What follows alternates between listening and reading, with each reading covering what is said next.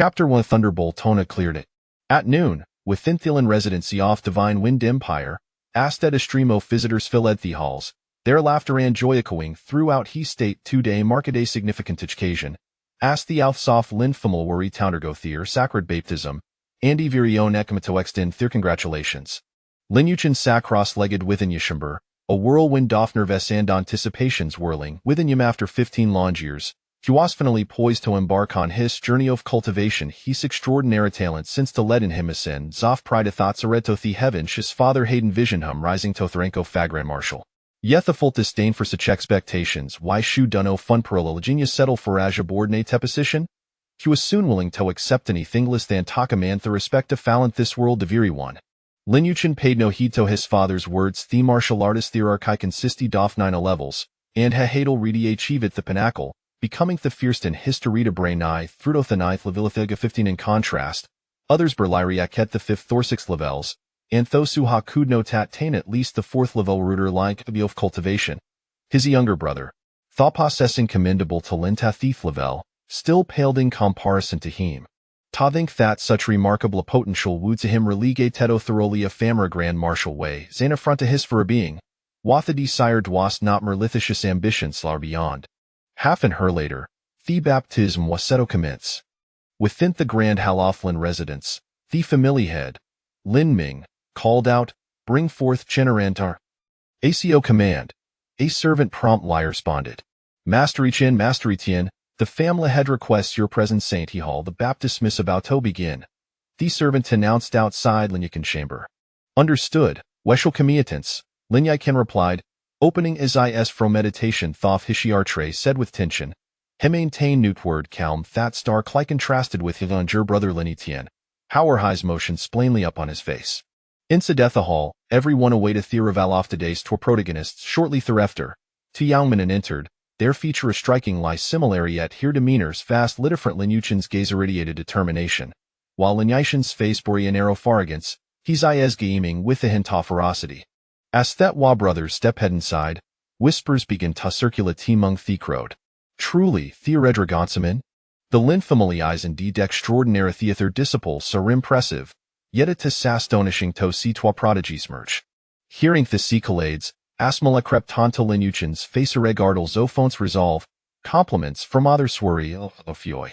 Linyakin and Linyai shan approach at Hildersinthi Hall, bowing respectfully as Elise and approving nods greeteth them, their eyes reflecting admiration.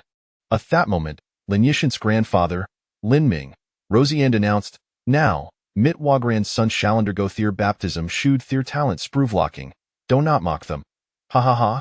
Ha ha, Lin old friend, see our boastingle to begin.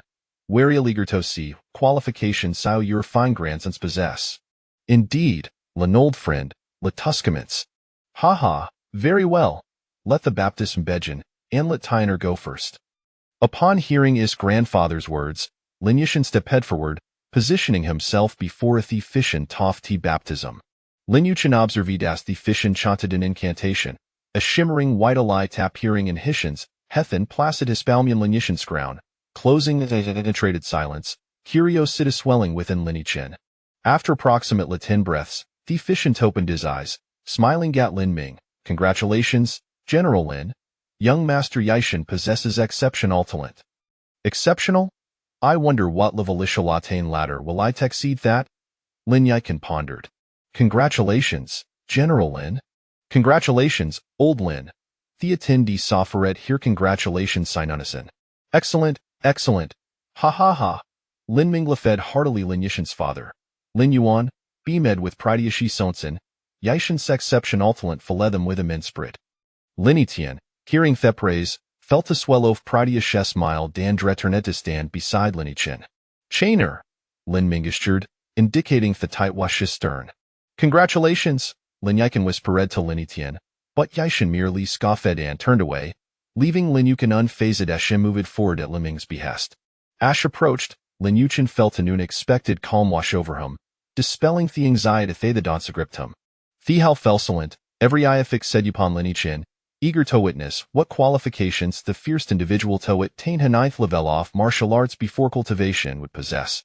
Standing before the efficient, Lin Yuchin watched as Himon repeat a thoroughlier motions, Theglo returning to Hishans beforesting upon Linyakan scrownawavio warm envelope Linichin, evoking gas sensation akin tas lumbring in his mother Simbration for safe tying effort.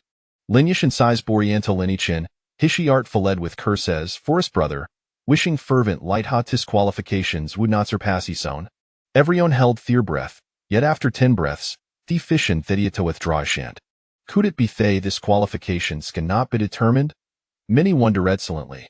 After 15 breaths, a hint of confusion crossed deficient's face, his brow furrowing slowly Lin Ming shart sank, a nominous feeling settle in Jin. After 20 breaths, deficient withdrewishened, remaining silent. Linichin, sensing thurmth dissipate, opened Hyzia slowly, onlato findy Viriona staring intent lieth efficient his own heartray, said with apprehension, unsure of what qualification should attain, yet confident that with his ninth level status, it cowled not but a dismal. Lin Ming, anxious, inquired, priest if there is something to say, please to know easite teto tell us what off chainer? Priest has shook his head, stating, to General Lin, young master Yukins meridian sari obstructed being a teenergy he's afraid he cannot cultivate. A wavy of disbelief washed over that road, murmurs erupting among them. Impossible! Linuan's lamidishand against Thirm rest off his chair, rising abruptly. Calm down, old Lin. Huayan quickly intervened, placing a hand upon his shoulder. Will leave everyone elemented Linyakan's fate, only Linyai Shan Boreas smirk off satisfaction. Upon hearing the Thi could not cultivate, Linyuchin felt as if struck by a bolt from Theblu, standing frozen in disbelief, never had imagined such an out, congenius woe achieved, the 9th level at 50 and was rendered incapable of cultivation when a monumental farce. In a world where a martial prowess reigned supreme, how could a possibly navigate life you, thou t ability to cultivate? Linyuchin was oblivious to how a returnethemy when he regained consciousness, night had already fallen. Water he murmured, parched bay in measure, yet no response came after calling out twice more. Silence persisted Heffel tutterly drained off strength, struggling toss it up, only to find the outsid world engulfed fed in a thunderstorm, rain pouring down in torrents. He approached Thidable, lifting the teapot to pour himself a drink, but found it completely empty, devoid of any contents. What was happening? Why was the Renata still in his room? Previously, there had been at least a dozen 18 dance ticket or to his needs, yet no who was suddenly alone. Unbeknownst to him, 2 days shade lapsed since the baptism, and this life had transformed utterly. Chapter 2 The Need for Self-Reliance. Desperate teferally from his thirst, Linyakan stepped outside, tilting-ish to catch the Rhine water cascading from Theaviz at that moment. Bitterness flooded his she-art. Just yesterday, he had harbored random ambition soft dominating the world, yet no had become a maruist, incapable of cultivation. In his current state, he was slowest, unsurry of watted next, standing gint the Rhine as it fell upon him, a few tie li temporiga clarity. After being drenched in the Rhinal night, Linyuchin fell grave lie ill by morning, no recovering, till 5 days later during this time, noticing a yielder from the family had come to keck on him, as if they had suddenly forgotten his existence only middle get made had been sento tinto him, marking themed off his former lavish lifestyle reality he found difficult to accept. One morning, Linyuchin heard a commotion outside his room and, upon investigation, discovered that Hyjia and Jur brother Linyashin had arrived with a group of people. Upon seeing Linyukin emerge from his chamber, Linyashin's face took with Amikingrin, unabashedly laughing, isn't thigh sour number onegonius? Up so early, a ryu of to cultivate? Ha ha ha. Linyuchin gazed at this younger brother as if he were complete a stranger. The Linyashin oft had passed had never regarded him. Thighs wailed hoffy ways awareth a this brother hadelways aspired to surpass him. There had been a semblance of affection in their interactions, marked by a fundamental politeness however. After that fateful day, Linyuchin realized that the tisp there unveiled his true self, revealing the genuine depths of his intentions. Noticing Linyukin's indifference, Linyashian condescending lyre marked, might our brother, da make hasty taga theory our belongings expecti autavaka to be thighs of turnoon skirt yargelin's fourth belong tome, and grandfather has decreed thoughty waterla katita thought, prestigious little kurdardatheastermistajifti stay tash spoke, a mocking smile crept onto his face. For knew that Linyukin understood precise sly wit courtyard here for ito. When Linyuchin remained unperturbed, Linyushin precedent, hajir an ability to cultivate dio your wits? Are you even listening to him? Linyuchin surveyed he brother Habothanwan did not recognize, hishi arted to Moltov conflicting emotions, Heavy with sorrow, Lin Yishan had initially intended to humiliate him thoroughly, but witnessing Lin Yuchen's current demeanor endured his forts, futile to find to steal her thighs of turnoon, do not blame for being gun-kind. He huffed, turning gon Hishalan departed with his entourage. Left alone in the small courtyard, Lin Yuchen student a days, lost in thought. Is this the family decision regarding? At that moment, Amate approached young master. Shall I assist you win pack and jor things? Yes, thank you, Aunt Wang, Lin Yaiken replied politely. With Asai, and Tuang Gret turned endorsed o hel fim gatheris belongings. Lin Yuchen's possessions were minimal, consisting of phone life vertical soft clothing had typically were here framed from taking anything stowed upon him beheselder sor the royal family, believing Thosedums belonged to the former version of himself. Hashem made his way to the eastern courtyard. Lin Yaiken remained silent, offering no greetings to Yon Heen countered, while Atilder Shapasi digneratum, and event the servants kept their distance. The head off Tifamala's decision had undoubted Lyra bid Sultan eyes wounded spirits yet. Not a single soul came forward speaking Lin Yaiken's behalf, including his father.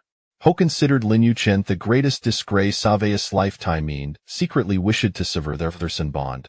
That very night, Lin Yuchen stealthily slipped to Tofflin residence, yearning to escape the home. These environment that felt both familiar and Deline Hilonga to leave. However, in the morning, Antoine discovered he was missing from his room and hurried to inform the family head Lin Ming, Lin Yuchen's grandfather, mobilized his influence Saint Capitaland, before noon, had Lin Yaiken forcibly returned.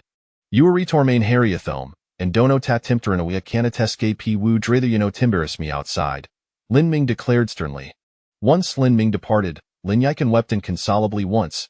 His grandfather had beat he anew ho cherished him most, treating him with greater kindness than his numerous gousans, visiting him daily yet no, had changed. Lin Yuchen had become a source of shame in his grandfather's eyes, no longer the pride of Hinsuis. Latter that evening, after dinner, Antoine entered Lin Yaiken's room. Young master, Donnet bed shartened. Lin Yaiken lay in his, staring blankly at the ceiling, unresponsive. Antoine wished to for in comfort, but struggled to find the right words after prolonged excellence. She gently said, young master, in our village, there is a saying a man must strive for self-improvement. Thofothers may have a given upon you. You must not relinquish hope for yourself, otherwise, your life will be nothing goes. Heaven does not close off all paths for a person, perhaps a way forward will reveal itself in time. A man must strive for self-improvement. A man must strive for self-improvement. This phrase stirred a tempest within Lin Yaiken's heart. Seeing Lin Yuchen still lying motionless, Aunt Wang sighed in quiet laxative. Thank you, Aunt Wang. Lin Yuchen swallowed out just as he reached the door. Turning back, Shesma led at him, saying, young master, remember a man must strive for self-improvement. Indeed, a man must strive for self-improvement, Lin Yuchen affirmed with resolute noting. Young master, please rest well. Yes, good night, Aunt Wang. A man must strive for self-improvement. A man must strive for self-improvement. Lin Yaiken repeated that phrase. He's aiming with renewed vigor. Every own believed him to worthless, but the resolve to proveth him wrong he would demonstratethetald, or intactions were misguided, and they would commitorgret their choices glancing gay tebu condigit abutally and thittable. Hugh hispered, you arimi hope I would your milifianthus. Chapter 3. The separation pill of meridians. Lin Yicheng tossed and turned, unable to find solace in sleep. As he opened his eyes, he was greeted by a sliver of moonlight streaming into the room, illuminating the jade bottle upon his desk. Rising to his feet, he approached the table and grasped the bottle, inadvertently recalling the events of the previous night. The night before, while residing in the central courtyard, he had ventured out to the small yard in search of respite from his insomnia. However, as he turned around, he was startled to find a figure standing silently behind him. National Master?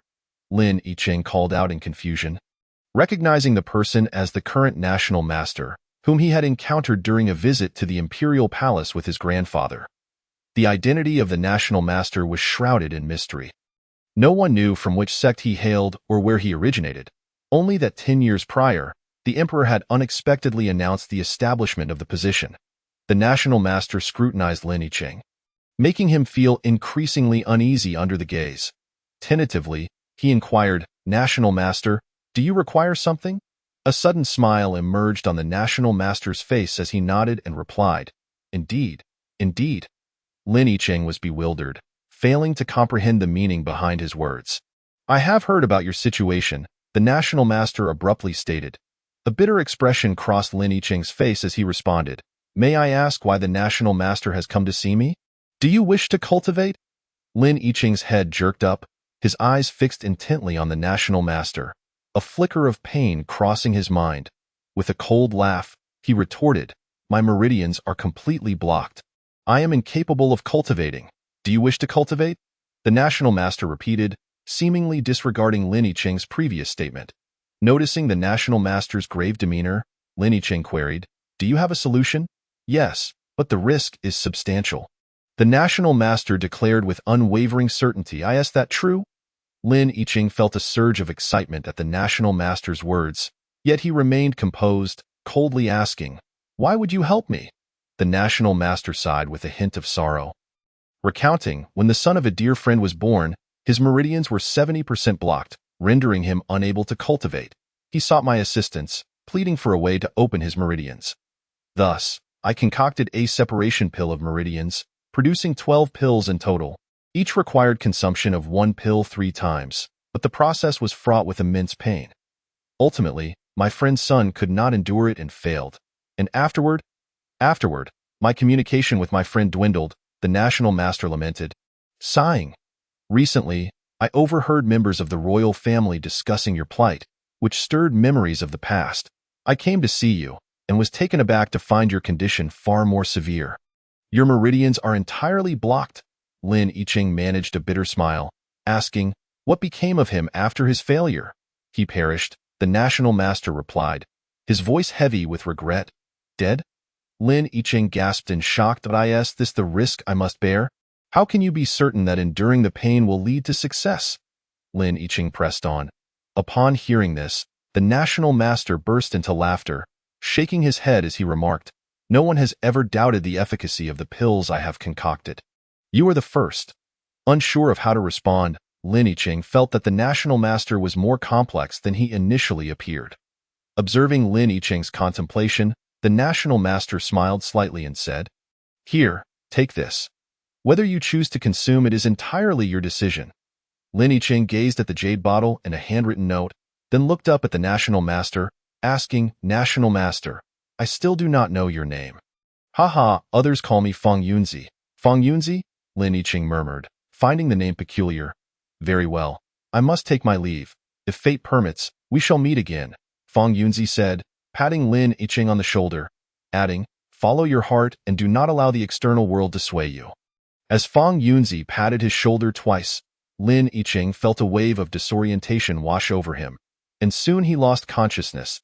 As Lin Yiqing lay unconscious, a strange smile crept across the National Master's lips as he muttered to himself, "Hee, I did not expect to encounter a superior puppet upon my departure. Truly, heaven aids me. Do not let me down. If you can endure this, I shall return for you in 10 years. When Lin Yiqing awoke, he found himself in bed, only to see his younger brother accompanied by a group of people. The evening breeze wafted through the room, bringing a chill that made Lin Yiqing shiver involuntarily. Regaining his senses, he rose to close the half-open windows and doors. Lying back down, he found sleep elusive. Instead, he felt a surge of energy. Staring at the ceiling, Lin Yiqing suddenly sat upright and seized the separation pill of meridians from the table. His gaze fixed upon it.in that moment. He resolved to take action. He glanced at the contents of the book. The first dosage must be taken every 6 months, with the initial dose requiring him to lift a 200-kilogram object for 15 minutes and endure a 2-hour swim against a current of 3 meters per second. The second dosage demanded that he lift 300 kilograms for the same duration and complete 6 sprints up and down a 1,000-meter peak. The third and final dosage was even more perilous, requiring him to lift 500 kilograms for 1 hour and stand beneath a waterfall of over 100 feet in height for half a day. All these conditions must be exceeded. With no room for complacency, failure to meet the physical demands could lead to the potent effects of the medicine damaging his meridians. The doses were to be spaced 6 months apart, with no variation exceeding half a month. Otherwise, the residual effects of the previous dose could clash with the current one, potentially resulting in fatal consequences. Lin Yiqing had already surpassed the first requirement, yet he still had a considerable distance to go to meet the second. With a 6-month buffer period available, he could catch up that night. He resolved to consume the first pill immediately. Returning to the bedside, Lin Yicheng sat cross-legged and poured out one of the separation pills of meridians. It was the size of a fingernail, pale yellow and unremarkable. Without further thought, he placed the pill in his mouth. The separation pill of meridians dissolved instantly, becoming a cool stream that flowed into his abdomen. Lin Yicheng felt a wave of coolness wash over him, gradually warming as it spread throughout his body, enveloping him in a comforting warmth akin to being cradled in his mother's embrace during dreams. The warmth intensified, and he began to feel a slight pain, signaling that the critical moment had arrived. The pain escalated, and soon Lin Yicheng found himself trembling uncontrollably, yet he remained silent, gritting his teeth in endurance. 15 minutes later, beads of sweat adorned his forehead, and he could no longer suppress a groan. The pain felt akin to being cut by knives or scorched by fire, as if every meridian in his body trembled in agony. The purpose of the separation pill of meridians was to sever the innate energy from the meridians, as prolonged obstruction could cause them to merge. The pill's function was to forcibly tear them apart. The excruciating pain overwhelmed Lin Yicheng, making it impossible to maintain his meditative posture. He collapsed onto the bed, clutching his head. Finally, unable to endure further, he let out a cry, as if devoid of strength to scream. Lin Yicheng writhed on the bed, struggling, his once handsome face now contorted in agony. Pain eclipsed all other sensations, and he gripped his hair tightly, knowing he must persevere without faltering if he failed now. His life would truly be forfeit, and this was not the outcome he desired. Gritting his teeth, Lin Yicheng attempted to divert his thoughts to ease the pain, but the effect was minimal. Gradually, his consciousness began to blur. And amid the haze, he beheld a woman, a figure from his dreams. "Mother?" Lin Yicheng gazed at her in a dazed, dumb-eyed child. The woman gently called out to Lin Yicheng, "Mother, it truly is you. You are not dead. Where have you been? Why did you abandon me?" Lin Yicheng cried out, tears cascading down like pearls from a broken string. "Do not come closer," his mother implored, halting Lin Yicheng as he attempted to rush into her embrace. "Mother, why did you leave me? I miss you so much. I just want you to hold me." Lin Yicheng wept. His mother wept as well, saying, "Child, I have not abandoned you. I have been watching over you, witnessing your growth each day. Then why can I not see you?" Lin Yicheng's chest was already soaked with tears.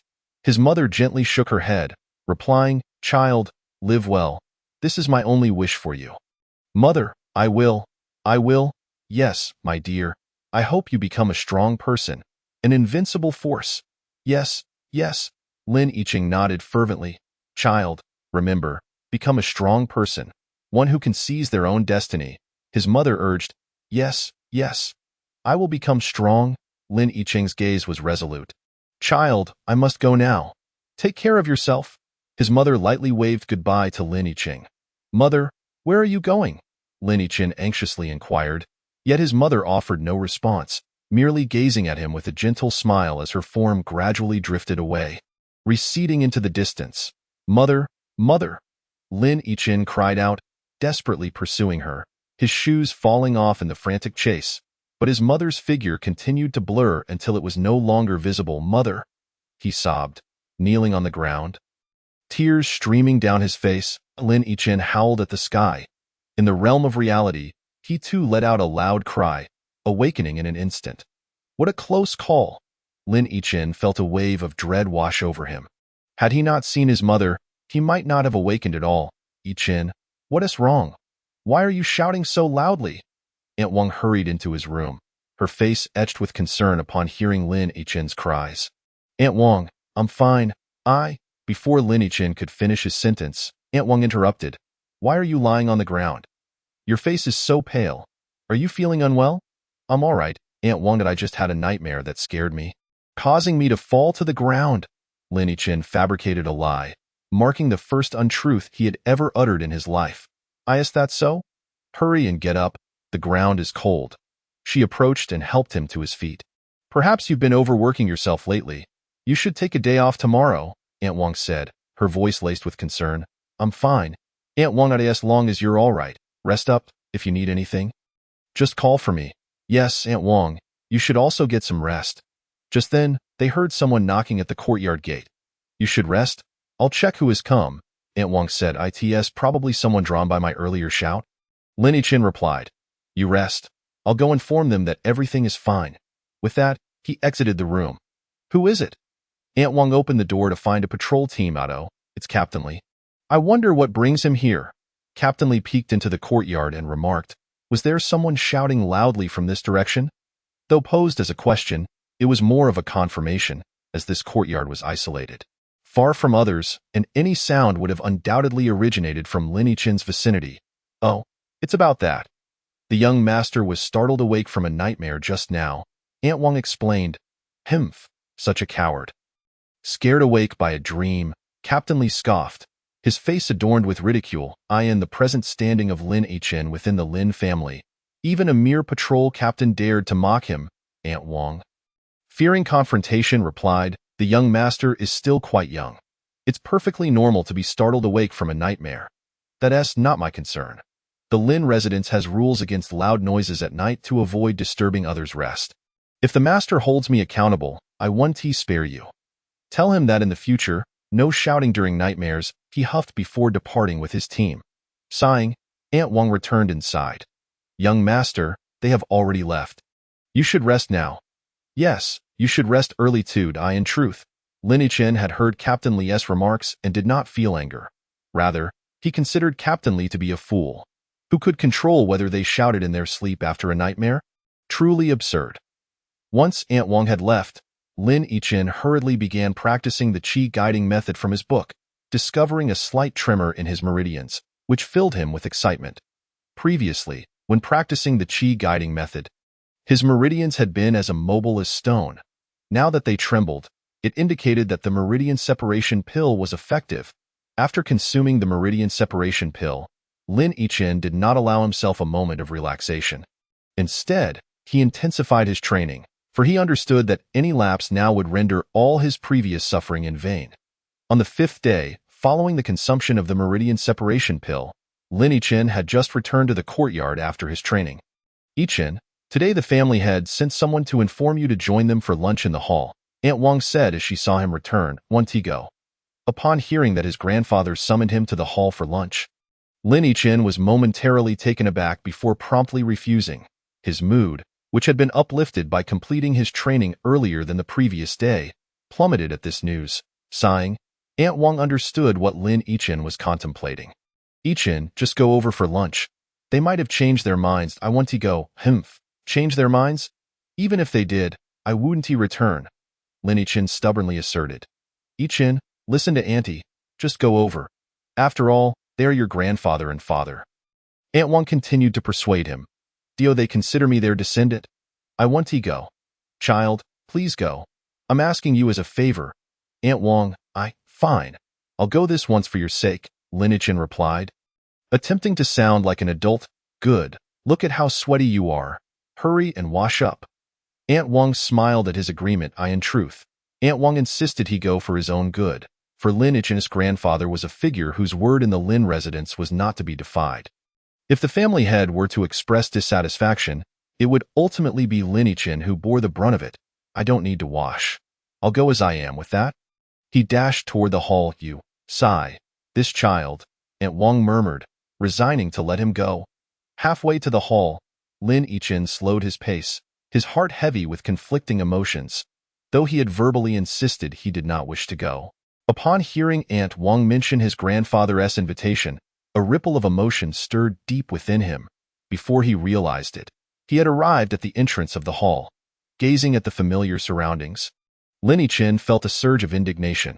Upon entering the hall, he noticed his grandfather, Lin Ming, seated at the head of the table, with his uncle Lin Ji on the left and his father Lin Yuan on the right. His cousins were also present, yet he did not see his younger brother. However, he did spot two half-brothers among them. Grandfather, uncle, father. Despite his inner discontent, he maintained a semblance of politeness. Upon seeing Lin Yichin enter, everyone furrowed their brows slightly, for he was drenched in sweat and appeared quite untidy. Lin Yichin's father, Lin Yuan, reprimanded. What is the matter? Why do you come in here dripping with sweat?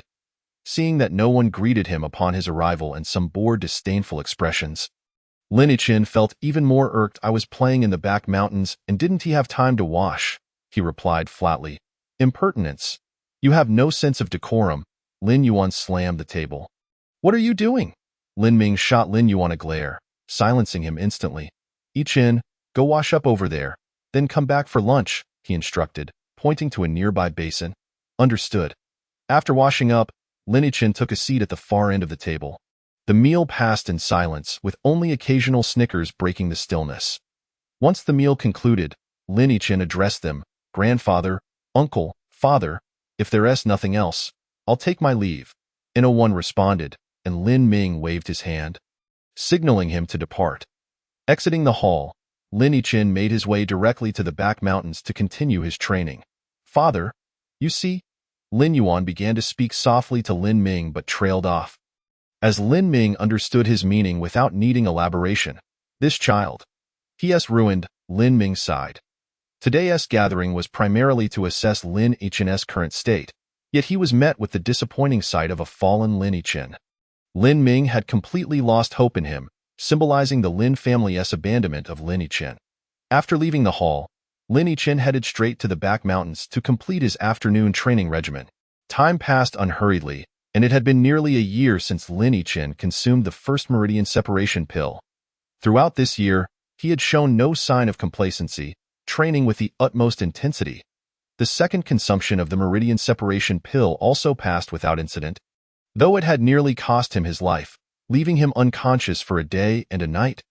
Now, Lin Yichin was in the back mountains, wielding a self-made stone knife. This was not merely practice in swordsmanship, but a means of conditioning. The stone knife weighed 50 kilograms, and he was currently working to improve his body's coordination, swinging it 200 times each day, which was just a fraction of today's training. The book also contained methods for guiding qi through the meridians, which Lin Yichin frequently experimented with. However, the innate qi and meridians had yet to fully separate. Attempting to cultivate forcibly could lead to pain or, in severe cases, meridian damage. Thus, Lin Yichin had refrained from trying too soon, waiting until the innate qi and meridians fully separated before proceeding. His training continued, with Lin Yichin clad only in a tank top. As he exerted himself, the muscles in his arms and shoulders became clearly defined. At 15 years of age, he had already reached a height of 170 centimeters, exuding a youthful masculinity. As the day of intense training came to a close, Lin Yichin was thoroughly drenched in sweat, his exhausted body trudging slowly down the mountain. The scenery along the way is breathtakingly beautiful, yet Lin Yichin has never found the time to appreciate it. Even when descending the mountain, his mind is preoccupied with the mistakes made during today's training, diligently seeking out his shortcomings to ensure he does not repeat them tomorrow, never allowing himself a moment of respite. Shortly thereafter, Lin Yichin arrives at the entrance of the courtyard, where he finds the gate ajar and Aunt Wang busy preparing a meal inside. He steps in and greets her. Aunt Wang, I'm back. Hurry and wash up. Dinner will be ready shortly, Aunt Wang replies. Wow, it smells wonderful. What are you cooking, Aunt Wang? Lin Yichin inquires, lifting his head to savor the aroma in the air. Hee, I saw some fresh fish at the market this afternoon. Quite a bargain. And I brought back two to make your favorite braised fish, Aunt Wang beams. Thank you, Aunt Wang. Upon hearing that a sumptuous dish awaits him, Lin Yichin's spirits lift, and he happily heads off to take a shower. After enjoying a delightful dinner, he returns to his room, and once he feels sufficiently digested, he immerses himself back into training.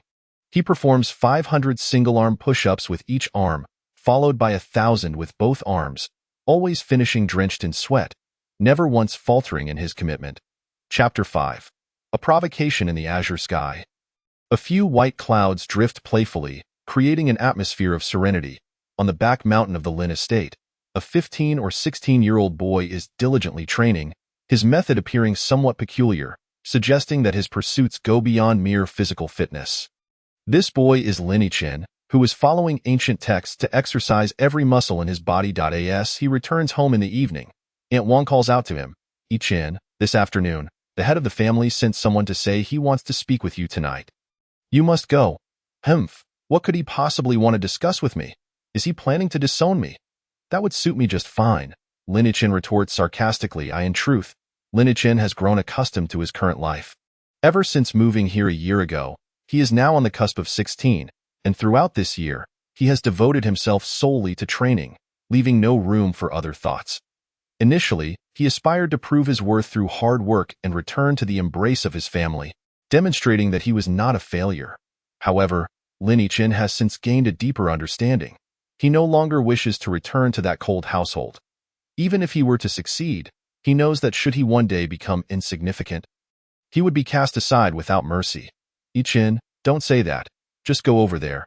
Perhaps there really is something important they want to discuss, Aunt Wang urges. All right, I will go and see what they want, he replies before retreating to his room.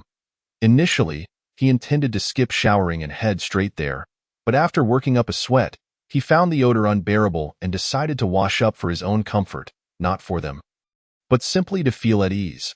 After showering, Lin Yichin dons the clothes Aunt Wang made for him and strides into the hall.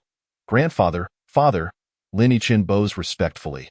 Today, only his grandfather and father are present. He assumes his uncle has gone to the military camp. What do you need from me? Lin Yichin inquires, his expression devoid of emotion. Lin Yuan, his father, perceives his demeanor and becomes irritated, slamming the table. Emph, is this how you speak to your elders? Can't you be summoned without a reason? Grandfather Lin Ming gestures for Lin Yuan to remain silent, and he complies, turning his attention to Lin Yichin. If I'm not mistaken, your 16th birthday is just a few days away, correct?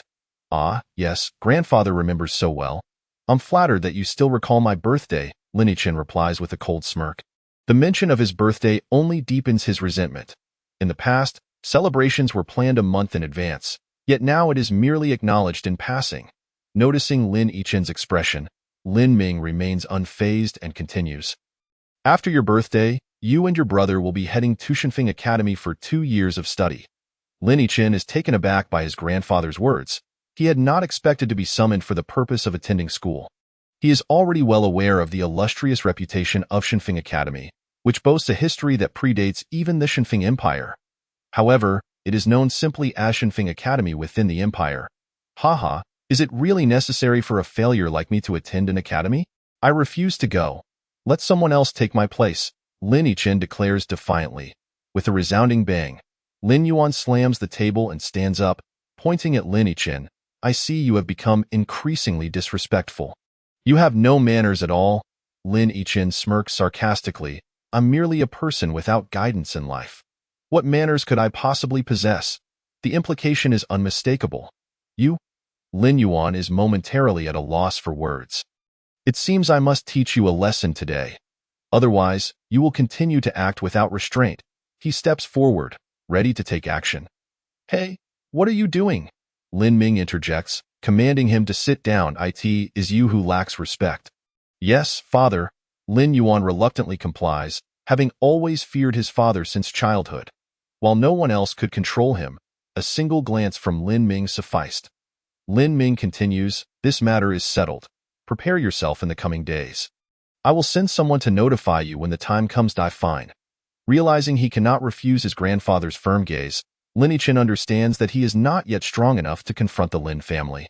If he successfully consumes the meridian separation pill in a few days, it would align perfectly with his quest for cultivation methods beyond that of a spiritual practitioner. If he fails, Lin Ming then says, all right, let us eat. No. Aunt Wang has already prepared the meal. I'll return to eat with her. If there is nothing else, I'll take my leave. Lin Yichin declines. At this, everyone present stares at him in astonishment.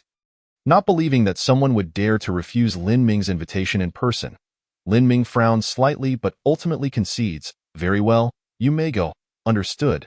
As Lin Yichin steps out of the hall, he hears his brother's voice. Truly ungrateful.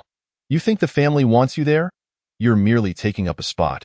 Wasting it would be a pity. It's better to let a failure like you take advantage of it. Laughter ensues after his brother's remark. Lin Yichin pauses mid-step, his fists clenched tightly, an icy murderous intent flashing in his eyes. Yes, murderous intent. At this moment, he truly wishes to return and strike his brother down, regardless of their blood relation. Taking a deep breath, Lin Yichin steadies his emotions before turning back. Dinner. Lin Ming's voice calls from behind. Observing Lin Yichen's departing figure, Lin Ming turns to Lin Yuan and remarks, "Yuan, don't you think Yichen seems different in some way?" Lin Yuan, still irritated by Lin Yichen's earlier attitude, retorts, "What change could there be? He has simply become more disrespectful. Could it be that I am mistaken? Ah, let us eat." Since Lin Yichen was abandoned by the family, Lin Ming has only seen him twice. A slight change is to be expected, he muses. Upon returning to the small courtyard, Lin Yichen finds that Aunt Wang has indeed prepared dinner. "Aunt Wang, I'm back. What brings you back so soon? Why didn't you join them for dinner?" Aunt Wang inquires, puzzled. Surely they wouldn't send Lin Yichen away at mealtime. Perhaps he returned of his own volition. She thinks, "Well, I didn't want to eat with them, so I came back," Lin Yichen explains. Noticing Lin Yichen's less than pleased expression, Aunt Wang asks, "What is wrong, Yichen? You look unwell. What did they want with you?" "They said I have to go to Shenfeng Academy to study in a few days," Lin Yichen replies while eating. "That's a good opportunity," Aunt Wang exclaims, delighted for him. It seems the family has not entirely given up on Lin Yichen. "Come, eat more," she encourages, adding more food to his bowl. Lin Yichen hastily shovels some rice into his mouth before telling Aunt Wang, "I'm full. I'm going to rest now." "Why are you eating so little? You're still growing. You need to eat more?" Aunt Wang insists, "I'm tired and have no appetite," he responds, turning to leave for his room. Moments later, he emerges again. It's late. "Where are you going, Yichen?" Aunt Wang questions as she sees him rushing toward the door. "I am going to the back mountain for a while." "Don't worry," Lin Yichen replies without looking back. "Just be careful," Aunt Wang cautions, though by now he has already vanished from her sight, leaving her uncertain whether he heard her. Sigh, Lin Yichen sprints to the back mountain, arriving at the upper reaches of the waterfall, the very waterfall where he trains. He takes out a jade vial and pours out the last meridian separation pill within. He can no longer afford to wait. His brother Lin Yiyen's words have profoundly stirred him. With each passing day, he felt as though time dragged on like an eternity. Perhaps the stimuli of today could sustain him through this ordeal.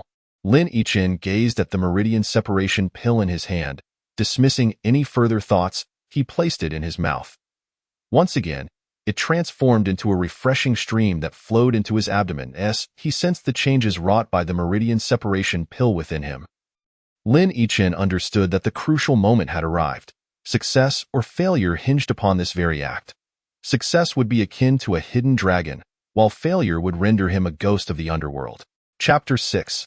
Success. The night sky was resplendent, the luminous moonlight casting a silvery veil over the vast expanse of the earth, as if draping it in pristine white sand. Yet, Lin Yichen had neither the inclination nor the time to revel in the beauty of the moonlit night. Beads of sweat had already formed on his forehead, and his body trembled uncontrollably. He felt as if countless blades were slicing into him. While he anticipated this pain, he had not foreseen one thing. The third consumption of the meridian separation pill would provoke his very soul. This unforeseen circumstance caught him off guard, leaving him with no alternative but to grit his teeth and endure.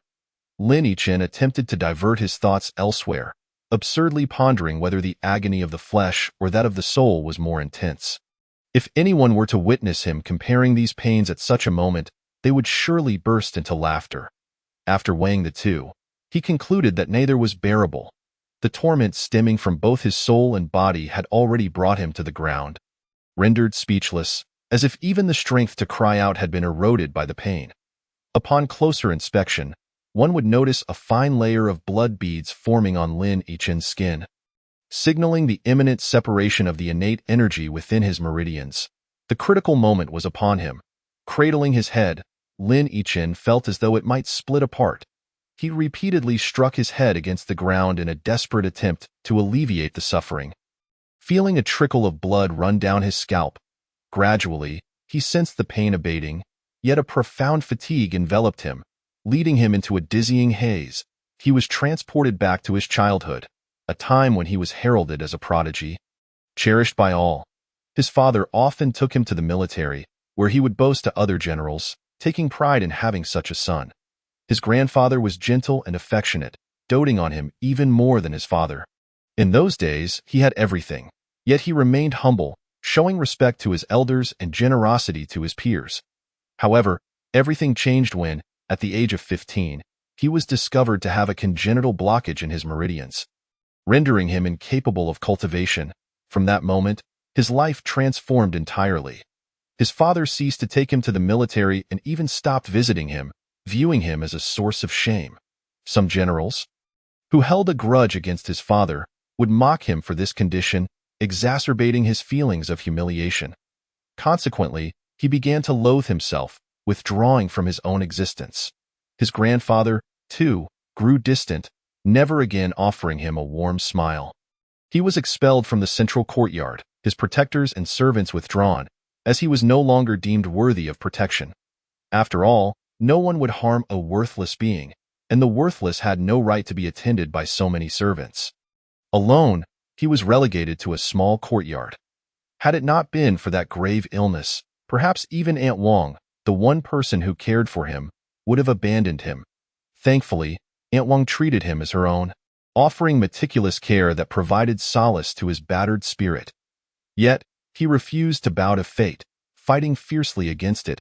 Eventually, the actions of his family extinguished any desire to return, leading him to silently cultivate alone.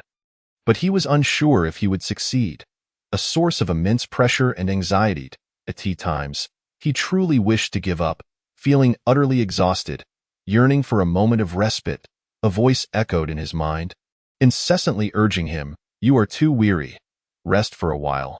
Gradually, Lin Yichen closed his eyes, his body ceasing to tremble. Even as a little monkey approached, nudging him without eliciting any response, he felt as though he were drifting through an endless expanse of stars, seeking a comfortable place to rest. Suddenly, it seemed as though something was calling to him from ahead, compelling him to move forward. "Child, come. You are too tired. Rest here."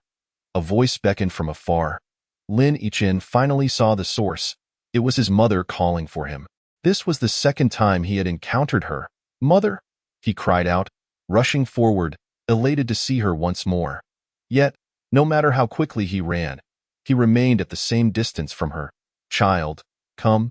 You are too tired. Rest here," his mother repeated endlessly. Lin Yichen felt as though he had been running for ages, yet still could not reach her. Exhausted, he collapsed, stretching out his hand towards her, repeatedly murmuring, "Mother, mother, mother, why can't I reach you?" Lin Yichen shouted, tears streaming down his face. However, she did not respond. Instead, she continued to call out, "Child, come. You are too tired. Rest here." "No, why am I here? Where is this place? Mother promised she would meet me once I became strong. Why does she not wait for me? Where is this place?" Lin Yichen finally grasped the gravity of his situation, looking up only to find that his mother had vanished. "Am I not on the back mountain? How did I end up here? Have I failed?" Panic surged within him. "No, that is impossible. I will not fail. I must become strong to fulfill my mother's wishes. I cannot fail. I will not." Lin Yichen roared to the heavens. In reality, Lin Yichen's shout startled the little monkey sitting on him, causing it to leap high into the air, screeching in fright as it scampered up a nearby tree, eyes wide in disbelief at the sound emanating from the seemingly lifeless figure. Lin Yichen regained consciousness, yet the pain nearly overwhelmed him once more, as the effects of the third meridian separation pill had not yet subsided, and his consciousness began to blur again. Lin Yichen cried out in desperation. Clutching his head and rolling over, inadvertently tumbling into the river, swept away by the current, with a resounding splash, he plunged over the waterfall, sending up a tremendous spray of water. Fortunately, his year of rigorous training had endowed him with a robust physique. Otherwise, this fall would have been disastrous. The icy waters of the river jolted Lin Yichen fully awake. Gritting his teeth against the pain, he crawled to the riverbank, for perishing from injury would be far worse than drowning. Upon reaching the bank, he did not immediately climb ashore, but rather soaked in the frigid water, as it aided in keeping him alert. At that moment, he felt a flicker of reassurance, for the pain within him seemed to be gradually waning. Finally, Lin Yichen persevered, utterly exhausted as he crawled onto the shore. Without time to celebrate, he quickly settled into a lotus position, employing the energy absorption technique from his texts to draw in the ambient spiritual energy. Just as he sensed a trickle of energy entering him, It abruptly ceased, as if the energy were unable to penetrate his body. Lin Yichen slapped his forehead. Ah, I forgot that the innate energy is still within my meridians. I must first transport it to my dantian. However, as he attempted to circulate his technique, excruciating pain surged through his body. Lin Yichen was taken aback. Had he failed? Beads of cold sweat formed on his brow. Why is this happening? It cannot be. I have succeeded. It cannot be like this. I refuse to believe it. Lin Yichen bellowed. With every ounce of strength, he activated the technique, and at last, the innate energy within his meridians stirred slightly, but the pain nearly caused him to lose consciousness, and he felt as if grains of sand were flowing through his veins, scraping against his meridians. It moved. A complex expression of both agony and joy spread across Lin Yichen's face. If seen by others, they would surely think him mad. With renewed vigor, he shouted, "Move!" enduring the pain while reveling in the progress. After 2 hours of relentless exertion, he finally succeeded in absorbing all the innate energy into his dantian. Strangely, while others typically accumulated spiritual energy in a misty form during their cultivation, Lin Yichen's innate energy coalesced into a perfect orb adorned with mysterious patterns. Once the process concluded, Lin Yichen felt an overwhelming sense of relief wash over him. The weariness that had plagued him vanished entirely, leaving him feeling as though he possessed boundless strength. Ha ha ha!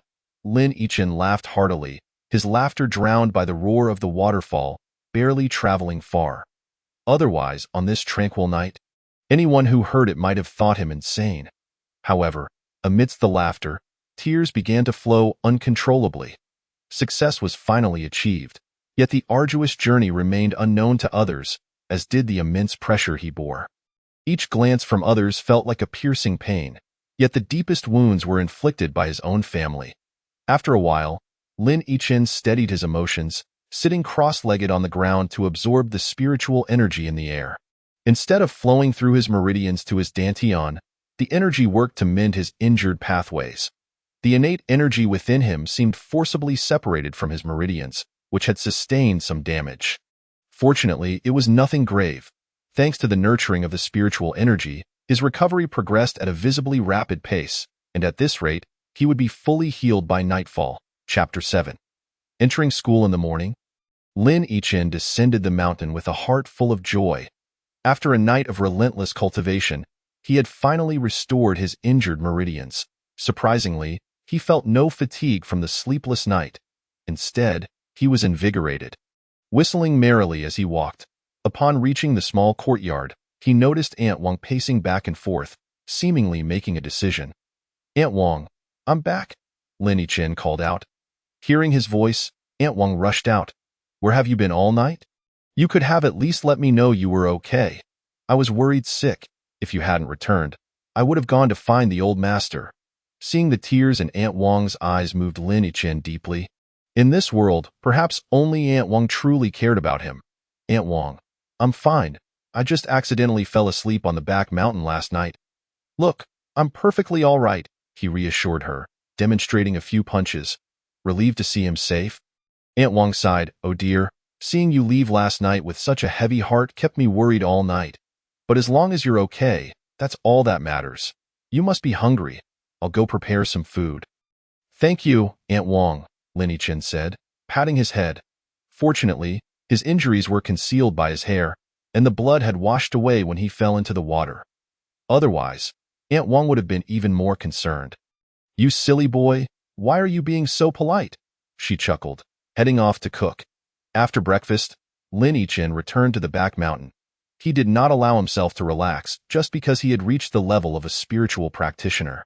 He understood that diligence was essential to becoming a powerful individual. Arriving at the upper stream of the waterfall, he sat cross-legged, closed his eyes, and was about to begin his practice when he heard a series of squeaks. Opening his eyes, he saw a little monkey standing beneath a tree, pointing at him, while a larger monkey perched above. The little monkey jumped and squeaked, seemingly mimicking his startled expression from the previous night. Lin Yichen recalled how he had startled the little monkey into a frantic escape when he had suddenly awakened and shouted. It was amusing to encounter it again, with a childlike spirit. He exclaimed, "Wow, and stood up, pretending to catch it. The little monkey squeaked in alarm and swiftly climbed up the nearby tree, chattering as if scolding him for being a villain. The larger monkey, however, remained calm, gave the little one a gentle pat on the head, and they both scampered further into the trees. Chuckling to himself, Lin Yichen sat back down and resumed his cultivation. On the day following Lin Yichen's birthday, his grandfather sent someone to notify him to prepare for his journey to Shinfeng Academy the next day.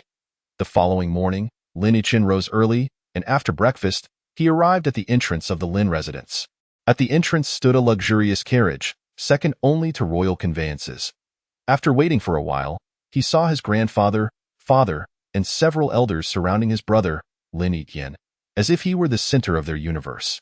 Lin Yichen merely glanced at them, feeling a significant detachment compared to before. Perhaps this was the result of having endured too much pressure. Now that he could cultivate like others, his mindset had improved considerably. However, he still did not wish to reveal this to them, hoping to keep it a secret for as long as possible. Grandfather, father, Lin Yichen bowed to the elders. Seeing Lin Yichen at the entrance, his grandfather, Lin Ming, said, "You've arrived just in time. No need to call you. I bet he couldn't sleep a wink last night. Excited about going to the coveted Shinfeng Academy," Lin Yichen mocked. A chorus of laughter followed. Yet not a single person spoke up for Lin Yichen. He merely cast a dismissive glance at Lin Yichen, as if regarding a jester. Lin Yichen, taken aback by Lin Yichen's indifferent gaze, felt as though he had swallowed a fly. He had intended to embarrass Lin Yichen, but Lin Yichen remained unfazed, letting out a cold huff.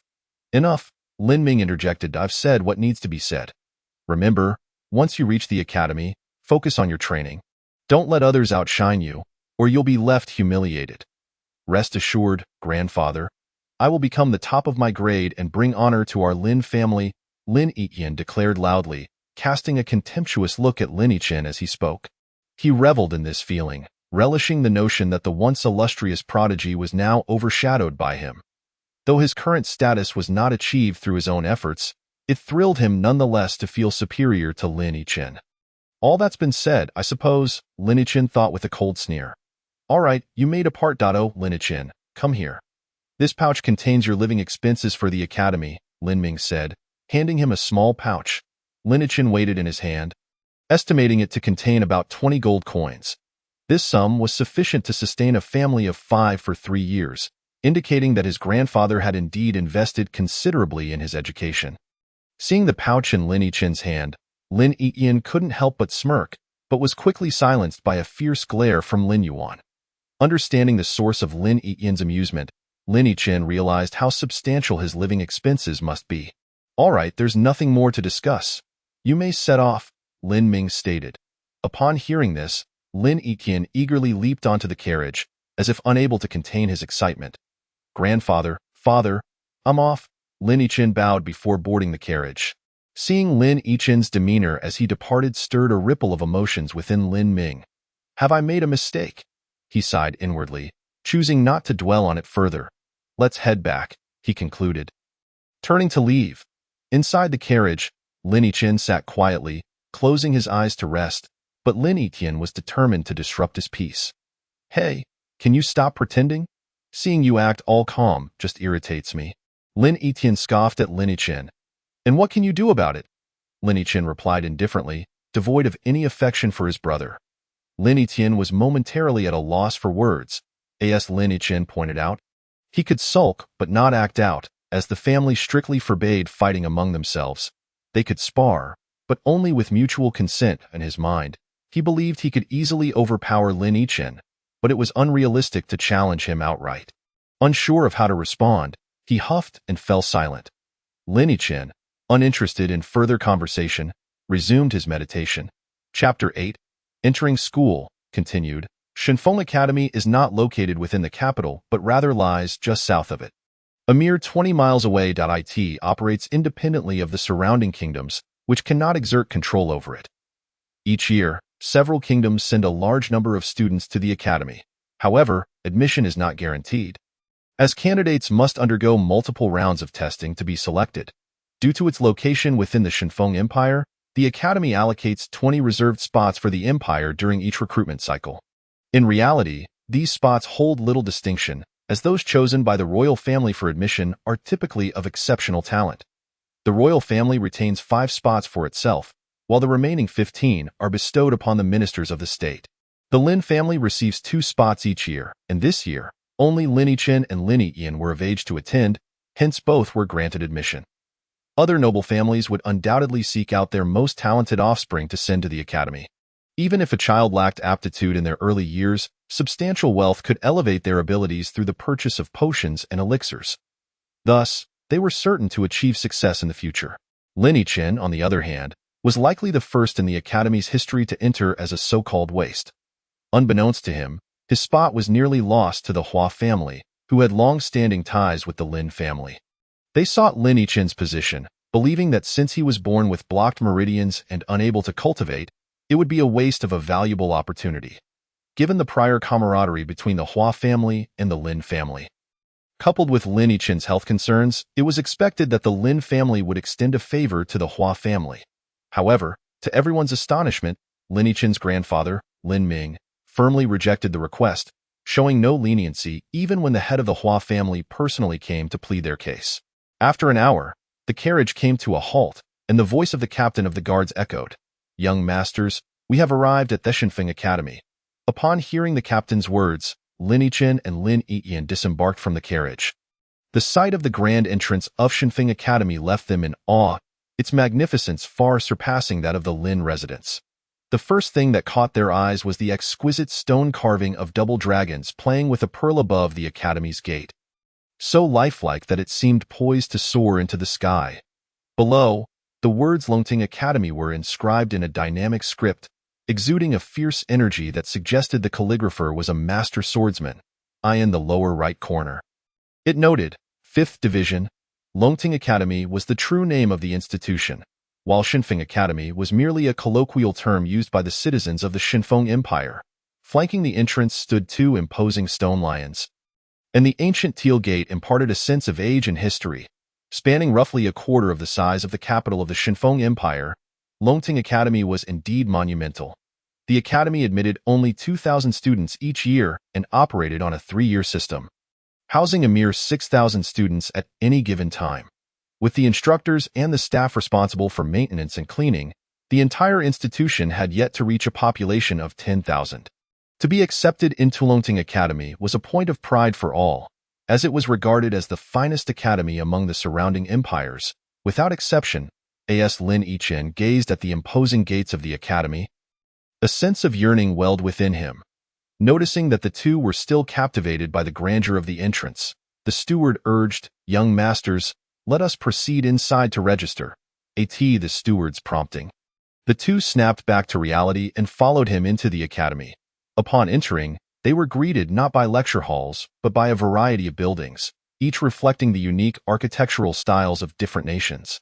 Some structures stood independently, while others were a blend of styles, enticing them to explore and experience the diverse cultural essences of various countries. After walking for several minutes, they spotted a single-story building bustling with activity. Likely the registration area, Lin Yichen surmised. Indeed, a sign at the entrance proclaimed admissions office.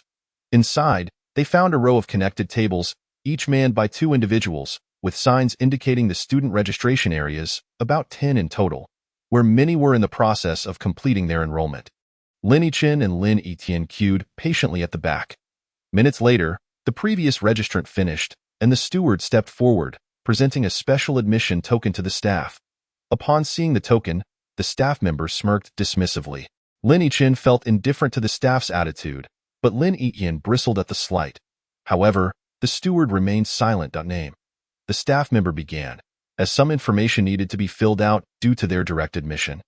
Lin Yiyan and Lin Yichen from the Lin family, the steward stated with a hint of pride, as members of the Lin family, they had every right to a measure of pride, for there was no empire in the vicinity that was unaware of the Lin family of the Shinfeng Empire. Without the Lin family, one could argue there would be no Shinfeng dynasty as it stood today. Upon learning their identity, the staff's demeanor noticeably softened, though it did not reach the level of flattery. "I hope you two will not be too weak.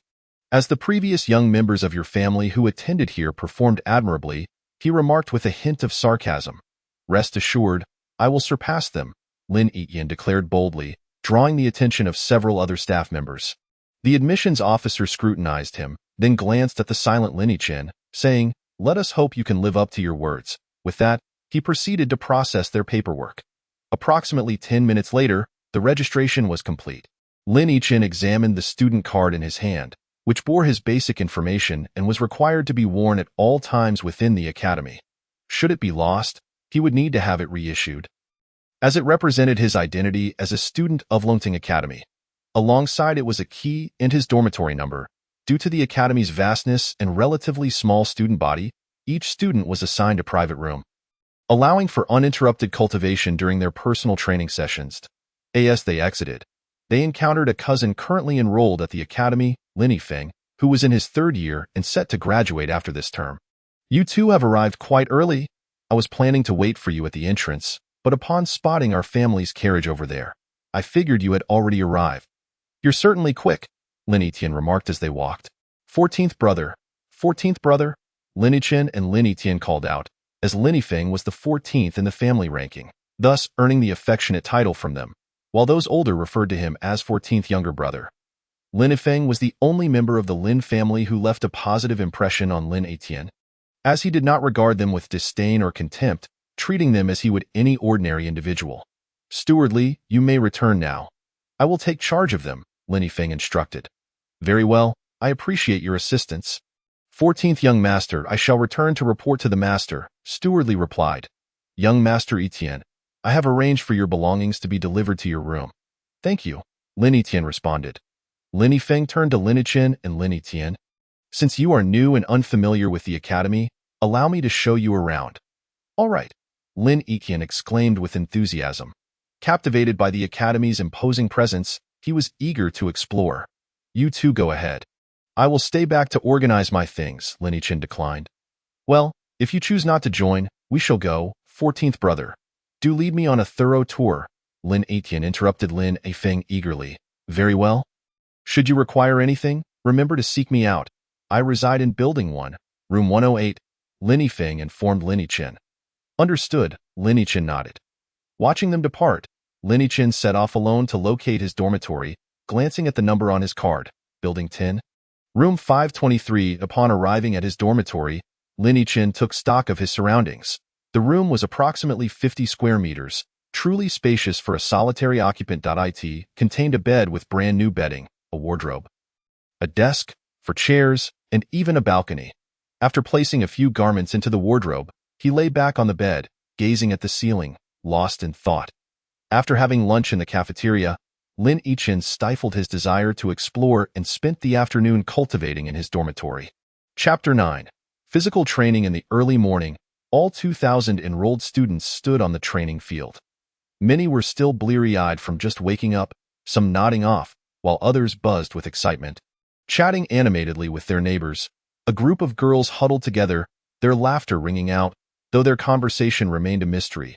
At that moment, a male instructor approached from the front of the crowd, appearing to be in his 30s.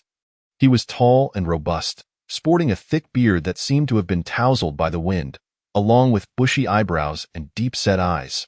His stern expression projected an air of ferocity. As he stood before the students, he remained silent, prompting them to gradually notice his presence.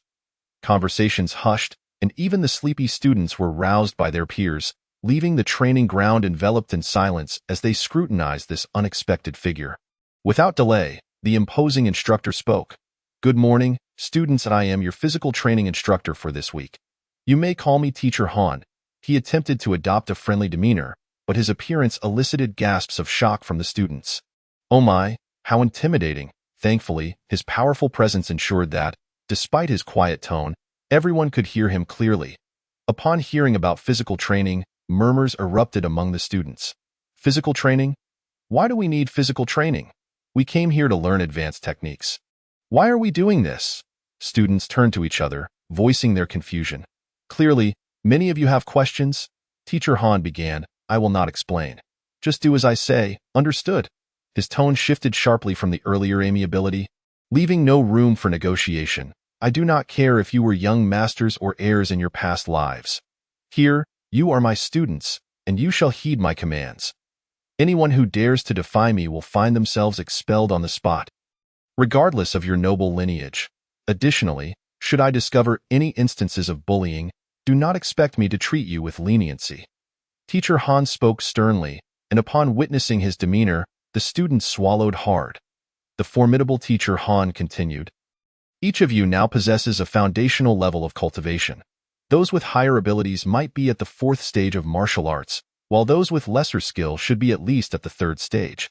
Otherwise, you would not have met the admission criteria." Instantly, those who had reached the 4th stage beamed with pride, including Lin Yian, who was nearing the 9th level, undoubtedly standing out among this cohort of students. "Now, distribute these cards and wear them on your persons," he commanded, gesturing to those behind him who were already prepared with the cards. "Now, channel the spiritual energy within you to see if you can feel anything." "Eh? What is happening? I can't feel anything," a student exclaimed in panic. "Me neither. There's no sensation at all." "Ha ha ha." Teacher Han erupted in laughter, as if a sinister plot were at play. "At present, you possess no cultivation. But due to your prior training, your physical capabilities are several times superior to those of ordinary individuals. However, further strengthening is essential. Do you see that mountain behind me?" He pointed to the towering peak behind him. Without needing his guidance, the students had already caught sight of it. Although their cultivation had waned, their vision remained intact. "Do you see it?" Teacher Han shouted suddenly, startling the students. "We see it," they echoed in unison. "In the future, when I ask a question, you must respond loudly. Do you understand?" "Understood very well." Teacher Han nodded in satisfaction and continued. "This mountain stands 1,000 meters high, and I require each of you to reach the summit within 1 hour and return here. There will be someone waiting for you at the top who will provide you with an item. Only by bringing that item back within the hour will you succeed. Those who fail will be required to run 2 additional laps this evening after our training concludes, until you succeed. This is the standard for the male students. Female students, do you see the shorter mountain beside it? That one is 500 meters high. Which is your standard?" "Yay!" the female students cheered, suddenly admiring Teacher Han's impressive beard. "Teacher, we came to the academy to learn advanced techniques and skills. Why must we undergo physical training now?" Finally, one student voiced this question, unable to contain his confusion, and the others were eager to hear Teacher Han's response. "Have I not stated that I will not explain?" Teacher Han replied sternly, then pointed at the student who had just asked. "You, upon your return, will immediately perform 500 push-ups, 1,000 push-ups. Now, does anyone still have questions?" The student who had been about to speak was cut off by Teacher Han. The rest of the students were rendered speechless, intimidated into silence. "Didn't you hear my command? Are there any further questions?" "No questions," echoed the students, their voices booming enough to shatter the clouds above. "Good. Now we set off." "Teacher." At that moment, a voice called out. The students turned in unison to see who dared to address Teacher Han. "Do you have a question?" Teacher Han's expression suggested he might devour the student whole. The student shrank back in fear.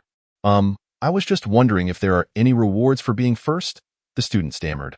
"Ha ha ha, I didn't expect that this would be your inquiry," Teacher Han replied with a chuckle. "There is indeed a reward. If you come in first, I will personally teach you a couple of techniques, which others will not receive. What do you think?" Teacher, I will strive to come in first," the student declared resolutely, but Teacher Han's words stirred discontent among the other students.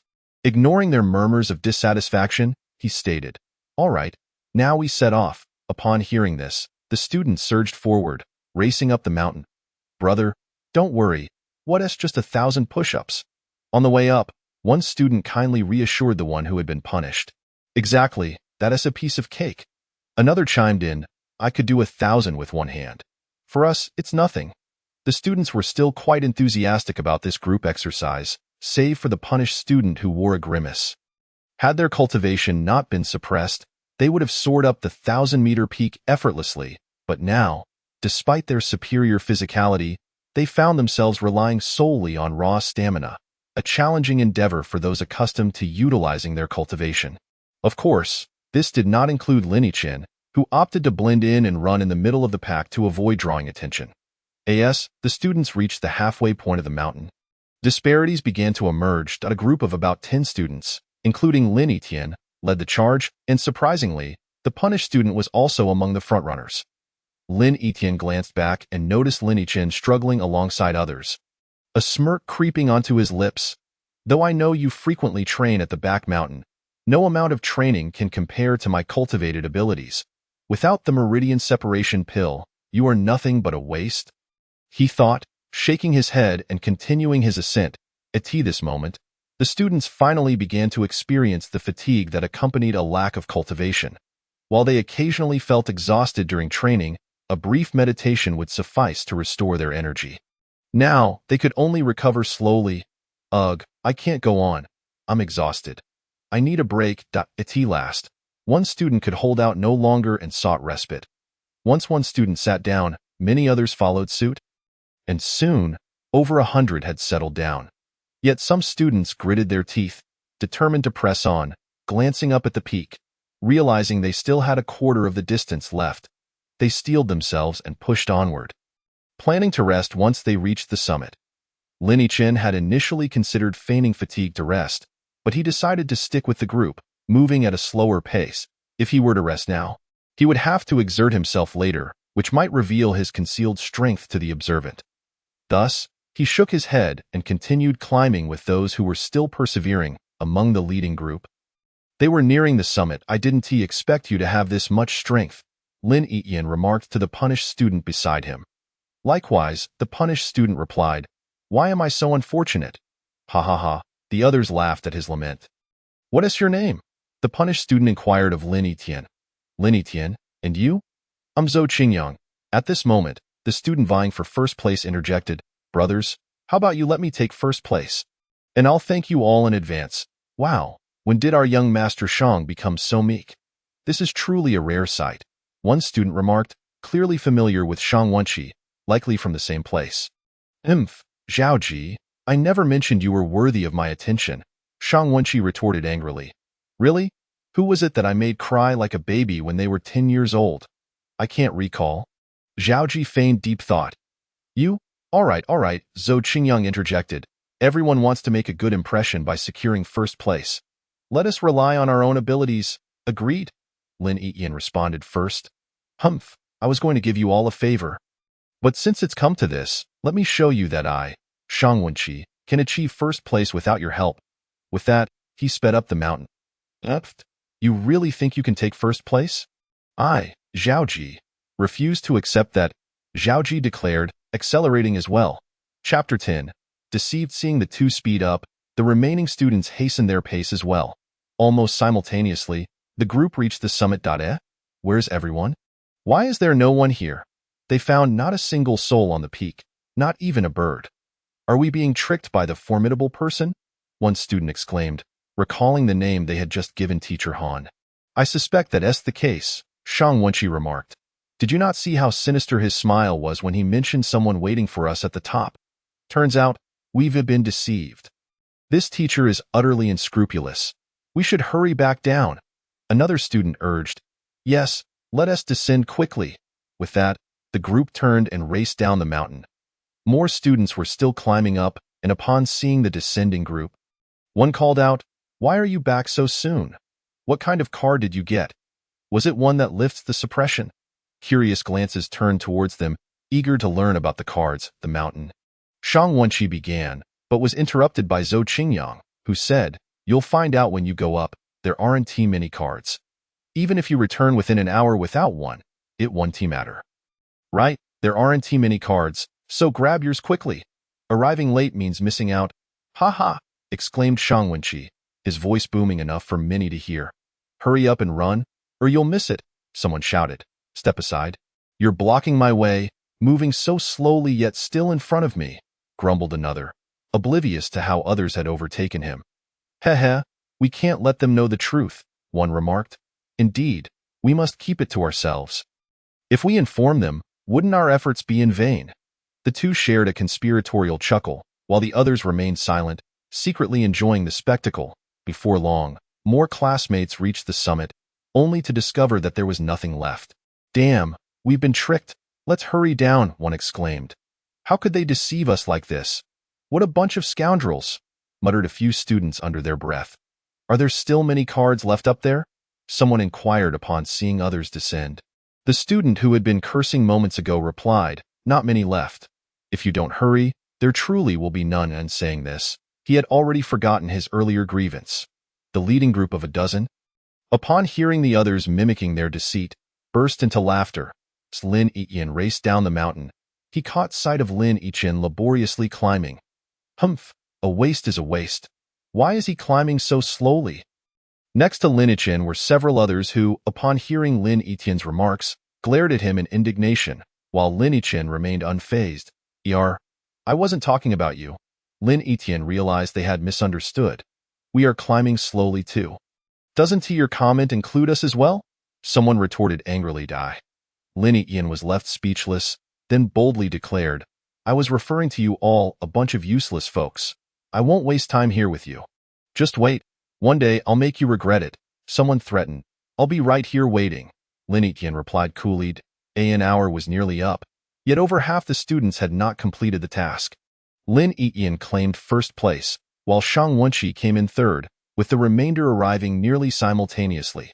Now, nearly everyone sat on the ground, utterly exhausted. Shang Wenqi, striving for first place, had exerted every ounce of his strength, but ultimately faced disappointment, now lying on the ground gasping for breath, tongue nearly lolling out. As an hour passed, nearly half of the students were still uncompleted, while Lin Yiqian reached the finish at the last moment, almost falling short himself. Observing his classmates squatting and some lying down, he shouted, Everyone, stand up. At the sound of the tough teacher's roar, the students trembled and slowly rose, some leaning on each other for support.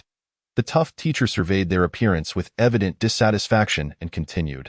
Look at yourselves, as students of Longting Academy, what would others think if they saw you in this state? Hearing his words, the students grimaced, mentally cursing him. Who was punished earlier? Step forward, he commanded. Zhou Qingyang, wearing an expression as if he had just tasted something foul, stepped forward. The tough teacher ordered, 1,000 push-ups, immediately. Yes, teacher. Despite his reluctance, Zhou Qingyang dared not voice his objections, fearing unknown repercussions. You all count for him, the teacher instructed. 1, 2, 3, 537, 538, 998, 999, 1,000. The classmates cried out in unison, Oh, my goodness, I'm so exhausted. Zhou Qingyang collapsed to the ground, too fatigued to utter a word. Return to your line, now, immediately, or you'll do another 1,000, the tough teacher bellowed. Zhou Qingyang internally cursed him profusely, yet he dared not resist, summoning every ounce of strength to stand and rejoin the line. I've noted everyone who hasn't completed the task. Gather here tonight. If I find anyone missing, I will make them regret it. Now, go eat. You have half an hour. After eating, regroup here, he instructed. Oh dear, I'm so exhausted. How can I eat? I feel like I might vomit, a student complained. Come on, let us eat something. We don't know what's next. If you don't eat, you won tea last. You know Teacher Han isn't one to show mercy. True, let us go. The students ambled in small groups toward the cafeteria, relieved that it was spacious enough to accommodate 4,000 diners at once. Lin Yiqian, dragging his weary body to the cafeteria, approached the serving area and was astonished by the array of dishes before him. There were simply too many options. He estimated over 60 varieties, most of which he had never seen before, possibly unique to other empires. He selected his favorite braised fish, 3 vegetable dishes, and a soup. Standard fare in the cafeteria, where one could only take less, not more. Since the meal was already covered in his tuition, dining here was entirely free. Finding an empty table, he set down his food and was about to eat when 2 individuals approached. Hey, classmate, do you mind if we join you? One asked. Not at all, Lin Yiqian replied with a smile. One of them turned to the other and said, I heard that our morning instructor, Teacher Han, is the second strongest at Longting Academy. If only we could get him to teach us a few techniques. Dream on. I've heard that Teacher Han is notoriously lazy. He hasn't taken on a single disciple yet. If the principal hadn't pressured him to train each new cohort, he wouldn't even bother with this, the other scoffed. Despite the insult, Lin Yiqian remained unperturbed, indicating a strong camaraderie between the two, often teasing each other. Look at our young master Shang, finishing third. so close to first. Everyone knows that if he had claimed first, he would have received guidance from Teacher Han. But no, the first place is held by someone from the Godwind Empire, a fellow named Lin Etienne. Apparently quite talented. Yes, Lin Etienne. I've heard from my father that he has an elder brother whose talent surpasses his, said to be a once-in-a-millennium prodigy, but alas, he was diagnosed with a congenital blockage in his meridians at the age of 8, rendering him unable to cultivate. What a pity! I heard about that too. While passing by the council chamber at home, I overheard the elders discussing ITS become common knowledge among several neighboring empires. And I believe the rival Tianlang nation even considered sending someone to assassinate him. But once word spread about his inability to cultivate, that plan fell through. Lin Etienne, overhearing their conversation about himself, paid close attention, momentarily stunned when they mentioned an assassination plot against him. Well, it seems that being unable to cultivate has spared me, he mused, shaking his head and resuming his meal. Hello, classmate, I'm Wei Lu. And this is Hua Chong from the Luoyu Empire. What is your name? The student who had been insulted inquired. Upon being addressed, Lin Etienne replied, I'm Lin Etienne, a native Dado. Nice to meet you. I hope we can be good classmates. Hua Chong began, but then faltered. Wait, Lin Etienne. Why does that name sound so familiar? You're Lin Etienne's brother, aren't you? Lin Etienne smiled and said, I'm finished eating. You all take your time. With that, he picked up his leftover food and walked away as they watched him depart. Wei Lu exclaimed, Wow, he is really Lin Etienne. Good thing we didn't speak ill of him, considering the Lin family is standing in the Godwind Empire. Even if they can't reach Longting Academy, they could easily deal with us.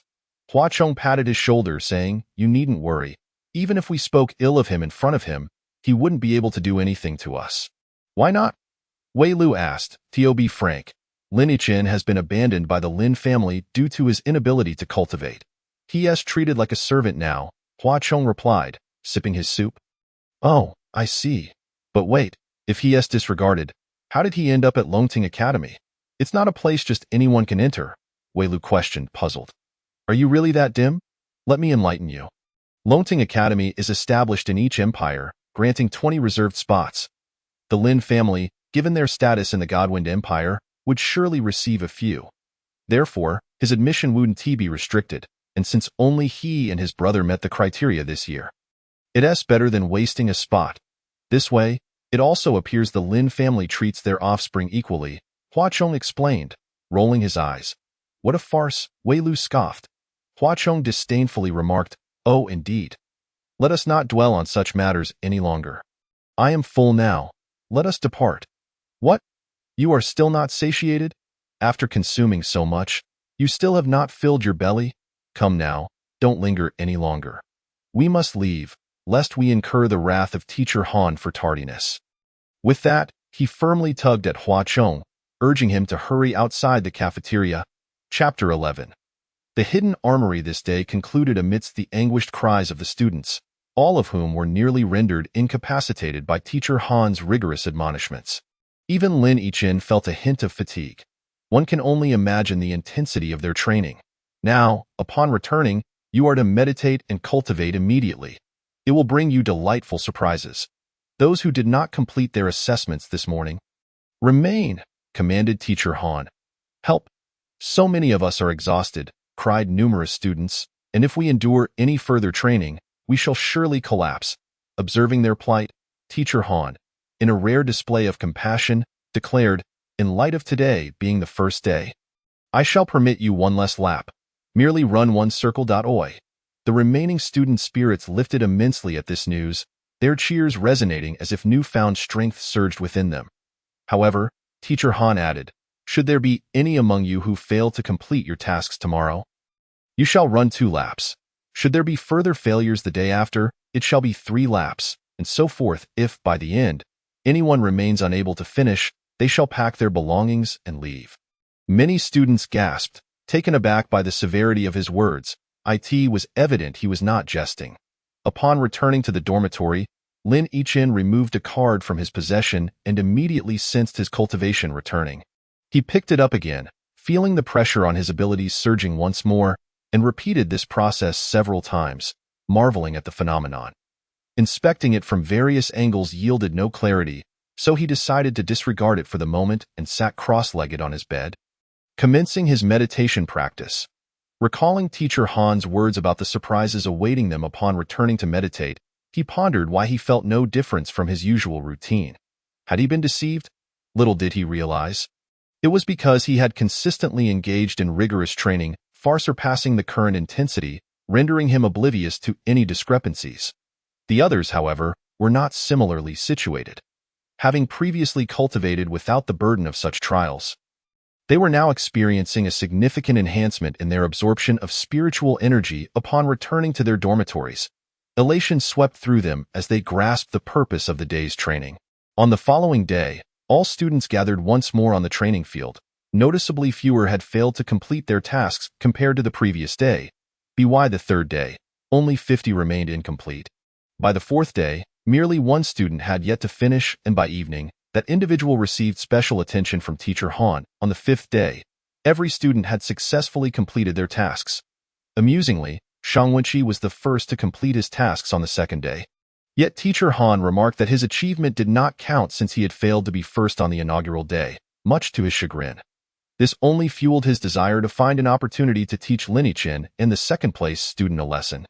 After 7 days of strenuous physical training, the students bid farewell to their arduous days, while teacher Han completed all his tasks for the year and leisurely departed. That evening, Lin Yichen chose not to meditate in his room but instead ascended to the mountain summit. Sitting atop a prominent boulder as the moonlight cascaded over him, elongating his shadow. Gazing at the stars above, his mind wandered to future uncertainties. He felt lost, unsure of the path ahead. While he could still study at the academy, what awaited him post-graduation? Would he return to his family and adhere to their dictates? He was unwilling. He had grown disillusioned with that family. They remained oblivious to his newfound cultivation, although they would eventually seek to make amends. The wounds they had inflicted were deep and irreparable. He wished to keep his progress hidden. Despite not understanding why they could not perceive his abilities, he knew they would eventually discover the truth. After all, they were still his kin. When the time came to confront their attempts to retain him, would he be able to refuse their pleas? He did not know. Shaking his head vigorously, he resolved, "Enough of this. I shall take it one step at a time." With that, Lin Yichen descended the mountain and returned to the dormitory. To become a formidable force, one must first possess profound skills. Furthermore, weaponry is indispensable. A weapon is akin to an extension of oneself. Possessing a suitable weapon can enhance one's offensive capabilities by at least 30%. When two evenly matched opponents face off, if one wields a weapon while the other is unarmed, barring unforeseen circumstances, the armed individual is almost guaranteed victory.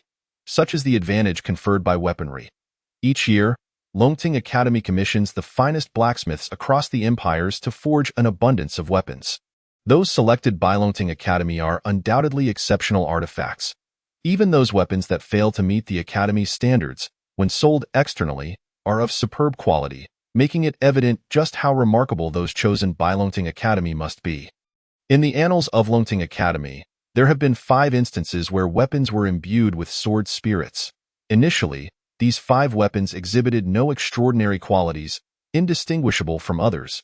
A weapon possessing a sword spirit is akin to attaining sentience, becoming an invaluable treasure. Even the sharpest vanadium steel pales in comparison to a weapon endowed with a sword spirit. On the final day of training, the formidable teacher Han informed the students that the following day, they would be escorted to the hidden armory to select their own weapons. They were to gather at the same location the next morning. Although most were aware of this customary practice at Longting Academy, the announcement still ignited a wave of excitement. With some students cheering aloud and others envisioning themselves wielding weapons, gazing down upon all others. Even Lin Yichen could not suppress a flicker of excitement upon hearing the news, as he was among those who were previously unaware of this tradition. Filling him with anticipation for the morrow, that evening, while Lin Yichen was meditating in his room, a knock resounded. "Yichen, are you in there?" "Huh? Brother Shire?" Lin Yichen roused from his meditation, descending from his bed to open the door for Lin Yifeng. "What brings you here so late, Brother Shire?" Lin Yichen inquired. "Nothing of consequence, merely came to check on you." "Why? Are you not going to invite me in?" Lin Yifeng replied with a smile. Oh, my apologies. Please, come in. Brother 12. Lin Yichin gestured awkwardly for him to enter. Once inside, they sat together at a small table. Lin Yifeng remarked, You must be preparing to choose your weapon at the hidden armory tomorrow, correct? How did you know? Ah, of course. Tomorrow is indeed the day for selecting our weapons, Lin Yichin realized, remembering that Lin Yifeng, being a senior, was well-versed in the academy's customs, especially as he approached graduation. Have you decided what weapon you wish to choose? Lin Yifeng continued. Lin Yichin chuckled ruefully. To be honest, I have yet to make up my mind. That is understandable. I was in the same predicament when I first began. However, I must advise you, do not hesitate. Follow your heart. If you select a weapon, cast aside thoughts of the others.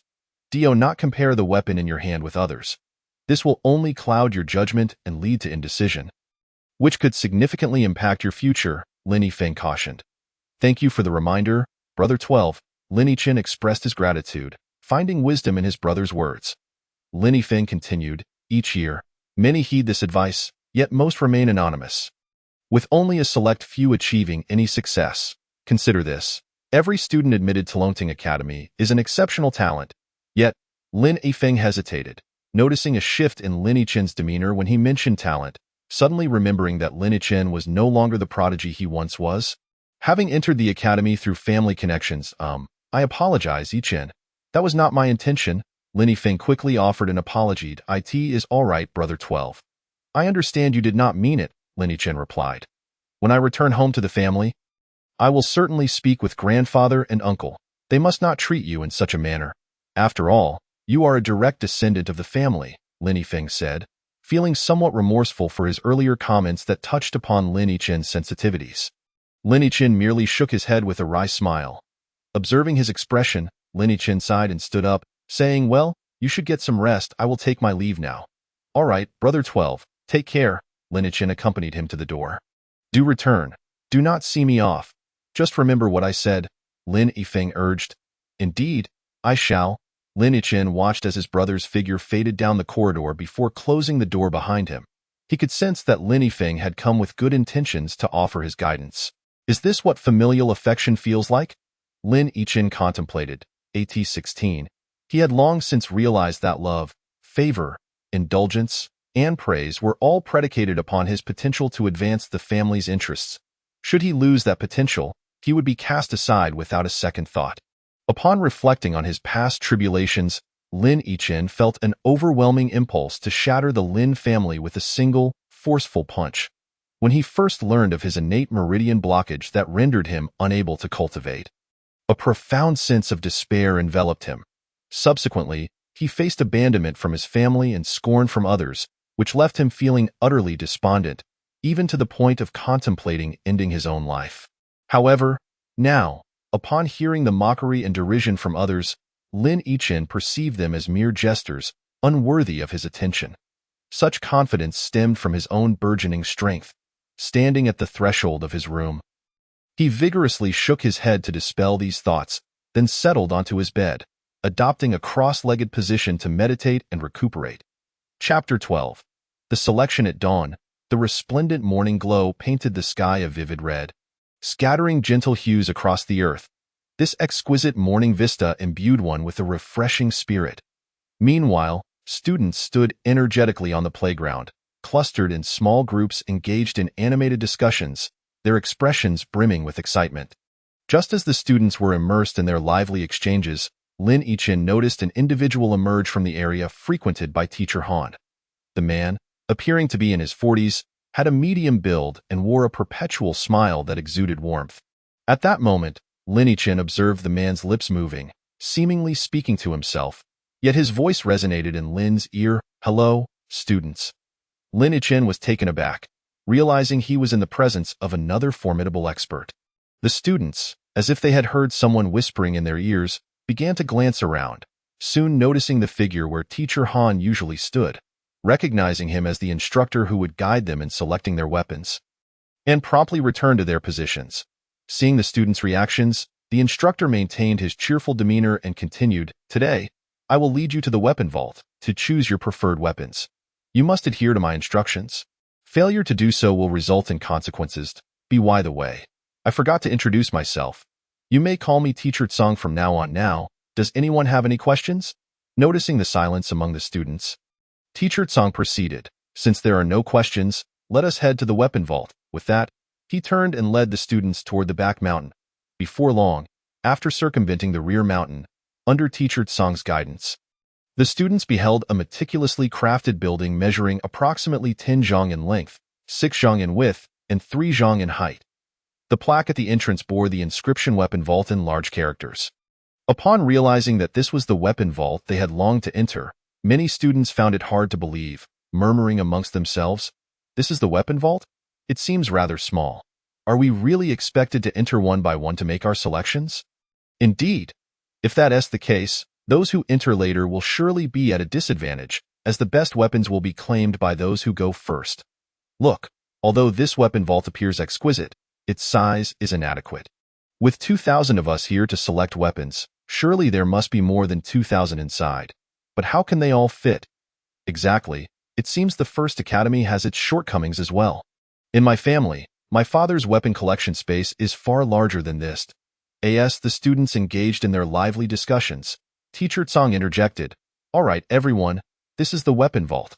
When we enter, form lines and do not touch anything else, as there are numerous mechanisms inside. Although most are deactivated, a small portion remains operational, and the consequences of triggering them could be dire. Do you understand?" "We understand," the students replied, some dismissing the warning, thinking, such a small wooden building could be easily crushed by a skilled fighter. What use are mechanisms in such a place? It is truly superfluous.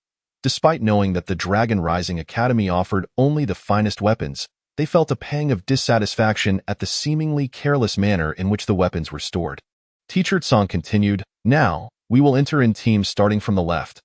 When the last person of the first team approaches the front of the second team, the first person of the second team will follow closely behind. This procedure will continue for all teams. Is that clear?" "Clear." The students shouted in unison. "Good. Then the first team may enter now," Teacher Tsong commanded. Lin Yichen's team entered later due to their position on the right side. As nearly half of the students had already entered, someone finally remarked, "Hey, how can so many people enter without it feeling crowded?" Yes, considering the size of the weapon vault, it can barely accommodate a few hundred people. Why are so many still going in? Could it be that there's more to this than meets the eye? A student speculated. Observing the students' confusion, Teacher Tsong remained silent, smiling. The students continued to flow into the vault without pause until it was finally Lin Yichen's team's turn. He slowly proceeded inside, and upon crossing the threshold, he was struck by a revelation. The building contained a basement. As he descended the passageway, illuminated by several luminous pearls, he traversed approximately 10 zhang downward before finally glimpsing the true nature of the basement. To call it merely a basement would be a grave understatement. It was vast, measuring at least 500 zhang in length and width, with a height exceeding 10 zhang. Countless luminous pearls adorned the ceiling, and strategically placed mirrors reflected their light, rendering the entire basement as bright as day, revealing the true visage of the weapon vault. Surrounding this expansive basement was a corridor 2 zhang wide, where students stood in awe. Had it not been for the orderly conduct maintained by the instructors, the students would have likely surged forward en masse. Below the corridor lay the area designated for weapon display. Each weapon, approximately 2 zhang long and 1 zhang wide, was mounted on stone pedestals half a person high. Gleaming with a cold radiance under the glow of the luminous pearls, unmistakably of superior quality, a cursory glance revealed thousands of weapons, predominantly swords, with most radiating a chilling light, while only a few other types of weaponry were placed inconspicuously aside. In today's world, nearly every warrior favored swords as their primary weapons. The sword, being the foremost of arms, held a special status, though this did not imply it surpassed all other weaponry. At this moment, as the students entered, they realized that the weapon vault was indeed here. The exterior building was merely an entrance. Humph, I knew it. There had to be more to it. I disdain your ignorance. How could the Dragon Rising Academy so casually store so many fine weapons in such a small structure? One student remarked. When did you say that? Didn't you just claim your father's weapon storage was larger than the weapon vault? Another student retorted. Although many students were engaged in quiet discussions, Their eyes remained fixated on the weapons below, eagerly surveying the selection, eager to claim their favorites before others could snatch them away. Noticing the fervent gazes from the students, Teacher Tsang cleared his throat. Ahem, students, may I have your attention for a moment? Before you select your weapons, I would like to provide a brief introduction. As the students quieted down, Teacher Tsang continued. Do you see the 10 rows of weapons below? Each row consists of giant stones with swords embedded in them, totaling 5,000 weapons, all newly crafted this year. The remaining ones are swords that previous students did not choose, yet this does not imply they are inferior. In fact, they may even surpass the others. Now, it seems you cannot wait any longer. Feel free to descend and choose your weapons. The students erupted in cheers, except for one individual, Lin Yichen. He had noticed a sword that stood apart from the others, rusted and seemingly rejected by its peers, positioned alone atop a massive stone. Do Lin, that sword mirrored his own existence, isolated and seemingly out of place in this setting. At that moment, Teacher Tsang approached him and asked, "Why aren't you going down to select a weapon?" "Greetings, Teacher Tsang," Lin Yichen replied with a respectful bow. "Yes," Teacher Tsang acknowledged, clearly appreciating Lin Yichen's politeness. "Teacher Tsang, why is that sword, completely rusted, still displayed there?" Lin Yichen inquired, pointing towards the forlorn blade. "Oh, you mean that one? Hee, that sword was the first to be placed in the weapon vault," Teacher Tsang explained. "Oh? Is that so?" Lin Yichen asked, puzzled. "Is it merely because it was the first to be placed here that it remains, despite its rust?" Noticing Lin Yichen's expression, Teacher Tsang continued. "When the weapon vault was constructed, that sword was unearthed and placed precisely where it currently resides. The event stirred quite a commotion at the time.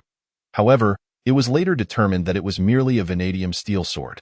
If it were to be referred to as a sword outside, it pales in comparison to those we forge ourselves." The first dean remarked that this sword had a connection to the and thus was placed here. For centuries, it has never been chosen by anyone, and now it is already covered in rust. "Oh, I see. Since no one wants it, I shall take it," Lin Yichen said as he descended the steps towards the sword. Not for any particular reason, but because upon seeing it, he was reminded of himself. Teacher Tsang intended to intervene, but seeing Lin Yichen's resolute expression, he refrained from speaking. More importantly, if Lin Yichen heeded his counsel, it could significantly impact his future, perhaps leading to a life of mediocrity. Approaching the sword, Lin Yichen grasped the hilt and effortlessly drew it from the stone. Indeed, it was entirely rusted. Even the blade embedded within the stone was no exception. "Ah!" Lin Yichen gasped, intending to wipe the rust from the blade, but unexpectedly cut his finger, blood dripping onto the sword. "How sharp!" Lin Yichen was astonished that, despite its rust, it remained so keen. Holding the sword, he ascended the steps while panting. Teacher Tsang, noticing Lin Yichen's injured finger, expressed concern. "You should go bandage that. Once you're done, just wait at the previous gathering spot." "Thank you, Teacher Tsang, but I'm fine. I'll wait for my classmates," Lin Yichen replied. "Just go. It's fine to wait here," Teacher Tsang insisted. "Well, all right then, thank you, Teacher Tsang." After saying this, he bowed slightly to Teacher Tsang. Watching Lin Yichen's departing figure, Teacher Tsang nodded. This child is teachable. He then glanced at the classmates still wandering about, selecting weapons, shaking his head. Alas, in truth, the selection of weapons during the annual freshman event serves as a test for them. Unfortunately, only a handful prove themselves worthy. Chapter 13. The Useless Sword? With the sword in hand, Lin Yichen followed the route indicated by the orderly and arrived at a small courtyard named Yaotang. Upon entering, he was greeted by a faint herbal scent. A cursory glance revealed that the courtyard spanned approximately 200 square meters, surrounded by various herbs, with a few apprentices tidying up and others grinding herbs. One apprentice noticed Lin Yichen's arrival and approached. "Hello, may I assist you?" Lin Yichen raised his injured finger and said, "I cut my finger and came to get it bandaged." Upon seeing the injury, the apprentice replied, "Oh, please follow me." He led Lin Yichen into a room on the west side and called out, "Senior brother, someone has cut their hand. Please bandage it." Entering the room, Lin Yichen observed a youth of about 17 or 18 preparing herbs. Upon hearing the apprentice's words, he looked up at Lin Yichen and said, "Come, sit here." "Senior brother, I'll step out for a moment," the apprentice replied. "All right, Just make sure not to mix up the prepared herbs this time. Otherwise, Master will scold you again, the senior brother advised. Understood, the apprentice said, sticking out his tongue playfully, indicating a good camaraderie between them. The senior brother smiled at Lin Yichin and said, I apologize for the inconvenience. Please sit here while I examine your wound. Lin Yichin took a seat and extended his injured finger for the senior brother to inspect. Was this cut caused by that sword? He inquired, pointing to the weapon beside Lin Yichin. Yes, Lin Yichin nodded. The cut isn't deep, but since it was made by a rusty sword, we should treat it carefully. Otherwise, it could become serious. I'll use a special medicinal solution crafted by my master to clean it. Seeing the senior brother retrieve a bottle from a cabinet, Lin Yichin immediately detected a strong bitter aroma upon opening it, involuntarily wrinkling his nose. Noticing his reaction, the senior brother reassured him, though it has a pungent smell. This medicine is quite effective. It was specially formulated by my master. Reluctantly, Lin Yichin extended his finger, allowing the senior brother to attend to it. Given your age, you must be a new student this year. Correct? The senior brother asked. Yes, Lin Yichin affirmed. Then today must be the day of weapon selection, and this sword is your choice. Initially puzzled by the term day of weapon selection, Lin Yichin soon realized he was referring to the weapon selection process. Yes, but why do you call today the day of weapon selection? I noticed many weapons inside that though offers various weapons, swords constitute a significant portion. Most new students tend to choose swords, leading to the term day of weapon selection gradually becoming popular. Ah, I see, Lin Yichin mused, understanding why featured predominantly swords. Was this sword also selected from? The senior brother inquired, gesturing towards the rusty weapon. Indeed, Lin Yichin responded. Well, you're not the first to choose this sword, the senior brother chuckled. Oh, is that so? Lin Yichin was intrigued, wondering why anyone would select such a rusty sword. This sword was unearthed during the construction of and was initially displayed there. Some individuals believed it to be extraordinary, ignoring the Academy's advice and insisted on choosing it. However, after some time, they discovered it was nothing more than an utterly mediocre sword and returned it, having paid a steep price to select another from it. Ah, I see, Lin Yichin realized, understanding now that his choice was not motivated by such reasons. The senior brother glanced outside and remarked, given the current time, you must have come out early, right? Yes, I accidentally cut my finger. And Teacher Tsang asked me to step out to get it bandaged, Lin Yichin admitted, surprised by the senior brother's awareness. I advise you to return this sword quickly. You should still have time. Otherwise, if you regret it, it will cost you dearly to select another, the senior brother kindly cautioned Lin Yichin. Upon hearing this, Lin Yichin paused, realizing that the senior brother had assumed he was of that mindset. He chuckled and shook his head, saying, Thank you for your concern. But that is not the case. I chose it simply because I found it appealing. This time, the senior brother was taken aback, uncertainly asking, Just because you found it appealing? Yes, Lin Yichin affirmed, nodding at the sword in his hand. Recognizing that Lin Yichin was not jesting, the senior brother chose to remain silent. All right, your wound has been bandaged. You may remove it in 7 days, he concluded. Glancing at the bandaged finger, Lin Yichin said, Thank you very much. If there's nothing else, I'll take my leave. All right, take care, the senior brother replied. Upon exiting the outhang, Lin Yichin arrived at the training ground, noticing that Teacher Tsang and the others had yet to return. After some contemplation, he decided to head towards. Just as he rounded the back hill, he spotted Teacher Tsang leading the students back. Approaching, he bowed slightly, saying, Teacher Tsang, is your injury serious? Teacher Tsang inquired. Known for his approachable nature, he was always concerned about the students' well-being. It's not serious. Thank you for your concern, Teacher Tsang, Lin Yichin replied gratefully. As long as it's not serious, that's good. Return to your group. There are matters to discuss shortly, Teacher Tsang instructed. Yes. Lin Yichin returned to his position and followed the group towards the training ground. Is this the sword you chose? A classmate beside him asked. Yes, Lin Yichin nodded.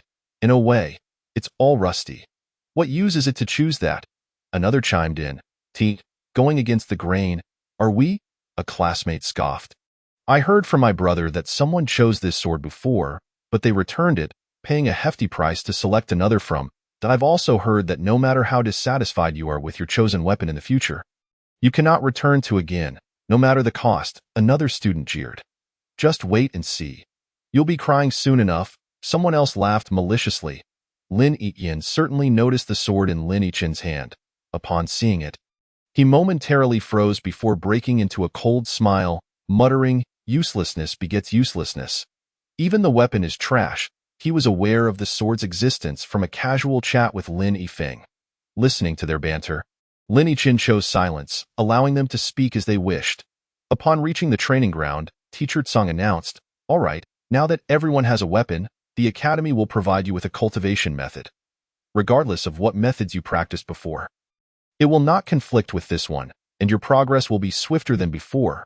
Upon hearing this, many classmates were visibly excited. This was the primary reason so many sought admission into outside. One could purchase the finest weapons if they had the means. But cultivation techniques were another matter entirely. Few were willing to part with their methods.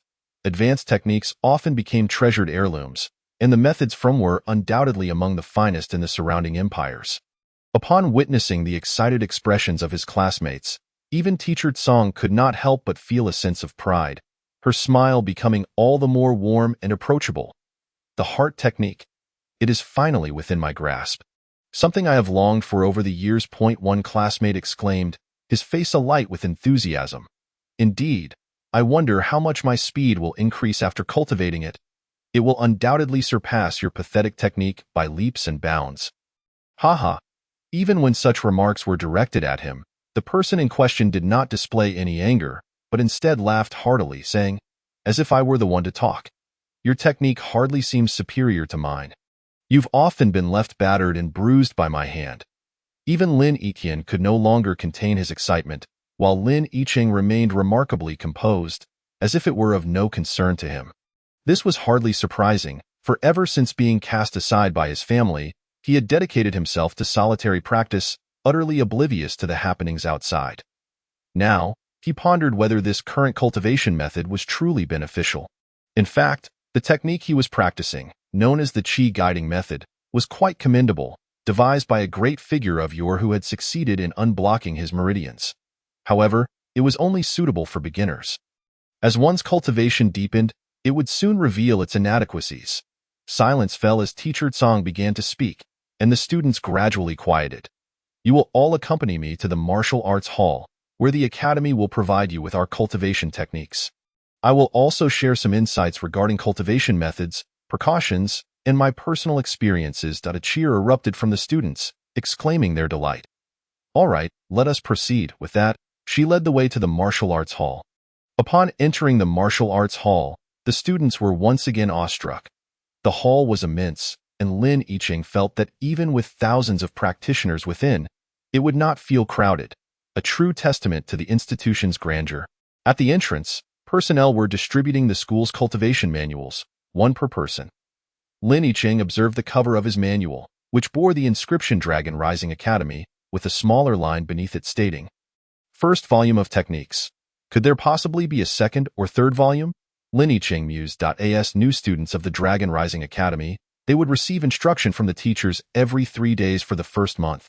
After that, they would join the older students for monthly lectures, though these would be conducted separately, as each cohort would have dedicated instructors to address their unique challenges based on their varying cultivation durations.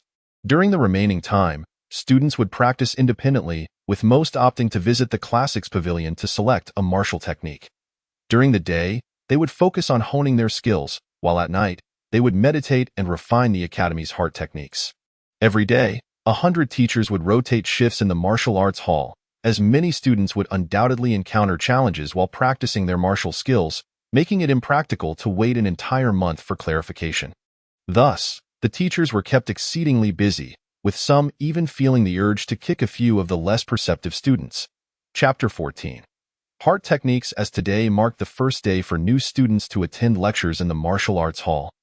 It was sparsely populated with only 2,000 of them, making the vast space feel somewhat empty. Teacher Tsang sat atop a designated platform, observing the students seated cross-legged below, and announced, "Today, I will refrain from lecturing. In the past, when you encountered difficulties during your self-cultivation, you would seek guidance from your family elders. If you still have any uncertainties, now is the time to voice them, and I will clarify them for you." Teacher Tsang, May I pose a question unrelated to cultivation? One student asked cautiously. With a smile, Teacher Song replied, Go ahead today. I shall do my utmost to accommodate your inquiries. As one student after another raised their questions. It was fortunate that most had similar levels of cultivation and queries, or else the day would hardly suffice.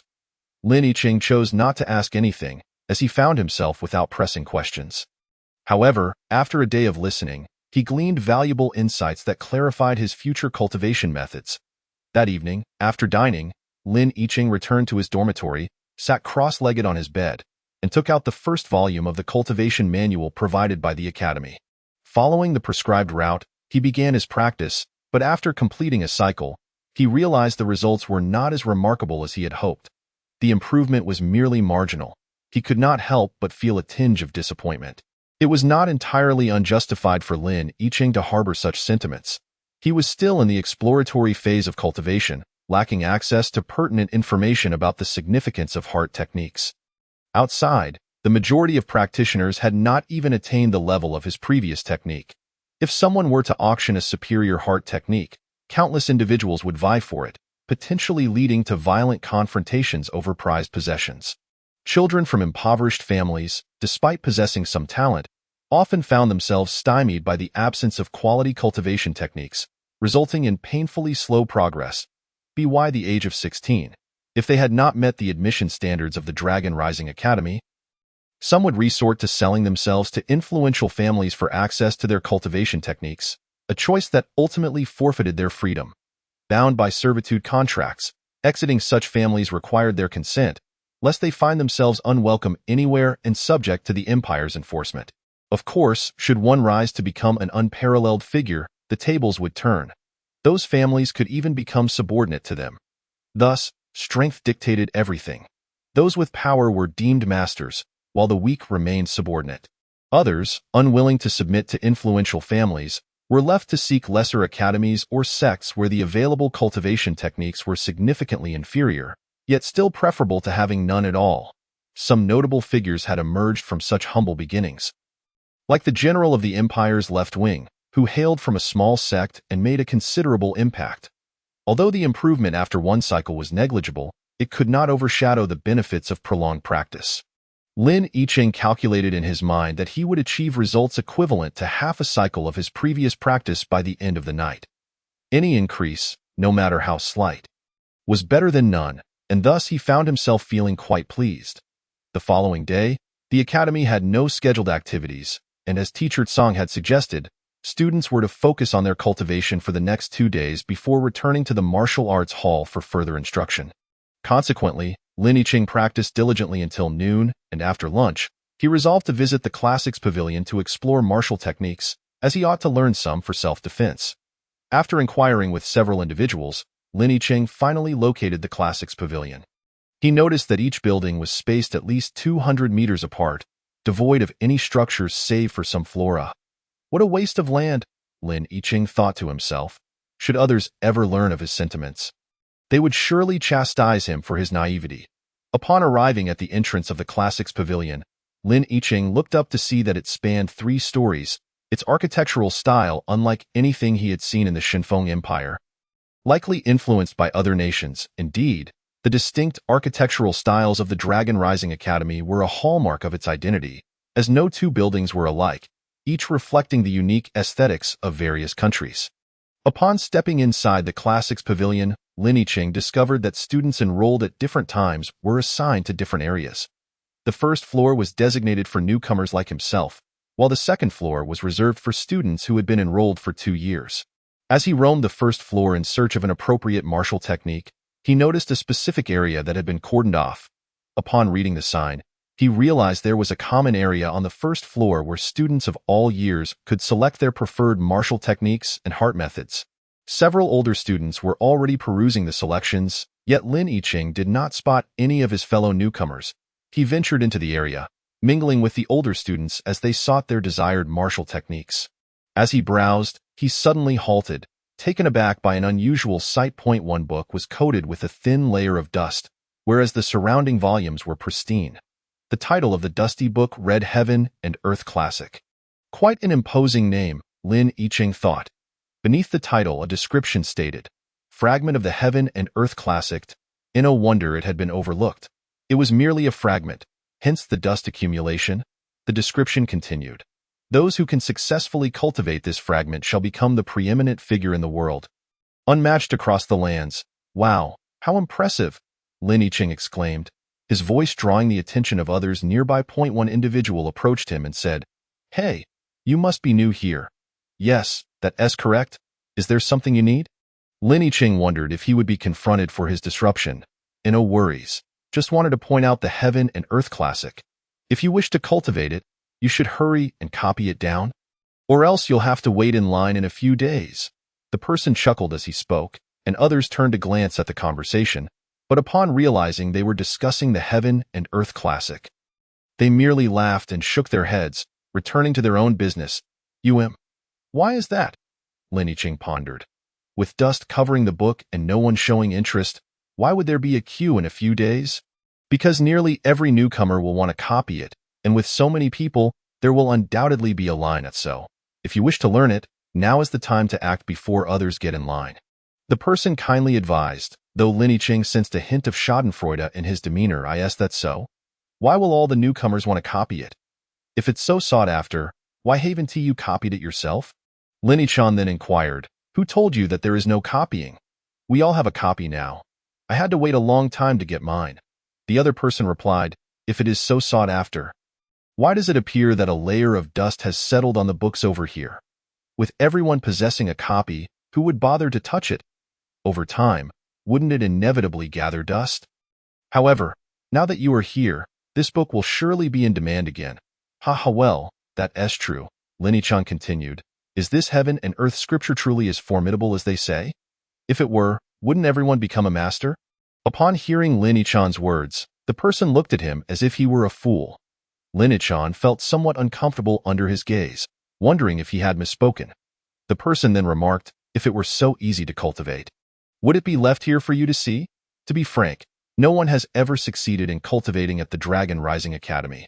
However, some individuals have successfully practiced the martial techniques within, and those few were sent to the main academy for further training, each of whom became unparalleled powerhouses. Just imagine, if one were to master all the foundational techniques and the martial skills above, what would happen? Wouldn't that be incredible?" Lin Yicheng was taken aback. Just mastering the martial skills above would enable one to dominate the world. If one learned everything, wouldn't they become immortal? Could it be that the legendary tales of ascending to the heavens during the day were true? The person, noticing the dazed expression on Lin Yicheng's face, grinned and said, "What do you think? Impressive, isn't it? Is the foundational technique that difficult to learn? Has no one ever succeeded?" Lin Yicheng was puzzled. "It's not merely a question of difficulty. I cannot explain it to you. You should read it yourself and then practice it once to understand." With that, he turned and went off to find what he needed. Sighing, Lin Yicheng wished to ask more, but the person was no longer paying him any mind.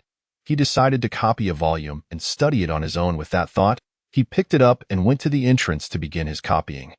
Observing his actions, several senior students in the public area chuckled, as if they were reminded of their past selves. After completing his copying, Lin Yicheng wandered around inside, marveling at the vast array of texts. By the time he finished perusing, night had already fallen. In addition to the Heaven and Earth scripture he had copied, he had also acquired a technique known as the falling leaves technique. When he picked it up, the person from earlier had informed him that this technique was exceedingly difficult to master, with only a handful of individuals in the Academy's history having succeeded. Upon exiting the scripture vault, Lin Yicheng noticed that night had completely enveloped the sky. He headed to the dining hall and had a bite to eat. Afterward, he felt reluctant to return to the dormitory, sensing a stifling atmosphere within, so he made his way up the mountain on the academy grounds. Finding a large rock, he sat down and took out the copied Heaven and Earth scripture, reading it under the moonlight. Flipping to the first page, he discovered that the name Heaven and Earth scripture was derived from the foundational technique, which was called Heaven and Earth Heart Method. Lin Yicheng continued to read and soon found the section on the Heart Method, which stated, "The human body is a microcosm of the universe. The celestial bodies correspond to the acupoints of the human body. The evolution of the celestial bodies mirrors the flow of the human meridians. Thus there are 356 days in a year, corresponding to 356 acupoints in the human body. The heavens are divided into black and white, just as humans embody yin and yang. The seasons of the heavens are divided, and so too are humans positioned in space. The heavens have stars, while humans have acupoints. The heavens have various currents swirling, while humans have qi and blood circulating. The heavens have lines of latitude and longitude, while humans have connected meridians. The celestial bodies are formless. While the human body is both form and substance, gradually, Lin Yichan became engrossed in the text, his body instinctively following the operational route of the heaven and earth scripture, beginning at the dantian and circulating through all 356 acupoints. Then returning to the dantian to start anew, in an endless cycle. Chapter 15. A sought-after treasure. Lin Yichan's consciousness seemed to transcend into the vastness of the starry sky. He felt that each time his vital energy traversed an acupoint, a celestial body would faintly resonate, as if responding from afar. The sensation was indescribably wondrous. Looking down at the stars beneath him, he subconsciously recognized this as his home planet, as he could feel his own existence upon it. He discovered that this planet was immeasurably large, far surpassing any other celestial body. As he sensed this, Lin Yichan gradually flew towards himself, accelerating to such a degree that his vision blurred, reaching a speed beyond his control. He felt that should he collide with any object, he would be reduced to ashes, yet he harbored no fear. Finally, his speed diminished until he came to a complete stop, having arrived beside himself. Gazing at his own meditative form, Lin Yichan felt as though he had traversed an infinite expanse, realizing that the world he inhabited was merely the tip of the iceberg of this planet, not even a billionth of its entirety. "Is this real?" he murmured, then approached his body, merging with it. As Lin Yichan's consciousness melded with his body, he abruptly opened his eyes, feeling as though he had just awoken from a dream, part illusion, part reality. When his spirit was outside, everything felt real, yet upon merging with his body, he was engulfed in confusion. Unable to comprehend this, he shook his head and ceased to ponder, knowing that with his current cultivation, it was futile to dwell on such matters. Lin Yichan looked up at the moon, noticing it had already set in the west, and realized it was well into the latter part of the night.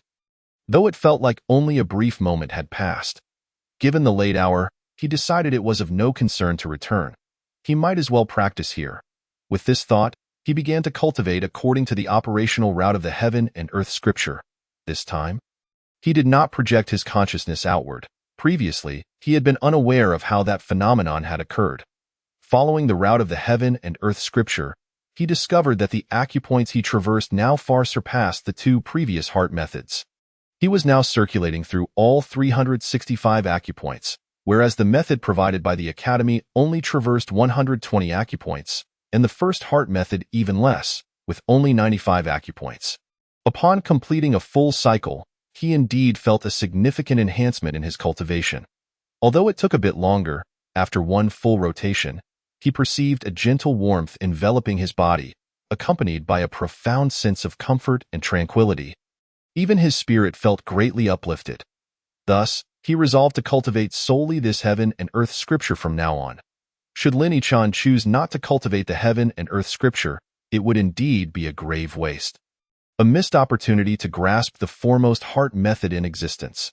Not only in the region he inhabited, but across the entire boundless continent, few had ever succeeded in mastering the heaven and earth scripture, which honors its rarity and the challenges it entails.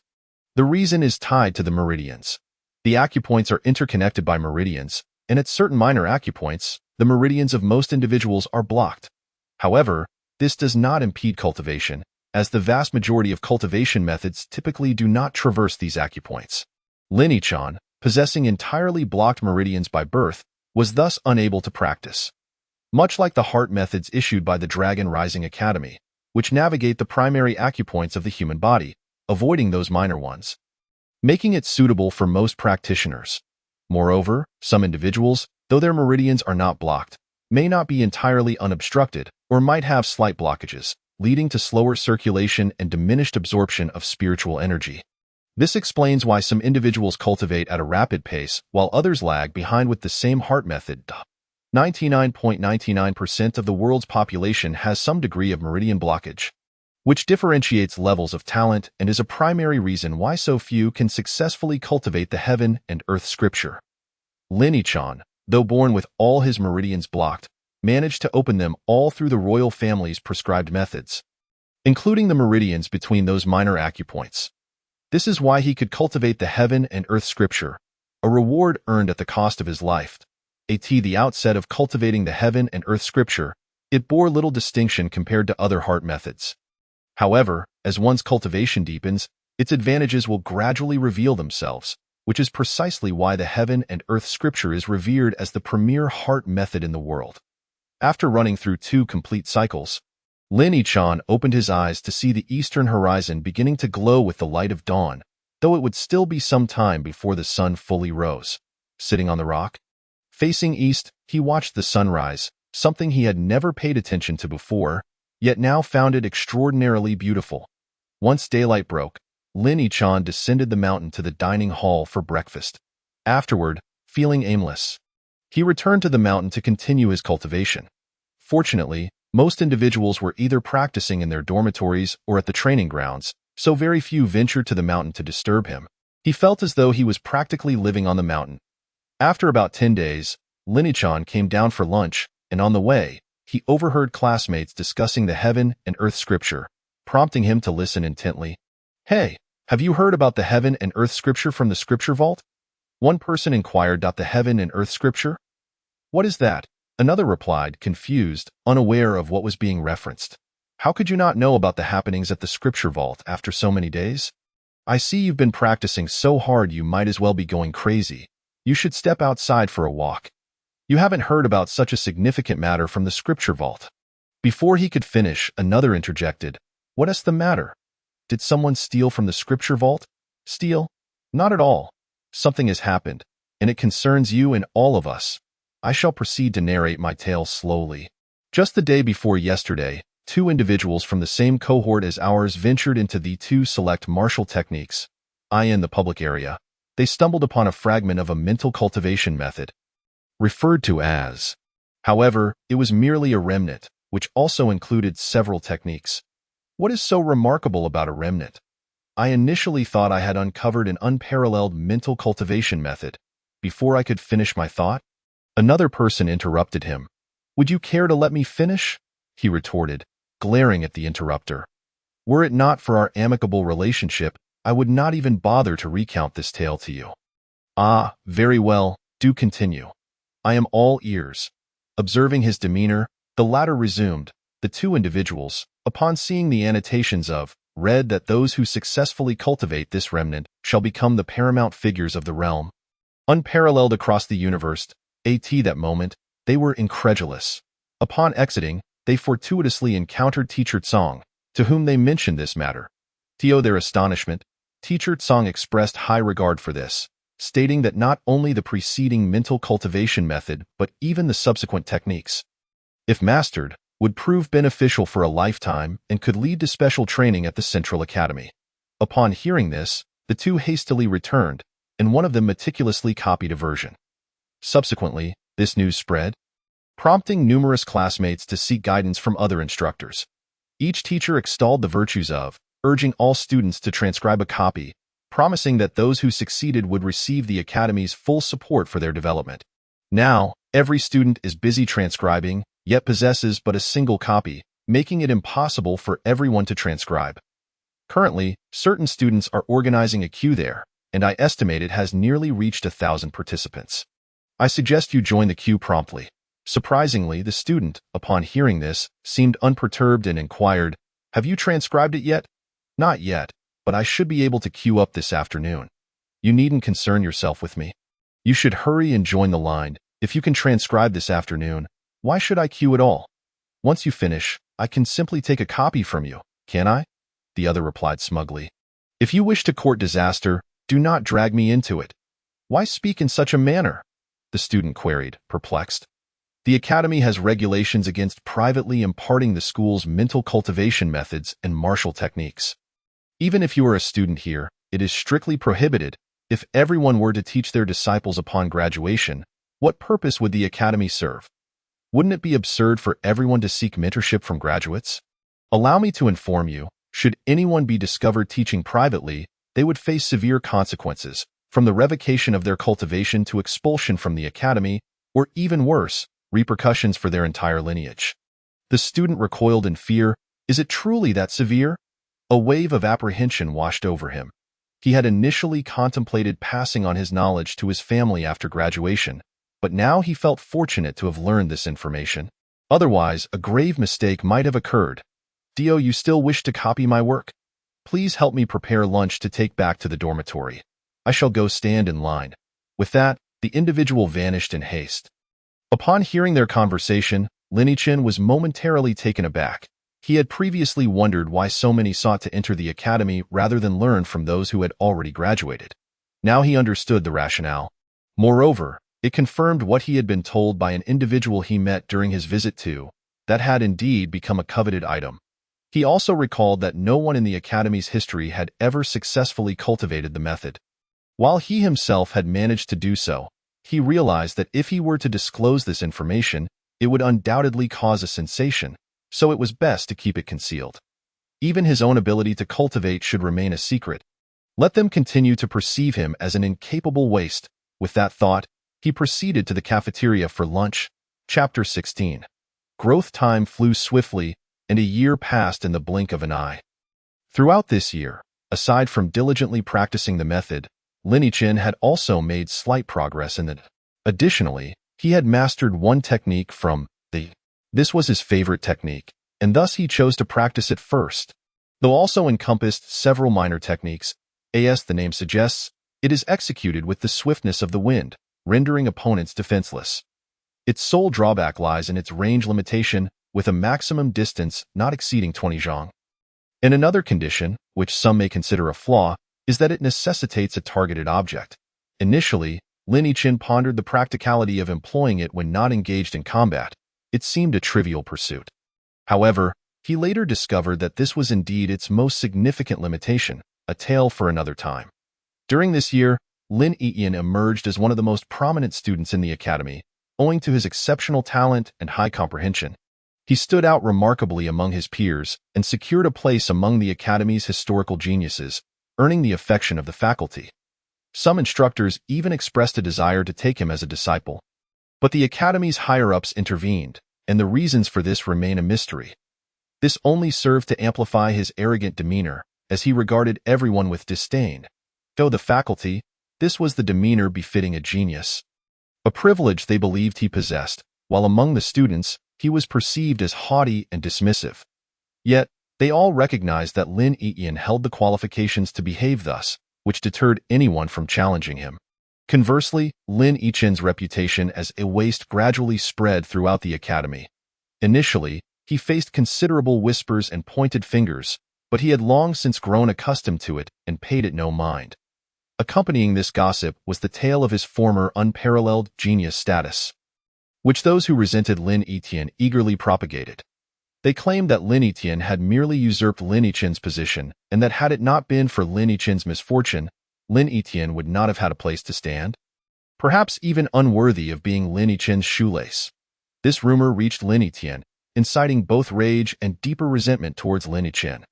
Every encounter with Lin-Chin would provoke disdainful jibes from Lin-Chin, yet Lin-Chin treated him as though he were invisible, which only fueled Lin-Chin's ire. Lin-Chin's disregard for Lin-Chin stemmed from the fact that the latter had yet to cross his bottom line. Had he done so, Lin-Chin would not hesitate to reveal his capabilities to teach him a lesson. Under normal circumstances, Lin-Chin, due to his waste aptitude, would have been subjected to bullying. However, is situated within the territory of the to which Lin-Chin belongs.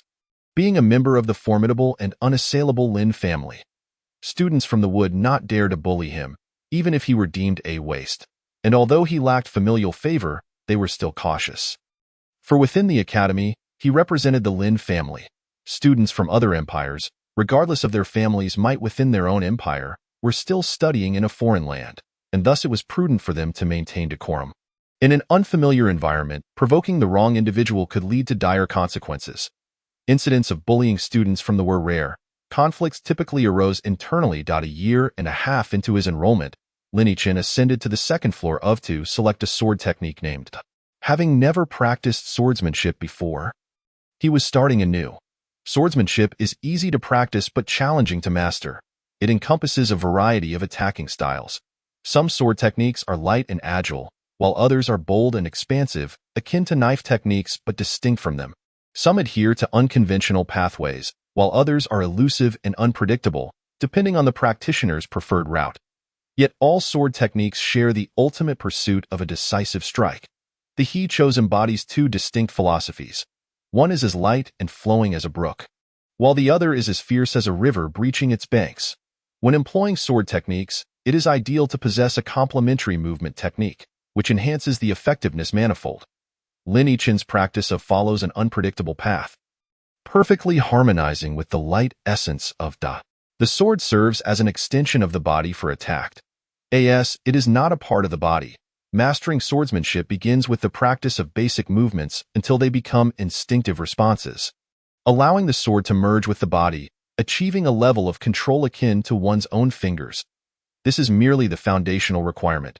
Following this, practitioners must hone their reflexes. The mind, eyes, and sword must align. In simpler terms, where the heart directs, the gaze follows, and the blade strikes. When one envisions a target, the eyes will perceive it, and by the time it comes into view, the sword will already be aimed there. With his rusted in hand, Lin Yichin ascended the mountain's peak to begin practicing his sword technique. He had christened the sword himself, expending considerable effort to devise an appropriate name. After contemplating various titles, he ultimately decided that with formidable cultivation, one ought to vanquish all injustices in the world and eliminate all nefarious individuals. When witnessing wrongdoing, one should draw their sword to assist in today's world. All malevolent and ruthless individuals are labeled as practitioners of the demonic path. Hence he named his sword, signifying the intent to purge the world of those who tread the demonic path. Practicing swordsmanship can be a monotonous endeavor, as each move requires extensive repetition. Without sufficient patience, one cannot persevere. Furthermore, possessing only patience without comprehension is futile. Lacking insight results in mere mimicry of form without grasping the essence, akin to a soulless being. Thus, both patience and insight are essential for mastering the quintessence of the art. Due to his lack of proficiency in his techniques, Lin Yichin refrained from utilizing his cultivation, for fear that he might inadvertently harm himself. Alone on the mountainside, day after day, he endured the relentless winds, rains, and scorching sun. Fortunately, the area was seldom frequented by visitors, and those who did come merely sought a brief respite. Most individuals chose to practice their martial arts techniques in the training grounds, where the abundance of practitioners facilitated mutual learning and exchange, significantly aiding in their improvement. However, due to physical constraints, Lin Yichin found it impractical to practice in the training grounds, and the dormitory was too cramped for effective training. Thus, he sought solace in the sparsely populated mountains, where, thanks to his remarkable comprehension, he was able to ponder and resolve challenges on his own. The knowledge he gleaned through personal reflection proved to be indelibly etched in his memory and deepened his understanding of the essence of his art. Although he diligently practiced the flowing water sword technique daily, he did not neglect the falling leaf body technique or the swift wind slash. Presently, he was contemplating the intricacies of the falling leaf body technique. This technique seamlessly integrates offense and defense. When attacking, it mimics the erratic descent of leaves from a tree, rendering his attack trajectory elusive, thus often leaving enemies at a loss during their counterattacks. Conversely, his own strikes frequently took adversaries by surprise, exploiting their unpreparedness. Yet, the defensive aspect of the falling leaf body technique possesses certain limitations.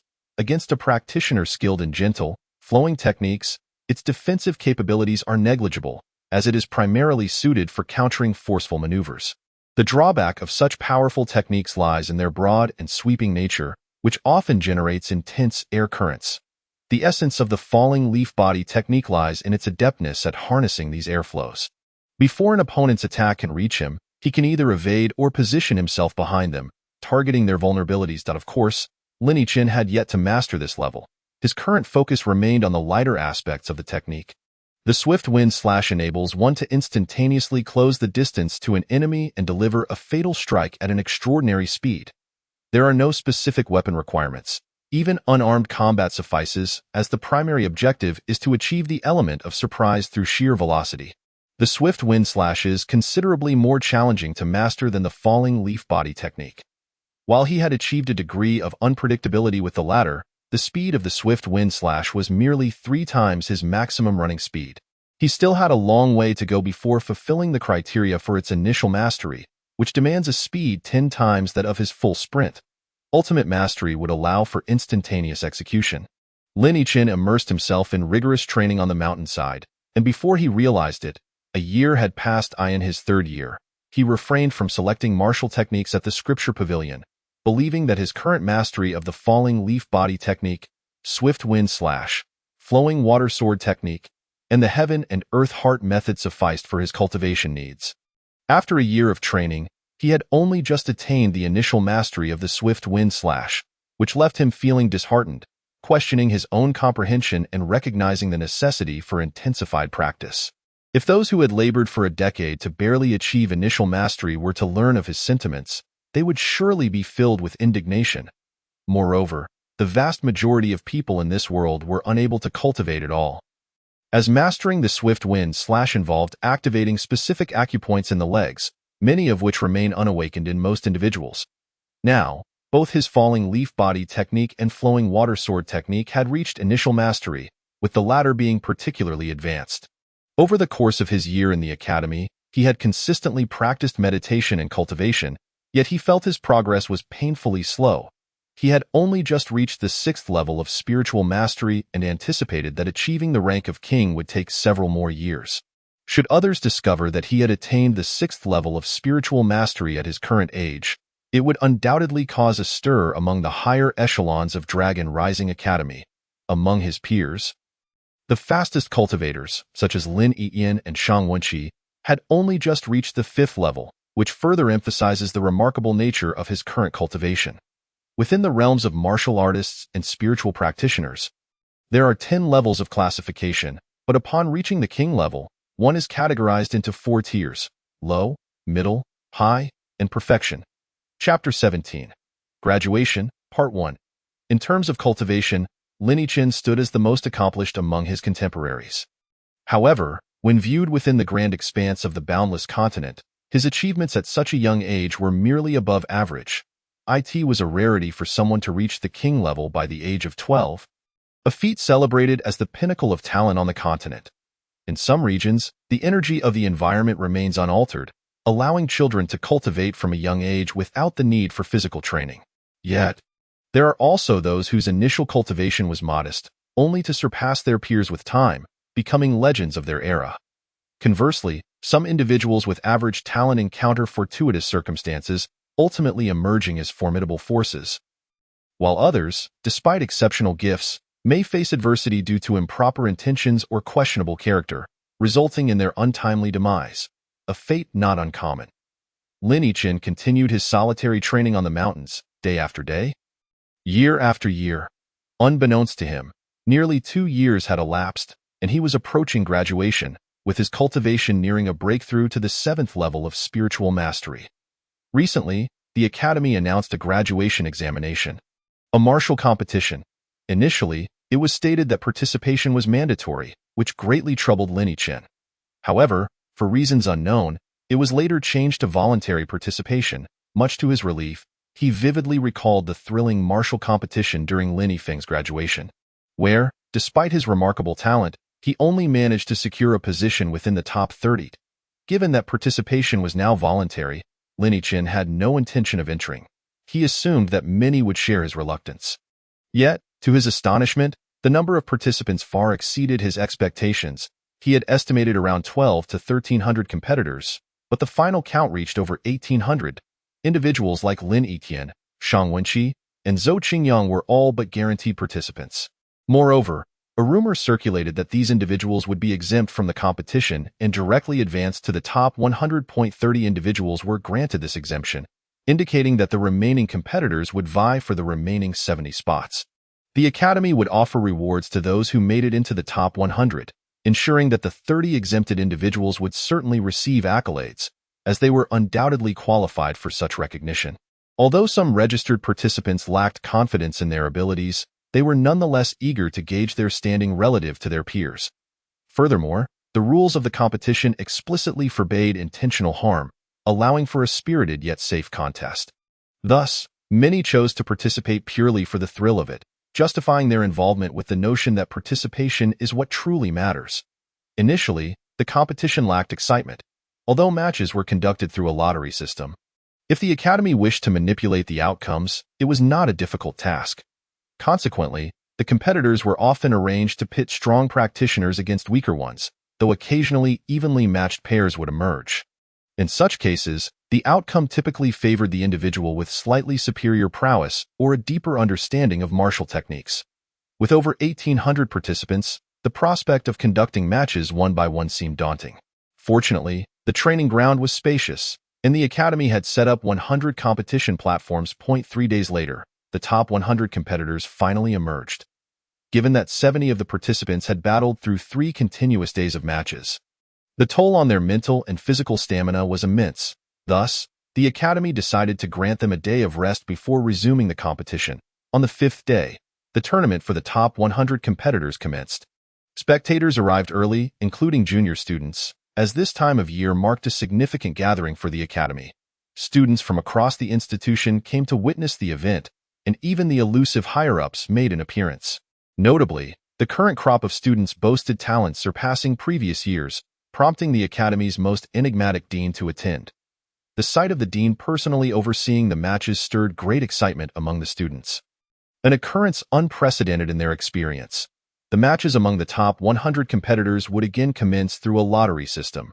Given the relatively close skill levels of these participants, the Academy refrained from interference. The initial phase involved head-to-head matches to determine the top 50, followed by another draw to select the top 20-5. In subsequent rounds, those who drew a slip marked by would be fortunate enough to advance without competing. As the dean remarked, luck is also a form of strength. At times, fortune plays a decisive role. At present, only 10 competition platforms were in operation, each surrounded by throngs of spectators. Some students even engaged in betting on the upcoming matches, with numerous individuals placing wagers. While these transactions occurred privately, it was impossible to conceal them from the Academy's scrutiny. However, given that they were on the brink of graduation, the administration chose to overlook it. Among those prominently featured in the betting were Lin Yitian, Shang Wenqi, and Zhou Qingyang, whose odds were typically 10-1, though these would fluctuate based on their opponents.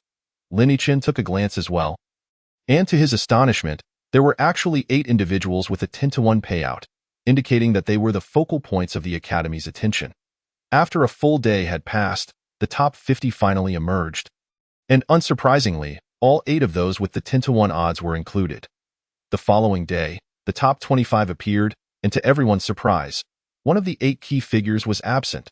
This was due to an individual drawing a number that was the opposite of Lin Yitian's. After a fierce competition, Lin Yitian emerged victorious with ease, which significantly boosted his popularity. His odds remained at 10-1, while the others had their odds reduced, with some plummeting to as low as 2-1. During the draw on the 3rd day, Lin Yitian drew a bye, much to the relief of many. However, not everyone was pleased. One such individual was Shang Wenqi. Due to a slight unpleasantness at the beginning of the semester, Shang Wenqi harbored a disdain for Lin Yitian. Later, while Lin Yitian was engrossed in practicing martial arts at the training ground, he nearly injured Shang Wenqi, who happened to pass by. This provided Shang Wenqi with a pretext to claim that Lin Yitian had deliberately attempted to harm him. Being a proud individual, Lin Yitian, after uttering an apology, grew frustrated at Shang Wenqi's persistence and retorted with some harsh words, inciting Shang Wenqi's wrath. The two engaged in several private bouts, yet neither could gain the upper hand. Due to their shared ambitions, Shang Wenqi and Zhou Qingyang developed a close camaraderie, leading Shang Wenqi to conspire with Zhou Qingyang to confront Lin Yitian and deliver a severe beating. However, when they ambushed Lin Yitian, his sworn enemy, Zhao Jilu, happened to pass by. Seeing Lin Yitian being bullied, Zhao Jilu felt compelled to intervene, resulting in a skirmish among the 4, yet none could prevail against the other. Ultimately, Shang Wenqi was unable to find an opportunity for revenge, and the incident faded into obscurity, known only to a handful. After an extensive day of competitions, the top 13 were finally determined, leaving only 4 key figures remaining. A subsequent draw ensued, which resulted in another bye. This time for Liu Hao, a disciple of the Liu family from the Divine Wind Empire. He was thrilled, having barely scraped through the last round, and his confidence was not high for the upcoming match. However, with the bye, he advanced directly. As the ultimate competition drew near, the odds for all participants began to decline, with Lin Yiqian still holding the highest at 2-1. The remaining participants felt apprehensive about facing Lin Yiqian. Except for Shang Wenqi, who was eager to confront him. He believed that he had made significant progress recently and was confident in his ability to defeat Lin Yiqian. He longed to face him quickly, to deny Lin Yiqian a spot in the top 3, yet fate thwarted his wishes as he narrowly missed the chance to face Lin Yiqian, which left him furious. Now, only 2 arenas remained at the training ground. After a morning of contests, the top 7 were finally revealed, followed by an afternoon of competitions that determined the final 4. To everyone's astonishment, Liu Hao from the Divine Wind Empire was among them, a revelation that left him himself in disbelief. Notably, the champion of this tournament would receive the reward of being sent to Dragon Rising Academy for advanced training, a prospect that excited the competitors who resolved to vie for the championship. The afternoon was devoid of competitions, allowing for a much-needed rest. The moment of anticipation had finally arrived. Today, the champion would be determined. The academy had dismantled the other arena the previous afternoon, raising the remaining one to a height of 4 meters for better visibility for the spectators, who were all cultivators and could see clearly even from a distance. "Hey, who do you think has the greatest chance of winning the championship?" A student inquired. "I believe it will be Lin Yiqian." Another replied, "I think so too. Did you notice how he seems to hold back during every match?" A classmate commented. Some disagreed, asserting, "I think Shang Wenqi has the best chance. He dominates his opponents with ease, displaying an invincible prowess." Another voice chimed in, "Have you noticed the only girl among the 7, Lung Shiner? Of course. She's beautiful and possesses high cultivation. How could one not notice?" Came the response, "No, that's not what I meant." The anxious speaker clarified, "What do you mean then? You aren't suggesting Lung Shiner will win the championship, are you?" "Actually, you guessed it right," the speaker affirmed. "Though Lung Shiner is quite formidable, I still think she falls short compared to Lin Yiqian and Shang Wenqi." "Well, have you noticed that every time Lung Shiner fights, she seems to give it her all? Yet, I've observed that no opponent has managed to last more than 20 exchanges against her." This remark caused many to reflect. "Indeed, I hadn't paid much attention until you mentioned it," several admitted. "Could it be that she is concealing her true strength?" One mused, "As the saying goes, there's no fear of the loud shouter. That seems a bit off," he chuckled, realizing that many were glaring at him, prompting him to retract his statement. "No joke. Lung Shiner is a goddess among the masses. At her command, countless individuals would willingly bow before her. How could one tolerate speaking ill of her in her presence? If not for the academy leaders being present, that fellow would have been dealt with already. In truth, regardless of who among them claimed the championship, it would not come as a surprise. This batch of students was exceptionally talented, which explained why the dean had personally presided over the event. Indeed, it's a shame I won't be among them." Someone sighed. "With your meager cultivation, you'd be eliminated in the first round. So here you are lamenting," another retorted. Chapter 18. Graduation, Part 2. Amidst the murmurs of the students, the dean slowly rose from his seat. "Students," his voice, though soft, resonated as if spoken directly into each ear. Upon hearing the dean speak, the crowd gradually fell silent. Maintaining a smile, the dean continued, "Today marks the final day of your martial arts competition.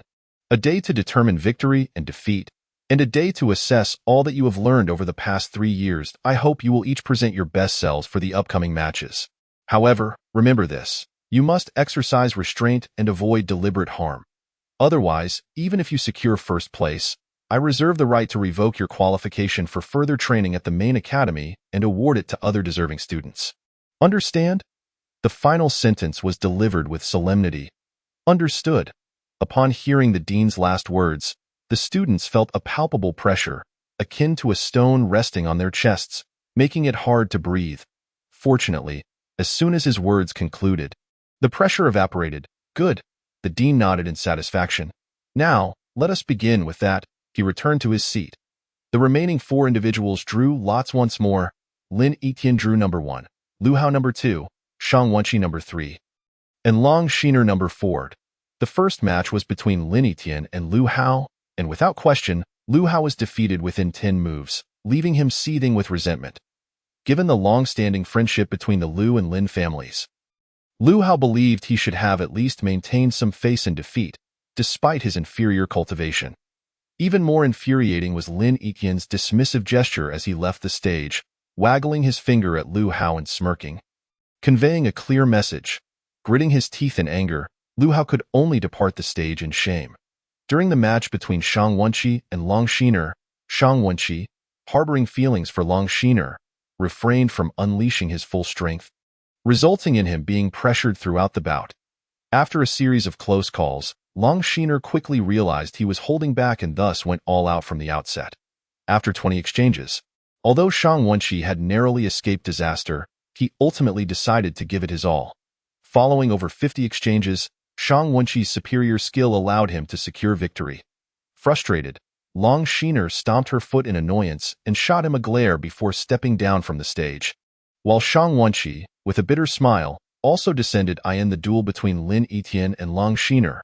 Although Lin Etienne had some admiration for her, it was not yet overwhelming.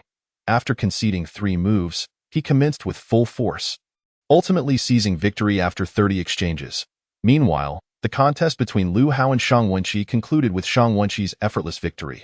Now, only the championship battle remained, scheduled for the afternoon. After lunch, many students chose not to return to their dormitories but instead proceeded directly to the training ground to meditate and rest. Securing the prime viewing positions. As the hour approached, amidst the cheers of the students, the 2 most exceptional competitors ascended the stage. Lin Etienne, champion. Lin Etienne, the champion. A classmate shouted. Shang Wenqi, the champion. Shang Wenqi, the champion. Another classmate expressed a differing opinion. With the number of supporters on both sides nearly equal, those who had placed bets also withdrew, as they could not accurately gauge the strengths of these 2 formidable contenders, deciding instead to refrain from further wagering. The 2 competitors ascended the arena almost simultaneously, and the cheers grew deafening. Lin Etienne reveled in the attention of the multitude. I never expected you to make it to the finals. What a surprise. Lin Etienne scoffed. Oh, really? I do feel a bit regretful that I couldn't encounter you earlier and knock you off the stage. Shang Wenqi retorted, their rivalry palpable. You still lack the requisite strength. How would you know if you don't try? Very well, I shall give it a go. To be prepared. I am about to strike, so don't be frightened. You talk too much. Without further ado, Lin Etienne leapt into action, executing a swift strike that sent a beam of azure light slicing towards Shang Wenqi. The speed was astounding, but Shang Wenqi was no novice. He raised his sword to block, effortlessly dissipating the attack. Though the sheer force surprised him, it appeared Shang Wenqi had made significant progress during their time apart. He likely matched Lin Etienne's prowess, necessitating caution, lest he face defeat. Shang Wenqi contemplated. Now you shall feel my power, he bellowed, stomping 1 foot on the ground and spinning in midair. With each revolution, he unleashed 3 strikes, and in an instant, a barrage of sword energy surged toward Lin Etienne. Lin Etienne remained unfazed, a cold smile gracing his lips. He executed the condensing air technique, and the surrounding air seemed to solidify, impeding the advance of Shang Wenqi's sword energy. With a swift alteration, the solidified air suddenly twisted into a vortex, and as Shang Wenqi's sword barrage collided with it, they disintegrated into nothingness, leaving only small holes punctured into the ground. At that moment, Shang Wenqi had already reached Lin Etienne's side, and they engaged in close combat, exchanging over 10 strikes in a flash, their speed rendering them nearly invisible. The singular sound of a sword resonated throughout the martial arts arena, heralding a brilliant flash of white light that extended over 5 zhong, descending with the might of a mountain. The 2 had separated by a distance of over 2 zhong, with the sound of the sword emanating from Shang Wenqi, prompting cheers from the audience below, who felt that a single strike could determine the victor. Faced with this assault, Lin Yiyan wore a grave expression. Fortunately, he had anticipated this and mirrored Shang Wenqi's technique. A flash of azure light erupted as he met Shang Wenqi's strike head-on, absorbing the full force of the attack. In the arena, the interplay of blue and white light flickered, and with a thunderous crash, both combatants retreated over two zhang, dust swirling around them as their energies carved a significant crater into the ground. I never imagined you would improve so much, Lin Yiyan remarked, feeling a slight internal injury from their clash. Likewise, Shang Wenqi replied, equally affected. Without further banter, Shang Wenqi roared, "Take another hit from me." With a flurry of movements, he unleashed 49 strikes in rapid succession, resembling a rain of blades descending upon Lin Yiyan from all directions. Lin Yiyan did not evade. Instead, he charged forward, using his sword to shatter Shang Wenqi's rain of blades. While airborne, he executed the Jiaolong emerges from the sea technique, seamlessly transitioning into an offensive maneuver, prompting nods of approval from the academy's higher-ups. "Well done," Shang Wenqi exclaimed, flicking his sword to counter Lin Yiyan's assault. Lin Yiyan remained airborne. A flash of white light surged, sending a blade of energy aimed at his left rib. Lin Yiyan was taken aback by Shang Wenqi's swift strike, roaring in response as he spun twice in midair to evade the attack. Upon landing, he merged with his sword, thrusting it towards Shang Wenqi. However, Shang Wenqi was not one to be passive. He leaped into the air, positioning himself upside down, aiming his sword at Lin Yiyan's core, the sole vulnerability in the unity of man and sword. Noticing this, Lin Yiyan tilted his head upwards, deflecting Shang Wenqi's attack with the sword's tip, then using his left palm to strike the ground, propelling his legs towards Shang Wenqi's lower half. With the sword deflected, Shang Wenqi found it too late to execute a downward strike and instead redirected his momentum, landing 5 zhang away from Lin Yiyan. The two locked eyes once more. Ha, exhilarating. Come again. Shang Wenqi's sword spun in his hand, a multitude of sword lights trailing behind it, akin to Shadow's .1000 Shadows technique. Countless sword phantoms surged towards Lin Yiyan, accompanied by the sound of slicing air. Lin Yiyan did not shield himself directly. Instead, he accelerated, curving towards Shang Wenqi, while the phantoms narrowly grazed past him without inflicting harm. As the distance between them closed, Lin Yiyan lowered his body, aiming for Shang Wenqi's waist. Shang Wenqi was alarmed. This was a classic case of trading injuries, as so close to one another, he risked wounding himself with his own technique. If he exchanged injuries, he would fall into Lin Yiyan's trap, and the outcome would undoubtedly be unfavorable. He swiftly spun into the air, gathering strength to unleash a fierce downward strike against Lin Yiyan. Lin Yiyan, realizing this would not succeed, raised his sword to block, using the force to slide aside. The two glared at each other, resuming their assault without a word. The audience below held their breath, realizing the vast gulf between their own abilities and those of the combatants. Yet some students glimmered with inspiration. Having learned much from the duel, despite their age differences, the gap was not insurmountable, and witnessing such a contest sparked motivation in many. As the two continued their exchange, neither could ascertain the exact number of techniques they had executed. Each had tasted victory and defeat, and weariness began to take its toll. After another fierce clash, both staggered back, propping themselves up with their swords. "Shall we settle this with one final strike?" Shang Wenqi inquired. Lin Yiyan, eager to conclude the battle, readily agreed. "What is there to fear? I doubt you can best me. Very well, prepare to receive my strongest move. Should you withstand it, I shall concede." "Cloud-piercing strike," Shang Wenqi roared. "Humph, you need not concede. I will defeat you myself. Witness as I utilize the cloud-piercing strike to vanquish you." Both warriors summoned their inner energies, channeling them into their swords. Lin Yiyan's blade glimmered in azure, resembling a blue dragon, while Shang Wenqi's sword shone white, exuding a faint glow. "Ah! Ah!" The two shouted in unison, charging towards one another. The ensuing clash produced a deafening explosion that momentarily rendered the audience's ears deaf, while the arena itself was gouged out, creating a crater over 2 zhang wide, with dust and debris obscuring their figures. All eyes turned upwards, eager to discern the outcome. Even the headmaster stood in anticipation. As the dust gradually settled, the two figures re-emerged on the arena. Lin Etienne remained upright, albeit looking quite disheveled, while Shang Wenqi knelt on one knee, coughing up blood. The result was clear. Lin Etienne had triumphed. Lin Etienne, Lin Etienne. The supporters of Lin Etienne cheered his name, but a sigh of relief escaped Lin Etienne. He had finally won. I told you. You cannot prevail, he said, forcing a grin at Shang Wenqi. Cough, cough. Don't rejoice too soon. A fleeting victory means nothing. I shall defeat you in the future. Humph. I fear you may not have that opportunity, Lin Etienne retorted, ignoring him as he turned to scan the crowd, seemingly searching for someone. Among the throng, Lin Etienne noticed Lin Etienne's gaze, recognizing he was looking for him. At last, their eyes met. Lin Etienne regarded Lin Etienne with the confidence of a victor, silently conveying that he would never surpass him. Lin Etienne, however, maintained a neutral expression, revealing no emotions. Chapter 19. Returning home good. Ha ha ha. The headmaster rose to applaud, and the cheers from the audience grew even louder. The academy's higher-ups, witnessing the headmaster's enthusiasm, also stood in unison, many puzzled as to why he held Lin Etienne in such high regard.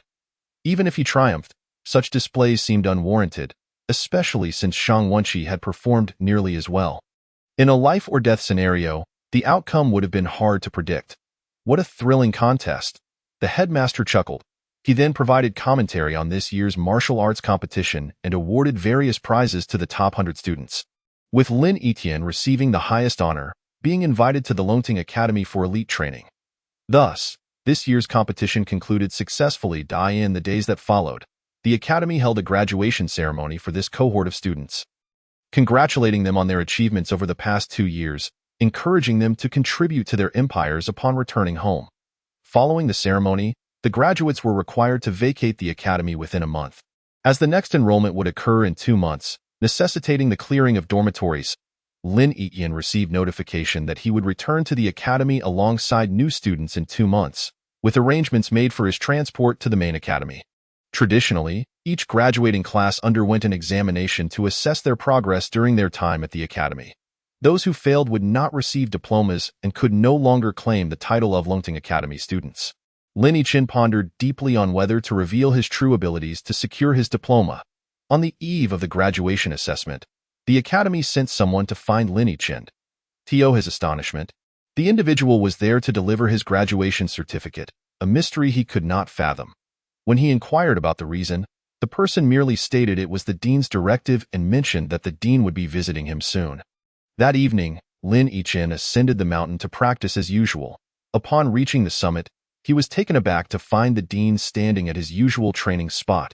A sudden jolt of anxiety coursed through him. Had the dean witnessed his training? Considering the earlier conversation with the messenger, it seemed the dean had intentionally awaited his arrival. With a heart full of trepidation, he approached, greeting, "Good evening, Dean." He bowed respectfully. The dean turned to him, a smile gracing his features, and with a tone of both curiosity and certainty, asked, "You are Lin Etienne's elder brother, Lin Etienne?" Realizing the dean had come to meet him, Lin Etienne dismissed any surprise at his name being known. "Yes, I am," he replied. The dean continued, "You exhibited exceptional innate talent at birth, yet were born with blocked meridians, rendering you unable to cultivate. However, I have observed that you frequently meditate on this mountain, and though I could not discern evidence of your training, I noticed spiritual energy entering your body. Have you begun to cultivate?" Lin Etienne's heart raced. The dean's words struck true. He had indeed begun to cultivate, a secret known only to him. Realizing he could no longer conceal this truth, he spoke, "I have begun to cultivate, but I hope the dean will keep this confidential. I wish for no one else to know. It appears you are the most outstanding student of this cohort, far surpassing your brother Lin Etienne." The dean chuckled warmly. Lin Etienne remained silent, unable to decipher the dean's true intentions in seeking him out. Was he merely here to expose his hidden capabilities? Did the dean possess such peculiar interests? Noticing Lin Etienne's demeanor, the dean laughed again and proposed, "I understand your desire for discretion regarding your abilities, which is why I sent someone with your graduation certificate, so you could bypass the graduation assessment. How does that sound? Are you satisfied?" This unexpected proposition left Lin Etienne utterly astonished. The dean of the Longting Academy inquired about his satisfaction. What a ludicrous jest! Though he was merely a branch dean, his stature eclipsed that of several emperors in neighboring realms. This, Lin Yichen stammered, before steeling himself. Dean, please speak plainly. The dean's laughter boomed at his flustered state, and he slowly articulated. Have you ever considered taking me as your mentor? He gazed at Lin Yichen with a kind and approachable demeanor. Lin Yichen was taken aback by the dean's question, momentarily at a loss for words. The subsequent words from the dean astonished him even more. How about I take you as my closed-door disciple?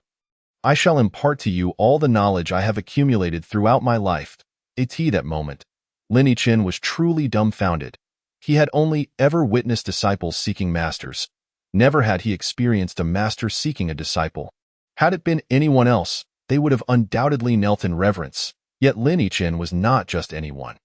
Ever since he had glimpsed the vastness of the world beyond this continent, his aspirations had expanded far beyond this confined space. He yearned to venture out into a broader world to pursue his dreams. Dean, I apologize, but I am not ready to accept such an offer, Lin Yichen declined. He feared that rejecting someone of the dean's eminent status would lead to embarrassment, perhaps even inciting anger that might result in the retraction of his graduation certificate. To his surprise, the dean reacted not with ire but with hearty laughter. Lin Yichen pondered, does the dean also laugh when he is angry? How peculiar! The dean, oblivious to Lin Yichen's thoughts, might have been inclined to reprimand him had he known. Observing Lin Yichen's nervousness, the dean self-deprecatingly remarked, It seems I have not yet attained the qualifications to be your master. That is not my intention, Dean. Lin Yichen hurriedly interjected, desperate to clarify his stance. The dean waved his hand dismissively and produced a notebook. This contains the insights I have garnered over the years. Take it and review it. It should prove beneficial to you.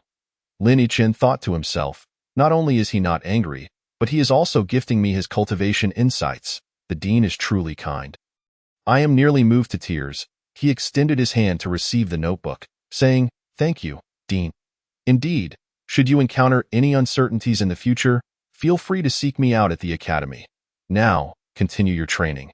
I must take my leave, the dean said before descending the mountain. Safe travels, Dean, Lin Yichen called after him, watching as the dean disappeared from view.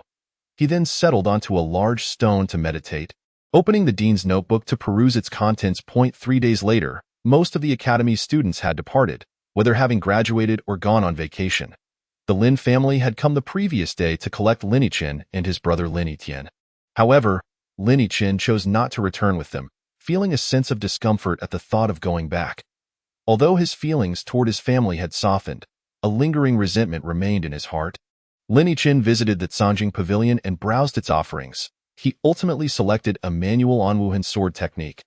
However, he did not begin studying it immediately, as he was still learning the falling leaf movement, gale slash, and flowing water sword technique. He opted for the Wuhan sword technique primarily because he anticipated that he might not return to Longting Academy in the future, so acquiring an additional sword technique could only be advantageous. He also chose a manual on fist techniques. After spending over 20 days at the academy, Lin Yichen began packing his belongings, for he was to depart the following day. It was time to leave. Lingering would only lead to expulsion from the academy. Moreover, tomorrow marked his birthday, a day he wished to celebrate with Aunt Wang. He envisioned the delicious dishes she would prepare for him, and a smile spread across his face at the thought. That night, instead of meditating, Lin Yichen opted to sleep. He dreamt of wielding his rusted sword, vanquishing foes and challenging formidable masters. Just as he was about to achieve greatness, he suddenly found his sword missing. As if it had never existed, jolting him awake as dawn broke, he rubbed his eyes and washed his face to clear his mind. He reached for his sword, but his hand froze mid-air upon realizing it was truly gone. Panic set in. Wait, I distinctly placed it on the table. How could it be missing? Lin Yichen searched frantically around his room, but to no avail. What is happening? Could it be that the dream was real? But where could it have gone? He tugged at his hair in frustration. Over the years, he had developed a deep attachment to that rusted sword, and its sudden disappearance left him feeling hollow. He retraced his steps from the previous day, yet found no clues. Reluctantly, he acknowledged he had to leave. Carrying his belongings, Lin Yichin exited the academy gates, realizing he was likely the last to depart. At the entrance, there were always carriages waiting to transport students, and after paying a small sum, he boarded one heading toward the imperial capital. As noon approached, the carriage arrived at the city gates of the imperial capital. Lin Yichin disembarked and made his way toward the Lin residence. Observing the familiar streets around him, he felt no sense of belonging. As he neared the Lin residence, he noticed a throng of people entering, each carrying gifts. The Lin family had even stationed individuals at the entrance to welcome guests, with colorful decorations adorning the entrance, exuding a festive atmosphere. Lin Yichin recalled that today was also Lin Yitian's birthday. Though celebrations were customary, they typically remained confined to the Lin residence. Why, then, were there so many visitors today? Curiosity compelled him to approach. The staff at the entrance, upon seeing Lin Yichin approaching, paused momentarily before whispering to one another. One of them quickly darted inside. Chapter 20. The decision to leave home. Young Master Yichin has returned. Though Lin Yichin was no longer held in high regard within the Lin family, the servants knew better than to show him disrespect openly. They would only gossip behind his back. Lin Yichin acknowledged with a nod, heading straight to his small courtyard. At this moment, Aunt Wang was the person he longed to see most. Arriving at the familiar entrance to his courtyard, Lin Yichin pushed the door open. The sight that greeted him was Aunt Wang bustling about, as if she would never pause her activities. Aunt Wang.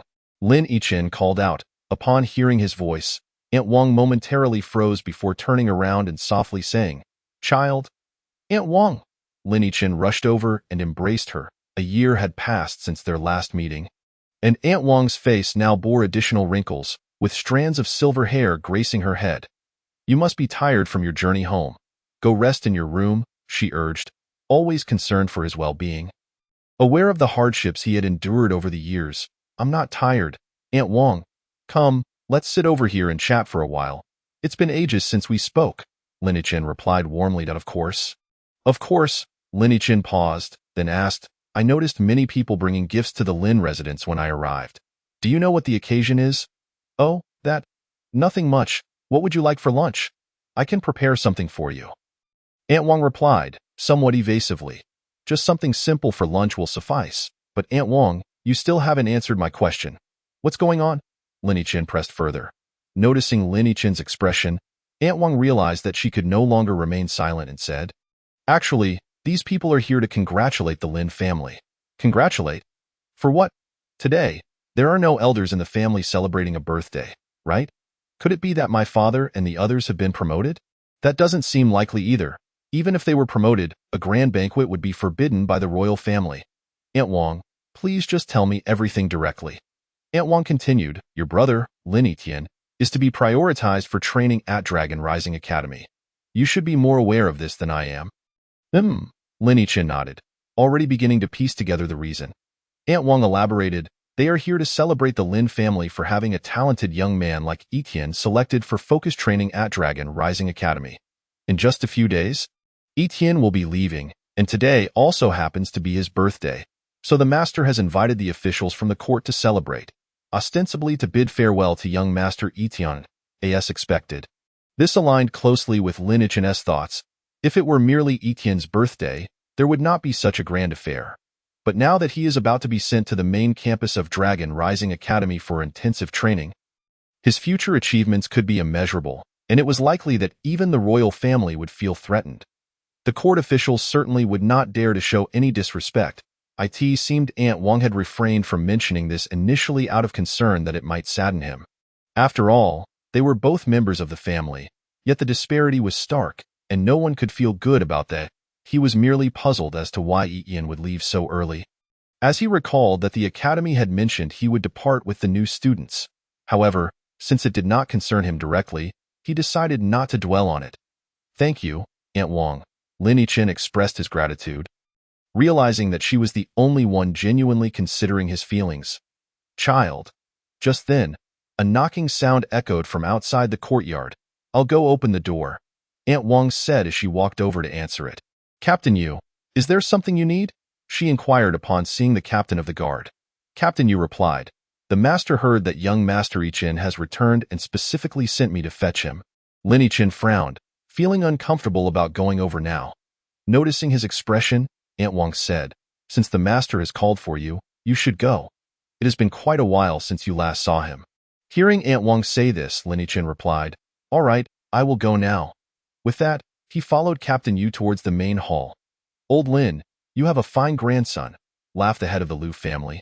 "Not at all. Your Liu Hao is no less impressive. He just had a bit of bad luck," Lin Ming humbly responded. "Brother Lin, from now on, we'll be relying on you," the head of the Liu family joked. Mutual support, mutual support. "Old Lin, come, I have something to discuss," the head of the Hua family said mysteriously. The head of the Liu family interjected, "If you have something to say, just say it. There's no need to be so secretive."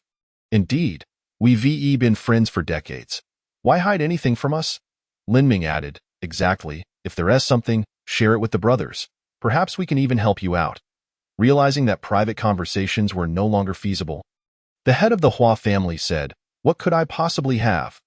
I merely wanted to inquire if our two families might consider an alliance. My precious granddaughter is one of the 3 flowers of the imperial capital, and she would be a perfect match for your Etienne. Please consider it." Upon hearing this, others chimed in, "What good is beauty alone? My granddaughter excels in music, chess, calligraphy, and painting. She is well-mannered and skilled in the kitchen. Old Lin, you should think about it." "Old Lin, my granddaughter." The heads of various families eagerly introduced their granddaughters, leaving Lin Ming overwhelmed but secretly delighted. He thought to himself that the Lin family's glorious era was just beginning, truly worthy of their ancestors. Lin Etienne stood nearby, listening to them discuss potential brides for him, a smirk of disdain curling at the corners of his mouth. As for that cold-hearted girl from Dragon Rising Academy, I hardly regard her. How could your ordinary girls be worthy of me? When Lin Ichin entered the main hall, he noticed that all his uncles had returned, each one present, clearly having rushed back to celebrate Etienne's occasion. Lin Ichin approached them, bowing respectfully. "Grandfather, uncle, second uncle." He then greeted the heads of the various families. Seeing Lin Ichin, once hailed as the empire's greatest prodigy, many sighed inwardly. When Lin Ming spotted Lin Ichin, he was momentarily taken aback. It had been 2 years since they last met, and Lin Ichin had grown quite tall. Coming to his senses, Lin Ming commanded, "Bring another chair. Ichin, you can sit here," gesturing to the side. "Yes, grandfather," Lin Ichin replied, maintaining a humble demeanor, although no emotions were evident on his face. "How dare a waste of space sit with us?" An unpleasant voice interrupted, drawing the attention of everyone at the nearby table. Lin Ichin halted his steps, casting a cold glare in that direction, his anger surging as he clenched his fists tightly. "Etienne, do not be disrespectful. After all, he is your elder brother." Lin Ming frowned and admonished. "I have no such waste of a brother," Etienne retorted, turning away dismissively. Seeing him turn his back, Lin Ming chose not to pursue the matter further and directed Lin Ichin. "Come, Ichin, sit over here." "Say that again?" Lin Ichin coldly demanded, struggling to contain himself. He felt an overwhelming urge to release his pent-up frustration. In front of so many people, he could not bear the humiliation, even if it came from his own brother. Today, he had turned 18, an age at which one could marry and start a family in the Shenfeng Empire. At 18, he understood the essence of dignity. The underlying resentment within him had reached a boiling point with Etienne's taunt. "Is it wrong to call you a waste?" Etienne scoffed. Lin Kuan, observing Lin Ichin's blatant disrespect in front of the family heads, barked, "Get out." Upon hearing his father's words, Lin Ichin felt a surge of fury. What a fine father he had. After entering, he hadn't exchanged a single word with him, and now he was being told to leave. "Very well. Is that how you wish to challenge me? I welcome it any time, and I'll do so with one hand behind my back," Etienne continued. Lin Ichin shouted in anger, "Fine. I accept your challenge and will show you just how insignificant your skills truly are." At that moment, he craved to unleash his wrath. Nothing could stop him, not even revealing his secrets. "Then come at me," Etienne exclaimed, standing up defiantly. "I could crush you with a single finger." Bang! Lin Kuan slammed his hand on the table. "Stop this at once." But Lin Ichin, already ignited by rage, paid no heed to his father's command and charged towards Etienne. With a loud crash, the sound of bodies colliding and shattering windows echoed simultaneously. In that instant, Lin Kuan had positioned himself in front of Lin Yichen. "Didn't you hear me tell you to stop?" At that moment, Lin Yichen lay sprawled on the cold ground outside the hall, blood spitting from his mouth, while everyone in the hall stood up in shock. Lin Ming could have intervened when Lin Kuan struck, yet he chose not to. Lin Etienne lay on the icy floor, the chill sapping away any lingering affection deep within him. Gazing at the drifting clouds above, he felt as though they mocked him for being a fool. In that instant, his heart had finally perished at the hands of his family, perished at the hands of his own father. Why were they so harshly pragmatic? Even their own flesh and blood could be treated so callously. Was this the plight of all prominent families? Lin Yichen was oblivious to this, nor did he wish to know any more. Heh? He? Ha ha ha ha. Lin Yichen laughed, a maniacal laugh that echoed like that of a madman, tears streaming down his face, evoking a sense of pity. Yet no one stepped forward to assist him. Lin Kuan's eyes flickered with regret, but it vanished in an instant. Finally, Lin Yichen grew weary of laughing, exhausted, struggling to rise from the ground. His once emotionless gaze swept over the indifferent faces surrounding him before he silently turned away. The words escaped his lips. "I, Lin Yichen, hereby vow that from this moment forth, I sever all ties with the Lin family, never to be associated again." His voice was chilling, sending shivers through those who heard it. With that, he turned and walked away. Chapter 21. Counter-robbery. As Lin Yichen attempted to leave. "Wait, did you not just say you would challenge me? Why are you leaving now?" Etienne called out from behind. Lin Yichen turned, an aura of murderous intent emanating from him, causing everyone present to feel a chill. He glanced at the head of the Lin family and saw that he did not intervene. "If you wish to die, I can fulfill that wish," Lin Yichen coldly replied. "Ha ha ha. You truly amuse me. Do you think you can take me on?" Etienne mocked, disdainfully shaking his finger. "You're not capable. Come at me. Otherwise, you'll miss your chance." Lin Yichen spoke.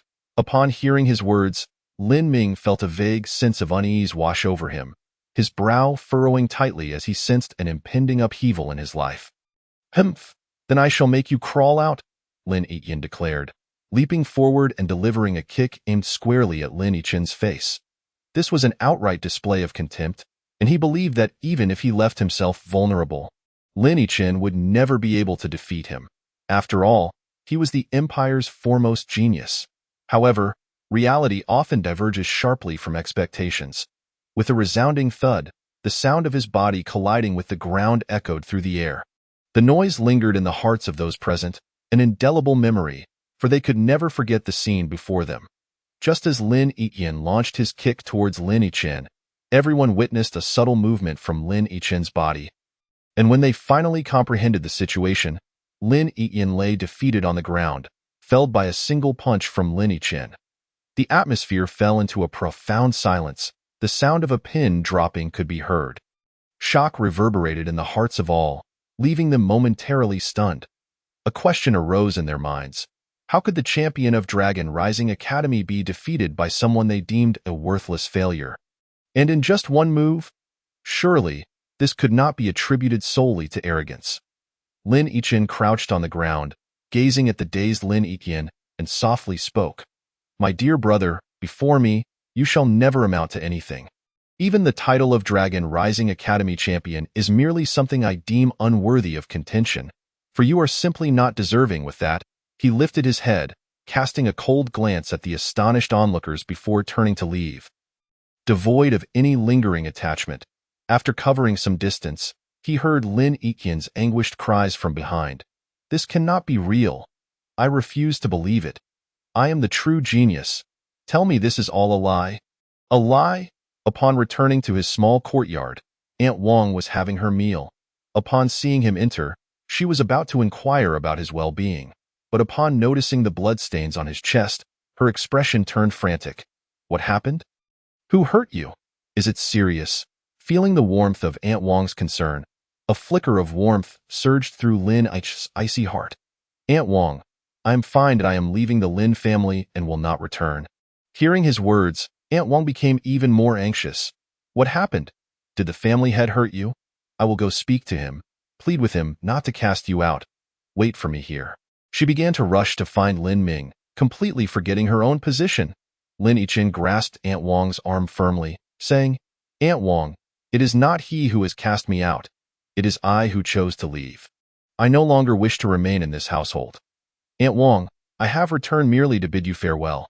Please take care of yourself, do not always be so busy, and remember to rest more. As he spoke, tears welled up, his voice becoming choked. Aunt Wang! Lin Yichin embraced Aunt Wang tightly, sobbing uncontrollably. Child, do not frighten Aunt Wang. Why must you leave? Aunt Wang was already in tears, her heart aching for Lin Yichin. This child had never voiced his grievances, always enduring silently. Aunt Wang, I must go now. If I delay, it will be too late. Please take care of yourself, and if I have the chance, I will return to see you. Lin Yichin understood that once the Lin family regained their senses, they would not allow him to leave easily. He needed to seize the moment. Child, what on earth is happening? Speak to me. Aunt Wang attempted to hold him back. Aunt Wang, you will understand in time. Please take care. With that, he dashed out of the small courtyard but paused momentarily before turning back to grab his hastily packed belongings and a few fire starters from the kitchen, securing them on his person before fleeing the courtyard. Child, Aunt Wang cried out. Hearing her call, Lin Yichin halted but did not turn back, fearing he would be unable to part.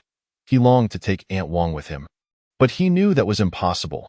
Not only did he lack the strength, but Aunt Wang's home was here, and she had her own family. Instead of heading for the main gate of the Lin residence, Lin Yichin ran towards the back mountain, worried that the entrance had already been sealed off. He intended to scale the back mountain and escape over the wall on the other side.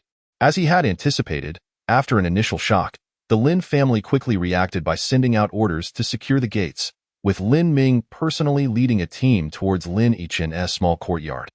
The door to the courtyard was kicked open. Where is Lin Yichin? Has he returned? Lin Ming shouted at Aunt Wang. Having never witnessed the family head's fury, Aunt Wang trembled in fear. Family head? Yichin did return, but he has already left. Where did he go? I do not know, he did not say. Only took his belongings and left. Relay my orders. Search this mountain with all our might.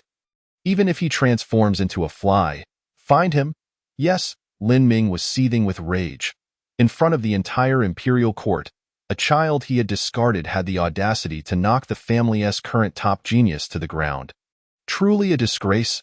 Lin Yichin's previous status as a waste had turned the family into a laughing stock, and now, with his own strength, he had made them the butt of ridicule across the realm. Once captured, Lin Ming intended to teach him a lesson before addressing any further matters. Meanwhile, after Lin Yichin scaled the wall and left the Lin residence, he hurried towards the imperial city gate, determined to exit the city before news of the incident spread. Otherwise, with the Lin family's influence in the capital, finding him would be a trivial matter. That moment, someone was already relaying messages to the guards at the gate to seal it off. Ultimately, Lin Yichin was a step ahead. Shortly after he exited the city gate, it was sealed, preventing anyone from entering or leaving. Outside the city, Lin Yichin breathed a sigh of relief, grateful to have escaped being trapped within. Gazing at the city walls, he murmured, Farewell, Lin family. It is you who pushed me away. Remember, I owe you nothing. At the city gate, numerous merchant caravans were stranded outside, bewildered by the sudden closure of the gates, forced to rest in the open as they awaited the gates to reopen. Lin Yichin seized this opportunity to purchase a horse from them, galloping away in the opposite direction of the imperial city. After Lin Yichin exited the city gates, they were promptly sealed, and the Lin family reported the incident to the royal family. After all, this was the imperial capital, the residence of the emperor, and not a place where the Lin family could exert absolute control. Should the royal family hold them accountable, they would face consequences. Upon notifying the royal family, Lin Ming led the entire Lin household to search the back mountain for Lin Yichin. Suddenly, Lin Ming's heart sank. If Lin Yichin had already escaped the city, searching here for half a year would yield no result. He swiftly dispatched a team to pursue him along the main road. Regardless of the reasons, locating Lin Yichin had become imperative for the Lin family. Even the royal family would not permit someone with such exceptional talent to escape the nation. He must be firmly tethered and utilized for future endeavors. As for Lin Ming, he simply wished to find him quickly. Without any concrete plans for the future, yet feeling that he could not allow Lin Yichin to wander alone. After sprinting 200 miles along the main road, the horse began to tire, and its pace slowed. Lin Yichin dismounted, allowing the horse to run ahead while he plunged into the nearby woods. In truth, Lin Yichin was uncertain why he was fleeing. He merely wished to leave this place behind and felt lost within himself. 3 days later, Lin Yichin had no idea how far he had traveled. During these 3 days, he navigated through the woods, traveling by day and resting under the stars at night. On the first night, as it was his first experience sleeping outdoors, he felt a mixture of fear and anticipation, ultimately falling asleep only in the early hours of the morning. The following day was much better. At present, he was roasting a rabbit he had caught earlier. Having forgotten to bring salt or other seasonings, the roasted rabbit lacked flavor, but fortunately, he was not particularly picky. He only needed something to fill his stomach. Once it was cooked, he devoured it ravenously, then meticulously erased all traces of his presence. Although he believed he was no longer being pursued, it was better to be cautious. 4 more days passed, and Lin Yichin followed a narrow path into a small town. The town was modest in size, yet its name possessed an ethereal quality. Cloud Peak Town. As Lin Yichin surveyed his surroundings, he noted the absence of any towering peaks and chuckled at his own fanciful thoughts. Upon entering the town, he discovered that despite its small size, it was bustling with activity, a continuous flow of people and the sounds of commerce ringing in his ears. He located a stall selling spices and purchased various seasonings for roasting. The vendor was exceedingly friendly, enthusiastically introducing him to different spices. Appreciating the vendor's warm demeanor and honest appearance, Lin Yichin inquired, "Excuse me, sir, I seem to have lost my way. Could you please tell me if this area is still under the jurisdiction of the Divine Wind Empire?" The vendor paused momentarily but quickly replied, "This town is still governed by our Divine Wind Empire. Beyond the mountain range to the north lies the territory of the Falling Peak Empire." "Ah, thank you very much, sir." Lin Yichin expressed his gratitude. At that moment, a person passed by him, overhearing his question. After sizing him up, the individual smirked coldly and turned to enter a nearby alley, but Lin Yichin remained oblivious to this. The boss continued, "You should wait at the town's entrance for your family. They might have trouble finding you and could come here to inquire." "All right, thank you, boss," Lin Yichin replied, truly heading towards the town's entrance. However, he had no intention of waiting for his family. Instead, he aimed to traverse through the woods outside the town and enter the Falling Peak Empire via the northern mountains. After exiting Yunfeng Town, he took a left and ventured into the woods. Shortly after his entry, individuals pursued him in the direction he had taken. Am I being followed?" Lin Yichin sensed something amiss behind him but dismissed it. With his current capabilities, he was already of moderate standing within the entire empire. Since Lin Yichin had arrived in the small town in the late afternoon, he had been running through the woods for 2 hours. Although the sky remained bright, the forest had grown pitch dark due to the canopy of leaves. Upon finding a water source, he decided to halt his journey for the night and rest, planning to cross the mountain range into the Falling Peak Empire the following day, where he would presumably be completely safe. After catching a bird, he cleaned it, seasoned it with the spices he had purchased, and placed it over the fire to roast slowly. "Big brother, there's a light ahead," one person in the woods exclaimed. "Damn it, I'm exhausted. This kid can really run," another replied, panting heavily. "Big brother, let's take a break. Otherwise, we won't have the strength to catch him later," a third suggested. "You're right, let's rest for a moment. After all, he's right in front of us and can't escape. If the fire goes out, we'll just follow him," the eldest declared, plopping down on the ground. "Hey, I say, third brother, did you hear clearly? Did he really get separated from his family? I can't shake the feeling he ran away on his own." The eldest, still gasping for breath, remarked, "Big brother, it's absolutely true. That kid said it himself. Why would I lie to you?" The third brother protested. "I'm not saying you're lying. I'm worried that this kid might be deceiving us." Another chimed in, "Big brother, there's no need for doubt. This kid is definitely lying. Just look at the peculiar items he bought during the day. If he truly got separated from his family, how could he venture so far into the woods alone? It's clearly suspicious. Why didn't you say this earlier? We've run so far, the eldest scolded. Now that we're on his trail, are we supposed to return empty-handed? The second brother retorted. Yeah, big brother. We can't go back empty-handed. That would ruin our reputation, the third brother added. Ha, third brother, you're quite the joker. This is our first job. What reputation could we possibly have? The eldest replied. Exactly, because it's our first job that we mustn't fail. A bad start is a dire omen. Still, I'm a bit worried. This kid dares to spend the night alone outside, which indicates he is much bolder than the average person. Have you ever heard this saying? What saying? The others asked in unison, a well-known caution in the martial world. The wandering youth and women are the most dangerous to provoke, the eldest stated solemnly. The three others paused, seemingly deep in thought. To be honest, their nerves were already on edge for their first operation, and hearing the eldest's words only added to their uncertainty. While that's true, all four of us have martial skills and have trained. Over the years, we've reached levels 4 and 5 of martial artists. It's apparent that this kid shows no signs of having trained, the second brother argued. But what if his cultivation level is higher than ours? The eldest replied, still uneasy. He looks only about 15 or 16. Even if he trains quickly, can he catch up to the Empire's top genius, Lin Etienne? Even if he is trained, he is likely only at levels 5 or 6. Even if he is slightly stronger, can't the four of us handle him? The second brother countered. The third brother added, big brother, if he is trained, that's even better. It means his family will pay more for him. Our goods were stolen, and whether we can make a comeback depends on this one opportunity. I think it's feasible. The fourth brother, who had remained silent, finally spoke up. The eldest pondered for a moment, then gritted his teeth and said, all right, let us go for it. He stood up and headed in Lin Etienne's direction. At that moment, Lin Etienne had just finished roasting the bird and heard footsteps behind him, followed by a coarse voice. Ha, little brother, you've got great skills. The eldest laughed heartily. The four surrounded Lin Etienne.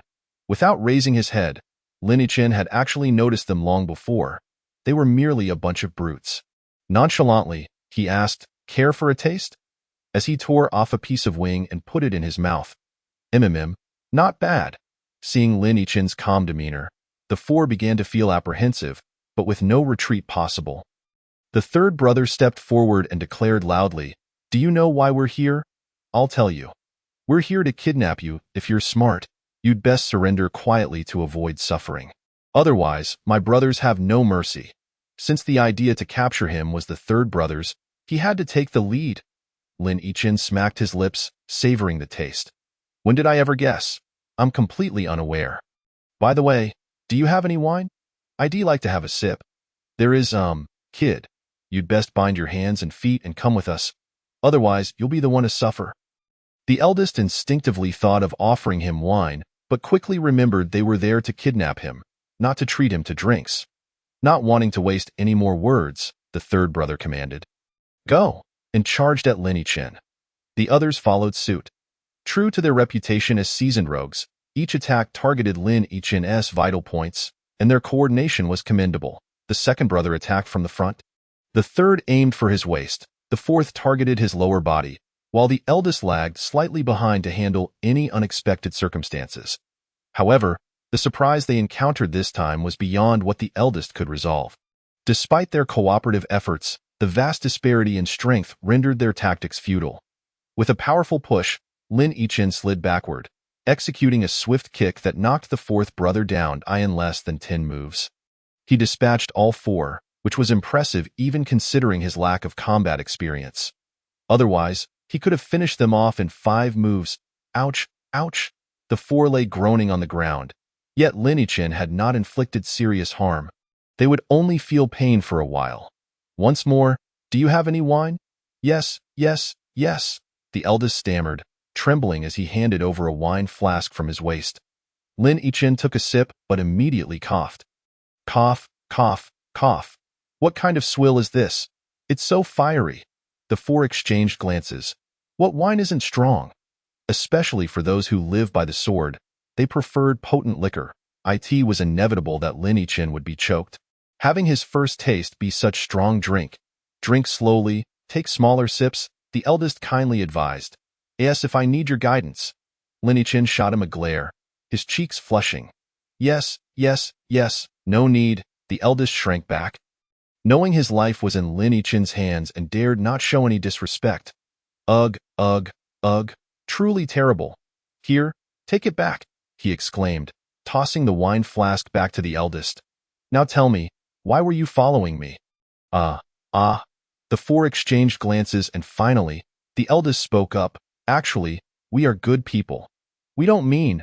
Before he could finish, he noticed Lin Yichin looking at him oddly, and the other three quickly turned their faces away as if they didn't know him. It dawned on him that his claim of being good would be met with disbelief. After all, who among those who roam the martial world is truly virtuous? The eldest continued. We, while we're not good people. We have absolutely never committed any heinous acts, I swear by heaven. He extended his index and middle fingers as if to take an oath. Yes, yes, we can vouch for that, the other three chimed in quickly. You shameless lot, vouching for him in front of me. Young master, I assure you I'm telling the truth. We have never done anything heinous, the eldest pleaded, his voice tinged with desperation. All right, go on, Lin Yichin relented, feeling a twinge of sympathy for the large man before him. Well, it all began 2 days ago. The leader was no longer lying on the ground but had seated himself instead, proclaiming, We, the four brothers, are members of a security agency. Due to the chaos in this border region, no one is willing to conduct business here. Thus, we pooled our resources to purchase a batch of goods. Anticipating substantial profits upon their safe delivery, we were on the verge of success, brimming with joy, only to be ambushed at this critical juncture, leaving us destitute and in debt, with dependents above and below us. The burden of sustenance weighs heavily, and in our desperation, we resorted to unscrupulous thoughts. Coincidentally, the third brother overheard you mention being separated from your family, and so, dear young master, we truly are novices in this line of work. As heaven is our witness, we shall never dare to repeat this transgression. Please, grant us your mercy this once. As he spoke, tears began to stream down his face. Hey, stop crying. I've heard that those who wander the rivers and lakes possess great courage. Why do you weep so easily? Lin Yichin felt a pang of sympathy as he observed the man sobbing on the ground. He had never intended to harm them. Young hero, they came here on my counsel. The blame lies solely with me. If you seek retribution, direct it at me and spare them, the third brother interjected. Third brother, brother three. The others cried out in unison. The third brother waved his hand, silencing them. Enough! Had it not been for my deceit, you would not have stooped to such heinous acts. I implore you to look after my family in the future. Turning to Lin Yichin, he continued, do as you wish, the choice is yours. The other three turned their gazes toward Lin Yichin, hoping for clemency.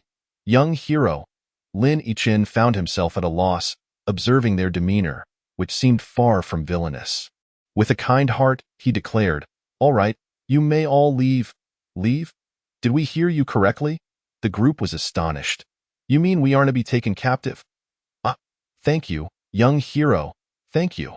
They expressed their gratitude profusely, astonished that Lin Yichin would release them so easily. Good deeds are rewarded, they murmured, gradually retreating a couple of paces. Wait! Lin Yichin suddenly called out. What? Their hearts sank. Did he intend to change his mind? Run! The leader shouted, and they bolted away. Lin Yichin scratched his head, muttering to himself, what just happened? Then he shouted, I just wanted you to leave the wine behind. This wine is yours, young brother. Good deeds are rewarded. The group breathed a sigh of relief upon hearing Lin Yichin's voice. Had he pursued them, they would truly have fled. Lin Yichin accepted the wine jug, and after watching them distance themselves, he took a small sip, feeling a fiery sensation in his stomach. It was so vile that he could hardly fathom how anyone could be so enamored with alcohol. Shaking his head, he took another sip. Chapter 22. The village. After a month of exhaustive searching, the Lin family had made no progress and gradually reduced their efforts. Meanwhile, Lin Yichin continued to navigate through the forest. standing atop a branch to survey the vast expanse of trees, which seemed to stretch infinitely, filling him with a sense of despondency. He had grown weary of his daily fare of barbecued food, and his clothing had become tattered and worn. If he were to enter a town, one might mistake him for a beggar. After 3 more days of relentless travel, he caught 2 fish from the river at noon and began to roast them. Suddenly, he heard rustling from the bushes behind him, heightening his alertness. Over the past month, he had faced numerous animal attacks, the most harrowing being an encounter with a pack of wolves. Despite his profound cultivation, the sheer number of wolves had overwhelmed him, forcing him to flee while fighting back. He had sustained several injuries in the process. Ultimately, he had managed to leap into a large tree, where he remained for 2 days and nights as the wolves prowled below, only to disperse once they lost interest in their prey. He had feared for his life during that ordeal, and after the wolves finally departed, he hastily vacated the area. Now, hearing the commotion behind him, he could deduce that it was not a pack of wolves approaching. Was it a snake? He remained still, awaiting its approach. Lin Yichin heard the sound of something running towards him at a rapid pace. Timing his movements, he lowered his body and slid backward. Raising his feet to kick Dai in that moment, he realized it was a tiger. His feet connected with the tiger's midsection, sending it sprawling to the side. And he quickly stood to face it. The tiger, having hit the ground, swiftly regained its footing, emitting a low growl. Lin Yichin took a moment to assess the beast. It measured over 10 feet in length, towering nearly to his chest, a true ferocious predator, its tail thrashing like a steel whip behind it. How imposing! Lin Yichin exclaimed, his gaze locked onto the tiger's fierce eyes, truly understanding the meaning of being under the tiger's watchful glare. The tiger circled Lin Yichin, searching for an opportunity to strike. Well, my clothes are in tatters. I might as well fashion a garment from your hide. Ha ha him. Your pelt could make 2 outfits, and your bones would make a fine soup, while your head would serve as a splendid hat. Lin Yichin found himself oddly amused at the thought, showing no fear as he contemplated the tiger's potential usefulness. Yet, the tiger could not comprehend his words. Seeing Lin Yichin point and gesture, it perceived this as a challenge and roared fiercely, lunging toward its perceived prey. As the tiger charged, Lin Yichin deftly sidestepped, extending his fist to strike the tiger's face. Though he refrained from using his internal energy, the force behind his blow was immense, enough to send the tiger reeling, stars dancing in its eyes. The tiger let out a pained roar, staggering backward as it struggled to regain its balance. This strike ignited the tiger's ferocity, which charged recklessly at the audacious human. The two engaged in a fierce exchange, resembling a savage contest of beasts. With a resounding thud, Lin Yichin delivered another kick, sending the tiger crashing away once more. The creature, now driven by instinct, lunged at Lin Yichin again, intent on overpowering him. I'm done playing with you. Lin Yichin ducked low, sliding beneath the tiger's body, then swiftly grasped its tail, yanking it back with all his might.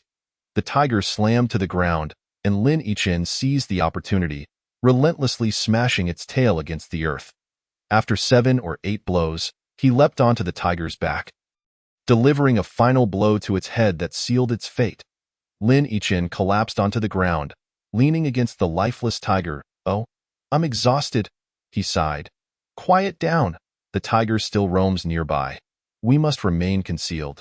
At that moment, a group of about 10 individuals approached Lin Yichin. Brother Lin, look, there are signs of a tiger here, one of them remarked. The man called Brother Lin crouched down to inspect the area. It appears to be fresh. The tiger should be nearby. Everyone, stay alert. We cannot allow it to escape. Otherwise, our village will suffer. The group formed a small circle, crouching as they cautiously advanced. Brother Lin, one shouted. Upon hearing the loud call, Brother Lin initially intended to reprimand him, but when he noticed the man staring intently ahead, he followed his gaze and was taken aback. A young boy was leaning against the very tiger they sought, peacefully asleep by the riverbank. Could that tiger be his pet? One of them pondered aloud. Surely not. The others exchanged incredulous glances, unable to believe it. Brother Lin replied, Let us not concern ourselves with that for now. We must approach and investigate. He led the group toward Lin Yichin and the tiger.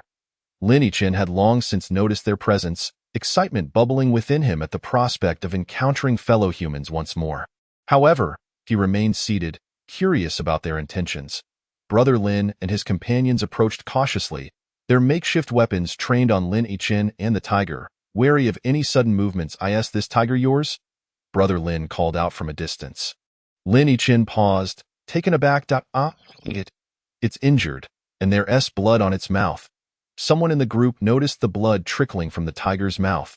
From a distance, they had assumed it was merely resting beside the boy. Upon hearing this, the group turned their attention to Lin Yichin. "It's dead," Lin Yichin stated flatly. "What? Dead? How did it die?" They were astonished, having come to confront the creature, only to discover it had already met its end. Brother Lin surveyed the area, noting signs of a struggle, and cautiously asked, Did you kill it?" The group stared at Lin Yichin in disbelief. "Indeed, it nearly exhausted me.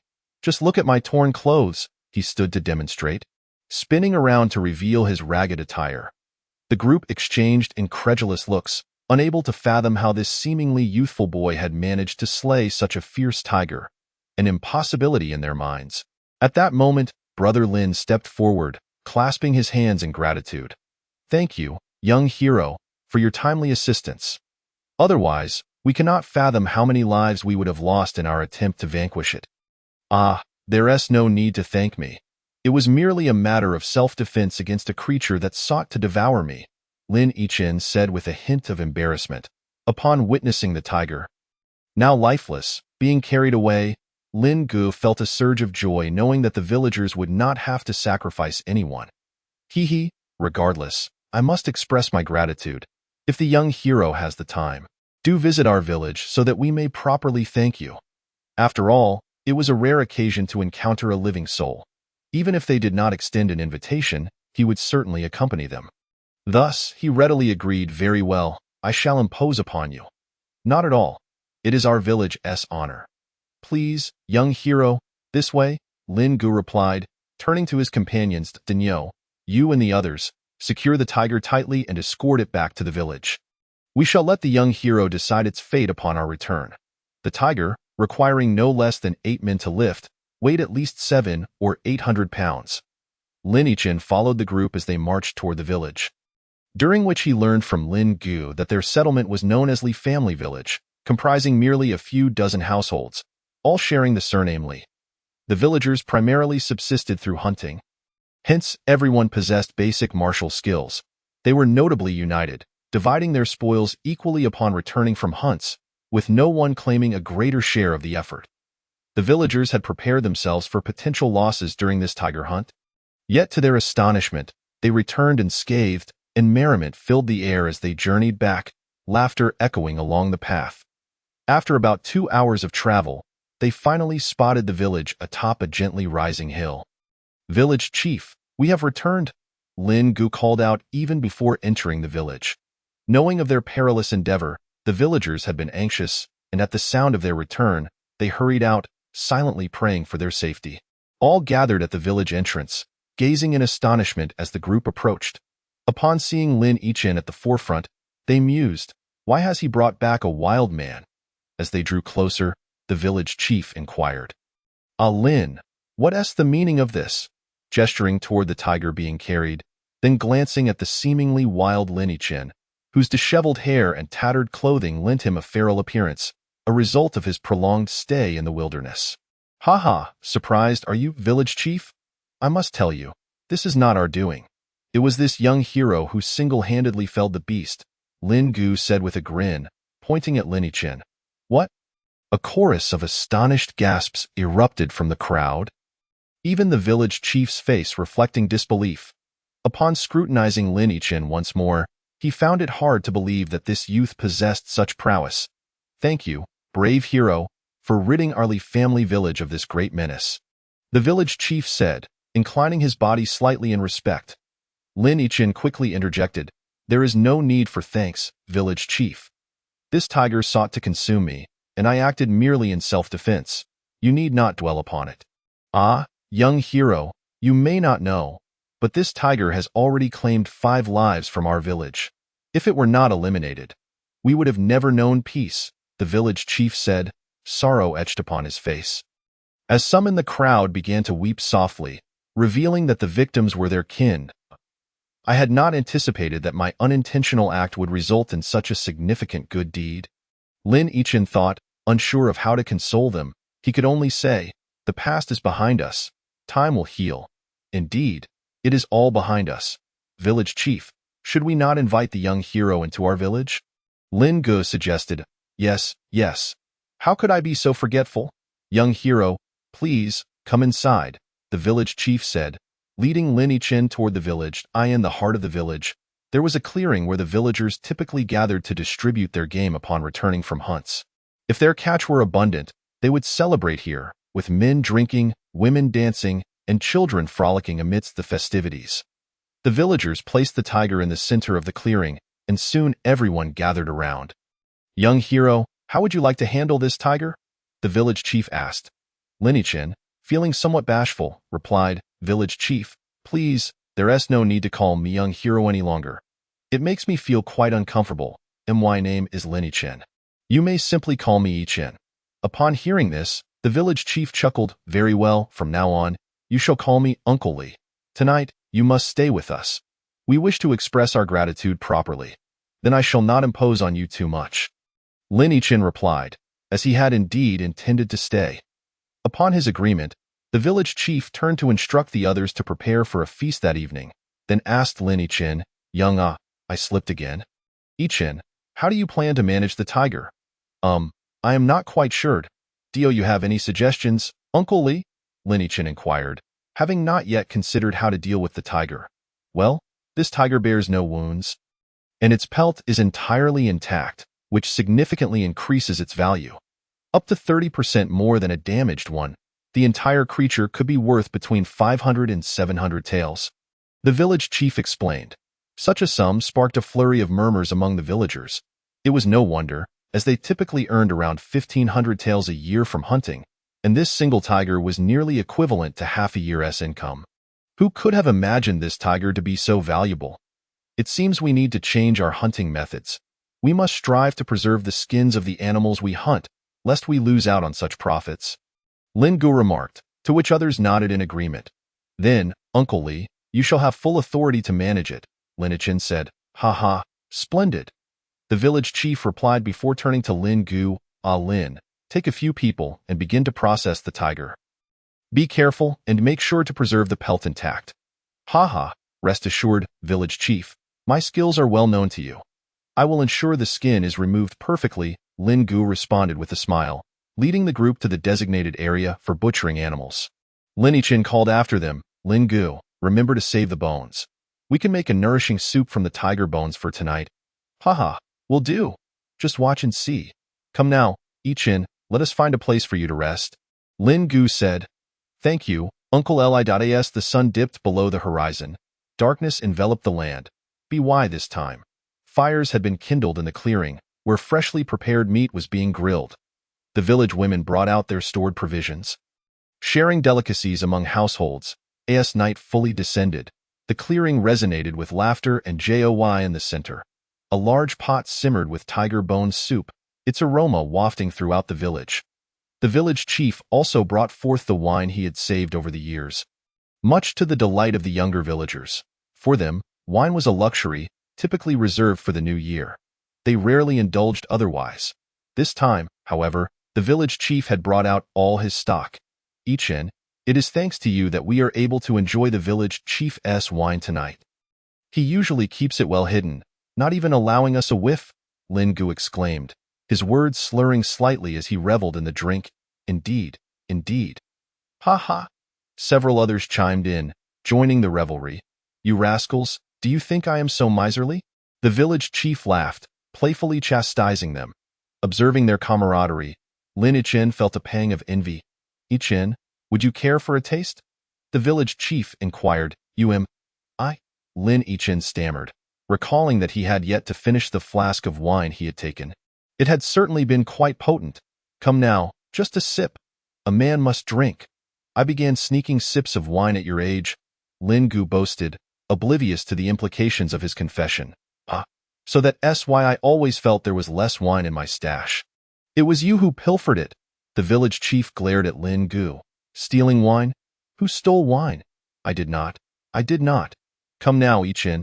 Allow me to pour you a glass. Lin Gu quickly redirected the conversation.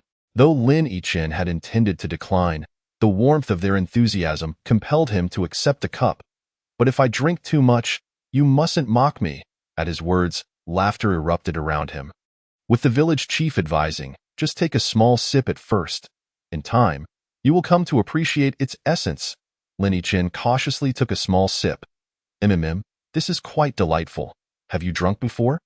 The village chief asked. Yes, just from this flask. Please, do have a taste, Lin Ichin offered, unfastening the flask from his waist and handing it to the village chief. The village chief took a swig, grimacing slightly.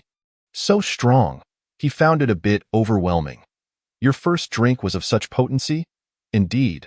I thought all wine was like this. No, this is a strong liquor, the village chief clarified, shaking his head. In my youth, I ventured into the city and learned that such potent liquor is typically consumed by wanderers, while ordinary folk tend to shy away from such strong spirits. I remarked on its unpleasant taste. Where did this liquor come from? The village chief inquired. This liquor is... Lin Ichin recounted the events that had transpired earlier. Ha ha ha, a valuable lesson indeed, though perhaps a tad lenient. They should have been dealt with more severely to prevent them from harming others in the future. Lin Gu commented, they too have their struggles. They were driven to this life. The village chief expressed a certain sympathy for them, understanding the hardships faced by those who roam the land. Upon hearing the village chief's words, Lin Gu found himself at a loss for a response. Come, let me show you just how potent this liquor is, he said, taking the bottle in hand. Take it easy. No one is going to snatch it away from you. Lin Gu remarked before tilting his head back and taking a large swig. Cough, cough, cough, he spluttered, as the liquor caught in his throat. Serves you right, the village chief scolded. Lin Ichin discerned an unusual bond between the village chief and Lin Gu. Later learning that Lin Gu was an orphan, having lost his parents at a young age and raised by the village chief, that moment, a spirited child of around 5 or 6 came bounding over, shouting, Daddy, Daddy, ha, come here, son. Oh, you've gotten chubbier, Lin Gu exclaimed, revealing that this was his son. Hurry, call Uncle Lin. Lin Gu directed the boy towards Lin Ichin. Uncle Lin, the child obediently responded. Hearing himself referred to as uncle sent a peculiar feeling through Lin Ichin. Time truly flies, and he was already being called uncle by a child. Come here, let uncle give you a hug, he beckoned. The boy approached Lin Ichin and, in a sweet voice, asked, Uncle Lin, can you teach me martial arts? I want to be able to fight big tigers like you, so I can protect the village. Taken aback by the child's maturity, Lin Ichin was momentarily speechless, impressed that at such a young age, the boy was already thinking of protecting others. Just as he was about to respond, Lin Gu swept the child into his arms. Your Uncle Lin is tired. Go play over there for a bit, and later, I'll treat you to tiger bone soup to help you grow stronger. Children, being children, quickly forgot their previous questions and scampered off to play elsewhere. Ichin, I truly apologize. Children can be quite thoughtless. Lin Gu said, offering his apologies. Lin Gu, I'm not upset if Tiger wants to learn. I can teach him a few moves, Lin Ichin replied. Really? Lin Gu exclaimed in disbelief, as did the others, astonished at the idea that someone capable of killing a tiger with their bare hands would willingly teach a child. They had assumed that someone of Lin Ichin's caliber would have restrictions on accepting disciples, and had Lin Gu not intervened when Tiger expressed his desire to learn, the atmosphere would have turned awkward, potentially leading to Lin Ichin feeling uncomfortable or even resentful. To their surprise, Lin Ichin's offer to teach Tiger was a delightful revelation. Indeed, gather all the village's children here tomorrow, and I will impart to them some fundamental techniques. Allowing them to practice steadily, Lin Ichin smiled at is that really true? The villagers were incredulous. Absolutely, Lin Ichin affirmed with a nod. I scarcely know how to express my gratitude. Thank you, Ichin. You are truly a blessing to our village. Not only have you slain the tiger, but now you wish to educate our children. We are profoundly grateful, Lin Gu exclaimed, his excitement evident as he felt sober from the news. The others joined in expressing their gratitude as well. Ichin, teaching children is not a matter of a day or two. Are you truly committed to this? Will it not interfere with your own affairs? The village chief asked, equally pleased at the prospect of Lin Yichin teaching the village's youth. I have little else to attend to. If you don't mind, may I reside in the village for a while? Lin Yichin inquired, genuinely enjoying the atmosphere of the village, which he found lacking in the Lin estate. Really? That would be wonderful. It is our honor, the village chief responded with a smile. Tonight, you shall stay at my home, and tomorrow, we shall have someone construct a house for you. How does that sound? That sounds good. Tomorrow, let a Lin take you to choose a location, and no need to choose. By the village entrance will suffice. I prefer a quieter spot, Lin Yichin stated. Agreed. The village chief promptly replied. Come, the tiger bone soup is ready. At that moment, the women brought over bowls filled with the freshly prepared soup. Thanks to Yichin, this is my first time tasting tiger bone soup. Ha ha, Lin Gu chuckled, his joy palpable at the thought of Lin Yichin remaining in the village to teach the children. Lin Yichin remarked, I had a few tastes of it as a child, but I've forgotten what it was like. Ts quite nourishing. Let the children have plenty to as night deepened. The women led the children home to sleep, leaving the men to engage in drinking games in the open space. Lin Yichin, inspired by their merriment, also partook in a few rounds, though he ended up losing. After consuming 3 cups, he began to feel slightly inebriated. In truth, he could have dispelled the effects of the alcohol with his energy, but he was unaware of such methods at that moment. He stood up, swayed unsteadily a couple of steps, and then collapsed to the ground, unconscious. The following morning, Lin Yichin awoke in a daze, his head pounding fiercely. He lightly tapped his forehead as he got out of bed, opening the door to see the sun already high in the sky, its brightness momentarily blinding him. After adjusting, he approached the well to wash his face with a basin of cool water, which helped him feel significantly more alert. Is this Li Bo's home? Why is there not a soul in sight? Lin Yichin wondered, still not having encountered anyone after waking. Yichin, you're up so early. Why not sleep a little longer? The village chief happened to enter just then and saw Lin Yichin washing his face. Lin Yichin offered an awkward smile, thinking the village chief was joking. Li Bo must have made a fool of you. The chief chuckled. Haha, I was the same way when I first started drinking. It gets better with time, Li Bo said. You're awake just in time. We're currently building your house. Would you prefer it to be like ours, or do you have other ideas? Just like yours will suffice. I'll help out. You should eat something first before heading out, Li Bo urged, noticing Lin Yichin's eagerness to leave. I'll eat at noon. I'm not hungry now. The aftereffects of the alcohol made him feel slightly nauseous. Let alone the thought of food. With that, he dashed towards the village entrance. Chapter 24. Settling in, Part 2, Haha. In the village square, a group of roughly a dozen children were there, energetically throwing punches. The older ones were around 11 or 12, while the younger ones were merely 2 or 3. The little ones mimicked the movements of their older peers, their adorable antics endearing to all, while the older children practiced with commendable seriousness. Lin Yichin had been in the village for 2 days, and his house was already completed, situated at the village entrance, a good distance away from the other homes. As he preferred solitude, he was currently teaching martial arts to the village children, though he had no intention of imparting any cultivation techniques. Firstly, they were still quite young, and secondly, he believed that most people in this world lack the aptitude for cultivation. He felt that introducing them to such practices would adversely affect their future lives. Unsure if he was making the right decision, he opted to teach them some basic martial arts for the time being, planning to address the issue of cultivation methods later. Fortunately, the techniques he learned could be practiced without the need for energy, albeit with diminished potency, yet this was more than sufficient for the villagers to learn. As Lin Yichin observed the children's movements with keen attention, he noticed the village chief and Lin Gu approaching. Yichin, come here. The village chief waved him over. Continue practicing diligently. I will come by to check in shortly. Anyone caught slacking off will face my wrath, Lin Yichin playfully threatened the children. Yes, they chorused loudly. Li Bo, what brings you here? Haha, I've got some news for you, Li Bo said with a conspiratorial tone, clearly excited. What good news? Is it about the tiger skin? Lin Yichin asked, recalling that Lin Gur and a few others had gone to sell the processed tiger skin and other items in the city that morning. Their triumphant return hinted at a successful transaction. Nothing escapes your notice, Lin. Why don't you share? Lin Gu chuckled, his excitement palpable. Earlier, The village chief estimated the tiger's skin would sell for 500 to 700 taels. But we encountered a wealthy buyer who offered 800 taels for the intact skin. 800 taels. That means we've made quite a profit, Lin Yichen responded, smiling that in truth, he didn't perceive 800 taels as a significant sum. During his time in the family estate, they would often spend tens of thousands during festivals, making a few hundred seem trivial. However, upon arriving in this village, he realized that what he had once considered a small amount was, in fact, a considerable fortune to the villagers. Until later, he experienced firsthand the plight of a hero brought low by a mere penny, only then realizing the significance of wealth.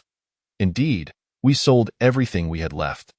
The items from the tiger alone fetched 850 taels, and combined with our previous savings, we amassed a total of 1,000 taels, Lin Gu remarked at that moment.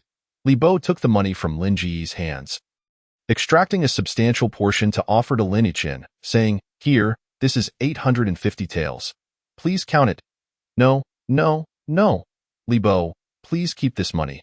Consider it my lodging fee during my stay here, Lin Yichen hastily declined, taken aback that Li Bo intended to give him the proceeds from the tiger.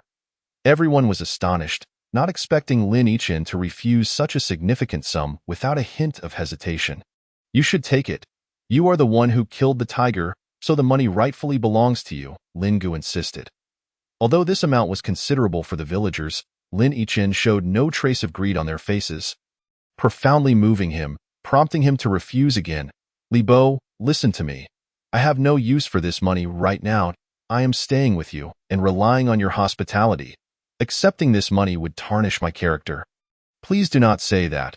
Considering how you have helped us educate our children, providing for your needs is the least we could do," Li Bo said, embarrassed.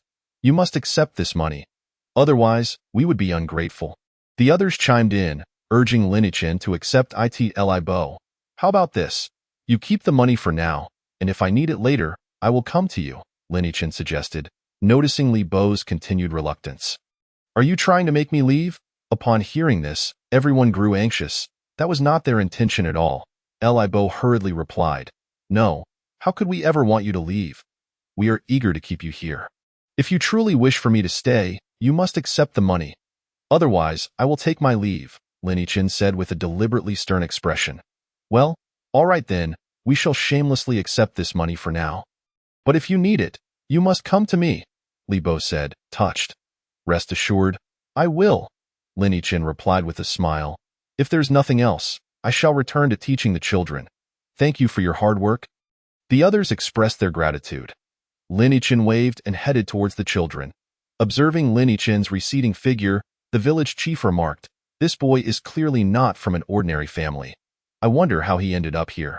"Chief, when we found him, it was to the south of the village. You think he might have come from the Xinfeng Empire?" Lin Gu speculated uncertainly. After pondering, the chief replied, "That is a possibility, but there are also routes from the east to reach there. Regardless, it matters not. Everyone has their secrets. All we need to know is that he is good to our village." At this moment, another villager interjected, "Chief, do you think he has any ulterior motives regarding our village?" The chief laughed at this, saying, "A dong. What do you think our village has to offer as a target?" The villager fell silent, realizing the backwardness of their village left little room for ambition. Noting his expression, the chief said, "Enough of that.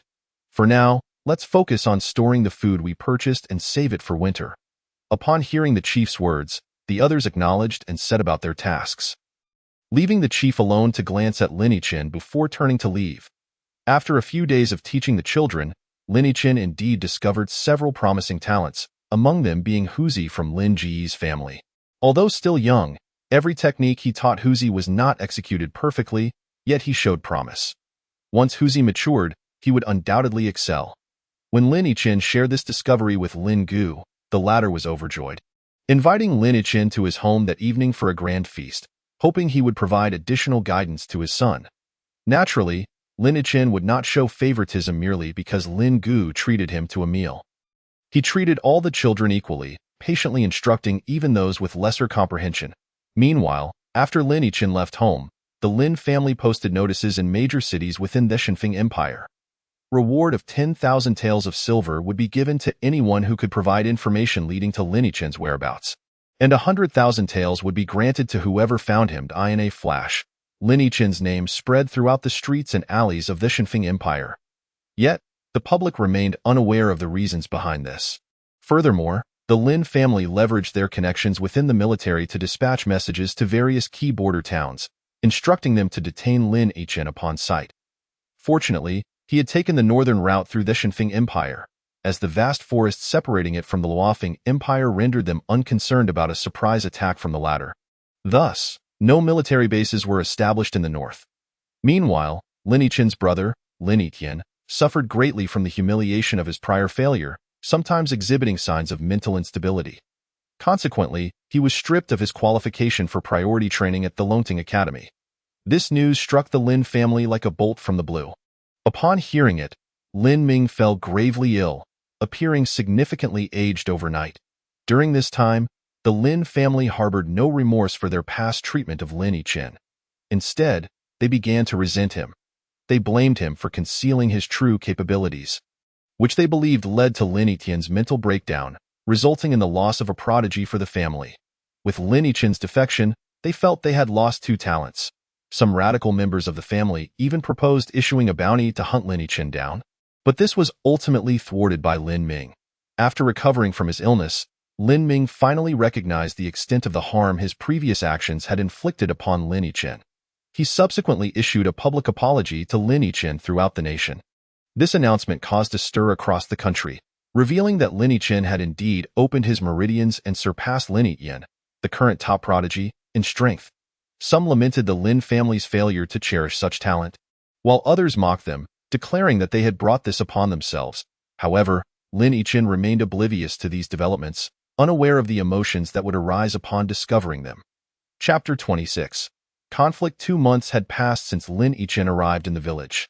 During this time, he had fully integrated into this close-knit community. In addition to teaching the children daily, he occasionally accompanied the villagers on hunting trips into the forest. As winter approached, the animals in the forest gradually diminished, prompting the villagers to hunt daily, stockpiling food for the harsher months ahead. One day, as a villager was getting married, the townsfolk set up pots and pans in the central clearing that afternoon. By evening, the newlyweds faced playful teasing from their peers. "Hey, Zhuzi, when are you going to have a baby?" An elder called out, laughter echoing around. Li Zhu and his new bride turned crimson at the remark. "Oh, look at them blushing, ha ha." Before the elder could finish, a loud slap resounded on the back of his head. "If you have nothing to say, no one will mistake you for a mute. Drink your wine," the bride retorted. Everyone fell silent, seeing him receive a slap from his wife, and they began to tease him for being henpecked. Seeing the crowd's laughter, Li Zhu wanted to regain some dignity but shrank back at a glare from his wife. He then shouted, "I'm just a good man who doesn't argue with women. You all are too mundane to understand." "Sure," the crowd scoffed. "Hey, Yichen, all the village girls are here. See if any catch your fancy, and I'll help you woo them," Lin Gu called out to Lin Yichen. Initially, Lin Yichen was smiling, but he was taken aback when the conversation turned to him. Everyone turned to see if he had any interest in the eligible girls. The young women discreetly eyed him, hoping he would notice them. With his striking looks, Lin Yichen was the romantic ideal for all the village girls. I, Lin Yichen stammered, unsure of how to respond. His face flushed as he said, "I am still young. There's no rush." "Haha." Lin Gu, somewhat tipsy, remarked, "Not too young.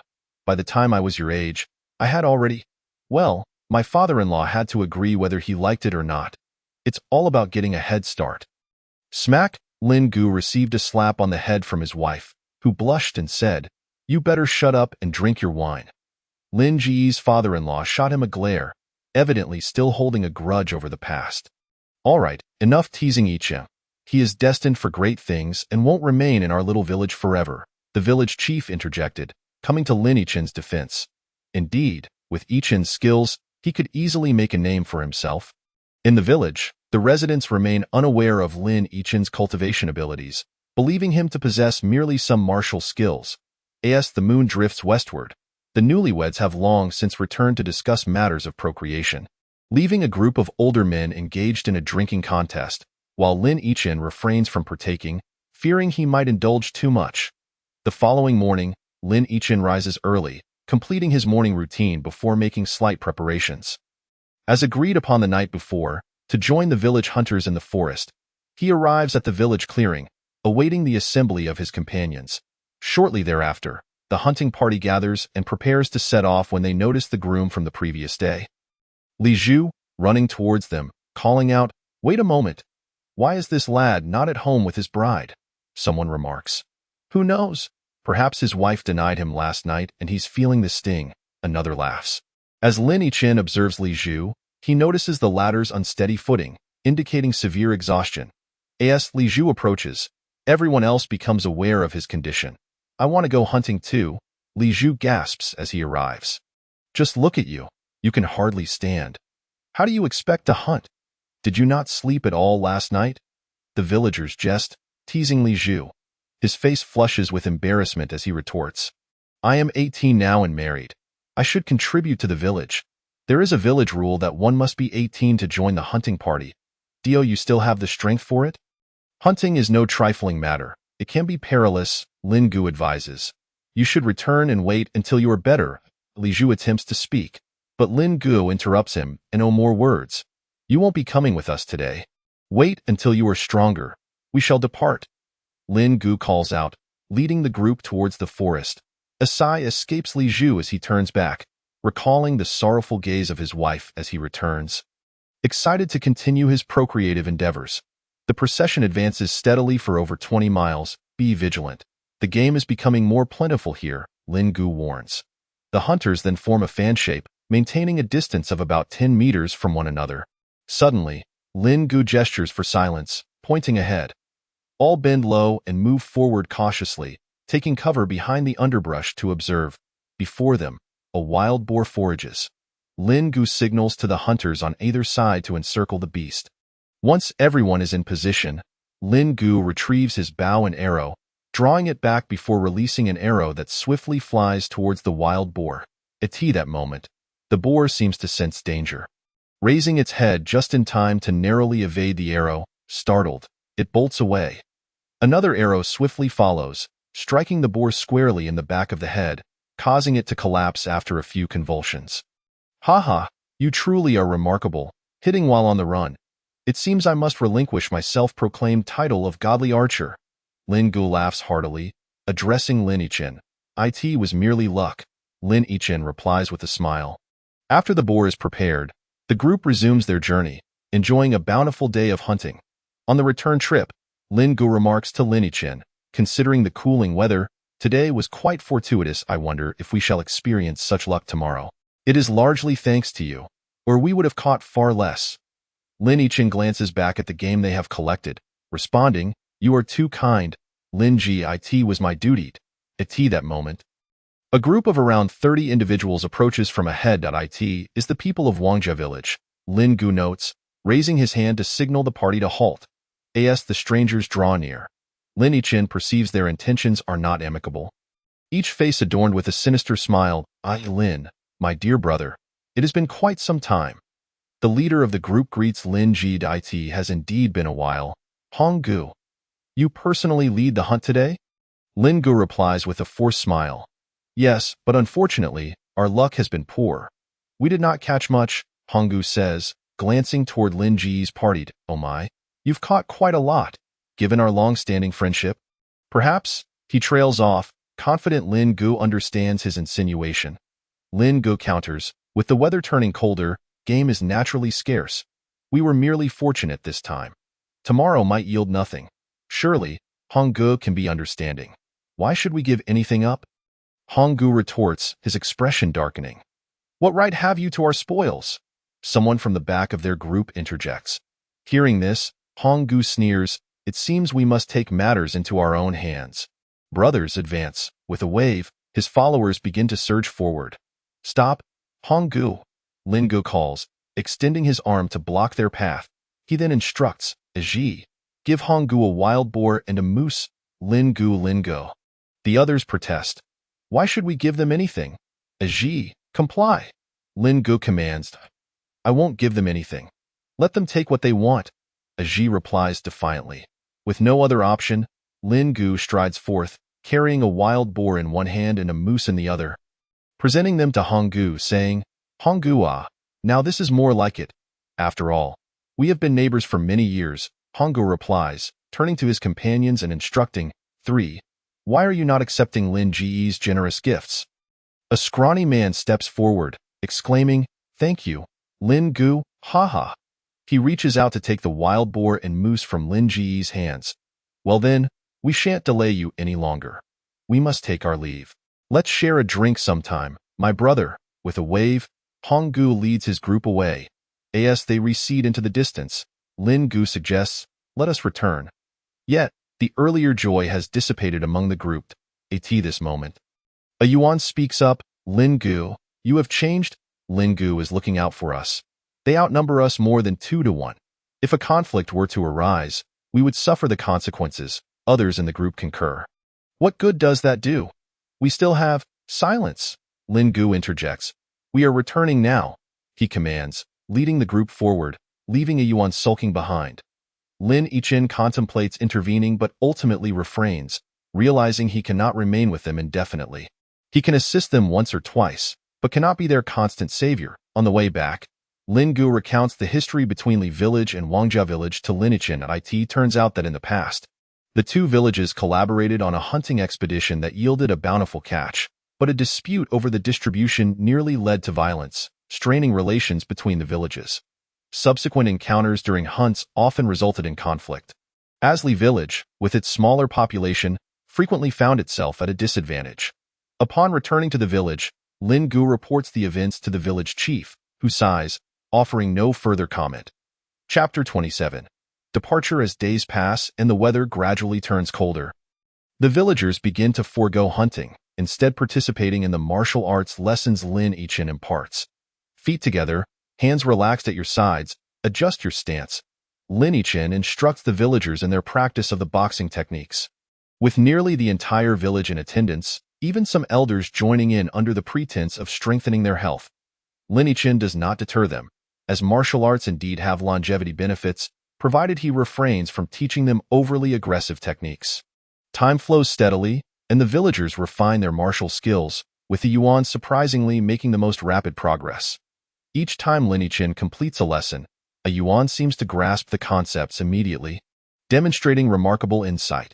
The children who initially practiced swordplay have also transitioned to boxing, as the entire village training in the same style facilitates quicker advancement. In truth, Lin Yichin himself possesses only a superficial understanding of this martial art, as he has never practiced it deeply and lacks a thorough comprehension of its essence. He can only convey what he grasps through his own interpretations.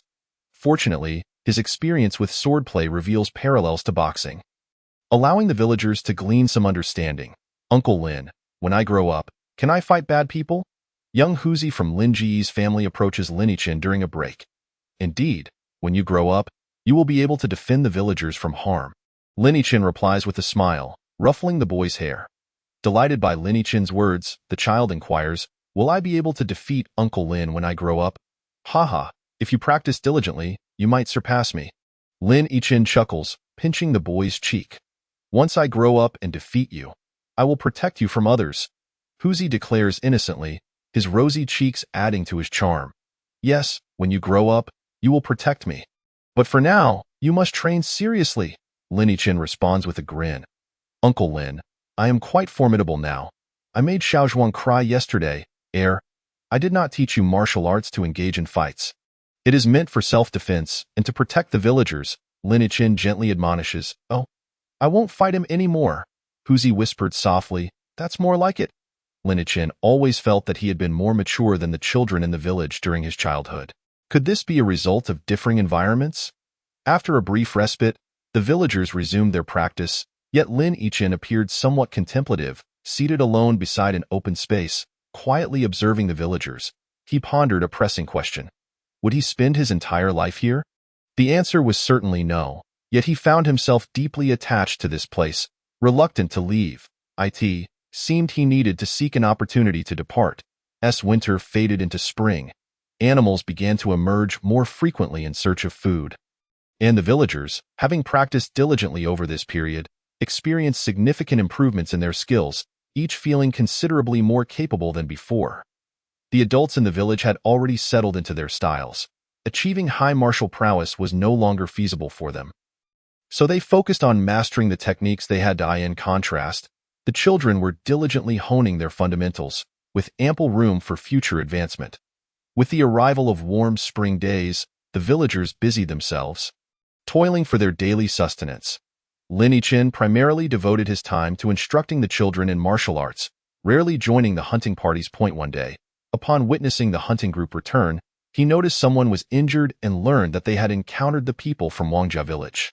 They had noticed that Lin Yichin, who had previously bested them, was not part of the group and sought to provoke trouble.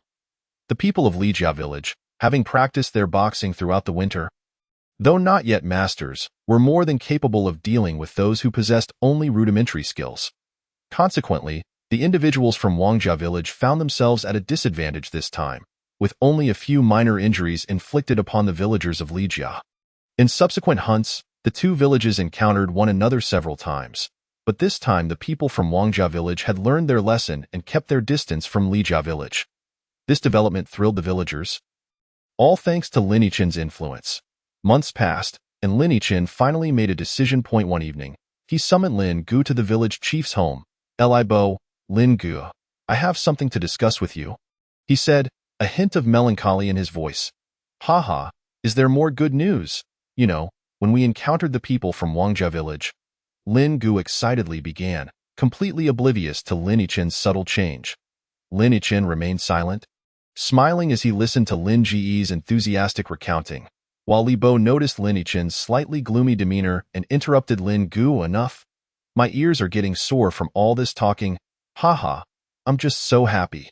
All of this is thanks to Yichin. By the way, Yichin, what is it you wish to say?" Lin Gu finally realized that Lin Yichin had yet to convey his message. Li Bo, I have no words for Lin Gu," he replied, though Lin Gu brushed it off with a laugh. Lin Yichin smiled lightly and continued, "Tomorrow I will turn 19. It is time for me to marry." Upon hearing his words, Lin Gu exclaimed loudly, cutting Lin Yichin off again. He then leaned in conspiratorially and asked, "Tell me, have you taken a fancy to a particular girl? I can help you propose." "Hey, why are you hitting me?" he said, as Li Bo smacked him for his impertinence. "Shut up. Yichin hasn't even finished speaking yet, and you're rambling," Li Bo glared at him. "What do you mean he hasn't said anything? Isn't tomorrow his birthday?" Lin Gu protested, feeling wronged in his mind. It was clear that Lin Yichin was referring to this matter. "Haha, yes, that's exactly it," Lin Yichin chuckled. "See?" Lin Gu declared triumphantly to Li Bo. Li Bo rolled his eyes, ignoring him, and turned back to Lin Yichin. "Yichin, if there's anything else, please share." "Anything else? What else could there be?" Lin Gu asked, puzzled. Lin Yichin glanced at Lin Gu, noticing his disinterest in speaking, before addressing Li Bo and Lin Gu. "Tomorrow I will turn 19. And I, Lin Yichin hesitated, struggling to articulate his desire to leave. He felt a pang of sorrow at the thought. "Are you planning to leave here?" Li Bo interjected, interpreting Lin Yichin's silence. Upon hearing Li Bo's words, Lin Yichin nodded. "What? Why would you leave this place?" Lin Gu exclaimed in shock, standing up abruptly. Taking a deep breath, Lin Yichin said, "I came here today to inform you of this decision. I have contemplated it for a long time and believe." Noticing Lin Yichin's failure to continue, Li Bo interjected, "I knew this day would come, but I didn't expect it to be so soon." "Why would you leave?" Lin Gu asked. "Lin Yichin will only be stifled here. Don't you think he should venture out into the world? Do you wish for him to lead the same life as you and I, toiling away in this small village for a lifetime?" Li Bo reasoned. "Yichin is destined for greatness. We should support him. I understand, but..." Lin Ji's voice faltered, choked with emotion. Lin Yichin had contributed immensely to the village during his nearly year-long stay. The children's future potential was boundless, and Lin Gu had long considered Lin Yichin one of his own. Hearing of his impending departure left him feeling unsettled. "Li Bo, there's one more thing I wish to discuss," as he spoke.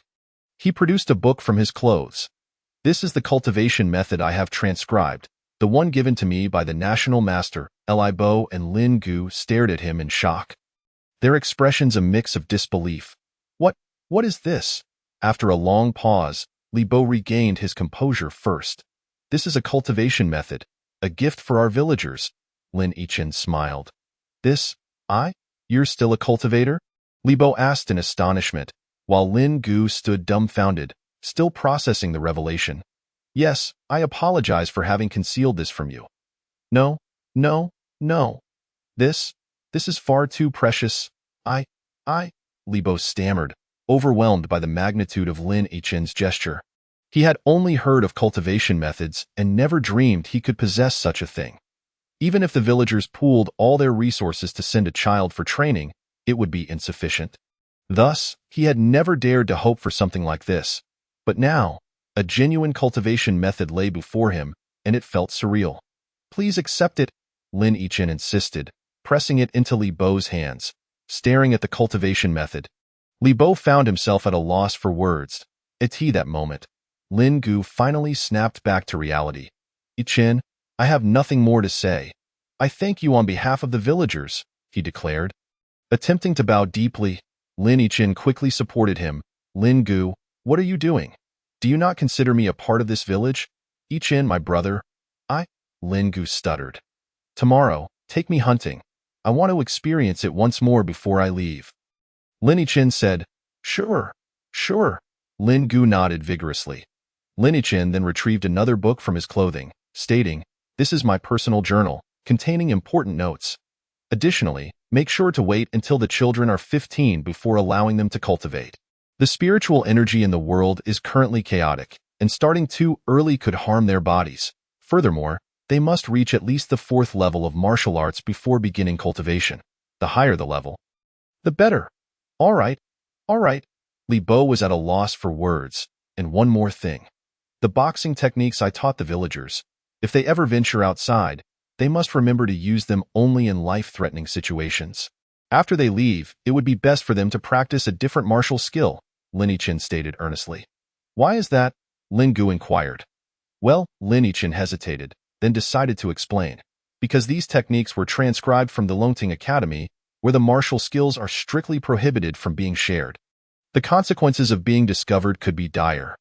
Previously, it was fine to teach you the moves, but now, if they are combined with the cultivation method, they might be recognized.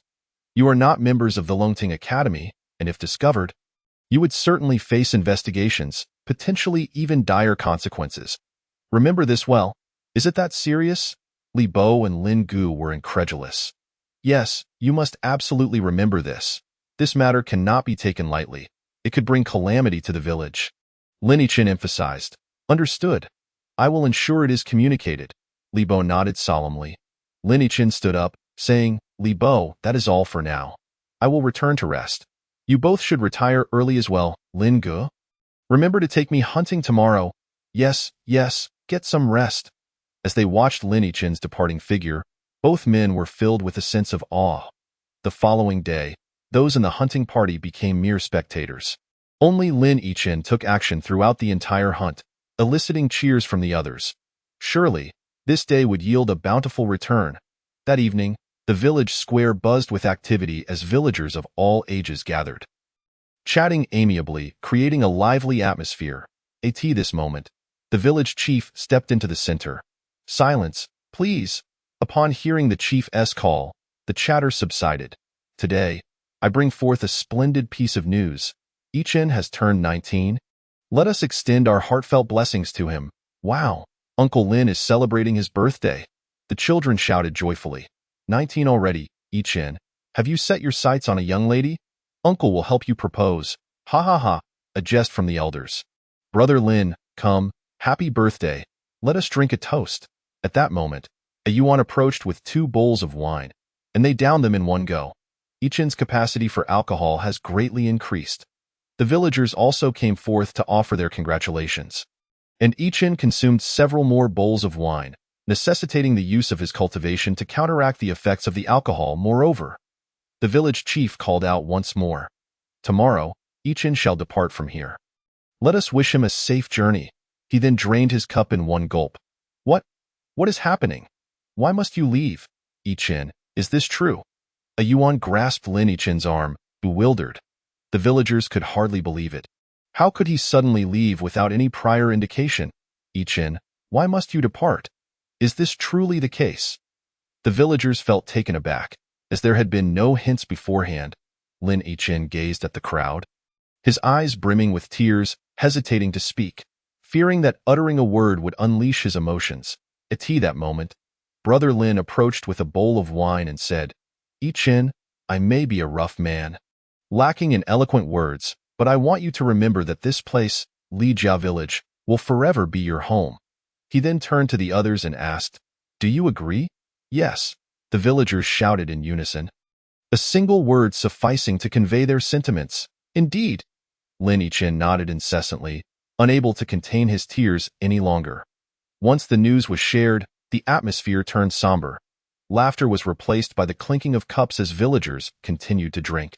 Lin Yi-Chin ceased using his cultivation to mitigate the effects, and throughout the night, he lost track of how much he consumed, merely knowing that whenever someone approached him with a toast, he would drink. The following day, when the sun reached its zenith, Lin Yi-Chin finally awoke, suffering from a severe headache. He quickly used his cultivation to alleviate it, feeling much improved. He retrieved his already packed belongings, casting a lingering glance at the home he had resided in for nearly a year, then opened the door and stepped outside, only to be taken aback. To his astonishment, the entire village had gathered outside his home, yet he had heard not a whisper from within. Observing the villagers, Lin Yi-Chin bowed deeply.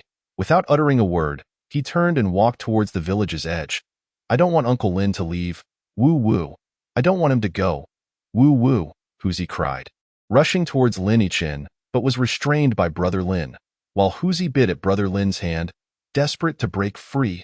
Uncle Lin, please don't leave. Woo-woo. The children wept loudly, yearning to run to Lin Yi-Chin, but were held back by their guardians, many women also shedding tears. Hearing the children's cries, Lin Yi-Chin's body froze. He trembled, his front soaked with tears, taking a deep breath to steady himself. He turned to the crowd and said, I will return to visit you all then. He resolutely stepped towards the village's outskirts. Uncle Lin, woo-woo, behind him. Only the sound of children's weeping remained. Chapter 28. The rusty sword. Upon leaving Lijia village, Lin Yi-Chin journeyed north along the main road, eventually arriving at the frigid northern lands, observing the swirling snowflakes and the vast ice fields. Lin Yi-Chin's spirits lifted. The frigid realm, devoid of resources, lay ungoverned. Few resided in this desolate land, and Lin Yi-Chin had unknowingly wandered here along the main road. Due to his cultivation, he wore little clothing, but to avoid drawing too much attention, he donned a locally popular winter coat. While traversing a snow-covered mountain, he spotted someone sprinting towards him in the distance, only to realize that the individual was being pursued and appeared to be injured. Halt! Drop the Millennium Snow Lotus, and I shall spare your life. Otherwise, when I catch you, you shall beg for mercy. The pursuer shouted, attempting to intimidate the fleeing individual. However, the one escaping had no time for idle threats. If he could be deterred by mere words, he would never have dared to steal from the tigeress den. Humph, do you think me a fool? Even if I give it to you, you would still kill me to silence me. Damn it. If you refuse to drink my toast, then you shall face punishment. Zhang Tianhao, don't blame me for being ungracious. The fleeing man cursed, drawing in a breath of true energy, increasing his speed. The distance between them shrank to merely 10 zhang. Yet he knew he could not maintain this pace for long as the gap closed.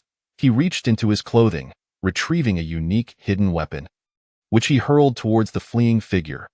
Zhang Tianhao heard the sound of something slicing through the air. As it approached, he swiftly drew his sword, deflecting the projectiles with a series of metallic clangs. The pursuer, seeing all his attacks thwarted, displayed no sign of surprise, maintaining a calm demeanor. Clearly, he had anticipated that the previous weapons would not harm Zhang Tianhao. He had no expectation of injuring Zhang Tianhao. His sole aim was to slow him down. Indeed, as Zhang Tianhao countered the hidden weapons, his speed diminished, and the pursuers seized the opportunity. Just as Zhang Tianhao completed his defense and turned to flee once more, The pursuers took advantage of the moment, launching several more hidden weapons towards him. By the time Zhang Tianhao attempted to evade again, it was too late. He could only swing his sword in the direction of the sounds. A muffled grunt escaped him. Although he managed to block most of the projectiles, one struck his calf, causing him to stumble and nearly fall. Despite desperately pushing forward, his injury hindered his speed. Although the pursuers had exhausted their energy, it was only a matter of time before they caught up to him. Ha ha ha, Zhang Tianhao, you cannot escape. It would be wise to surrender, and in light of our long-standing friendship, I may grant you a quick death. The pursuer laughed maniacally. Just as despair enveloped Zhang Tianhao, he rounded a bend and spotted a figure ahead, akin to a lifeline, prompting him to run with all his might. Help! Help me! Zhang Tianhao cried as he sprinted. The pursuers, seeing someone ahead blocking the path, initially assumed it was an ally coming to Zhang Tianhao's aid. However, upon hearing his cries for help, they realized their miscalculation, feeling a slight sense of relief. This mission could not afford any mistakes, or they would face dire consequences.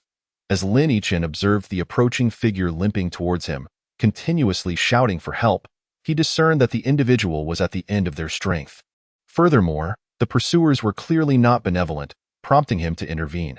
When Zhang Tianhao finally recognized the person ahead, he saw that it was merely a young lad. Disappointment washed over him, though the boy appeared extraordinary. His youth suggested a lack of skill. Yet, Zhang Tianhao had no other option. He could only hope that Lin Yichen could buy him some time to escape. Young hero, save me, young hero, Zhang Tianhao implored. Finally reaching Lin Yichen's side, panting heavily as he crouched down to extract the hidden weapon lodged in his leg. At that moment, the pursuers arrived, halting 5 zhang away, with their leader shouting, "Kid? This is none of your concern. It would be wise not to meddle. Chao Zhan, this task was commissioned by Master Qian San. Do not think I am unaware that Millennium Snow Lotus is intended for the Qian family patriarch's treatment. Yet you dare to seize it, clearly intending to usurp power during the patriarch's illness. I shall inform Master Qian of this, and you will not escape unscathed." Zhang Tianhao shouted defiantly, although his words were laced with resentment. Serving as a form of release, his intentions were indeed malicious. Regardless of whether he could escape, his aim was to make Lin Yichen aware of the truth, forcing him into the conflict. Upon hearing Zhang Tianhao's words, Lin Yichen furrowed his brow. With his keen intellect, he easily discerned Zhang Tianhao's ulterior motives. It seemed he was no virtuous individual either, Lin Yichen thought. Alas, it appears I cannot remain uninvolved, Lin Yichen replied with a smile. Kid, once you die, do not blame us, blame yourself for being here, especially at this moment. Chao Zhan replied venomously. Lin Yichen pointed at Chao Zhan and said to Zhang Tianhao, "You handle him, I will deal with the others." Young hero, seeing that I am injured, perhaps, enough with the nonsense, or I shall deal with you first, Lin Yichen said with disdain. He detested those who resorted to any means to achieve their goals. Had he been an ordinary person, he would have met a grim fate on the spot. Fine. Zhang Tianhao gritted his teeth and acquiesced, knowing that the first to perish would be himself otherwise. Since you wish to resist, then prepare to die, Chao Zhan declared, waving his hand as 3 of his companions lunged towards Lin Yichen. Ever since Lin Yichen had discarded his rusty sword upon leaving the academy, he had merely picked up a random sword, yet it felt ill-suited, as if a barrier existed between him and its true potential, resulting in a significant decrease in his strength. As Chao Zhan and his 3 subordinates charged forward, Lin Yichen stepped back, allowing Zhang Tianhao to confront Chao Zhan. While 2 of the 3 assailants advanced toward him, the remaining one aiding Chao Zhan against Zhang Tianhao. Upon discerning the true character of Zhang Tianhao, Lin Yichen harbored no concern for his survival. With a swift motion, he unsheathed his treasured sword and engaged in combat with the 2 adversaries. Young hero, I can scarcely hold on any longer, Zhang Tianhao bellowed. Due to his injuries, his strength had significantly waned. Initially inferior to Chao Zhan, he now faced an additional ally on Chao Zhan's side, coupled with his own wounds, rendering his situation perilous and fraught with the specter of death. Witnessing Zhang Tianhao's dire predicament compelled Lin Yichen to intervene. For if Zhang Tianhao were to perish, the remaining three would undoubtedly conspire against him with even greater ferocity. Swift wind slash, Lin Yicheng shouted. Marking his inaugural use of this technique against a living opponent in an instant, he darted forward at a velocity tenfold his usual pace, startling all present. One of his foes was struck, sustaining a wound to the left rib. You seek death, Chaozhen roared, yet Zhang Tianhao desperately entangled him. Now, Lin Yicheng found himself single-handedly battling three opponents, feeling the strain of the encounter. The trio coordinated seamlessly, surrounding him and unleashing their full strength in a bid for a swift resolution. Thankfully, Lin Yicheng was no ordinary combatant. Having studied the flowing sword technique at Longting Academy, he possessed formidable skills. With a single move of 9 turns and 18 bends, he thwarted their combined efforts, momentarily halting their advance. Witnessing Lin Yicheng hold his ground against 3 assailants, Zhang Tianhao felt a surge of elation, astonished by Lin Yicheng's formidable prowess. However, this momentary distraction allowed Chao Zhen to seize the opportunity, and a careless strike resulted in Zhang Tianhao sustaining a wound to his left arm. Fortunately, it was not grave. Yet, despair gripped Zhang Tianhao once more as he realized Lin Yicheng had not gained the upper hand. Defeat seemed an inevitable fate, prompting him to devise a new strategy. Frustrated by his passive role in the fight, Lin Yicheng bellowed, "Draw the blade to sever the water." This technique, a fierce component of the flowing sword technique, surged forth with escalating momentum, leaving the trio momentarily defenseless. "Excellent!" Zhang Tianhao exclaimed with delight. "Young hero, swiftly dispatch these 3. Yet, Lin Yicheng had no time to heed his words, his heart racing with urgency. As his powerful aura intensified, his adversaries found themselves overwhelmed. However, upon reaching the zenith of his capabilities, he realized that failing to vanquish his foes would have grave consequences, as they would undoubtedly exploit any weakness to defeat him. Lin Yicheng fought with increasing vigor, exuding an aura of invincibility. While the 3 opponents found themselves in a perilous predicament, retreating in shock, bewildered by his sudden surge in strength. Amidst their skirmish, they were utterly disoriented, having lost their bearings in the vast, snowy mountains. Under Lin Yicheng's relentless assault, one of his foes inadvertently sustained a grievous injury, his leg pierced by Lin Yicheng's sword, causing him to stagger backward, his combat efficacy halved. At that moment, however, Lin Yicheng's draw the blade to sever the water reached its limit, resulting in a brief pause in his movements, allowing an opponent to strike him in the left shoulder, blood immediately staining his garment. Wincing in pain, Lin Yicheng retreated several paces, leaping into the air to unleash a flurry of 49 strikes upon his adversaries, momentarily thwarting their pursuit. Chao Zhen, noticing Lin Yicheng suspended mid-air with no means of support, seized the moment to strike Zhang Tianhao aside and leapt to deliver a powerful palm strike toward Lin Yicheng. "Be careful!" Zhang Tianhao shouted. Lin Yicheng, spotting Chao Zhen's impending attack, realized he had no time to evade and could only rely on his internal energy to clash with the strike. A thunderous crash echoed as the two separated in midair. Upon landing, Chao Zhen was immediately entangled by Zhang Tianhao, while Lin Yicheng was forced back several paces by the impact, eventually stumbling backward until he steadied himself. With a gasp, he spat out a mouthful of blood. Clearly having sustained internal injuries, the 2 adversaries on the ground had managed to counter Lin Yicheng's techniques entirely. Seeing their leader inflict injury upon Lin Yicheng filled them with elation, prompting them to rush forward to eliminate him. Fortunately, one of their number had been grievously injured, and although Lin Yicheng was wounded, he still managed to hold his ground.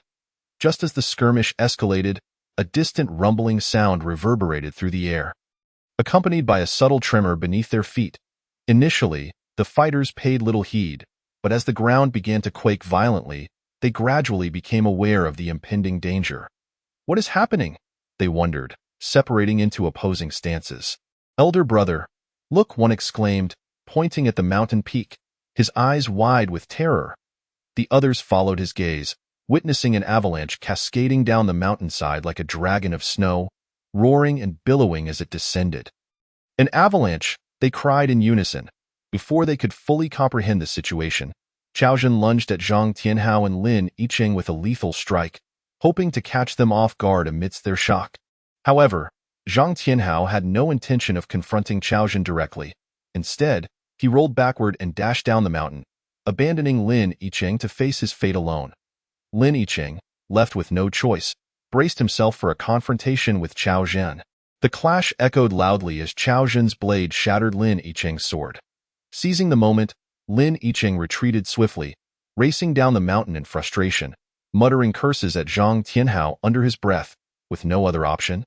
Chao Zhen and his companions also dashed down the slope, realizing that failure to escape would lead to their demise, as the avalanche bore down upon them. Yet, one among them was destined for a grim fate, the one who had been injured by Lin Yicheng. Now lagging behind, his death merely a matter of time. Although Zhang Tianhao was also wounded, his injuries were not severe, and he grit his teeth, fleeing down the mountain with all his might, despite their swift escape. The avalanche pursued them with even greater speed. Gaining ground rapidly, Lin Yicheng discarded his broken sword, casting a furious glance at Zhang Tianhao, and summoned his remaining energy to accelerate down the mountain, albeit veering slightly off course from the others. Chao Zhen, contemplating a course of action, ultimately chose not to intervene. He was preoccupied with his own survival, determined to remain close behind Zhang Tianhao, clearly intent on not letting him escape. As Lin Yicheng gradually distanced himself from them, the chaos of the avalanche obscured their figures, and within moments, he could no longer see them at all with no time to dwell on this. He pressed onward, desperately fleeing downhill. The force of the avalanche intensified, and Lin Yicheng faced numerous life-threatening moments. Had it not been for his remaining internal energy sustaining him, he might have perished beneath the snow. Finally, the terrain began to level off, and the avalanche's pace slowed. Yet Lin Yicheng's injuries worsened considerably. Just then, he spotted a massive sinkhole ahead, intending to navigate around it, but lost his footing and fell to the ground, sliding uncontrollably toward the abyss. Fortunately, the edge of the sinkhole was not a sheer drop. Had it been, he would have faced certain death or severe injury. However, there was still a considerable section that sloped downward. Regretting not having kept his broken sword, which could have slowed his descent, Lin Yicheng lamented as he plummeted down, feeling the icy surface graze him as he began to slide straight down. Realizing he was in grave danger, he focused his remaining internal energy, aligning his fingers in an attempt to channel sword energy, only to be met with the sound of metal as the rusted sword he had thought lost reappeared in his grasp. What is happening? Lin Yicheng had no time to ponder, gripping the sword's hilt and forcefully plunging it into the vertical ice wall, finally slowing his descent. At that moment, the snow poured down like an avalanche, obscuring the sunlight entirely. To make matters worse, the vertical ice wall at the bottom was concave, and as Lin Yicheng lost control, he crashed into the ground with a resounding thud, fortunately not from a great height. But the impact left him dazed. With a gasp, he spat out another mouthful of blood.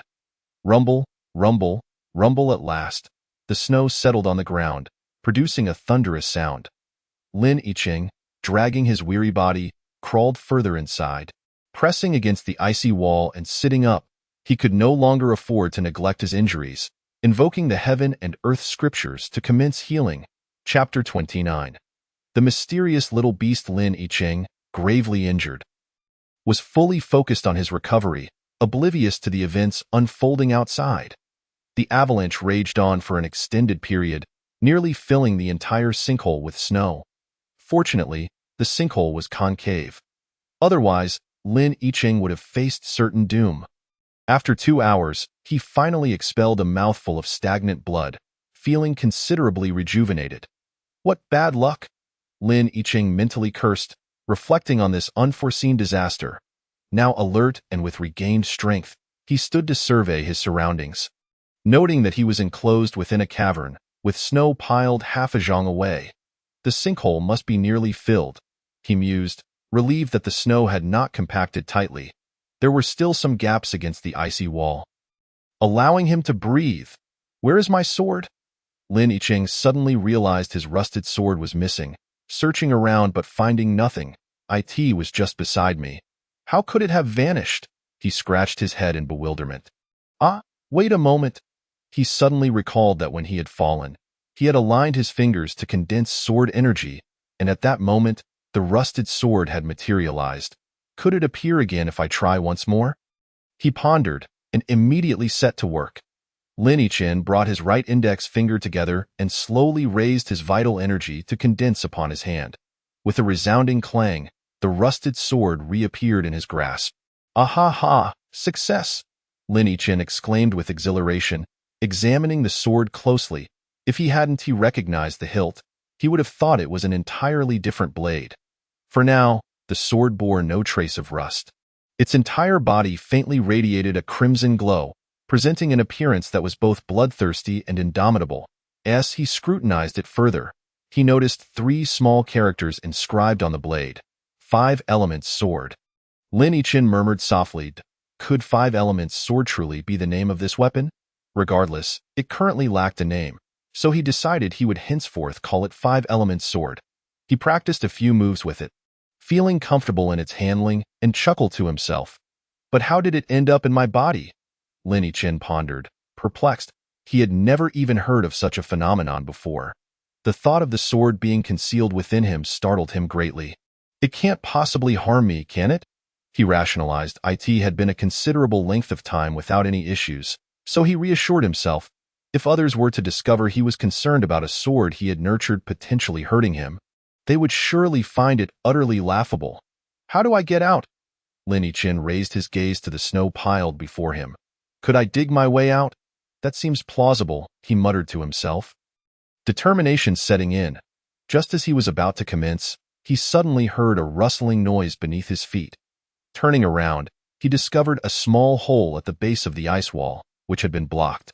It was hard to notice unless one was observant, and something inside was currently pushing outward. With a loud crack, the outer layer of thin ice broke, and out emerged a small creature, entirely white. The moment it appeared, it froze in place, bewildered by the snow-covered ground. After a moment, sensing something amiss, it turned its head and was startled to find a person nearby, causing it to retreat a few steps. Curiously sizing up this intruder, Lin Yichin, too, was examining the creature, both staring wide-eyed at one another, each contemplating, what is this thing? He observed that the small creature was no bigger than the palm of his hand. Entirely snow-white, and he had never encountered such an animal before. Come here for a cuddle. Lin Yichin squatted down, extending his hand to coax the little creature closer. However, the small beast, upon seeing him crouch, was frightened and took a few steps back, emitting a series of whimpering sounds as if to warn him to stay away. Noticing it had no intention of approaching, Lin Yichin took 2 steps forward, hoping to embrace it, only to have it dart back into the hole. Such a timid little thing. Lin Yichin chuckled, deciding to ignore it and turn back to continue his ascent. Fortunately, the snow was not composed of gradually falling flakes, or it would have been too loose to dig through. He dug along the icy wall, cautious of a sudden collapse that could bury him alive. An unfortunate fate indeed. With each careful scoop, Lin Yichin pressed the excavated snow beneath his feet to compact it. After digging for what felt like an eternity, he had lost track of his progress. Phew, truly exhausting, he exclaimed, just as he was about to take a break. He turned around and was astonished to find the little white creature following closely behind him. What brings you here? Lin Yichin squatted down again, attempting to embrace it. However, the small beast, seeing him crouch once more, quickly retreated a few steps in fright. You should head back. Otherwise, your mother might worry about you, Lin Yichin advised the little creature. Though he was quite fond of it and wished to take it with him, the thought of its mother worrying compelled him to send it back. Deep down, Lin Yichin had a kind heart. Roar, roar, the little beast called out to him. Can you understand my words? Lin Yichin scratched his head in confusion. Roar, roar, the creature repeated its cries. Lin Yichin was uncertain if the little beast could comprehend him, but he certainly could not decipher its sounds. Choosing to remain silent, he entertained it from a distance. And after resting for a while, he resumed his work. 2 hours later, he finally reached the surface. Wow, the air up here feels fantastic. Upon emerging, Lin Yichin lifted his head to inhale the fresh air. I need to find something to eat. I'm starving. he muttered while patting his growling stomach. The little creature followed him up, its first time above ground, observing the unfamiliar surroundings with a mix of curiosity and trepidation. When it saw Lin-Chin moving away, it instinctively trailed behind him. "Hey, why haven't you gone back?" Lin-Chin noted the little beast had run ahead of him. He thought it had returned when he first arrived. The creature ignored his words, continuing to frolic merrily ahead of him. "Be careful," Lin-Chin cautioned, concerned for its safety as he followed closely behind. Half an hour later, Lin-Chin caught 2 mountain chickens, roasting them over a fire, the enticing aroma wafting through the air. The little beast sat quietly on the ground, its tiny nose sniffing the delicious scent, drool trickling from the corners of its mouth, which amused Lin-Chin greatly. Had there not been a fire, the creature might have pounced on the chickens already. For now, it could only watch hungrily, saliva almost reaching the ground. Its adorableness was utterly captivating. Lin-Chin longed to cradle it, yet the little beast still seemed wary of him. At that moment, the chickens were ready. "Would you like some?" Lin-Chin tore off a chicken leg and offered it to the little creature. As it approached cautiously, it took a few steps forward but then hesitated, retreating once it saw Lin-Chin. "Ha, such a timid one. I mean you no harm. Otherwise, I would have captured you long ago. Come, have a bite," he encouraged, extending the chicken leg once more. Whether the little beast understood his words or simply could not resist the temptation of the chicken leg, it cautiously approached with tiny steps. Upon reaching the chicken leg, it sniffed it vigorously, then opened its mouth to seize it, quickly retreating. Lin-Chin chuckled at its antics, tearing off another chicken leg to enjoy. "Eating so quickly?" he remarked, having just finished his leg when he noticed the little beast staring at him with longing eyes. The leg he had offered long gone. "Did you finish it all?" Lin-Chin asked incredulously. The creature ignored him, licking its lips. With no other choice, Lin-Chin tore off another chicken leg for it. Perhaps sensing his kindness, the little beast grew bolder this time, biting into the leg and eating right where it stood.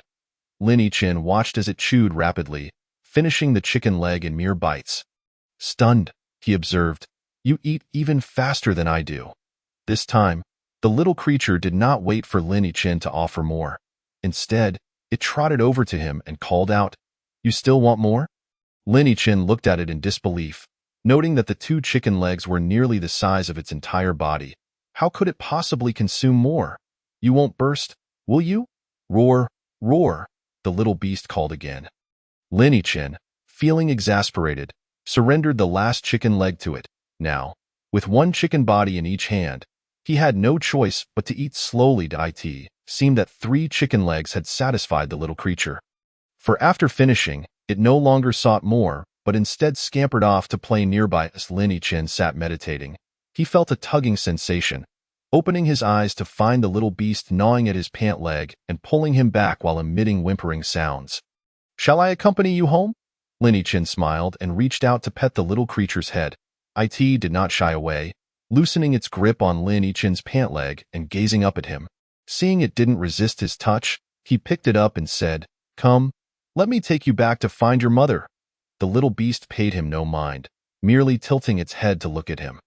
Following the tunnel he had excavated, they arrived at the little creature's den. Upon seeing its cozy nook, it wriggled free from Lin-Chin's hold and dashed into the small hole.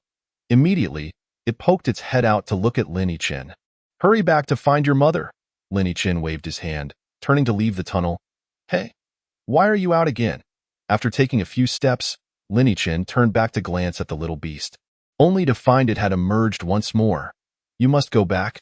Otherwise, your mother will surely worry." He pointed towards the hole, gesturing for it to return. The little beast, seeing Lin-Chin turn, hurried back into the hole, only to peek its head out again. "Go home," Lin-Chin chuckled, turning back to proceed. Lin-Chin furrowed his brow as he noticed the little creature tugging at his pant leg again. When it saw him stop, it looked up with its big eyes. "Dio, you want me to come in?" Lin-Chin pointed towards the hole. "Roar, roar," the little beast called out twice. Lin-Chin couldn't help but laugh. How could I possibly fit through such a small opening? The creature continued to gaze at him, not comprehending his words. That's odd." Lin Yichin noticed the ice wall before him was not uniform in color. At the base, there was a semicircular area that appeared brighter, rising over 10 feet high. Could this be the entrance? Lin Yichin pondered aloud, walking closer to examine it. Indeed, it was an opening. He could vaguely see inside, but the ice was too thick to discern clearly. If not for his keen observation, he would never have realized there was more than met the eye. If I go in, your mother won't eat me, will she? Lin Yichin chuckled at the little creature. Unfazed, it continued to tug at his pant leg, urging him to enter. All right, I'll first clear this entrance. Otherwise, I won't be able to get in. Alas, he had no choice but to open the concealed entrance. For otherwise, he would be unable to squeeze into the tiny hole that the little beast had dug, he pondered. Surely, upon witnessing the amicable rapport between me and the little creature, its mother would not devour me. In his heart, Lin Yichin reassured himself it should not be the case. Judging by the little beast's demeanor, it appears to be a spirit beast, which typically possesses intelligence and would likely refrain from causing me harm. Thus, he began to soothe his own anxieties. 5 Elements Sword. Lin Yichin exclaimed softly, and with a resounding clang, the 5 Elements Sword materialized in his grasp. Step back. I shall first open the entrance. The little beast, startled by the sudden appearance of the object in Lin Yichin's hand, retreated a step, then shifted to the side upon witnessing his gesture. Swish, swish, swish. Lin Yichin swung the sword thrice, causing the icy wall of the entrance to shatter into countless fragments, revealing its original form. The little beast, upon seeing its small hole destroyed by Lin Yichin, let out a series of roars, yet immediately darted into the cave. Now, he could finally discern the interior of the cave. It was an immense ice cavern, measuring at least 40 to 50 zhang in both length and width, with a height exceeding 10 zhang. Several irregularly shaped ice columns stood erect within, and to the left lay a gigantic ice bed, where the little beast was now frolicking joyfully. Above, icicles hung like delicate stalactites. How curious! There were no sources of light. How could it be so luminous? Lin Yichin observed that no sunlight penetrated the cave, nor were there any luminescent objects, yet everything was distinctly visible, which was truly perplexing. He found no sign of the little beast's parents within the icy cavern. It appeared rather desolate. Could it be that it resided here all alone? Approaching the ice bed, Lin Yichin sat cross-legged upon it. The little beast, noticing his presence, circled around him. As dusk approached, it seemed prudent to rest here for the night, perhaps awaiting the return of its parents. However, Lin Yichin harbored a nagging feeling that the little beast was now without parents. After waiting for 3 consecutive days without a sign of the little beast's parents, Lin Yichin's heart became resolute. I must take my leave. Would you care to join me? Lin Yichin inquired, cradling the little beast in his arms.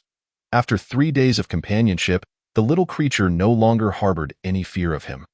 Upon hearing Lin Yichin's words, it let out a couple of excited yelps and playfully licked his face. Perhaps it remained blissfully unaware of its orphan status.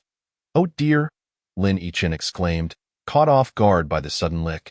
Leaving his face sticky, from now on, you shall accompany me. He placed the little beast upon his shoulder and set forth. Together, they would traverse the world. Chapter 30. Good deeds, bad returns. After waiting for 3 days by the pit, Lin Yichin had yet to see the little beast's parents return and decided it was time to move on. However, he could not bear to leave the little creature to fend for itself. So, with its consent, he embarked on an adventure with it. As they traversed the bustling streets, the enticing calls of vendors filled the air. Steaming buns here, candied hawthorn. The moment Lin Yichin heard these lively shouts, he knew they had arrived in a vibrant town. The little beast, observing the throngs of people and the unfamiliar surroundings, clung tightly to Lin Yichin's clothing, its large eyes brimming with trepidation and curiosity. Staobai, I have heard that nearby lies the Qinyun Peak, renowned for its picturesque scenery. Shall we go and take a look? Lin Yichin had named the little beast Xiaobai, inspired by its snowy white fur. Roar, roar. Upon hearing Lin Yichin's words, Xiaobai responded with a couple of enthusiastic calls. Very well, let us proceed there, Lin Yichin decided without waiting for Xiaobai's input.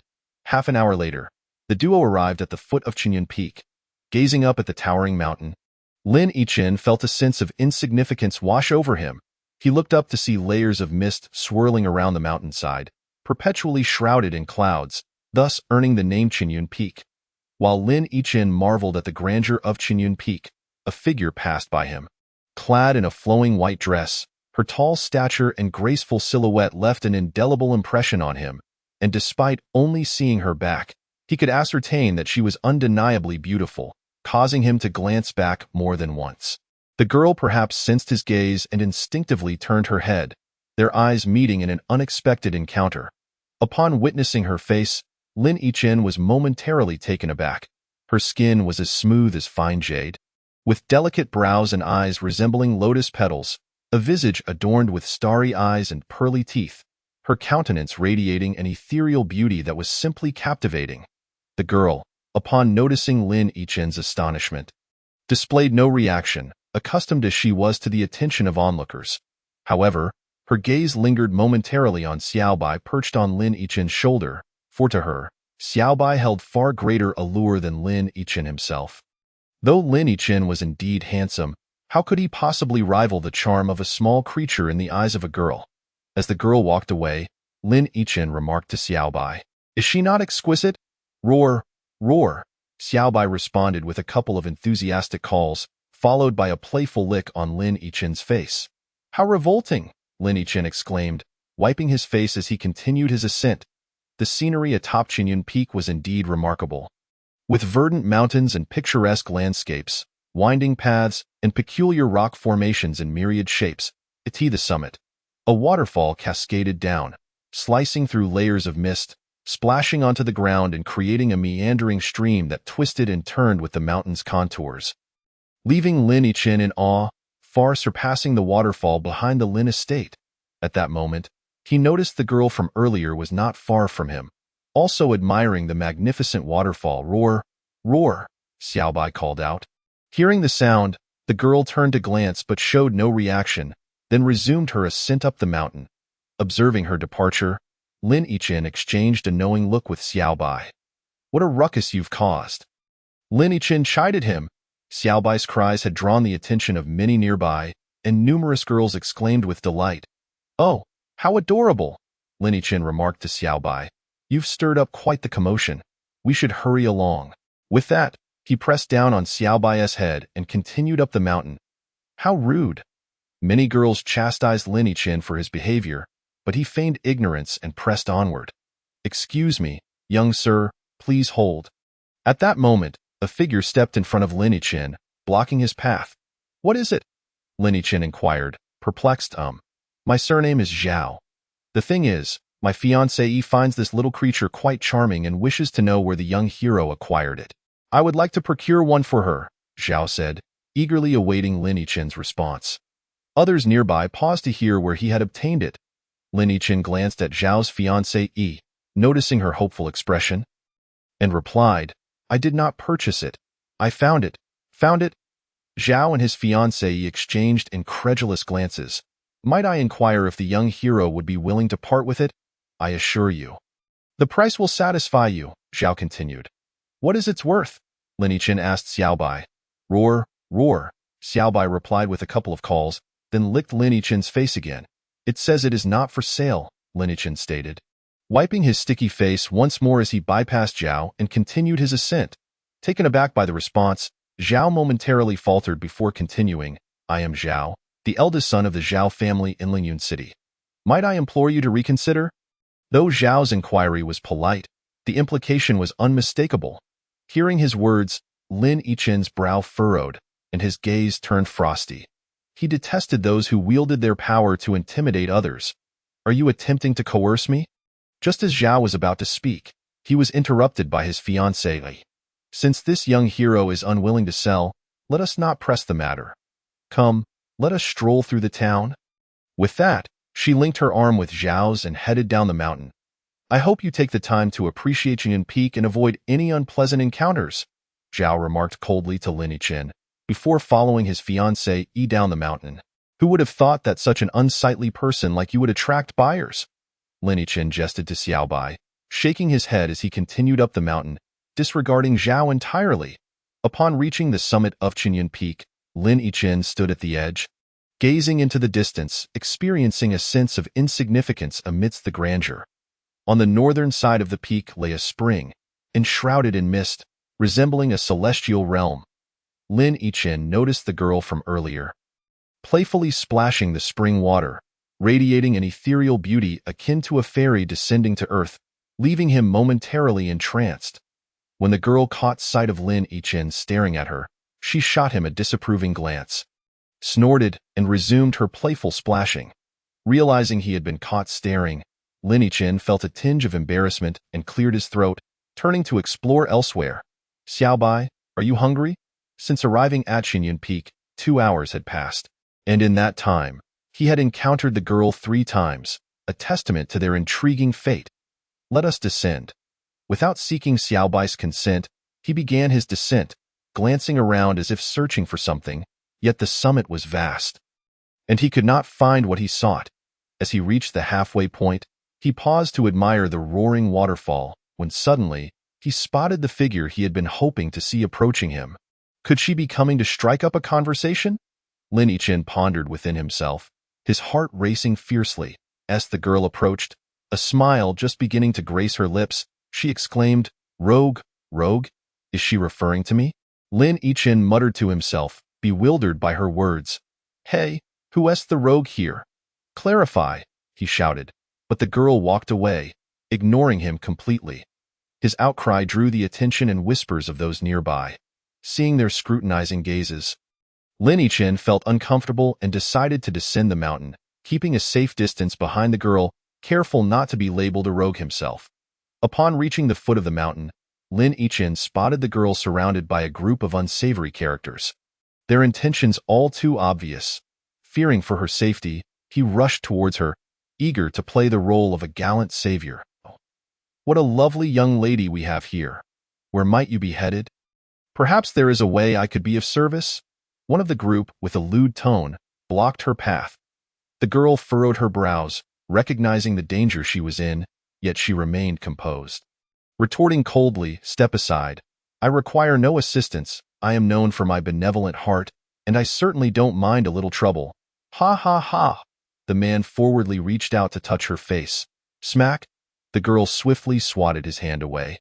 "Ah, fiery spirit, I like that," he laughed, while his lackeys chimed in, "Indeed, it's just the type the third young master fancies."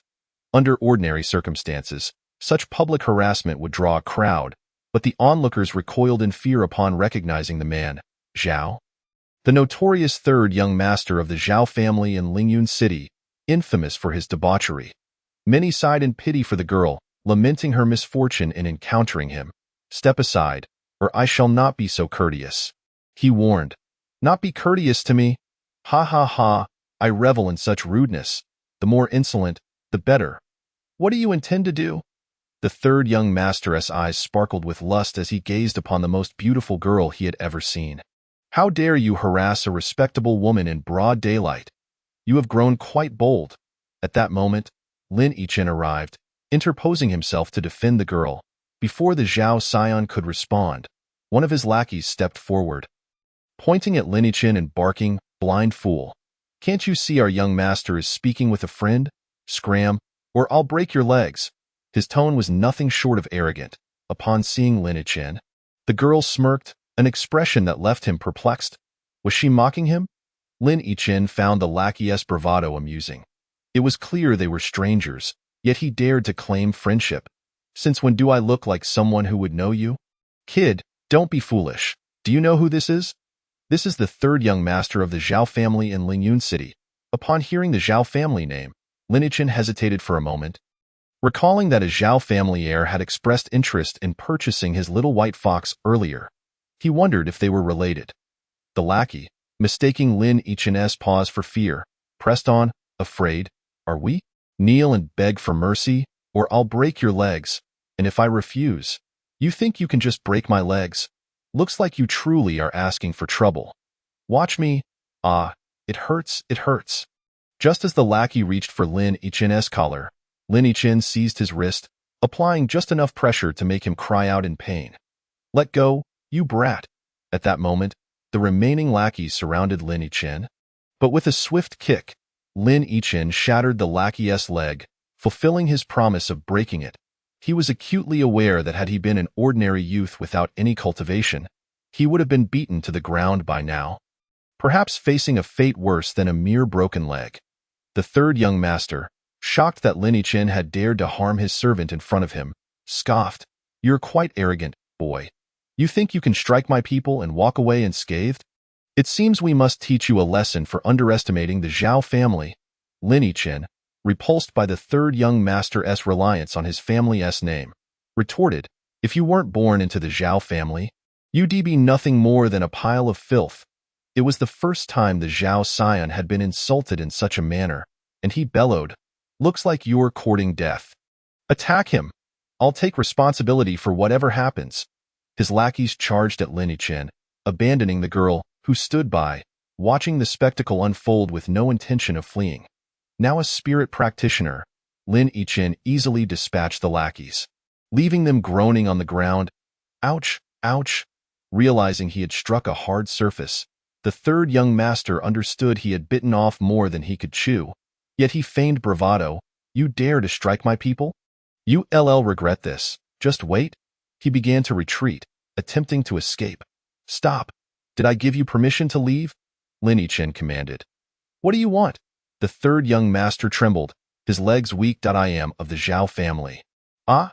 Lin Yichin's hand landed a resounding slap across the third young master's face. "Enough of this nonsense. I despise bullies like you who thrive on intimidation. Your death would be a mercy." At the mention of death, the third young master quivered in fear. "You can't kill me. My second uncle is." "Ah!"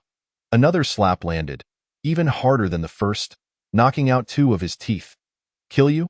You aren't worth dirtying my hands. Now scram. I never want to see you again. Otherwise, I'll strike you every time we meet." His subordinates rushed to assist the third young master, who, upon rising, opened his mouth to speak but quickly swallowed his words upon meeting Lin Yichin's fierce gaze. As they fled to a safe distance, he shouted back, "I'll remember you. My second uncle will avenge me. Prepare to die." Seeing Lin Yichin approach once more, he bolted like a frightened dog, escaping down the street. "You too, track him. Report back when he settles down. How dare he strike me? I'll make him wish he were dead." The third young master instructed his lackeys as they helped him back to the Zhao estate. Once they were out of sight, Lin Yichin turned to the girl, concerned, "Are you all right?" It's wise to be cautious when venturing out alone. It's best to steer clear of such individuals. To his surprise, the girl dismissed him, saying, "I'm perfectly fine. You should return to your friends." With that, she turned to leave. Lin Yichin was taken aback. "What friends? I'm confused. Please, enlighten me." "Ha! You're feigning ignorance quite well. Surely you know that man." "Know him? How could I possibly know such a person? I believe there's been a misunderstanding. I'm not interested in your explanations." The girl interjected, "I'm fine now. May I leave?" Please feel free."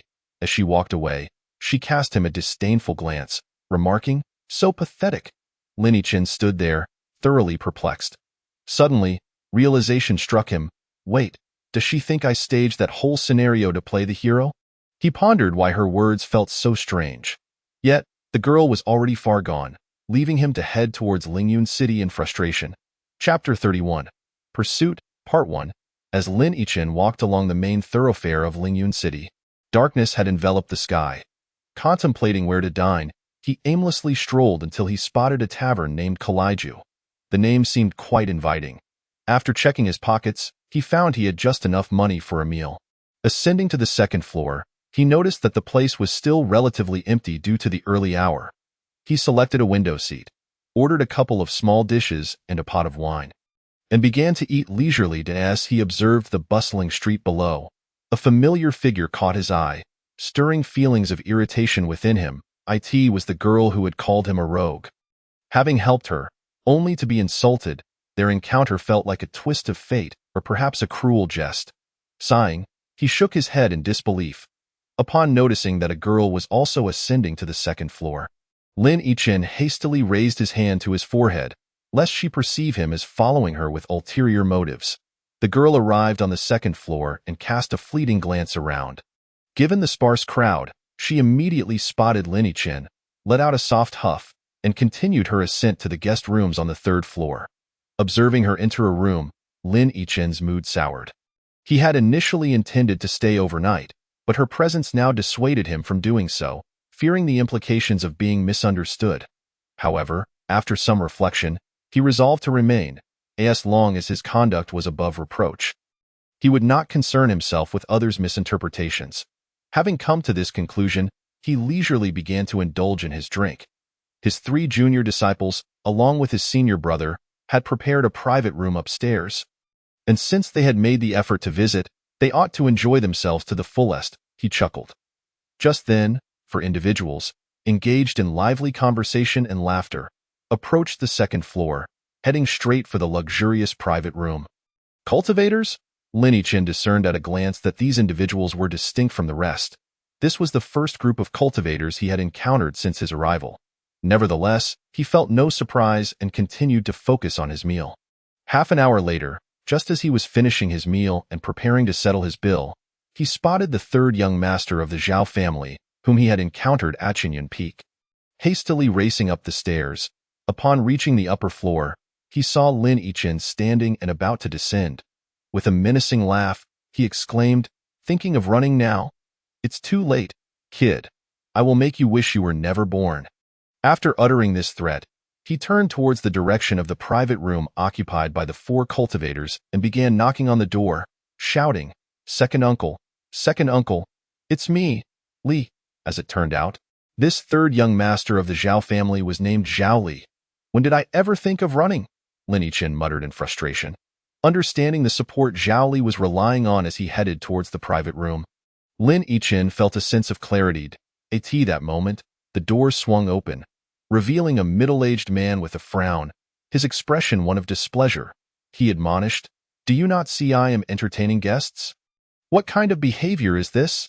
I, Zhao Li stammered, rendered speechless by the middle-aged man's scolding. Observing his demeanor, the middle-aged man grew even more irate and impatiently demanded, "If you have something to say, speak quickly, second uncle. It was he who injured me during the day. Look, my face is still swollen." Zhao Li pointed an accusing finger at Lin Yichin as he spoke. The middle-aged man turned his gaze towards Lin Yichin. Their eyes locking, a flicker of surprise crossed his face. On the surface, Lin Yichin appeared to be an ordinary person, yet upon closer inspection, he exuded an enigmatic aura, making him difficult to read. Moreover, the small creature perched on his shoulder was of an indiscernible breed.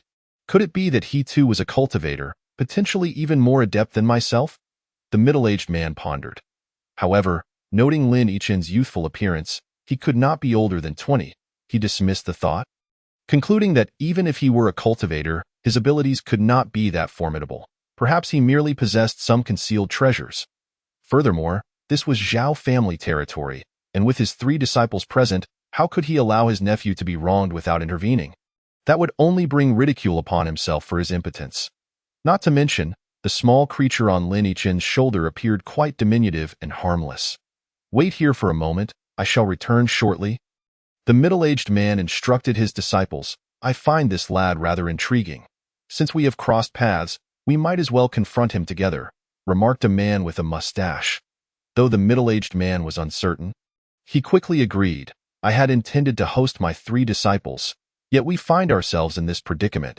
He then turned to Zhao Li and admonished, "When we return, you will face my wrath for this." Zhao Li shrank back, intimidated into silence. The middle-aged man, named Zhao Yuanfeng, was the younger brother of the Zhao family patriarch. Zhao Yuanfeng approached Lin Yichin and asked, "I hear from my nephew that you were the one who injured him?" "Indeed," Lin Yichin replied nonchalantly, his expression devoid of fear. Seeing Lin Yichin's audacious demeanor only solidified Zhao Yuanfeng's belief that he was no ordinary individual. "Might I inquire where my nephew has wronged you?" Zhao Yuanfeng asked, maintaining a semblance of politeness. "He has not wronged me. Rather, he openly harassed another in my presence, and upon witnessing such behavior, I felt compelled to intervene. Yet, judging by his current disposition, it seems my lesson was insufficient." Lin Yichen's tone was resolute as he cast a discerning glance at Zhao Li, who exhibited no signs of regret. Zhao Yuanfeng glared at Zhao Li, irked by the fact that his nephew had brought such disgrace upon himself, and particularly embarrassed to be called upon to avenge his honor in front of his disciples. However, despite his irritation, he understood the necessity of addressing the situation. It was merely a bit of teasing. Surely it was excessive to inflict injury upon him. The Zhao family had long held dominion over Lingyun City and had never encountered a scenario where one of their own was harmed. Lin Yichen, amused by Zhao Yuanfeng's remarks, retorted, merely, must one wait until it escalates to a more grievous state before taking action? At that point, would it not be too late? What worth is it to take a life if the harm has already been done? To label Zhao Li's life as worthless was to imply that Lin Yichen himself bore a similar fate. Such insults were unprecedented for anyone from the Zhao family. Enraged, Zhao Yuanfeng bellowed, "You dare to speak like that? In Lingyun City, not a soul dares meddle in Zhao family affairs. You must be tired of living. Kneel and apologize, and perhaps I might spare your life. Kneel down, or I will ensure you live a fate worse than death." Zhao Li shouted from behind, "Be why now?" The second floor was devoid of any onlookers, and a window in a third-floor room quietly opened a crack. Roar! The small creature, Xiao Bai, growled at Zhao Yuanfeng, as if to say, "What are you shouting about? I had thought you were a reasonable person. It seems the Zhao family is all of a kind." Lin Yichen coldly replied upon hearing Zhao Yuanfeng's words. At that moment, the man with the mustache interjected, "Kid, I advise you to submit and apologize, or else what?" Lin Yichen scoffed, recognizing him as another nefarious character. "Clearly, you are seeking trouble. Let me see just how capable you are to act so brazenly before us four."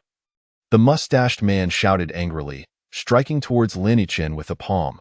Caught off guard by the sudden attack, Lin Yichen quickly countered with 8/10 of his strength, clashing with the man.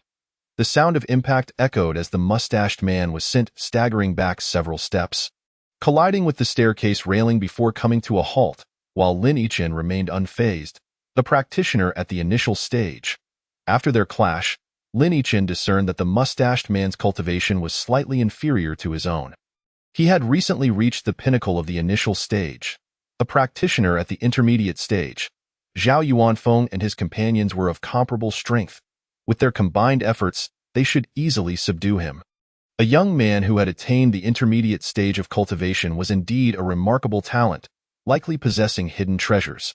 The mustached man, regaining his footing, spoke with ill intent. "This lad seems to be a puzzling character. Let us see how he fares against us together." Zhao Li declared, "Brother Jin, Brother Lian, let us attack him all at once." Agreed. The two responded, coordinating their assault on Lin Yichen. Zhao Li wielded a sword, while the one with the scarred face, Brother Lian, brandished a knife. Zhao Li lunged at Lin Yichen's heart, the blade shimmering with a toxic green light. "Despicable!" Lin Yichen growled in anger, leaping into the fray, opting to confront the mustached man rather than engage Zhao Li and his cohort. The mustached man, taken aback by Lin Yichen's sudden advance towards him, hastily unsheathed his sword and attempted to parry Lin Yichen's downward strike. Although he barely managed to block the blow, the force of Lin Yichen's attack sent him staggering backward, his chest churning as he nearly spat blood. Upon witnessing Lin Yichen produce a sword seemingly from thin air, the other's eyes gleamed with interest. It appeared he truly possessed a treasure. At this moment, Zhao Li and the others' attacks reached Lin Yichen from behind, but with a swift motion, Lin Yichen executed a counterattack, neutralizing their strikes. Despite being a single combatant, Lin Yichen found it challenging to fend off the simultaneous assaults from three adversaries. Just as he prepared to retaliate, a small head peeked out from a third-floor room. Observing the unfolding conflict and muttering to themselves, "Could this be real? Have I misjudged him? If it were a performance, it would be too convincing. Regardless, I will watch a while longer." Engaged in battle, Lin Yichen was oblivious to the observation, while Zhao Li and his companions, witnessing Lin Yichen's displayed prowess, dared not underestimate him. At that moment, the mustached man regrouped with Zhao Li and his allies, encircling Lin Yichen. Should Lin Yichen face them one-on-one, he would be confident of victory. Even against two, he could likely retreat unscathed. However, facing all four at once, especially while protecting Xiaobai, created a perilous predicament. He had already cradled Xiaobai in his arms, ensuring the creature's safety from potential harm. Thus, Lin Yichen was now engaged in combat with one hand wielding a sword and the other safeguarding Xiaobai, effectively fighting with one hand tied behind his back. The four worked in perfect harmony, and Lin Yichen, now ensnared in their midst, found himself in a perilous situation. With Xiao Cheng's falling leaves technique, he could still engage them for a while longer. Yet if time dragged on, defeat would inevitably follow. The flowing swordplay in his hands barely sufficed to fend off their assaults. However, every defense has its vulnerabilities, and he was already injured. Lin Yichen understood that the situation was dire. Ignoring his wounds, he turned and struck with 3 swift sword strokes, forcing the man with the mustache to retreat. Seizing the opportunity, he leaped out of the window and fled towards the outskirts of the city. Although he had succeeded in repelling the mustached man, he still suffered a blow to his back, blood gushing forth and staining a large area of his clothing. Chapter 26. Taking action as the weather grew colder. The animals ventured out less frequently in search of food, prompting the villagers of Li Family Village to hunt in the forest daily. Suddenly, a whoosh pierced the air, followed by the anguished cry of a wild boar. "Ha! Yichen is hitting every mark today," Lin Gu exclaimed with a grin. "Lin Gu, I won't ask you to teach me archery anymore," a Yuan said, turning to Lin Gu, then added to Lin Yichen, "Brother Yichen, from now on, please teach me." Despite being under 20, a Yuan was only slightly older than Lin Yichen, making them the most relatable companions within the group. "All right," Lin Yichen responded with a smile, "I'll go fetch the wild boar," a Yuan declared as he approached the fallen beast. At that moment, with a sudden whoosh, an arrow was shot towards the wild boar, coinciding with the Yuan's outstretched hand. "Be careful," Lin Yichen shouted, swiftly knocking an arrow and shooting it towards the incoming projectile. With a resounding clang, he struck the unexpected arrow, averting disaster that would have left a Yuan severely injured. Startled, a Yuan retracted his hand, cold sweat breaking out across his brow. Meanwhile, the villagers of Li Family rushed over. "Who the hell shot that?" Lin Gu bellowed towards the direction of the arrow.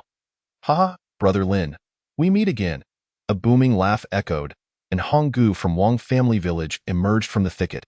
"Wang Hong, you have gone too far," Lin Gu exclaimed, filled with ire. "Where have I gone too far? I thought the wild boar was just lying there asleep," Wang Hong replied, chuckling, while stealing glances at Lin Yichen. "Are you blind? Didn't you see me approaching before you loosed that arrow?" a Yuan shouted at Wang Hong. However, Lin Gu restrained him with a hand. Wang Hong furrowed his brow but chose not to retaliate. Instead, he inquired, "This young brother looks unfamiliar. I haven't seen you before." "Your concern is unnecessary, Wang Hong. I shall remember this incident, and I hope it doesn't happen again. We are leaving," Lin Gu stated firmly. "Wait," Wang Hong called out as Lin Gu and the others turned to depart. "What is it? Do you need something?" Lin Gu asked, frowning. "You can leave, but you must leave the wild boar behind." "What? That's too much," Lin Gu replied. "Don't listen to him. Lin Gu, we can always fight it out." The villagers were incensed, with even Lin Yichen feeling a surge of indignation at the thought of kicking Wang Hong a few times. "Wang Hong, don't push your luck," Lin Gu finally exploded with anger. "What if I do push my luck?" Wang Hong retorted, casting a casual glance over his shoulder, as if to imply that he had more men than Lin Gu and was unafraid. Lin Gu was about to speak, but Lin Yichen interrupted him. "I killed that wild boar, so I am afraid I cannot give it to you," Lin Yichen stated calmly. Hearing his words, Wang Hong looked at Lin Yichen with a half-smile and said, "Little brother, don't be mistaken. Although your archery is quite precise, do you really think you can gain the upper hand in a scuffle? I have said this is my kill, and I cannot give it to you." Lin Yichen replied firmly, then turned to Lin Gu, "Let us go." The villagers of Li Family felt relieved at Lin Yichen's intervention, especially a Yuan, whose face lit up with excitement, eager to see Lin Yichen demonstrate his prowess. However, he was somewhat disappointed to see that Lin Yichen did not wish to clash with the Wang Family Village. Could it be that he lacked the confidence to confront them? A Yuan pondered. Seeing the villagers of Li Family turning to leave, disregarding his words entirely, Wang Hong's anger flared. "Damn it, did I say you could leave? Stop right there, or I'll burn down your village." Upon hearing this, Lin Yichen's fury ignited completely. It seems I must now bully the weak. Lin Yichen muttered to himself. "What did you say?" Lin Gu queried, failing to catch his words. "Nothing, just wait here a moment. I'll handle this myself," Lin Yichen declared, turning toward Wang Hong. Upon seeing Lin Yichen approach, Wang Hong assumed he was conceding and laughed heartily. "Now that's more like it yet." Before he could finish, Lin Yichen's voice cut through the air. "Put down all your prey immediately and scram." The individuals from Wang family village were momentarily taken aback. Even the villagers of Li family were stunned, not expecting Lin Yichen to utter such commanding words. "Little brother, are you out of your mind?" Wang Hong finally regained his composure but was not intimidated. Instead, he laughed uproariously as if he had heard the funniest joke in the world, and his companions joined in the laughter. While Wang Hong was in the midst of his mirth, he suddenly felt a dark blur before his eyes. Lin Yichen had slapped him across the face. Smack! My teeth! It hurts! The blow left Wang Hong dazed. "I'll say this one more time. Drop your prey now and leave immediately, or don't blame me for being ruthless. You're looking for death," Wang Hong bellowed, his tone fierce. "Get him! Kill him!" The men from Wang family village charged at Lin Yichen with axes, knives, and makeshift weapons. Despite their numbers, they were no match for Lin Yichen's formidable skills. Within moments, over 30 of them lay sprawled on the ground. As Wang Hong watched Lin Yichen with his back turned, he seized a knife and swung it towards Lin Yichen's head. "Watch out behind you," Lin Gu shouted. With a swift turn, Lin Yichen delivered another slap to Wang Hong's face, knocking out several more of his teeth. Wang Hong was sent airborne, spewing blood before crashing to the ground, tears streaming from his eyes in pain. Seeing their 30 or so fellows incapacitated, the villagers of Li family erupted in cheers. "Well done! Let us see if they dare to be so arrogant again. Damn it, trying to break my arm? I'll break one of your legs first," a Yuan yelled, brandishing an axe as he charged at Wang Hong. Yuan Gu, I was wrong. I'm not a human. Please forgive me," Wang Hong pleaded, terrified as a Yuan approached with the axe, showing no sign of mercy. Lin, you have to help me. After all, we played together as children. And I even helped you fight," Wang Hong cried out. Witnessing his plight, Lin Gu felt a twinge of sympathy. Recalling their childhood friendship, he intervened, saying, "A Yuan, let it go. He hasn't actually harmed you. Give him a chance." Yes, give me a chance. I want he dare again," Wang Hong pleaded, but a Yuan reluctantly relented, giving him a swift kick and growling, "Get lost." Wang Hong was sent tumbling back 2 rolls from the force of the kick. "Go! Get out of here!"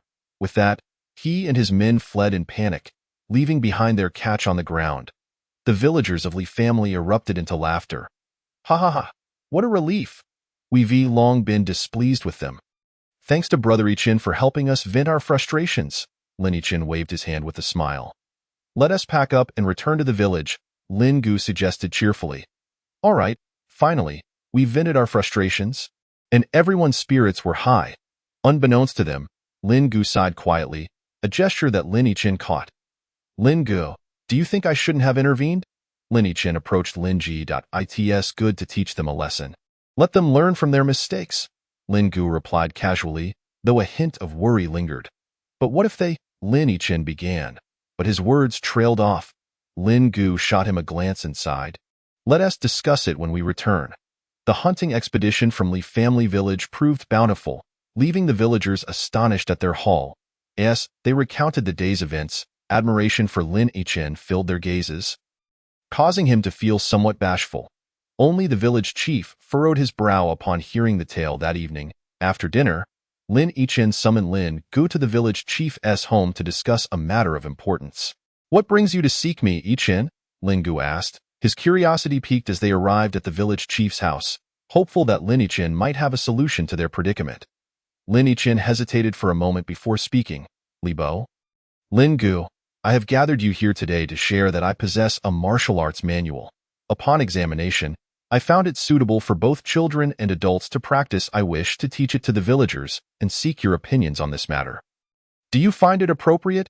Upon hearing that he had a martial arts manual accessible to all, Li Bo and Lin Gu immediately brightened with joy, nodding vigorously. Yes, absolutely. How could it not be? Do you truly have it? Indeed, I possess a manual. Initially, I intended to practice it myself, but after careful consideration, I realized it is not suitable for me. Therefore, I wish to pass it on to everyone. Enhancing their self-defense capabilities in the future, Lin Yichin explained, a few days prior, he had stumbled upon the manual he had brought from Longting Academy. Wonderful, Yichin. You are truly a blessing to our village. I am at a loss for how to express my gratitude. Li Bo exclaimed with excitement. Li Bo, as a member of this village, it is my duty to contribute. Please refrain from expressing gratitude in the future, Lin Yichin replied, for in his heart, he had long considered Linjia village his home. Yes, I have overstepped. Hearing your words brings a mist to my eyes, Li Bo said, visibly moved. Yichin, when shall we commence our practice? Lin Gu inquired eagerly. Though they possessed some basic martial skills, they were merely rudimentary at best. I suggest we wait a few days until the weather turns colder and everyone is no longer occupied with hunting, allowing us to practice in the village, Lin Yichin proposed. Excellent. Li Bo and Lin Gu nodded in agreement. Thus, the matter was settled. Chapter 32. Pursuit, Part 2. Now that life and death were at stake, Zhao Li and his companions would not allow Lin Yichin to escape easily. The four of them pursued him relentlessly. During Lin Yichin's earlier confrontation with them, all the diners on the second floor had fled downstairs but remained nearby, gathering around the tavern to observe the scene from below. It was dusk, and the crowd was plentiful, which made Lin Yichin's escape more challenging. Fortunately, Zhao Li and his group were also hindered by the throng of onlookers, slowing their pursuit. Desperately, Lin Yichin sprinted toward the outskirts of the city. He dared not attempt to shake them off within the city limits. Not only was he unfamiliar with the terrain, but the Zhao family's influence in Lingyun City made it likely they would locate him even if he managed to escape. A tumult of energy surged within him, and he forced himself to suppress it. If he were to unleash even a hint of his energy, his speed would undoubtedly suffer. During the previous skirmish, Lin Yichin had endured 4 sword strikes and 3 palm blows, the most severe being a sword wound on his back that had pierced to the bone. The city gate loomed ahead. But just then, Zhao Li shouted, I am Zhao Yuanfeng, the second head of the Zhao family. Command you to close the city gates immediately, without delay. The captain guarding the gate, recognizing Zhao Li's authority, hurriedly issued the order. Close the gates quickly. What are you dawdling for? Hurry! Lin Yichin was alarmed. With Zhao Li's status commanding the guards to close the gates, his escape would become nearly impossible. In a state of panic, he drew upon his remaining energy, propelling himself forward. Just 20 paces from the gate, he leaped into the air, drawing his 5 elements sword to unleash 4 swift sword strikes. The guards, unable to withstand the assault, fell as he dashed through the narrow opening of the gate. With a brief sigh of relief, he could no longer contain himself and vomited a mouthful of blood. Stumbling forward, he barely managed to keep his footing, but the distance between him and Zhao Li's group had diminished. Lin Yichin finally broke free of the city, quickly darting into the nearby dense forest. Zhao Li and his companions, seeing Lin Yichin escape, were filled with urgency. Each of them bore injuries, though none as grave as Lin Yichin's. The 4 pursued him relentlessly, but as Lin Yichin plunged into the thicket, he lost his sense of direction, merely running forward in hopes of eluding Zhao Li's group amidst the cover of trees. Kid, I advise you to stop and accept your fate, or else when we catch up, you will wish for death. As Lin Yichin fled, his foot caught on something, causing him to stagger. In that brief moment, Zhao Li and his companions closed in, encircling him. Ha, why have you stopped running? Were you not quite adept at fleeing? Taunted the man with a handlebar mustache. I'm simply too tired to continue, Lin Yichin panted. Then prepare to meet your end. This was all quite simple. Had you apologized from the start, we would have let it go. But now, you have sought your own demise, and we shall show no mercy. In your next life, be a wise person and know when to bow your head. Bow my head to your mother, Lin Yichin retorted defiantly, contemplating how to maneuver through the situation. Seeking death, the man with the handlebar mustache seethed. Having been humiliated by Lin Yichin multiple times, he was intent on tearing him apart. With a flourish of his sword, He unleashed a sweeping strike that formed a subtle taiji pattern within a 2-zhang radius. Pressing toward Lin Yichen raised his 5-element sword, and with a sharp clang, the sword's brilliance struck the handlebar mustache man's blade, sending vibrations through his arm and shocking him at the unexpected strength of Lin Yichen's attack. Immediately, he swung his sword horizontally, unleashing a formidable wave of sword energy aimed to cleave Lin Yichen in half. Lin Yichen soared into the air, moving with the speed of lightning, thrusting his sword toward the handlebar mustache man's eyes. Showing no mercy, the man tilted his head to dodge, but left his back exposed. Lin Yichen twisted in midair, driving his sword deep into the man's back. Although it seemed slow, the exchange between the handlebar mustache man and Lin Yichen transpired in the blink of an eye. Before Zhao Li and his companions could react, the man had already met his demise at Lin Yichen's hands. Lin Yichen felt a slight easing of tension in his heart, knowing well the principle that injuring 10 fingers is not as effective as severing one. "Zo shitty! Zo shitty! Zo shitty!" Zhao Li shouted in fury. This was supposed to be a family matter, yet he had lost a disciple he had known for decades. "You little bastard, I will tear you apart." "Old dog, wait until you have your life back to speak," Lin Yichen shot back. "Zhao Shixiang, I believe he has concealed his strength. Otherwise, it would be impossible for him to kill Zhou Shixiang in such a short time." "What of concealing strength? The enmity is already established. We must proceed with caution. This boy is not simple. Indeed, my 2 junior brothers, be careful. This boy must die today.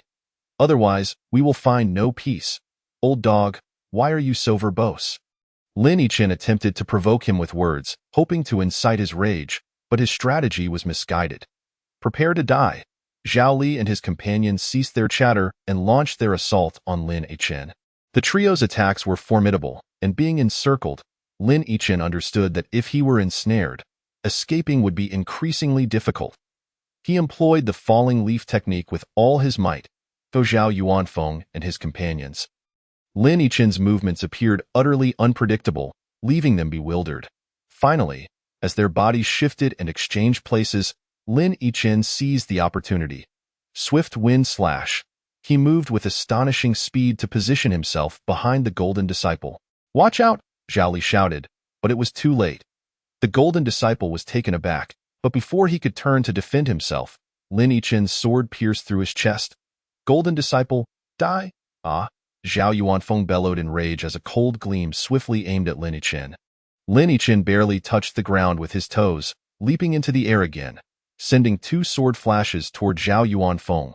The disciple on the side, Lin Shidi, swung his blade toward Lin Yichen's side. Seeking to strike him down from the air, Lin Yichen unleashed 2 streams of sword energy toward Zhao Yuanfeng, then sidestepped to block Lin Shidi's strike. Using the momentum of the blade, he retreated into the air, narrowly avoiding Zhao Yuanfeng's sword. Now, only Zhao Li and his remaining companions stood against Lin Yichen, allowing him greater freedom to maneuver. Upon landing, he bent slightly, then launched himself forward with the force of a cheetah. His speed astonishing. With all his strength, he thrust his sword, unleashing a piercing wave of sword energy directed at Lin Shidi's chest. Terrified, Lin Shidi hurriedly raised his sword to block, but the impact nearly disarmed him, shaking him to the core as he staggered backward, struggling to maintain his balance. Lin Yichen seized the moment to press his advantage. Clang, clang, clang. Finally, Lin Yichen's sword knocked Lin Shidi's blade aside, and in his moment of panic, Lin Yichen drove his sword into the disciple's chest. "Lin Shidi!" Zhao Li cried out in despair, having blocked 2 of Lin Yichen's sword strikes, only to discover that Lin Shidi had also fallen to Lin Yichen's blade. In a fit of rage, he swung his sword toward Lin Yichen's back. Lin Yichen attempted to block with his sword, but Lin Shidi clung tightly to the blade, preventing him from drawing it back. It was too late to evade as Zhao Li's sword slashed across Lin Yichen's back. Beneath him, the disciple Yin was not yet dead. He unleashed a final strike, his palms crashing against Lin Yichen's chest, sending him rolling to the side. However, the 5-element sword was also drawn in the ensuing motion. Lien's last blow inflicted considerable internal injury upon Lin Yichen, causing him to cough up 2 mouthfuls of blood. Gritting his teeth, he managed to support himself, clutching Xiaobai as he turned and fled into the dense forest.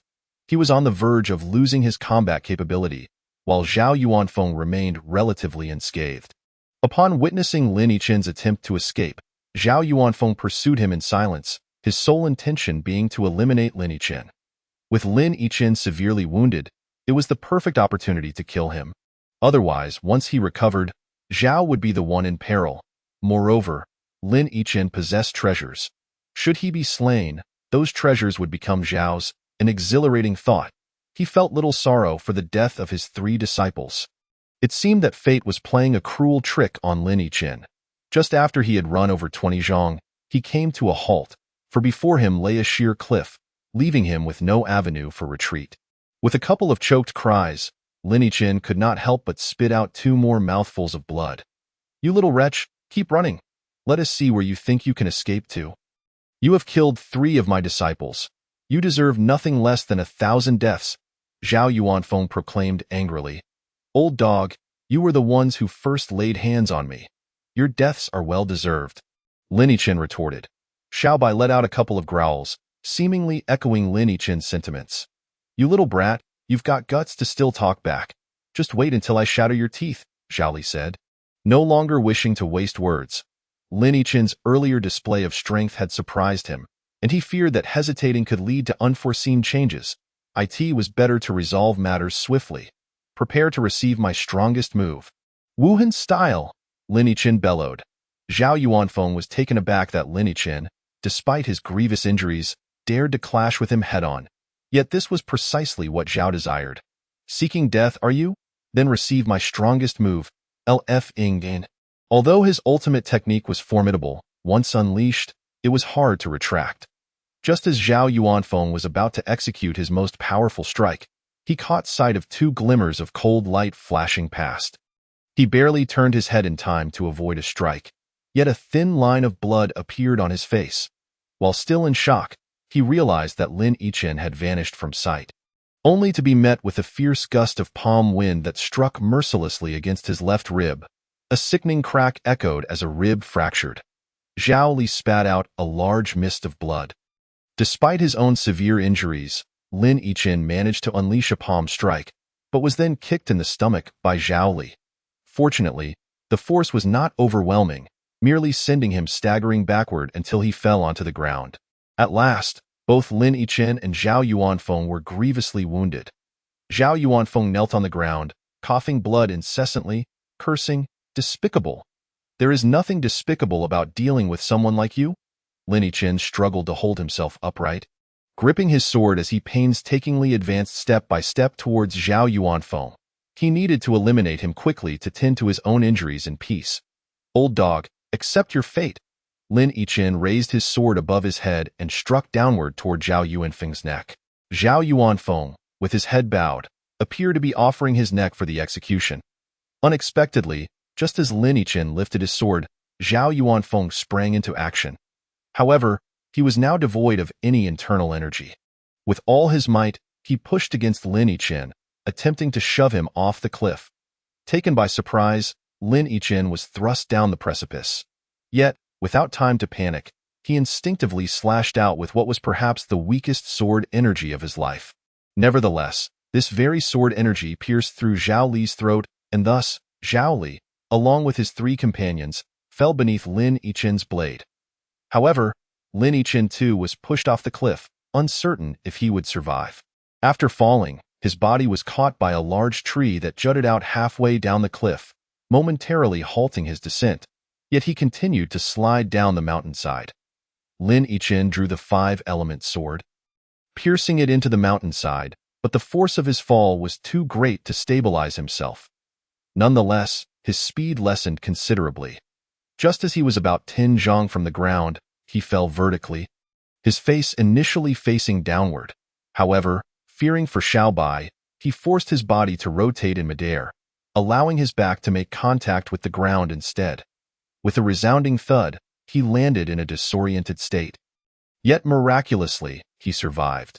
Gritting his teeth, he summoned the last remnants of his vital energy to continue fleeing.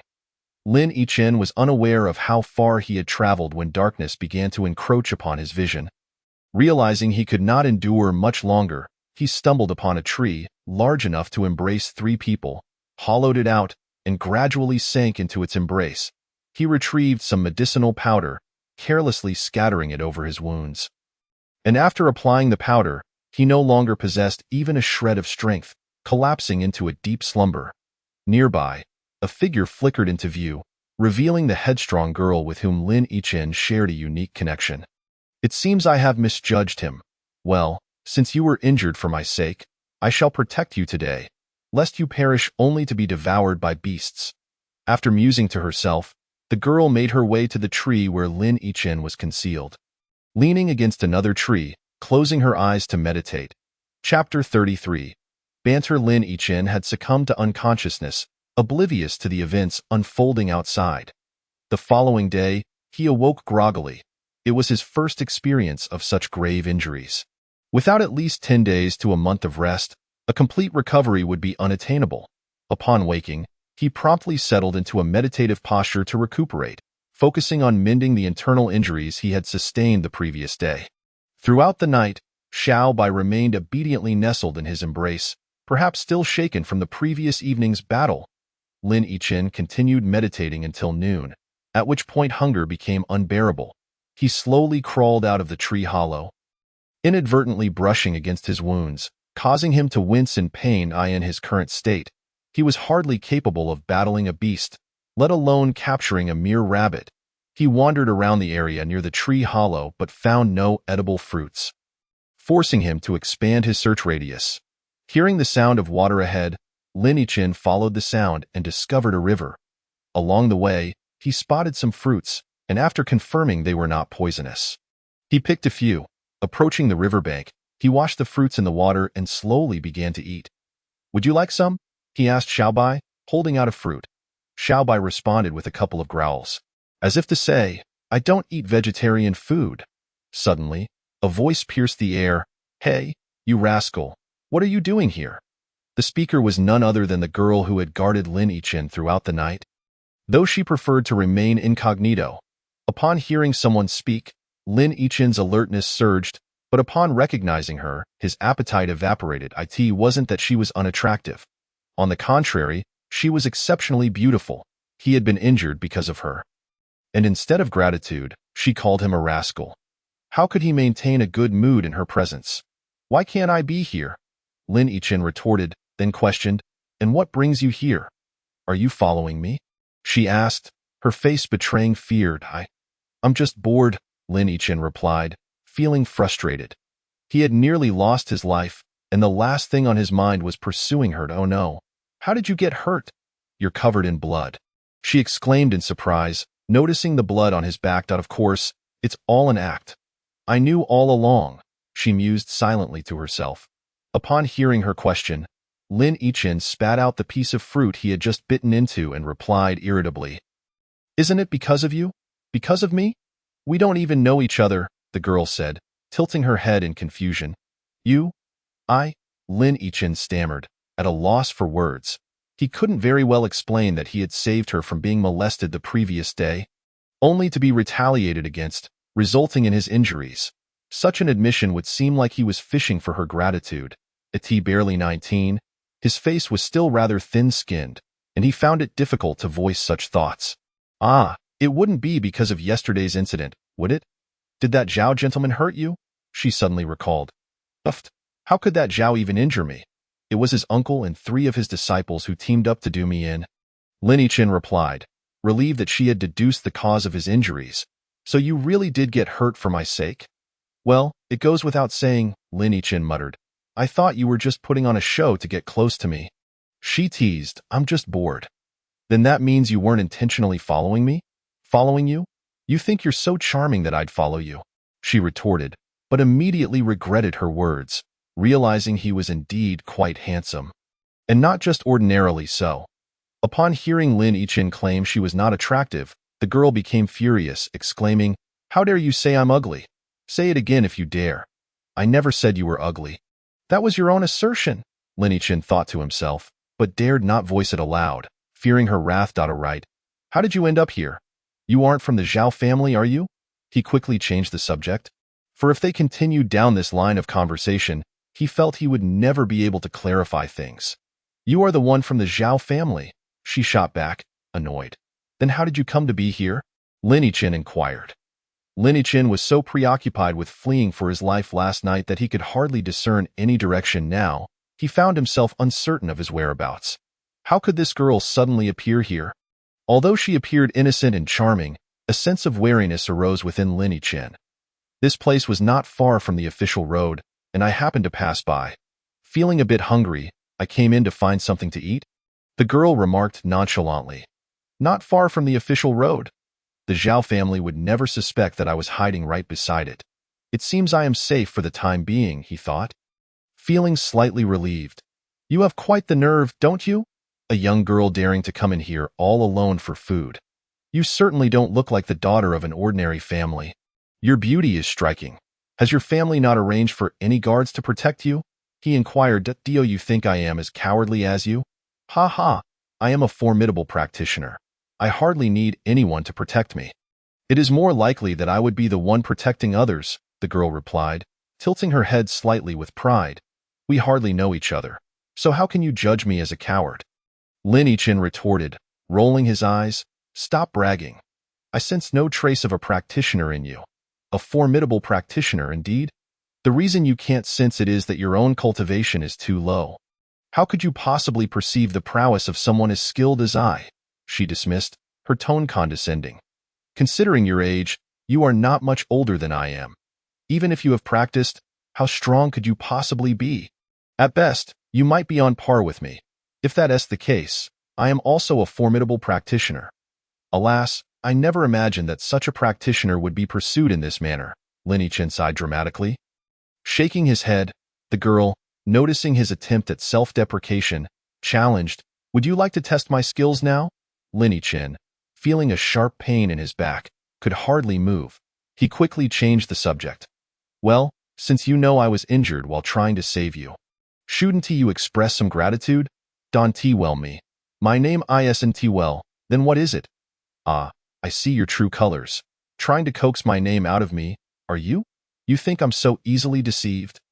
Lin Yichin was left speechless. He rubbed his forehead, then wiped his face, calling out to her, Hey, you, humph. My surname is Liang. You can call me Liang Daybody, she exclaimed, bursting into a rather ungraceful laugh that contradicted her beauty, yet somehow made her appear even more endearing. And what about you? What is your name? My surname is Lin. You can call me Lin Dashwage, Lin Yichin mimicked her laughter. Seeing Lin Yichin imitate her, Liang Daybody playfully smacked his shoulder, inadvertently aggravating his injury, causing him to grimace in pain. However, Lin Yichin was secretly astonished. Liang had been over a yard away, yet even if he were uninjured, he would have found it difficult to evade her strike. Could it be that she truly was a practitioner? But why could he sense no aura of cultivation from her? Perhaps she possessed a treasure that concealed her true abilities, making her appear as an ordinary person? It must be so. Gasping in pain, Lin Yichin exclaimed, Are you trying to murder me? Is this how you treat your benefactor? Benefactor? You are just a big fool for trying to imitate me, Liang Daybody retorted. Ungrateful, hey, Xiaobai. Upon seeing Lin Yichin being struck, Xiaobai barked twice at Liang Daybody. Wow, so cute. Liang Daybody's eyes sparkled at the sight of Xiaobai. Can I hold it? Lin Yichin glanced at Xiaobai in his arms. A mischievous thought crossed his mind. Xiaobai, bite her, he said, placing Xiaobai on the ground.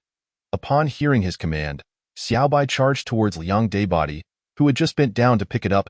Hey, don't actually bite her. Xiaobai, Lin Yichin called out, genuinely worried that Xiaobai would follow through.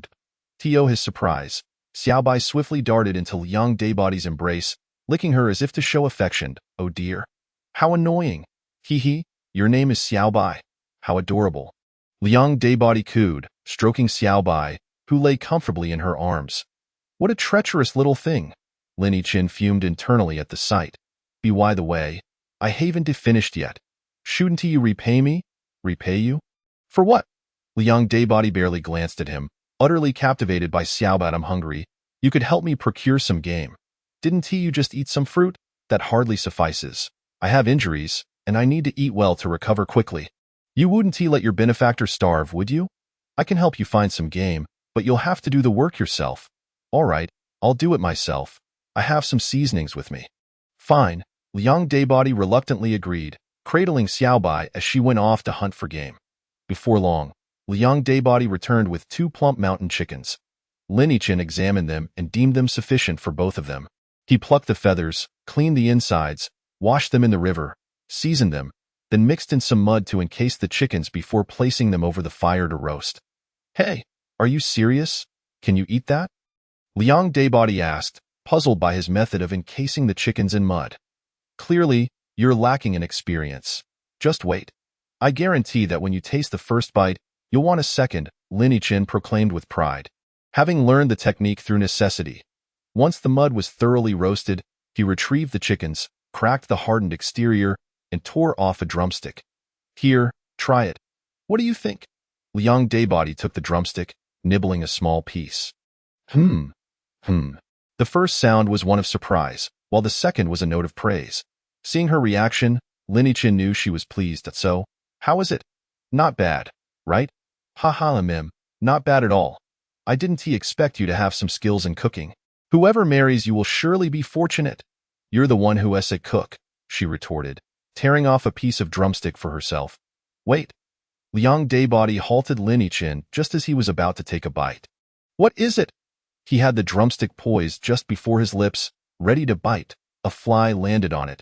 How disgusting, she exclaimed as she walked over. Lin Yichin scrutinized the drumstick, perplexed. I don't see anything. Besides, it's cold. There shouldn't be any flies around. Hand it over. She laughed. Having tricked him, it turned out she had fabricated the tale about the fly to claim his chicken leg for herself. How can you eat so much? Give me that drumstick, Lin Yichin glowered at her. You think you can take it back from me? In your dreams? Besides, this drumstick is for Xiaobai, he declared, offering it towards Xiaobai. Xiaobai barked twice, seemingly in gratitude. You? Lin Yichin pointed at her, nearly trembling with frustration. However, in his current state, he knew he could not confront her. He shot her a glare and savagely bit into the chicken leg as if it were her. The two young people quickly found common ground and engaged in lively banter, during which Lin Yichin learned that Liang Daybody's name was Liang Xinqi.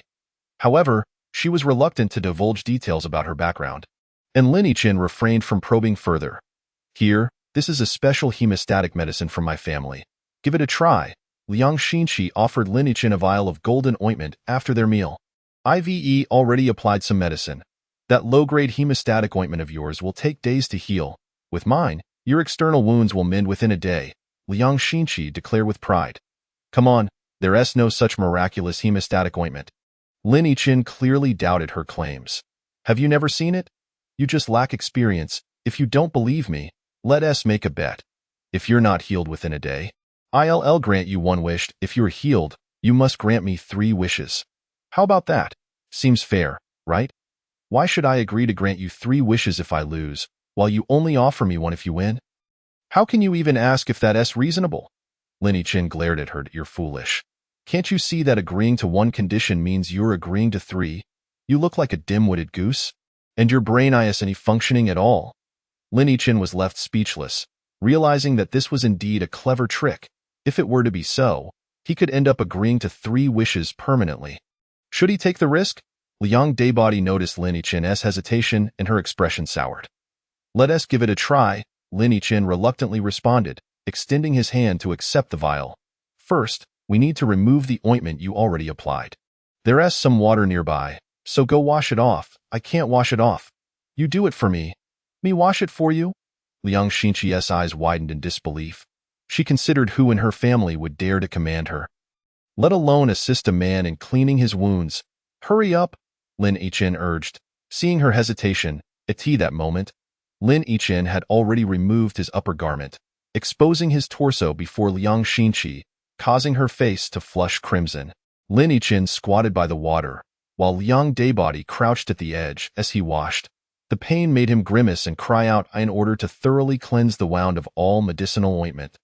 It was inevitable that the injury would be touched. Of course, one cannot dismiss the possibility of intentionality from a certain individual. Afterwards, Lin Yichin muttered, the heart of the most venomous woman at present. He felt a slight itch at the sight of the wound. Having just applied the ointment a mere quarter of an hour ago, Lin Yichin sensed an immediate reaction. Yes, in 2 hours it shall begin to scab over. And by evening, the scab should fall off. By tomorrow, the wound should be virtually unnoticeable. Liang Xinqi explained. Is it truly that remarkable? Lin Yichin queried, still somewhat skeptical. This was no mere medicinal ointment. It seemed almost miraculous. Following the battle from the previous night, Lin Yichin felt a burgeoning indication of breakthrough. Initially, it was but a faint sensation, yet now it intensified, as though a breakthrough could occur at any moment. Dismissing further thoughts, he focused inward, calming his mind and spirit. I may be on the verge of a breakthrough. Please assist me in safeguarding my practice, he said to Liang Xinqi. Though their acquaintance was fresh, Lin Yichin felt a profound sense of trust towards her. Given the display of her capabilities earlier, he felt uncertain about his own ability to contend with her should she harbor ill intentions. Liang Xinqi, perceptive of Lin Yichin's unusual state, raised her guard. Do not worry about interruptions during your breakthrough. I shall ensure you are not disturbed. Chapter 34. A good idea at present. Lin Yichin was at the novice level of a spiritual practitioner, and this breakthrough to the intermediate level took less than a quarter of an hour. Although he had ascended a small tier, he still sensed no trace of a practitioner's aura emanating from Liang Xinqi. Is there some treasure on you that conceals your true essence? For I cannot discern even a hint of your cultivation. Lin Yichin voiced his curiosity. Humph, that merely reflects your low level of cultivation. Such profound mastery as mine is far beyond your comprehension, she retorted, then scrutinized Lin Yichin closely, adding, And you dare to question me? I cannot perceive even the slightest sign of cultivation from you either. Do you possess some hidden treasure? Am I not transparent? Lin Yichin paused, taken aback by her words. Yet, upon reflection, he found solace in the realization that even Lin Ming had failed to perceive his true state. Otherwise, he would not be in his current predicament. Contemplating this, his expression grew somewhat somber. Hey, what troubles you? Are you still unwell? Liang Xinqi noticed something amiss in Lin Yichin's demeanor. Oh, it's nothing, he smiled, shaking off the thoughts. Where do you plan to go next, me? I'm not entirely certain. After a moment of contemplation, she added, I merely sneaked out. Upon hearing this, Lin Yichin sighed. We are indeed kindred spirits, both adrift in this vast world.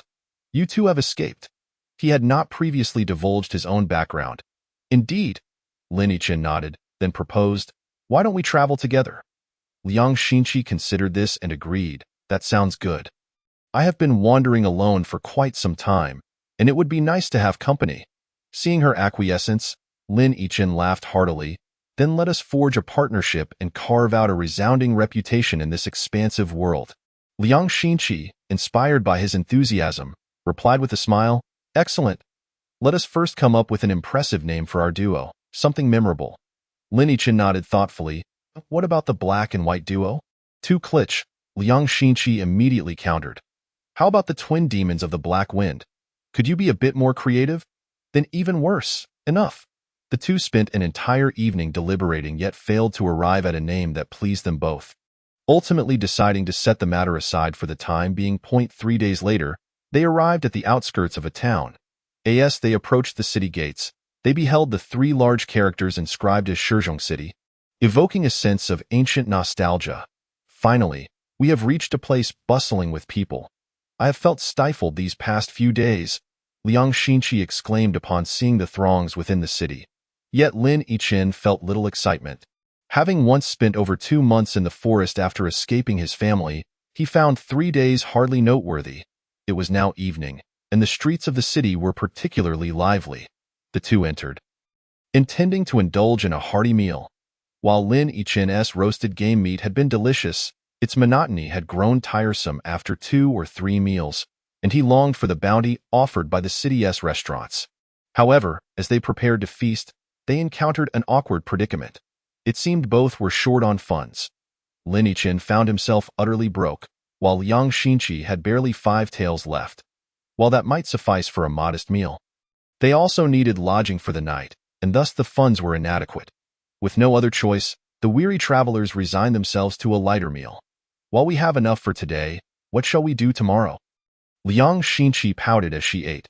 Perhaps we could hunt some magical beasts in the forest tomorrow? Lin Yichen suggested.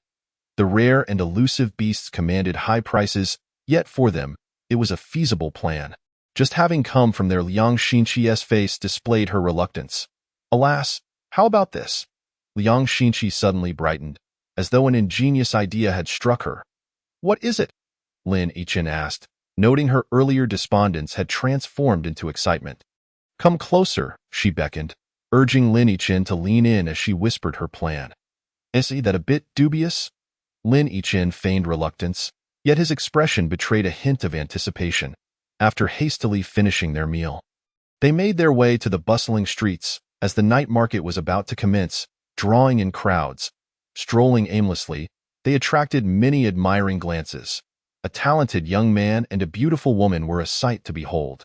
Naturally, most gazes fell upon the stunning Liang Xinqi, while many onlookers wished to displace Lin Yichen and take his place beside her. Yet, some young women cast flirtatious glances at Lin Yichen, but upon seeing Liang Xinqi, jealousy filled their eyes as they lamented their own lack of beauty, bemoaning the unfairness of fate. As they ambled through the market, they observed various wares without purchasing, yet the advantage of beauty was evident. Vendors, upon seeing Liang Xinqi pick up and then set down items, would often offer them as gifts. Meanwhile, Lin Yichen found himself burdened with an assortment of items, his face a mask of exasperation. Did you see that? This is what they call fortune. Liang Xinqi gleefully handed Lin Yichen a small lantern, a gift from a young vendor in his 20s, prompting Lin Yichen to roll his eyes. Spare me the nonsense about fortune. If I were to carve a few lines on your face, would anyone still wish to gift you anything? He retorted, casting a dramatic glance skyward. Go away. Their banter continued unabated. Liang Xinqi then revealed a piece of jade she had been toying with throughout their journey, a treasure worth at least 10,000 taels. She frequently held it up to the light, inspecting its authenticity. While others would have hidden such a prized possession for fear of theft, Liang Xinqi flaunted it with abandon, attracting the attention of several suspicious followers. Ladies, please wait.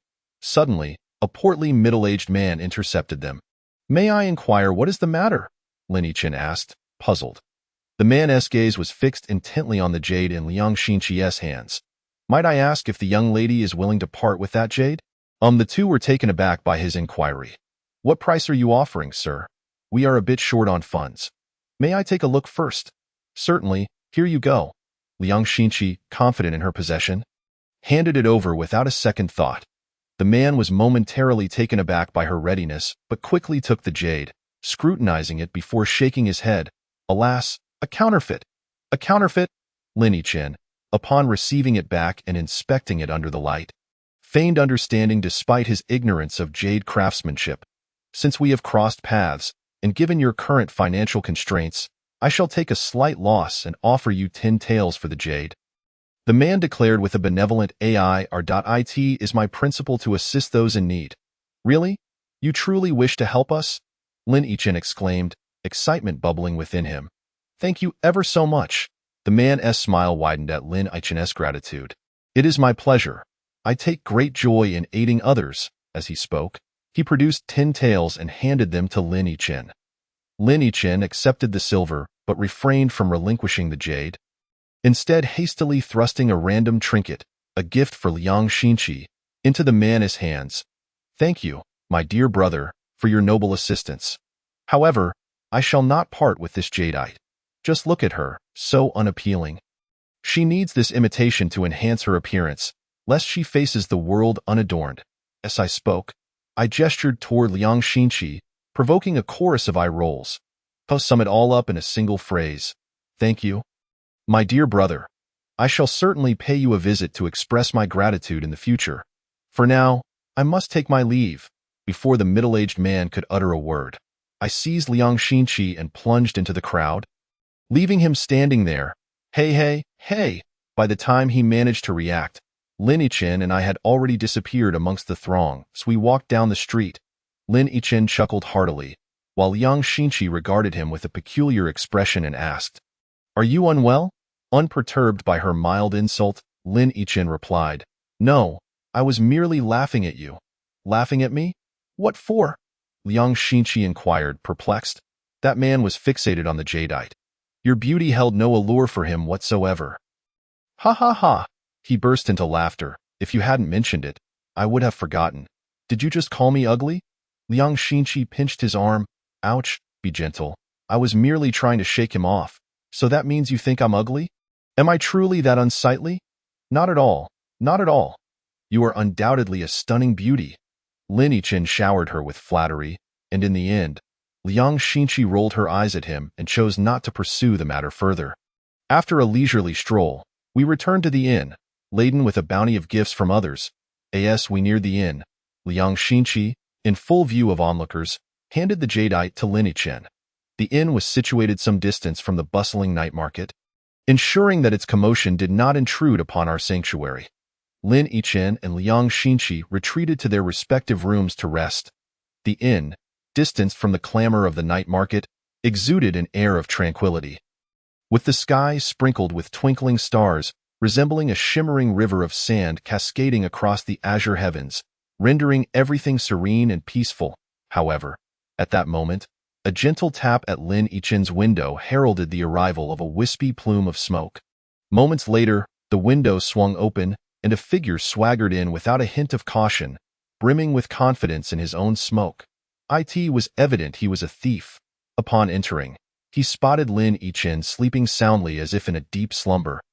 A smirk of disdain crept across his face as he thought to himself, who could resist my enchanting smoke? Unfazed, he approached Lin Yichin's bedside. Noticing the jadeite resting beside the pillow, he reached out to seize it. Bemused at the foolishness of leaving such a valuable treasure so carelessly exposed. Curiously, just as the thief extended his hand, frozen in a grin, he found himself unable to move. At that moment, Lin Yichin burst into laughter from the bed. The thief was taken aback, realizing he had unwittingly fallen into a trap, feeling foolish for his earlier arrogance. Lin Yichin, unperturbed by the situation, began rummaging through the thief's belongings. How much do you have? Just then, Liang, the beautiful maiden, emerged from behind the bed, her face alight with amusement. This fellow is rather poor. He only brought a little over 100 taels. She pointed at the thief and remarked, How could you dare to steal with such meager earnings? With that, she shoved the thief beneath the bed and returned to slumber. Before long, another thief entered the room, similar to the first. This time, he barely touched the bed's edge before he too found himself immobilized, subjected to Lin Yichin's exploration. Hey, this one has more money. Over 500 taels in notes, plus 20 gold leaves, Lin Yichin exclaimed excitedly to Liang Xinqi. Wow, we struck it rich? Liang Xinqi's face glowed with excitement. When the unfortunate thief was shoved under the bed, he was startled to discover another thief already there, initially fearing that someone had lain in wait.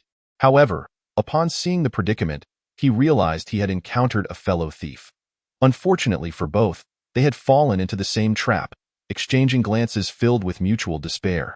Throughout the night, a total of 4 waves of thieves visited, netting the two of them over 1,000 taels in silver notes, along with 20 gold leaves and a precious pearl, filling them with unrestrained joy. Liang Xinqi insisted on continuing the endeavor the following night. But Lin Yichin firmly disapproved. It seemed this little girl had developed a taste for thievery, which could not be permitted. Chapter 35. Little White gets beaten. Now that they had money, the two indulged in sumptuous feasts, traversed renowned mountains and rivers, admired famous landmarks, and reveled in the beauty of sunrises and sunsets. Their days were exceedingly comfortable, and their bond deepened with each passing moment. Despite their leisurely pursuits, they maintained their training. It's all your fault for insisting on coming to this desolate place. Look, we'll have to sleep outdoors again tonight. Liang Xinqi's complaints echoed from a distance. Lin Yichin glared. When did I ever say I wanted to come here? You were the one who suggested it. I said what? Who heard me say that? Liang Xinqi refused to admit her part, adamantly shifting the blame onto Lin Yichin.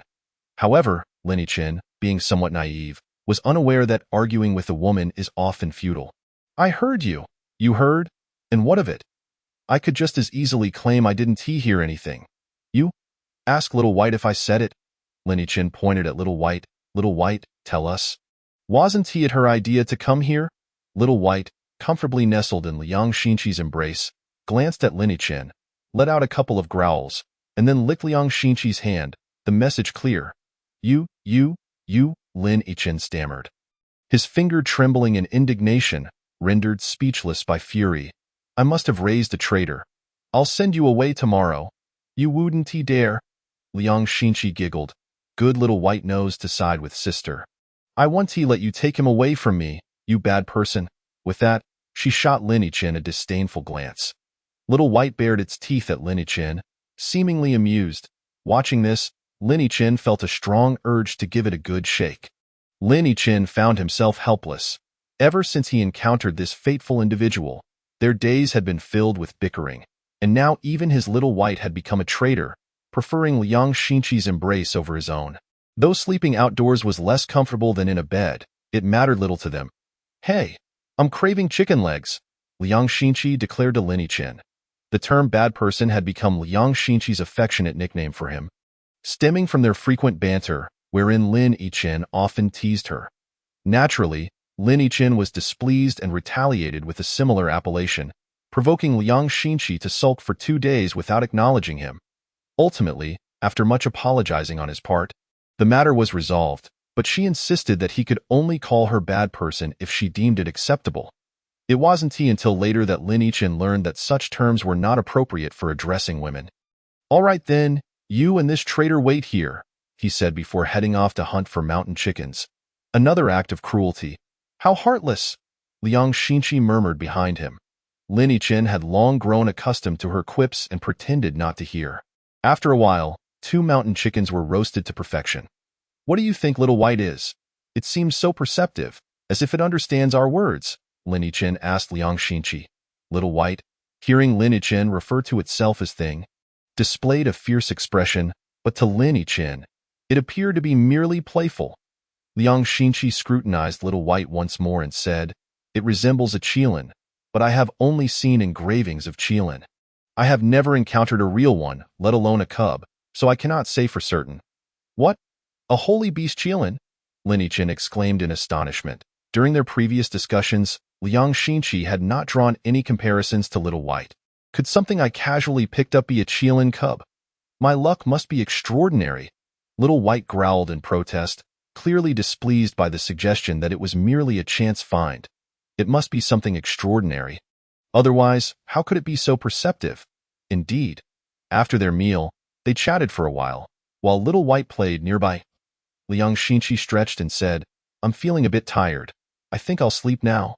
All right, you go ahead, Lin Yichin replied, knowing she rarely meditated at night, preferring to sleep instead. Where will you sleep, traitor? He asked Little White. Little White growled a couple of times, showing no intention of resting. Lin Yichin disregarded it and settled down to meditate. But for some reason, he could not find peace that night. After a while, unable to enter a trance, he opened his eyes.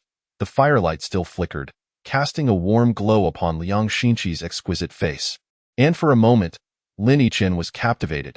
He had never scrutinized her so closely before. Now, he realized how breathtakingly beautiful she was, akin to a celestial being descended to the mortal realm. If I kissed her now, would she reject me? Lin Yichin found himself lost in thought. As soon as this notion crossed his mind, his face flushed crimson, and he chided himself for being a rogue. Yet, once that idea surfaced, it became inescapable, swirling incessantly in his mind. Unconsciously, Lin Yichin began to lean closer to Liang Xinqi. Xiaobai, who had been playing nearby, noticed Lin Yichin's movement towards Liang Xinqi and squatted on the ground, watching curiously, puzzled by his intentions. Now, with Lin Yichin almost within arm's reach of Liang Xinqi, his heart raced violently, feeling as if it might leap from his throat. After swallowing hard, he slowly leaned in to kiss her. Seeing Lin Yichin's lips approaching, Xiaobai panicked, thinking he intended to bite Liang Xinqi, and let out a desperate yelp. Just as Lin Yichin was about to kiss her, he found himself frozen in place. A thin layer of ice enveloping him. In truth, Liang Xinqi had already sensed Lin Yichin's approach, as it would be impossible for someone of her cultivation to remain oblivious. Her heart raced with a mix of anxiety and a hint of anticipation, leaving her feeling bashful, but fortunately, the darkness hid her embarrassment, leading Lin Yichin to assume she was asleep. With Liang Xinqi unresponsive, it could be interpreted as tacit consent. However, upon hearing Xiaobai shout, she realized Lin Yichin had halted, his lips nearly brushing against her face. After a moment of stillness, she could no longer pretend to be asleep. Even someone without any cultivation would awaken if someone got that close. Liang Xinqi could no longer maintain her facade and reluctantly opened her eyes, only to find Lin Yichin's slightly parted lips inches from her own. Their eyes met, and her face flushed a deep shade of crimson. If she had remained asleep, she could have feigned ignorance about his intentions. But now that she was awake and had caught him in the act, she felt compelled to teach him a lesson. "What are you trying to do?" Liang Xinqi demanded. But Lin Yichin found himself unable to move or speak, his eyes wide with urgency, as if he wished to explain. "Are you trying to take advantage of me?" Liang Xinqi pressed on. "You scoundrel, attempting to plot against me. Let's see how I teach you a lesson." With a swift kick, she sent Lin Yichin sprawling. Now able to move, he scrambled to explain. Big brother, let me explain. It's not what you think." "What do you mean it's not what I think?" Liang Xinqi was beyond caring for his explanations. She kicked him to the ground, straddled him, and began to unleash a flurry of punches and kicks, accompanied by his yelps of pain. Meanwhile, Xiaobai sat on the ground, tilting its head in confusion, unsure why they were fighting. Bang! That hurts. Thud. Ouch! Be gentler, big brother. I told you not to take advantage of me. Before long, Lin Yichin was left battered and bruised, resembling a swollen pig's head. Only then did Liang Xinqi, satisfied, clap her hands and sit beneath a tree, leaving Lin Yichin groaning on the ground. Xiaobai, wiggling its little behind, approached Lin Yichin, wishing to offer some comfort. Licking his face, Lin Yichin cried out in agony. Realizing Xiaobai had licked a tender spot, he sat up abruptly, glaring at Xiaobai, who looked back at him with innocent confusion, yelping playfully. Lin Yichin scowled. "It's all your fault for ruining my moment. If she hits me, then I'll hit you." Saying this, he grabbed Xiaobai by the scruff and pressed it to the ground, playfully slapping its little behind, which elicited a series of whines from the creature. Afterward, holding Xiaobai in his hands, Lin Yichin suddenly recalled something and remarked, "I heard you howl earlier, and I became unable to move. Yet when I was being chased, you cowered in my arms like a frightened child. Now that I was about to. You actually ruined my moment, truly an utter failure." As Lin Yichin grew increasingly agitated, he tossed Xiaobai into the air, causing the creature to yelp in fright. "Be careful not to let it fall. Liang Xinqi warned that it would be better if it fell and spared me from this trouble." Although Lin Yichin spoke casually, his hands were still poised to catch Xiaobai. Just as the creature was about to fall to Lin Yichin's head, it suddenly froze mid-air. Both Lin Yichin and Liang Xinqi were taken aback, approaching to investigate. They discovered a thin layer of ice beneath Xiaobai's feet, preventing it from crashing to the ground. Lin Yichin and Liang Xinqi exchanged astonished glances, completely taken aback by Xiaobai's behavior. Seeing Xiaobai teetering precariously on the ice, Liang Xinqi quickly scooped it into her arms and sat beneath a tree. Could it truly be a young Qilin? Lin Yichin speculated, uncertainty etched across his face. "Perhaps," Liang Xinqi replied, glancing up at him. Their eyes met, and both felt a flush of warmth spread across their cheeks, plunging the atmosphere into an awkward silence. After a prolonged pause, Lin Yichin broke the stillness. "Ahem, it's getting late. You should rest early." "Yes, you too," Liang Xinqi replied, now too shy to meet his gaze. That night, both were destined to lie awake, unable to sleep. Chapter 36. Sword Flight. The unexpected display of Xiaobai's innate skills left both Lin Yichin and Liang Xinqi astounded, solidifying Liang Xinqi's suspicions. As dawn broke, the two wandered through the forest.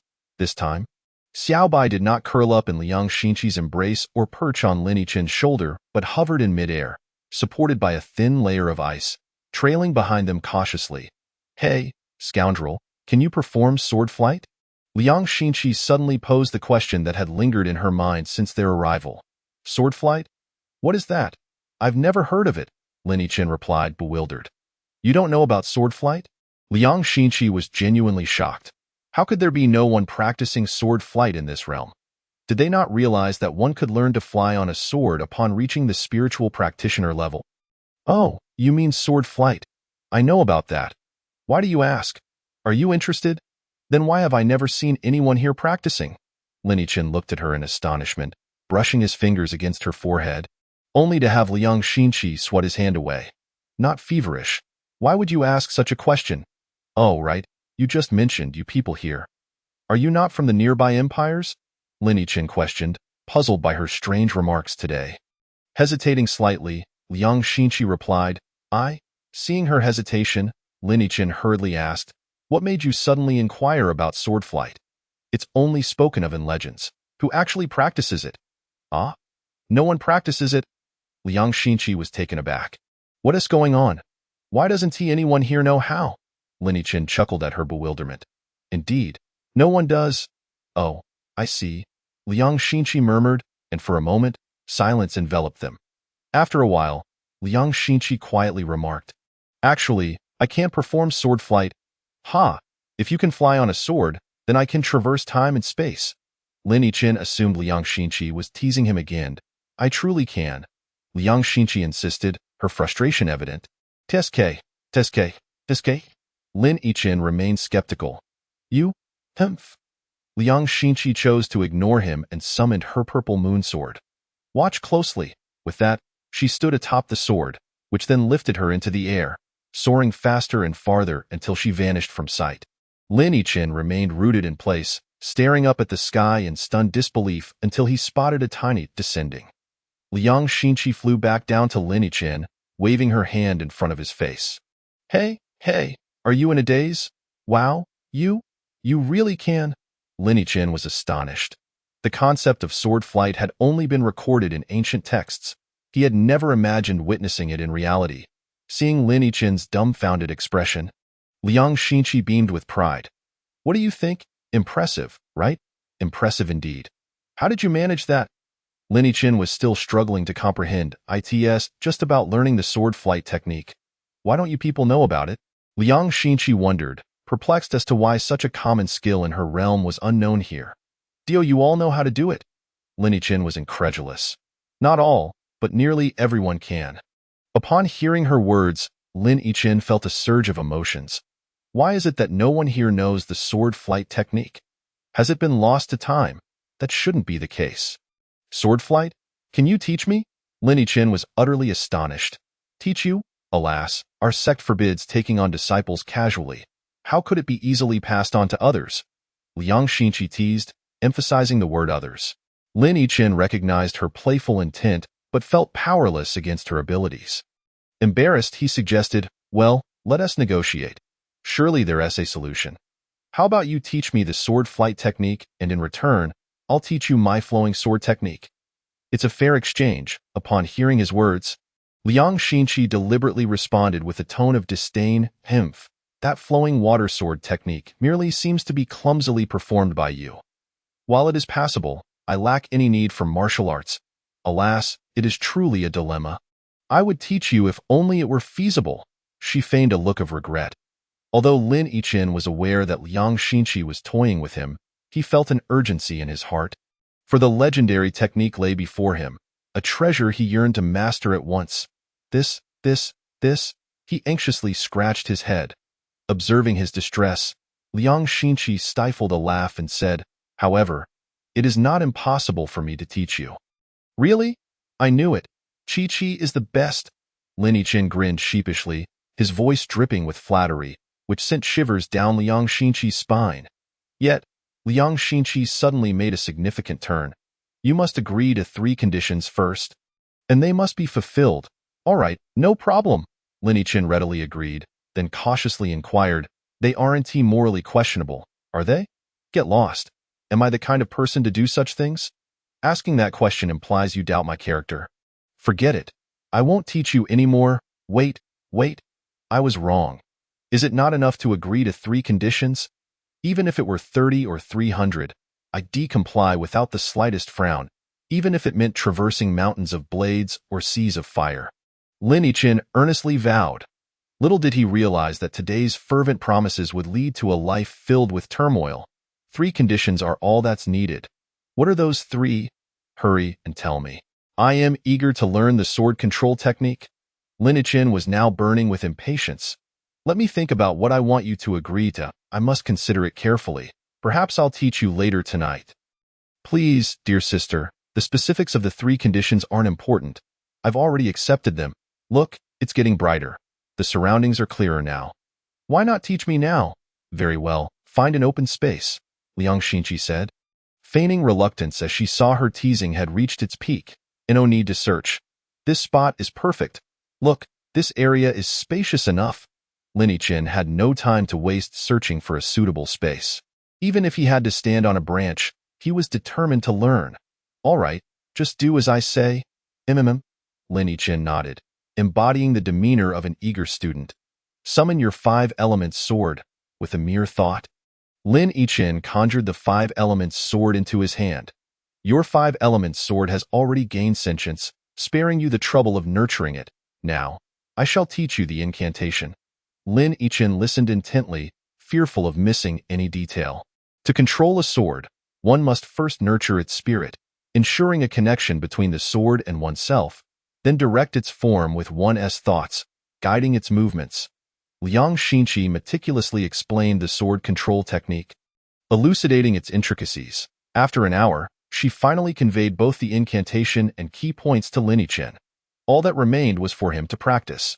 Following Liang Xinqi's instructions, Lin Yichin attempted several times. And soon the 5 elements sword began to respond, moving under his mental guidance. This filled him with exhilaration. The hardest part is always the beginning. Once a solid foundation is laid, the subsequent processes will prove much easier. In less than half an hour, Lin Yichin managed to make the 5 elements sword hover in midair, astonishing Liang Xinqi. Others typically took a long time to learn the sword control technique. Some even required several months to see progress. Yet, Lin Yichin had achieved this feat in less than 2 hours. A genius. Liang Xinqi marveled inwardly. Little did she know the immense pain Lin Yichin had endured while opening his meridians, which had forged his formidable mental strength. Seeing the 5 elements sword hovering at knee height, Lin Yichin leapt onto it. No, Liang Xinqi rushed to stop him, fearing he might fall, but upon seeing him stand on the sword, though it dipped a few inches, it ultimately managed to support his weight wobbly. Ha ha ha, I did it, Lin Yichin exulted. Look, I succeeded. Liang Xinqi shared in his joy, surprised by how quickly he learned. Now, slowly guide the flying sword forward. But do not rush. At that moment, Xiaobai, riding its ice chip, flew over to Lin Yichin, both of them trembling as they advanced. I'm already getting used to this speed. Shouldn't I be able to go a bit faster now? Lin Yichin felt a surge of impatience, having envisioned the exhilarating experience of soaring through the skies with a sword countless times. Seeing he had indeed grasped the speed, Liang Xinqi replied, You may, but increase your speed gradually. Is it still controlled by thoughts? I secretly tried it just now, and it felt quite strenuous. Do you expect to reach a Master S level with just a few practice sessions? Don't be foolish. Once you truly master it, then we can talk. Liang Xinqi mercilessly mocked him. What should I do then? Though stung by her sarcasm, Lin Yichin felt no displeasure. Instead, he thought to himself, I am truly magnanimous. Liang Xinqi patted his shoulder and said, Do you see that large tree 100 zhang away? I see it.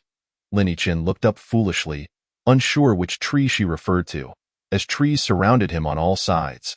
First, mentally lock onto that tree, then guide your sword towards it, and then, before Liang Xinqi could finish, a scream pierced the air. Ouch, my backside, Lin Yichin cried out in pain. Giggling uncontrollably, Liang Xinqi watched as Lin Yichin fell flat on his back. Losing all composure, it turned out that upon hearing the instruction to lock onto a target, he had carelessly looked ahead, randomly choosing a tree, and when he attempted to direct the sword towards it, he failed to control the speed. The 5 elements sword zipped past while Lin Yichin tumbled off. You better not come back.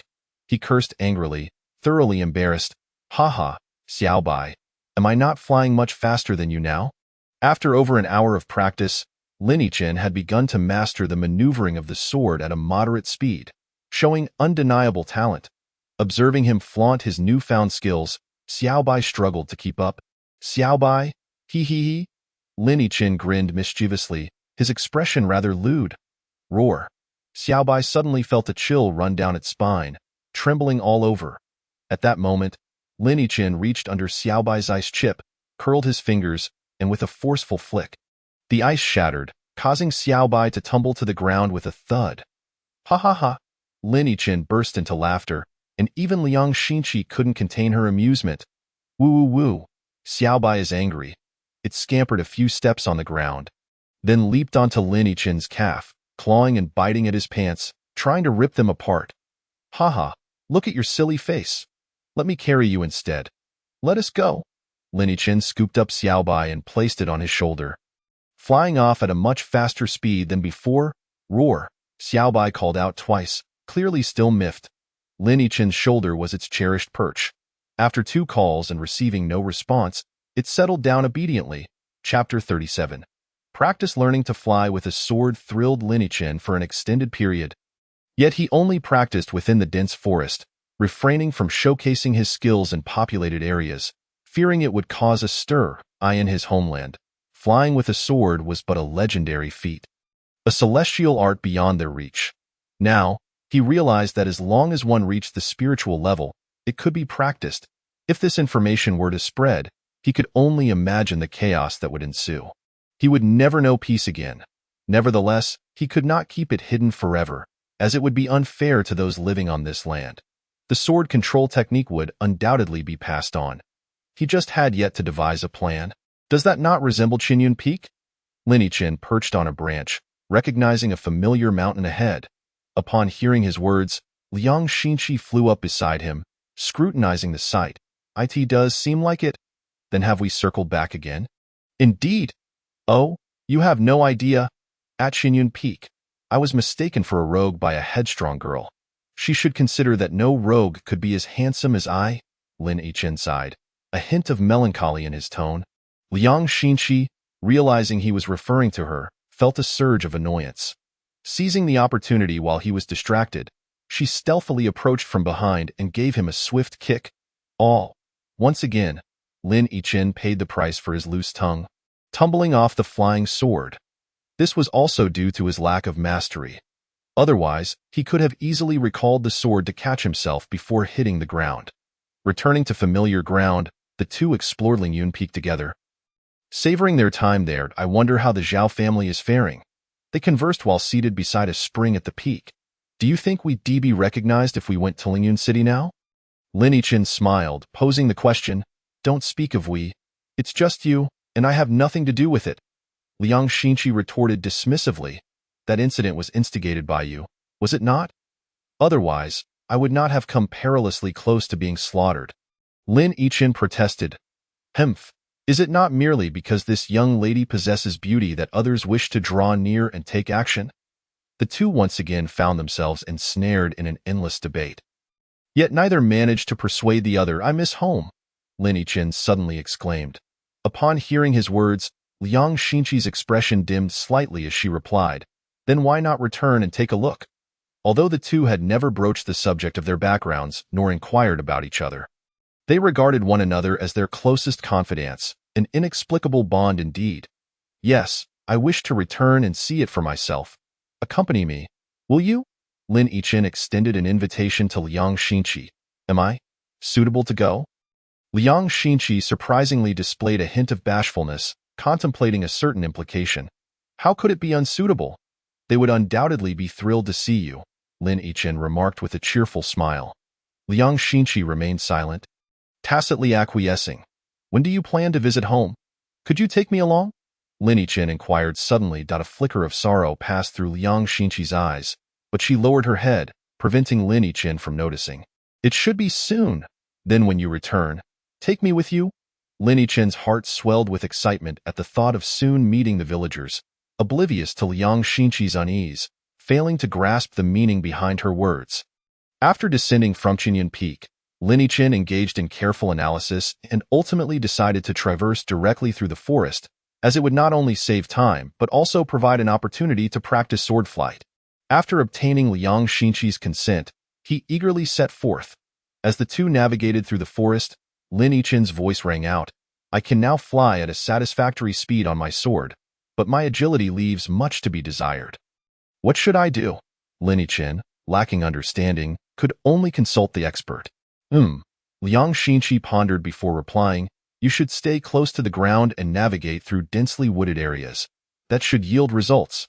This requires gradual practice. It's impossible to master in a single day. Oh, Lin Yichen, without any better alternatives, had no choice but to heed her advice. Ah, I've got it, Lin Yichen suddenly exclaimed. Liang Xinqi jumped in surprise, asking, You figured it out? You scoundrel, how could you possibly have? She regarded him with a puzzled expression. Lin Yichen realized his words could be misconstrued, yet upon hearing Liang Xinqi's retort, he naturally could not back down. How could I possibly have it? If anyone possesses it, it should be you. Ha ha ha, could it be? Go away. Liang Xinqi's cheeks flushed slightly at his words. Quickly, tell me what it is. Hee hee. I have indeed found a solution, Lin Yichen replied with a mysterious grin. What solution? Liang Xinqi struggled to comprehend what he might have in mind. Just wait. With that, he raised his gaze to survey the surrounding branches. Suddenly, his eyes lit up, and he exclaimed, It's you. Without further ado, he soared toward it on his sword. A startled bird shrieked as it fled in panic, with Lin Yichen hot on its heels. His sword-flying speed had vastly improved, far surpassing that of the bird. As the pursued bird noticed Lin Yichen closing in, it made a sudden turn, causing him to react too late, sending him flying far off before he managed to regain control, forcing him to give chase once more. By locking his intent upon the bird, which was in motion, Lin Yichen found his form shifting in tandem with the bird's movements. Although he initially struggled to keep up, he gradually grasped the technique. Liang Xinqi, watching from below, was left utterly speechless. A prodigy, she finally exclaimed. Ha ha ha! Lin Yichen's joyous laughter echoed through the air.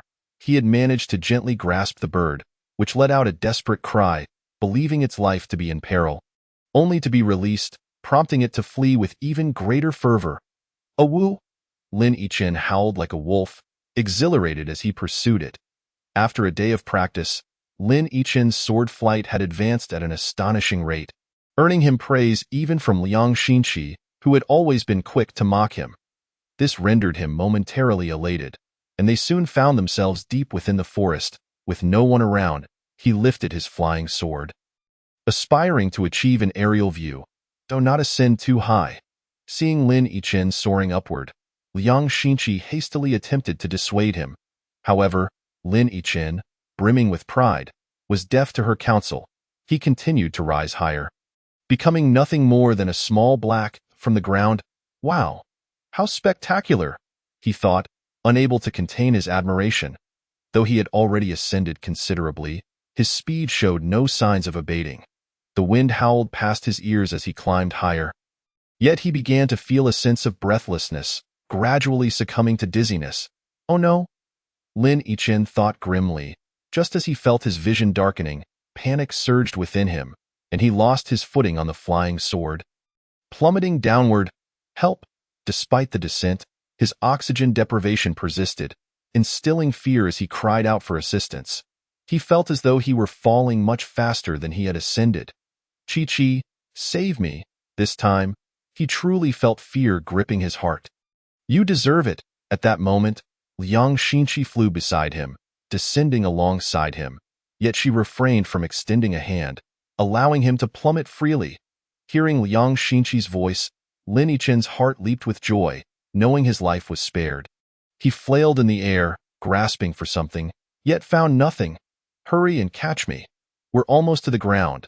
Not so fast, Liang Xinqi nonchalantly replied from beside him. Just then, Lin Yichen's vision gradually returned, and he noticed the ground approaching rapidly. Desperately shouting, We're almost there, almost there. Yet Liang Xinqi showed no inclination to assist him. Panic surged within Lin Yichen. Are you trying to murder me? This is too much, after all we've been through together. Observing Liang Xinqi's indifference, he resorted to emotional appeals, hoping to move her to act and stabilize him, as he was genuinely terrified. At long last, Liang Xinqi spoke, saying, "You seem quite clever, yet you're truly foolish. Why not summon the five elements sword to stabilize yourself?" Upon hearing this, Lin Yichen thought it made sense, but with the ground drawing ever closer, he had no time to ponder further, shouting, "Practice that later. Right now? Can you help me steady myself? This is your five elements sword. I'm entrusting it to you now. Whether you succeed depends on you. We have only 10 breaths left before we reach the ground. So hold on tight." Hee. With that, she tossed the five elements sword beside him, letting it plummet alongside him. Meanwhile, Liang Xinqi expertly maneuvered her purple moon sword back to the ground. What a treacherous heart! Lin Yichen cursed inwardly, yet he had no recourse but to maintain his composure. Focusing on the five elements sword at his side as he silently recited the sword control technique, in truth, should one inadvertently fall from the air, there is no need to panic. Maintaining clarity and composure is crucial to effectively control the flying sword. Lest one become the subject of ridicule for dying in a fall while attempting sword flight. Just as Lin Yichen was approximately 10 zhang from the ground, he finally managed to control the flying sword. Yet the speed of his descent was too rapid. He could not halt it. The sound of rustling leaves and snapping branches filled the air, culminating in a resounding thud as Lin Yichen's body finally landed safely on the ground. Escaping death! Ouch! Lin Yichen's anguished cry echoed from the ground. Ha ha ha! Liang Xinqi laughed uproariously beside him, offering no comfort and even mocking him. Serves you right. You just learned to walk and already wish to run. It's a miracle you didn't die. Hoo hoo hoo! Xiaobai had been cradled in Liang Xinqi's arms during Lin Yichen's fall, and now, witnessing him crash to the ground, it barked at him, though it appeared to be mocking him. Liang Xinqi, I loathe you. Lin Yichen's pain nearly brought tears to his eyes, feeling as though his backside had splintered into several pieces. With Lin Yichen injured, their journey came to a temporary halt, but as night began to fall, it was time for dinner. Taking advantage of his injuries, he relished the experience of being cared for by a beautiful lady. Chapter 38. The Great Battle with the Tree Demon, Part 1. After dinner, the two sat in quiet meditation when suddenly, Liang Xinqi opened her eyes. Liang Xinqi detected a faint rustling sound in the surroundings, subtle yet unmistakable to her keen ears. Upon opening her eyes, she immediately recognized the change around her. The trees now loomed denser than when they had first sat down to meditate. Liang Xinqi nudged Lin Yichen, and upon seeing his puzzled expression, she gestured to their surroundings. Lin Yichen glanced around and discovered that the once open grassy area had shrunk to less than 2 zhang, with ominous trees closing in from all sides.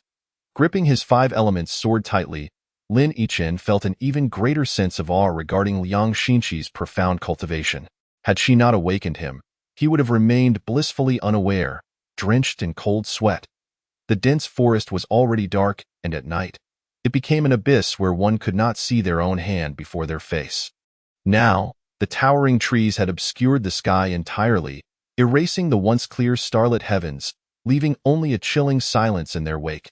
Lin Yichen understood that they had undoubtedly encountered a tree demon, for only a tree demon could manipulate the surrounding vegetation. The tree spirit, undoubtedly a formidable adversary, incessantly unleashed a barrage of assaults, utilizing every surrounding plant to its advantage. Once ensnared, escape became an arduous endeavor. The two warriors gripped their swords tightly, remaining vigilant of their surroundings. First, stow away Xiaobai, Lin Yichen instructed Liang Xinqi. Understood.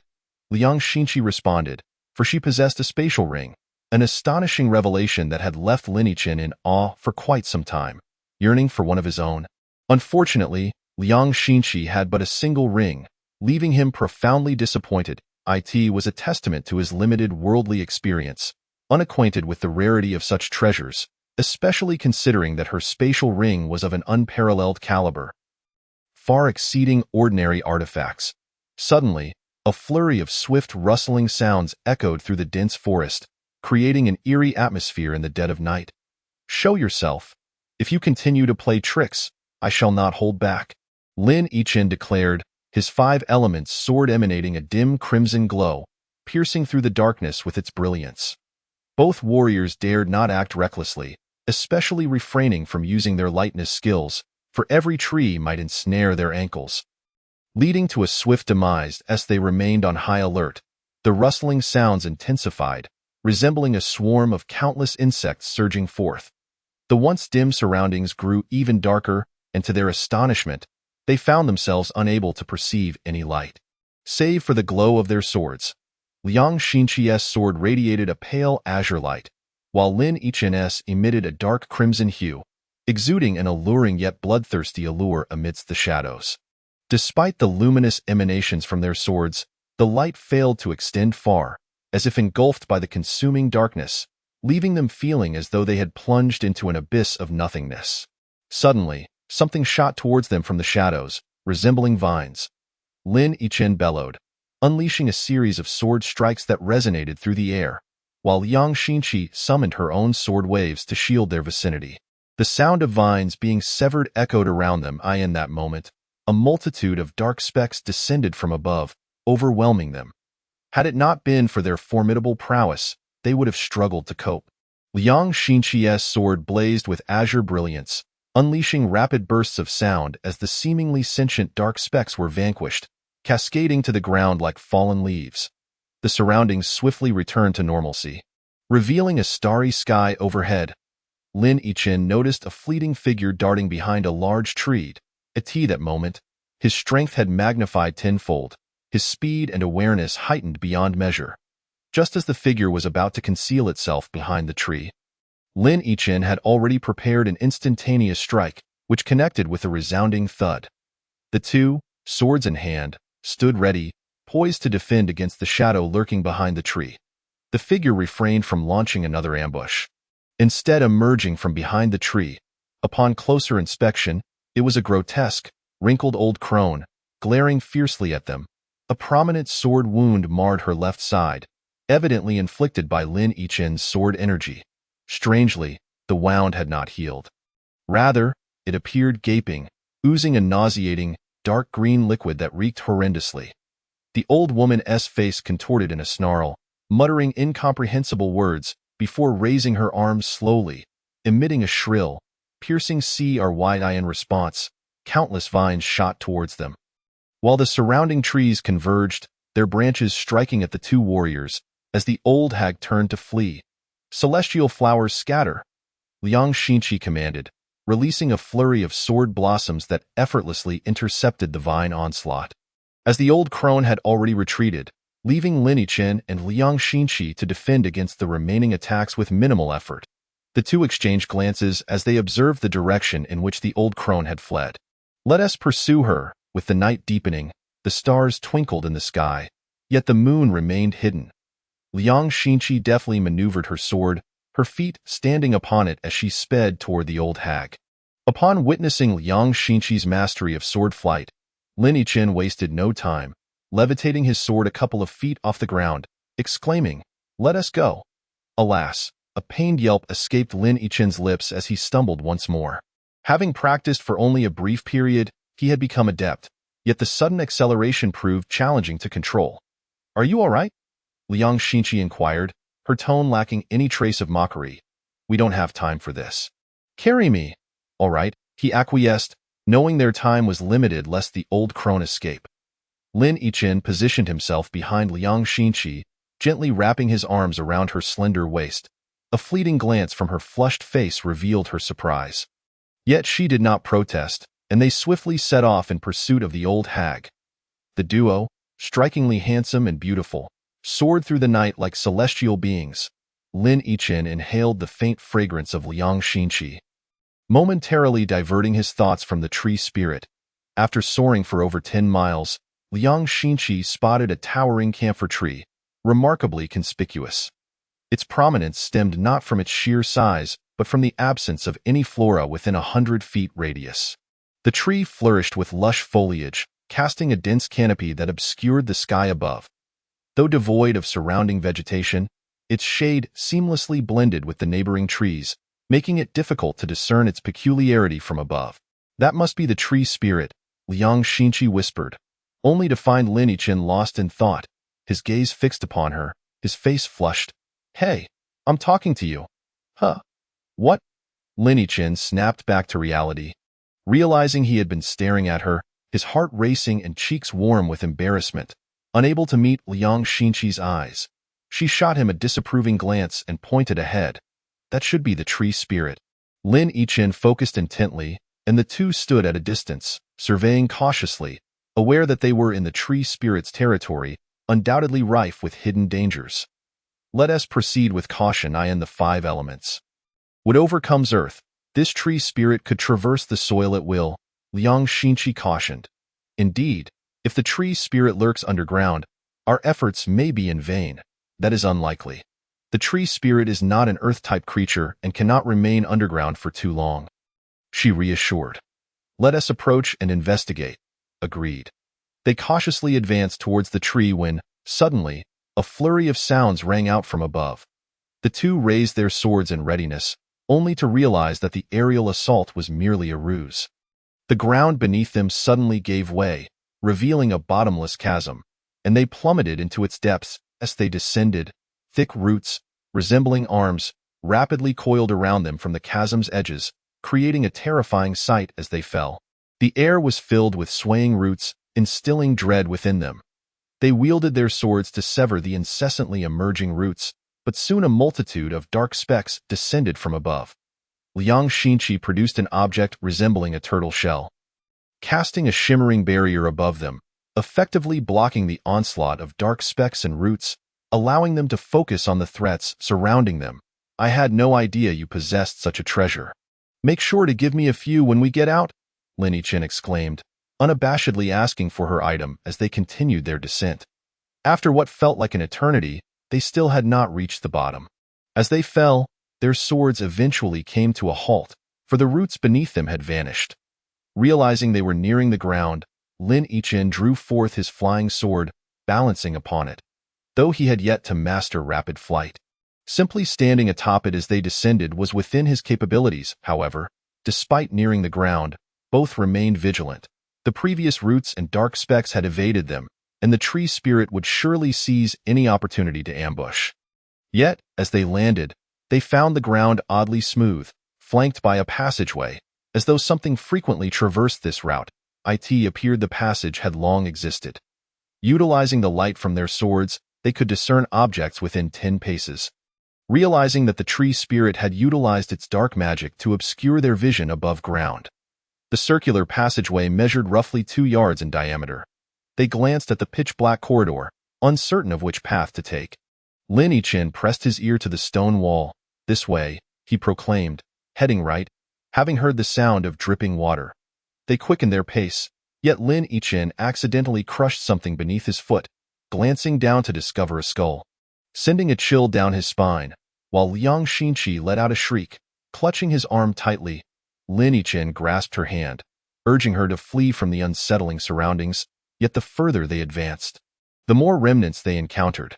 Lin Yichin decisively encircled Liang Xinqi's slender waist and, employing his lightness skill, lifted her off the ground. Liang Xinqi gazed at him with an almost dazed expression as he whisked her away. A sudden wave of sweetness washing over her heart, causing her cheeks to flush slightly. This was indeed her first experience of such intimacy with a man. Without warning, Lin Yichin's body veered to the left, shielding Liang Xinqi behind him just as a tree demon swept past. Had it not been for his quick reflexes, they would have fallen prey to the creature's ambush. The tree demon, thwarted in its attack, swiftly pivoted, and from the walls surrounding Lin Yichin, 2 massive tree roots surged forth, rapidly coiling towards them. With a gentle push off the ground, Lin Yichin pulled Liang Xinqi back, while his 5 elements sword cleaved forward. At the same moment, Liang Xinqi summoned a flash of azure light, manifesting a tangible sword beam that severed the approaching roots. The tree demon, pursuing relentlessly, let out a piercing shriek as it was struck. A gaping wound stretching from its chest to its jaw, with dark green ichor cascading down in a ghastly display. The tree demon, now utterly frenzied, disregarded its own injuries and lunged at them. While countless roots and vines erupted from the surrounding stone walls, if it were merely the surrounding vines and roots, Lin Yichin and Liang Xinqi could manage them, but the overwhelming power emanating from the tree demon left them somewhat flustered. The vines danced around them like a chaotic maelstrom, striking and entangling with wild abandon. Fortunately, Lin Yichen's prowess far surpassed that of others at his level. Otherwise, they might have already been defeated. Stealing a glance at Liang Xinqi, he noted her steady breath, which calmed his own heart. Yet, in that fleeting moment of distraction, a vine ensnared his ankle, halting his movement. Several more vines struck him, leaving him in a disheveled state. Alarmed, Liang Xinqi attempted to sever the vine binding his ankle. But the tree demon seemed to sense her intent, unleashing a flurry of roots and vines towards her, leaving her little room to maneuver. The demon cackled ominously at Lin Yichen's predicament. Its voice sent chills down their spines. With a sudden surge of force, the vine tightened around Lin Yichen's ankle, causing him to stumble and fall, his body being dragged toward the demon. Seeing this, Liang Xinqi gasped in horror and shouted, "Eternal ice!" As she unleashed her technique, her body trembled slightly, indicating the strain it placed upon her, yet she managed to execute eye in that moment, as Liang Xinqi cast her spell. Lin Yichen felt an involuntary shiver course through him. The temperature in the corridor plummeted. A thick layer of profound ice enveloped the walls, sealing the entire passageway, freezing the roots and vines extending from the stone. The corridor was blanketed in a sheet of white ice, immobilizing even the tree demon. "Act swiftly. I cannot hold this for long," he urged. "Understood," Lin Yichen replied, severing the vine around his ankle and thrusting his sword towards the tree demon, which was now rendered motionless and could only endure its fate. A chilling, anguished scream echoed as Liang Xinqi, unable to maintain her spell any longer, watched the demon, riddled with wounds from Lin Yichen's assault, make a hasty retreat. Exhausted, Liang Xinqi stumbled, her hand bracing against the wall to regain her balance, panting heavily. Lin Yichen rushed to support her, channeling a steady flow of vital energy into her. "Are you all right?" he inquired, concern etched on his face. Liang Xinqi, warmed by his worry, shook her head softly, "I am fine," and produced a mysterious pill from her possession, ingesting it, now that the tree demon was gravely injured. Its tenacity ensured it would recover if not completely vanquished. "We must pursue it swiftly, lest it escapes," Lin Yichen declared, noting the renewed vitality in Liang Xinqi after she consumed the pill. They followed the trail of the demon's ichor, leading them to a cavern. They exchanged glances before Lin Yichen took the lead, urging Liang Xinqi to follow closely behind. Upon entering the cave, they were met with a vast expanse, at the center of which lay a pool with a towering stone pillar, upon which rested a luminous pearl radiating a pure white glow. It was the light from this pearl that illuminated the cavern's grandeur. They paused at the entrance, spotting the aged tree demon, now transformed into a frail old crone, standing by the pool, its visage marred by deep wrinkles, yet still exuding an aura of weakness. The creature bled a dark green fluid, its face contorted in despair. It pleaded, "Esteemed heroes, I implore you, spare me. My meridians are gravely injured. Please, have mercy." Its eyes, filled with panic and sincerity, implored them. Lin Yichen and Liang Xinqi exchanged glances, their expressions betraying a flicker of compassion, though they felt inclined to grant mercy. The memory of the remains they had encountered earlier, victims of the tree demon's savagery, loomed large in their minds, overshadowed by an aura of malevolence. The demon, sensing the resolve in Lin Yichen's gaze, realized its fate was sealed.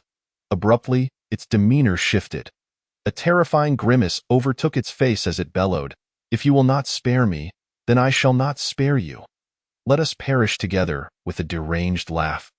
It extended 4 vines that latched onto the enormous roots supporting the cavern. Without warning, the roots began to constrict, while massive stones from the cave's ceiling plummeted, stirring a cloud of dust that obscured their surroundings. "Together to death!" the demon shrieked, unleashing its final and most potent assault. Amidst the swirling debris, a vine shot forth at an astonishing speed, targeting Liang Xinqi, too swift for her to evade. "Watch out!" Lin Yichen shouted, shoving Liang Xinqi aside, only for the vine to pierce through his chest. With a gasp, he coughed up blood, collapsing to the ground. "Lin Yichen?" Liang Xinqi cried out in anguish, rushing to his side. tears cascading down her cheeks like precious pearls. "Flee," he whispered weakly. She cradled him, channeling her energy into him desperately. "Do not say that. You will be fine," Liang Xinqi insisted, her heart aching at his condition.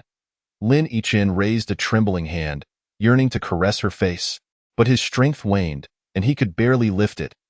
Liang Xinqi grasped his hand, pressing it gently against her cheek.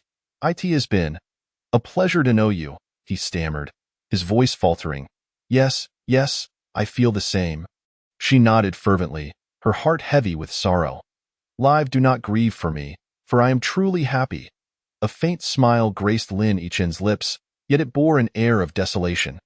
Liang Xinqi found herself at a loss for words. Her tears flowing freely like a broken string of pearls. Lin Yichin attempted to voice his feelings, to say "I love you," but he felt his strength ebb away, his voice lost to the void. The strength in her arms waned, causing them to slip from Liang Xinqi's face and fall to the ground, leaving her body devoid of any sound. "No!" Liang Xinqi cried out with despair, collapsing onto Lin Yichin's body.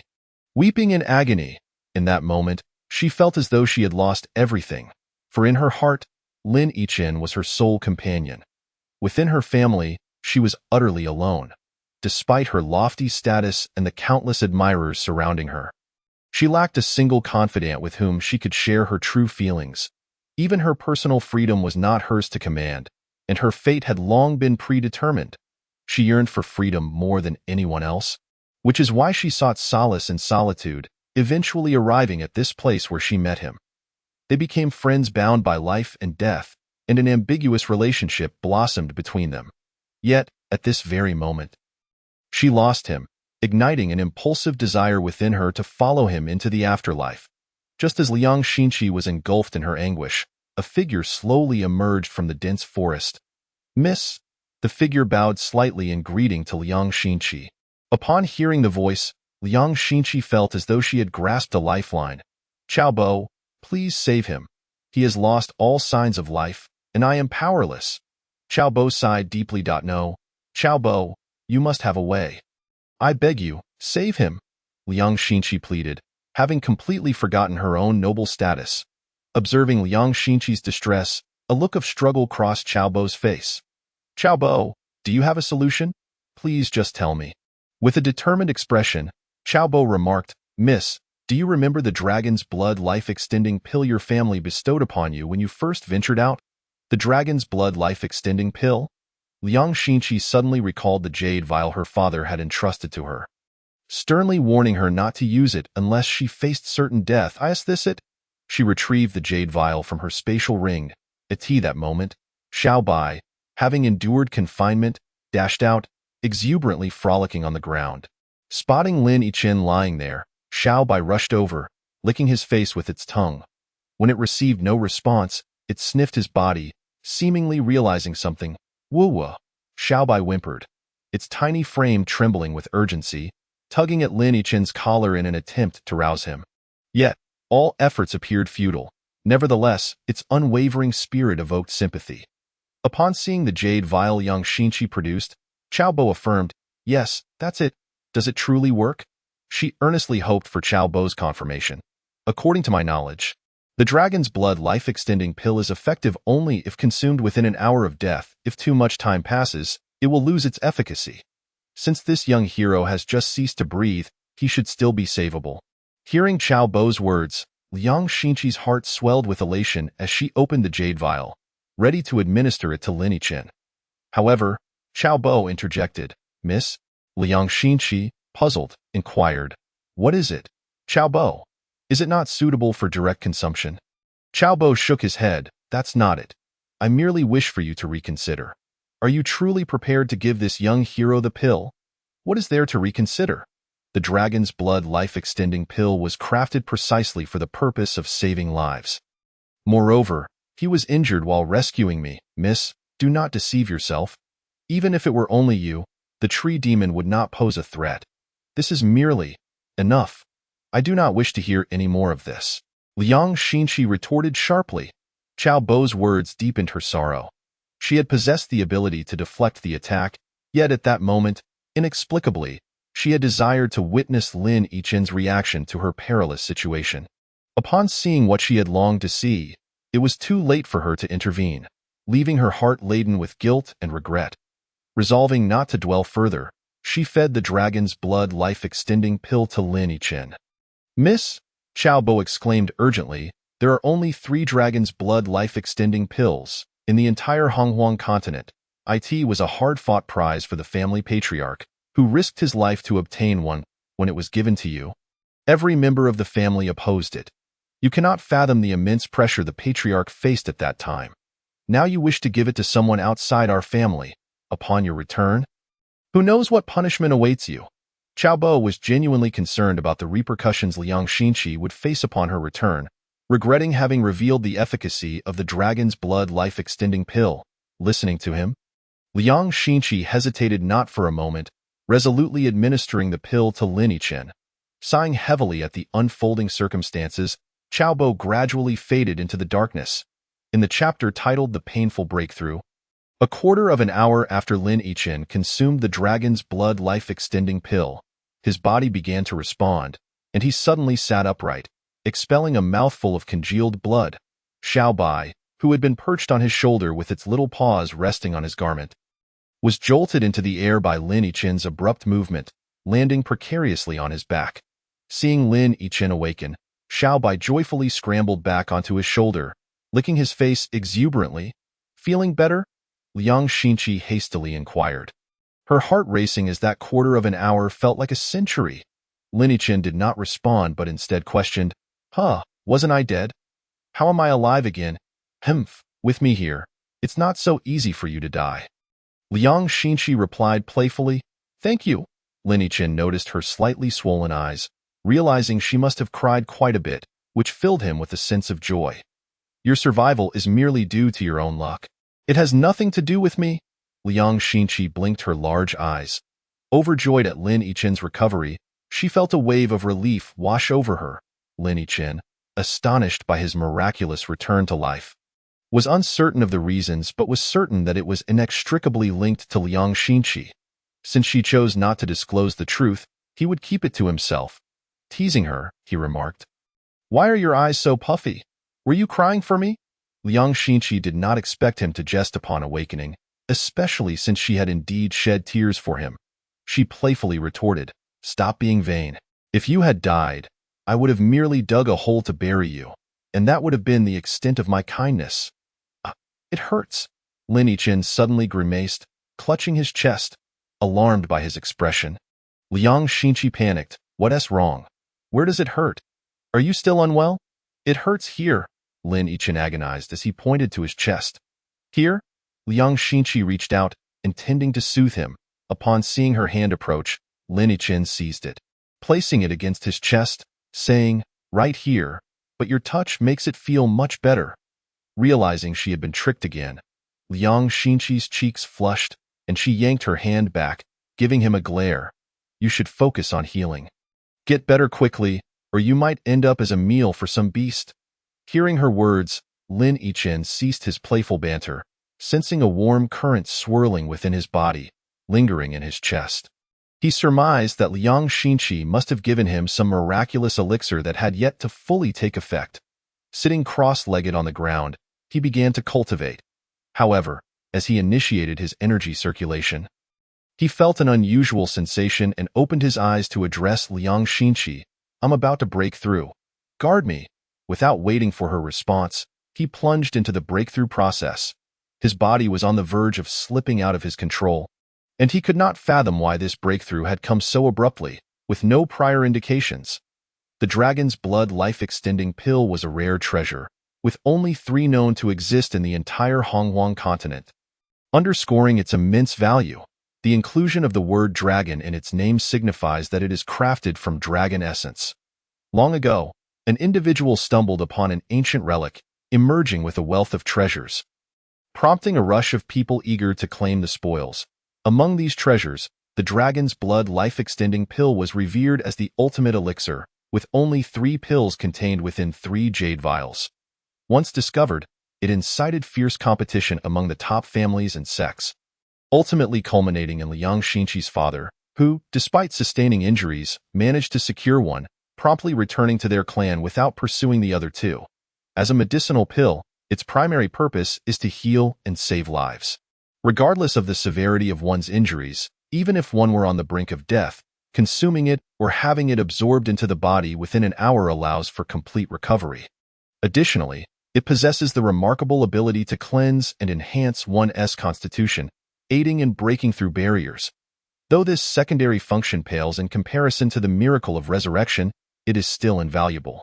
If Liang Xinqi's father were to learn that the dragon's blood life-extending pill, which he had hesitated to use himself, had ultimately been consumed by an outsider, one can only imagine the tumult of emotions he would experience.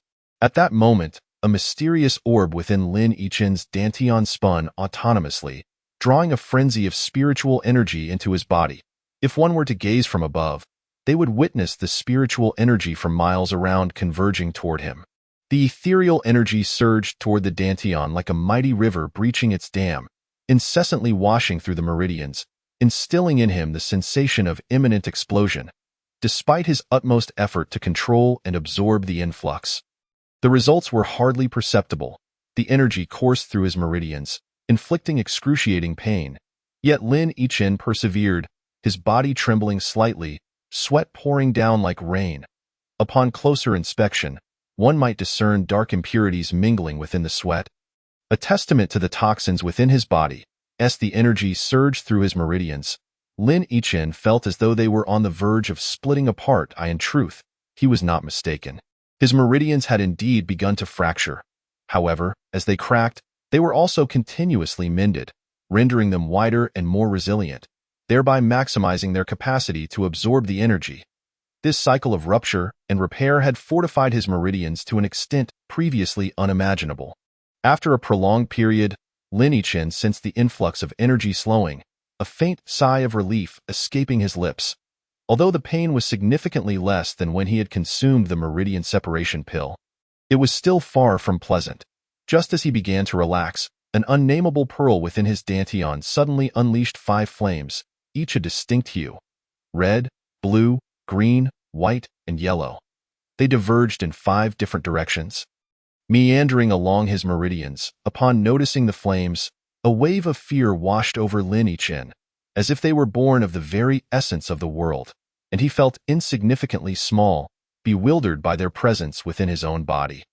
Yet, as the flames made contact with his meridians, his mind was consumed entirely by the pain he was enduring. The 5 flames traversed his meridians, incinerating everything in their path. Initially, despair gripped him as he feared his meridians would be utterly destroyed, resigning him to a fate of helplessness. However, upon observing the scorched areas, he found solace. They had not turned to ash, but instead transformed into a semi-transparent state. He remained uncertain of the consequences of this transformation. But as long as his meridians remained intact, he could endure. The flames continued their relentless assault, and Lin Yichen felt the pain intensifying, far surpassing the torment he had experienced with the meridian separation pill. Fortunately, his will had grown considerably stronger, allowing him to withstand the ordeal. Yet, his appearance caused great concern for Liang Xinqi, who stood vigil by his side.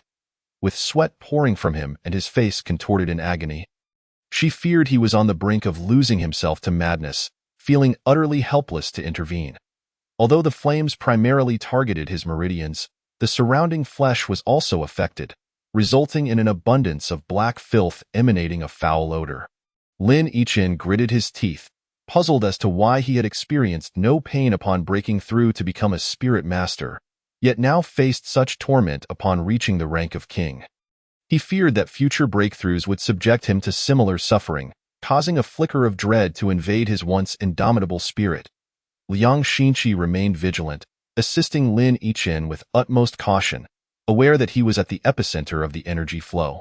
All energy converged toward him, and the surrounding forest was teeming with spiritual beasts, drawn to the energy's movement. If not for the threat they sensed from Liang Xinqi, they would have undoubtedly swarmed and devoured Lin Yichen.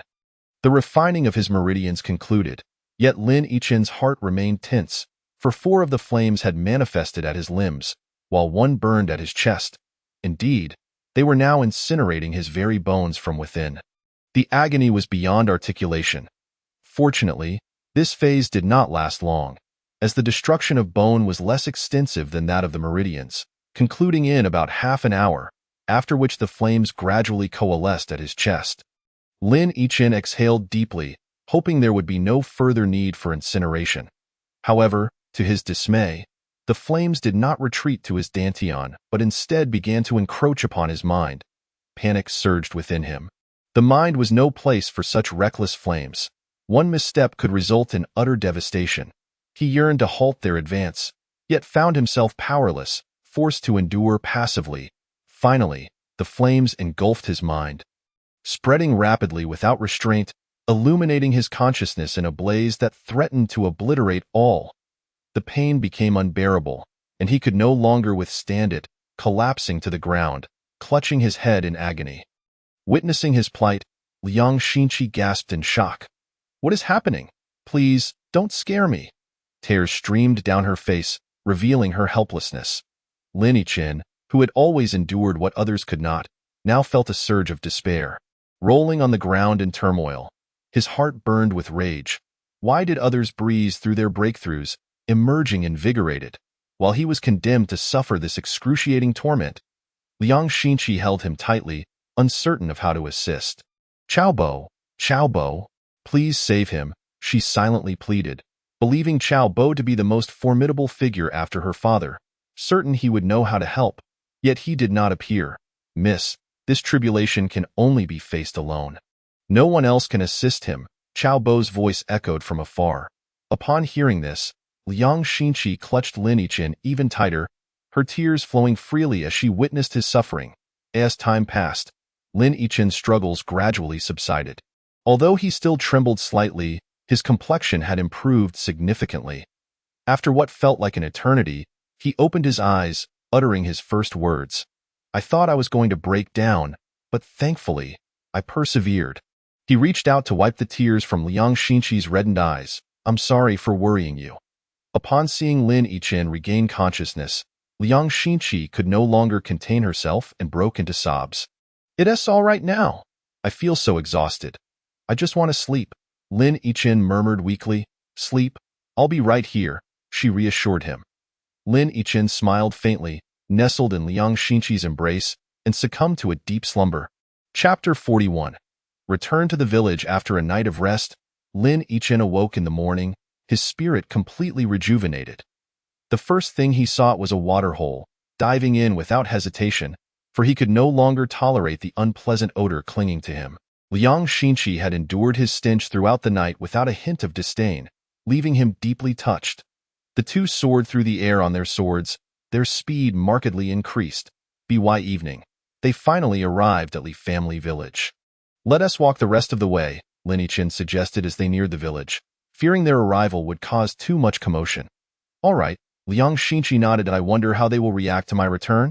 Lin Yichin mused, excitement swelling within him as the village came into view. "They should be just as happy as you," Liang Xinqi replied with a smile. "I wonder if Tiger has been bullying Dazhuang again?" The thought of Tiger brought back memories of his tearful departure. That moment, the hunting party had returned to the village, distributing their catch in the communal area, indicating a bountiful day. Upon reaching the village entrance, Lin Yichin paused to collect himself. Although he had been away for merely a year, the longing in his heart surged like an unceasing tide. Standing at the village's threshold, he inhaled deeply before leading Liang Xinqi inside. "Look, that is the house the villagers built for me. It hasn't changed at all," Lin Yichin pointed out, proudly showcasing the abode. "They must be busy dividing the game. Let us go see how their haul turned out." Since entering the village, Liang Xinqi had remained silent, merely smiling as she listened to Lin Yichin reminisce. "I'll take this wild rabbit home. Our tiger has been clamoring for rabbit meat for days. Finally, we caught one to satisfy his cravings. Ha ha." Lin Yichin held up a wild rabbit, laughing heartily, but his mirth was abruptly cut short as he stared blankly ahead. "Hey, Lin Yichin, are you all right?" someone teased, waving a hand in front of him as others noticed his dazed state. Yet, Lin Yichin remained unresponsive, fixated on the scene before him. While the villagers soon comprehended that something was amiss, their reactions mirroring his. Lin Yichin smiled warmly at everyone, refraining from speech, instead offering a profound bow. Liang Xinqi stood beside him, radiating grace as she nodded in acknowledgement. Yichin, Lin Gu shouted and rushed towards him, seizing his shoulder as he inquired. When did you return? Why have you been away for so long without visiting us? I just got back. Lin Yichin had 1,000 words to share with everyone, yet upon their reunion, he found himself utterly speechless. His eyes already glistening with tears. Quickly go and inform the village chief.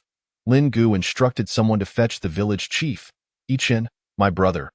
Ayuan stepped forward, also grasping Lin Yichin. I in the village, their bond had always been the strongest. This time, he must stay for several days. Yes, I certainly will. Lin Yichin nodded with excitement. Shortly after, the village chief approached, calling out from a distance, Yichin, Uncle Li. Lin Yichin dashed over to support him, exclaiming, Uncle Li, I've come back to see you. Good. Uncle Li was so overwhelmed with emotion that he struggled to find his words. Village chief, let Yichin go inside first. Don't let him stand outside all the time, Lin Gu suggested, just as Uncle Li was about to speak. Lin Yichin interrupted, let us not go inside. How about we have dinner here tonight? Good. We'll do as you say. Uncle Li replied with a smile, then instructed the villagers, everyone go home and call out your wives and children. Tonight we shall welcome Yichin back. All right. The villagers responded in unison, with the younger ones cheering as they dispersed to gather everyone. If Huzi knew you were back, he would be overjoyed, Lin Gu remarked with a grin. When Lin Yichin left, the little fellow had cried for several days. This man? Uncle Li was about to inquire about Liang Xinqi's identity when he was interrupted by the jubilant children rushing in. Uncle Lin. The children joyfully ran towards Lin Yichin, with Huzi sprinting the fastest, followed closely by Dazhuang. Uncle Lin. The children swarmed around Lin Yichin, clinging to his legs, repeatedly calling out Uncle Lin, as if those 3 words were the only means to convey their joy. Oh, Lin Yichin chuckled, responding while ruffling their hair. It was evident that they had grown significantly since his departure. He bent down to scoop up the climbing Huzi. Have you been slacking off on your training this year? No, Huzi has been very diligent. Never lazy. Haha, is that so? Then I must thoroughly check your progress. Now tell me, have you been mischievous or bullied anyone? No, Huzi has been very good. Huzi was fibbing. Just the other day, he had bullied me. A child complained. Exactly. My mother's boiled eggs were snatched away by him, and more. The children all chimed in, recounting Huzi's misdeeds. Hearing of Huzi's glorious achievements, Lin Yichin adopted a stern expression, stating, Huzi, if you continue to bully other children, Uncle Lin will not be pleased with you. Upon seeing Lin Yichin's demeanor, Huzi burst into tears. I won't bully them anymore. I promise I don't want Uncle Lin to dislike me. Woo-woo. This was genuine crying, with tears streaming down his little face. Observing Huzi's distress, a child spoke up in his defense. Uncle Lin, Huzi doesn't only bully. Once he even shared his treats with everyone. Yes, when he has something fun, he often lets us play with it. Witnessing their innocent expressions, Lin Yichin affectionately patted their heads, then turned to Huzi, saying, From now on, you must coexist peacefully with your friends and help others understand. I understand, Uncle Lin. Good. Uncle Lin has also brought you gifts. Upon hearing the word gifts, the children erupted with excitement. Where are they? Lin Yichin glanced at Liang Xinqi, who understood and retrieved a plethora of gifts specially prepared for the children from her spatial ring, an assortment of delightful items. Wow! The sight of so many intriguing objects caused the children to abandon Lin Yichin without hesitation. The village adults marveled at the sudden appearance of so many toys in Liang Xinqi's hands, with Lin Gu leaning in to inquire. Is this young lady performing magic? Upon hearing Lin Ji's remark, Lin Yichin was momentarily taken aback, then chuckled, Indeed. She is an illusionist from a troupe. Since Lin Gu had already given Liang Xinqi an identity, Lin Yichin decided to play along. It wouldn't he do to reveal that these items were stored in a spatial ring? For even if he did, they wouldn't he understand, and it would only lead to further explanations. After a while, most of the villagers had gathered in the village square, and as night fell, a bonfire was lit, roasting various game caught by the hunters, while the villagers sat around the fire, engaging in lively conversation. Lin, go to my house and bring all my wine. Uncle Li instructed Lin Gu to lead the others to fetch the wine. No need. At that moment, Lin Yichin interjected, Uncle Li, although I haven't brought many gifts this time, I will treat everyone to this meal. He then turned to Liang Xinqi and said, Brother, please bring out the wine. The villagers were taken aback by Lin Yichin's address to Liang Xinqi, finding it quite odd that he referred to a young lady as brother, as if he were a bandit leader, and wondered whether this too could change. Perhaps a jar or two could be manageable, but would that be enough? Liang Xinqi smiled at Lin Yichin's words, and without any visible action, whoosh, 20 jars of daughter red appeared beside her. Wow! The villagers gasped in astonishment, utterly baffled by her method. This young lady possesses remarkable skills, Lin Gu exclaimed, thoroughly impressed by her trick. Let us drink these 20 jars. Tonight, we have as much as we desire. Lin Yichin proclaimed with grandeur, Good! The village's elders cheered, for while they had only heard of daughter red, they had never had the means to indulge in it. Now that someone was offering freely, they could drink to their heart's content. Yichin, you haven't introduced us to this young lady yet. After downing a bowl of wine, Lin Gu inquired of Lin Yichin. Lin Yichin laughed heartily. This time I returned just to let you see her. Isn't she delightful? He deliberately evaded a direct answer. Yes, indeed, quite delightful. The villagers nodded in agreement. The astute Liang Xinqi could easily discern his underlying meaning, a blush creeping onto her cheeks as she pinched Lin Yichin sharply, causing him to wince. If we're to observe decorum, we might as well step aside. Lin Gu laughed heartily at their antics. Come, young lady, let us move over there, away from these smelly men. At that moment, the village women stepped forward to shield Liang Xinqi, who shot Lin Yichin a fierce glare before chatting with the village women, all while cradling the seemingly listless little bai. Laughter soon erupted from their group, the content of their conversation remaining a mystery. As jars of wine were distributed, everyone's bowls were filled to the brim. Come, let us raise a toast to welcome Yichin back home. Welcome back. Yichin, cheers, cheers. Everyone drank heartily. After several rounds, some began to feel slightly tipsy. At this juncture, Lin Gu remarked, Yichin, you've been away for nearly a year. How have you been during this time? Share with us. Hearing Lin Ji's question, Lin Yichin could only briefly recount his experiences, omitting the 2 perilous encounters to prevent unnecessary worry, knowing that revealing such dangers would only heighten their concern. The men engaged in drinking while the women chatted. Lin Yichin lost track of how much he had consumed, only to realize that he was escorted back by Liang Xinqi when he returned. The next day, he awoke to find it was already noon. Upon waking, he discovered he was alone in the room, while Liang Xinqi had spent the night bonding with the village women and was now visiting others. That evening, he encountered an awkward situation. Having drunk too much the previous night, he was uncertain how he had made it back, but now that he was sober, the dilemma arose. With only one room, did it mean he had to share it with Liang Xinqi? Just the thought of it made his heart race. Doing this, seeing as there's only one room, perhaps that night, Lin Yichin stammered, seeking her opinion. Yes, just us two. Liang Xinqi smiled at him. Really? Lin Yichin could hardly believe Liang Xinqi's response. His excitement overwhelming. Oh, this is two. In this beautiful moment, he found himself somewhat at a loss for words, yet before he could finish, he was interrupted. Liang Xinqi nonchalantly interrupted him, saying, I meant, one of us should step out. Don't misunderstand. One of us should step out? Lin Yichin's heart plummeted. What did you think? I? You? Lin Yichin stammered, at a loss for words. Do you want me to go out? Fine, I shall step out. Although she verbally expressed her intention to leave, Liang Xinqi showed no sign of moving. Lin Yichin continued to stutter. Observing him standing there motionless, Liang Xinqi grew irate and directly pushed him backward. Out, out, out!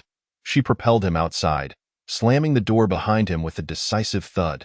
Standing outside the door, Lin Yichin let out a long sigh as he beheld the pristine moonlight cascading over the boundless forest. Alas, such a beautiful scene was lost on him. At that moment, he noticed a small figure beside him. Oh, Huzi, why aren't you asleep at this late hour? What brings you here? It turned out to be Huzi. To Lin Yichen's surprise, Huzi ignored him and ran back, shouting, Dad, Dad. Auntie Liang chased Uncle Lin out, and 1T let him sleep inside. Dad, Dad.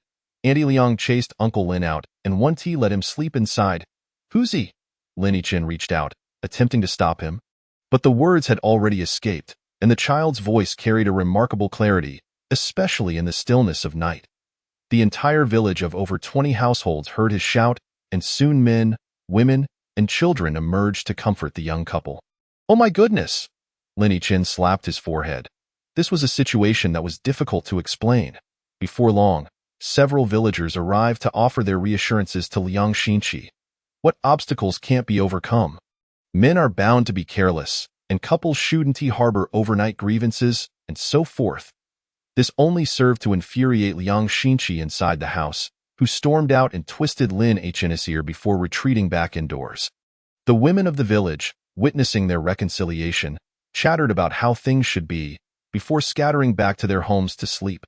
Inside, Liang Xinqi glared at Lin Yichen in fury, while the listless Xiaobai lay on the bed, enjoying the spectacle.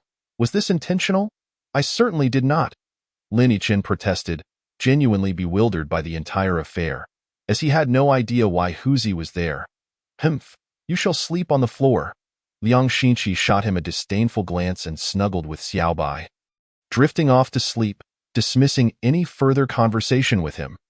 Lin Yichen gazed at her alluring figure, swallowing hard, and after internally lamenting the wickedness of desire, he settled down on the ground to meditate. Chapter 42. Liang Xinqi's family. Lin Yichen's arrival had brought great excitement to the village children and a sense of relief to the adults. Years prior, when he had departed, he had left behind cultivation techniques for the villagers, who had since been exploring them on their own. Now that Lin Yichen had returned, it was the perfect opportunity to clarify any uncertainties they had encountered during their practice. After spending over 10 days in the village, Lin Yichen noticed something peculiar about Liang Xinqi. She often secluded herself, lost in thought, and when he inquired, she remained silent. One evening, as they dined together, he observed her usual vivacity had waned, prompting him to ask, Is something troubling you? Upon hearing his question, Liang Xinqi shook her head. No, everything is fine. Are you perhaps unaccustomed to being here? If so, I can speak with Uncle Li and we can leave tomorrow. Though Lin Yichen was reluctant to depart, he was at a loss as to how to comfort her given her recent demeanor. No, I really like it here. Then why have you been so glum these past few days? Lin Yichen was utterly perplexed by the cause of her melancholy. Let us eat. The food is getting cold. She still did not respond. Lin Yichen felt a growing sense of unease regarding Liang Xinqi's recent behavior. After a while, Liang Xinqi set down her bowl and, fidgeting with her hands, softly murmured, What if one day I were to leave suddenly? Would you? Would you miss me? Huh? Lin Yichen was taken aback. Why this sudden inquiry? Was she homesick? If you are homesick, we can return for a visit. I'll accompany you. As soon as he said it, he felt it might be inappropriate, akin to suggesting they meet each other's families. Feigning nonchalance, Liang Xinqi replied, Oh, it's nothing. I was just asking casually. Don't overthink it. I'm full now, and my cooking skills are improving, aren't they? With that, she patted his shoulder and stood up, saying, You eat at your leisure. I'll step outside for some fresh air. I'll go with you? No need. Just eat slowly. I'll be back shortly. Liang Xinqi declined. Well, all right then. Be careful. And with that, she turned and walked out. Cooking and washing dishes became Lin Yichen's sole responsibility, giving him the feeling of a devoted house husband. That night, as the world fell silent, Liang Xinqi lay in bed, while Lin Yichen sat on the floor in meditation. Suddenly, Liang Xinqi shifted, turning to sit up, gazing tenderly at Lin Yichen, a letter appearing in her hand. A farewell letter. Meanwhile, Xiaobai stirred, looking at her in a daze. Tonight, Liang Xinqi was set to leave, having been away from her family for a year. During this year, she had enjoyed freedom from her family's constraints. However, after this year, she would return to the confines of her family, losing her newfound liberty. This year of freedom was granted solely due to her father's status as a leader among the families. And it was a fleeting privilege. Though she had been happy this year, it had passed all too swiftly. She wished for it to continue indefinitely, yet she understood the impossibility of that wish. Gently, Liang Xinqi descended from the bed, placing the letter on the table. Approaching the door, she turned back for one last look at Lin Yichen, tears already moistening her eyes, obscuring her vision and rendering his silhouette indistinct. At that moment, Xiaobai, sensing her desire to leave, called out to her, as if inquiring where she was going. Startled by Xiaobai's calls, Liang Xinqi glanced at Lin Yichen. Indeed, Lin Yichen had opened his eyes upon hearing the commotion and, spotting Liang Xinqi at the door, asked, "Where are you off to at this hour?" "Huh. What is this?" He noticed the farewell letter Liang Xinqi had left on the table and picked it up to read. "It is nothing." Before he could decipher its contents, Liang Xinqi snatched it away. "Why are you crying?" Lin Yichen observed the tears glistening in her eyes. I miss home and can't sleep," she could only say. Not wanting Lin Yichen to see the farewell letter, Lin Yichen reached out to wipe the tears from her face, gently saying, "We'll leave tomorrow. I'll accompany you home for a visit.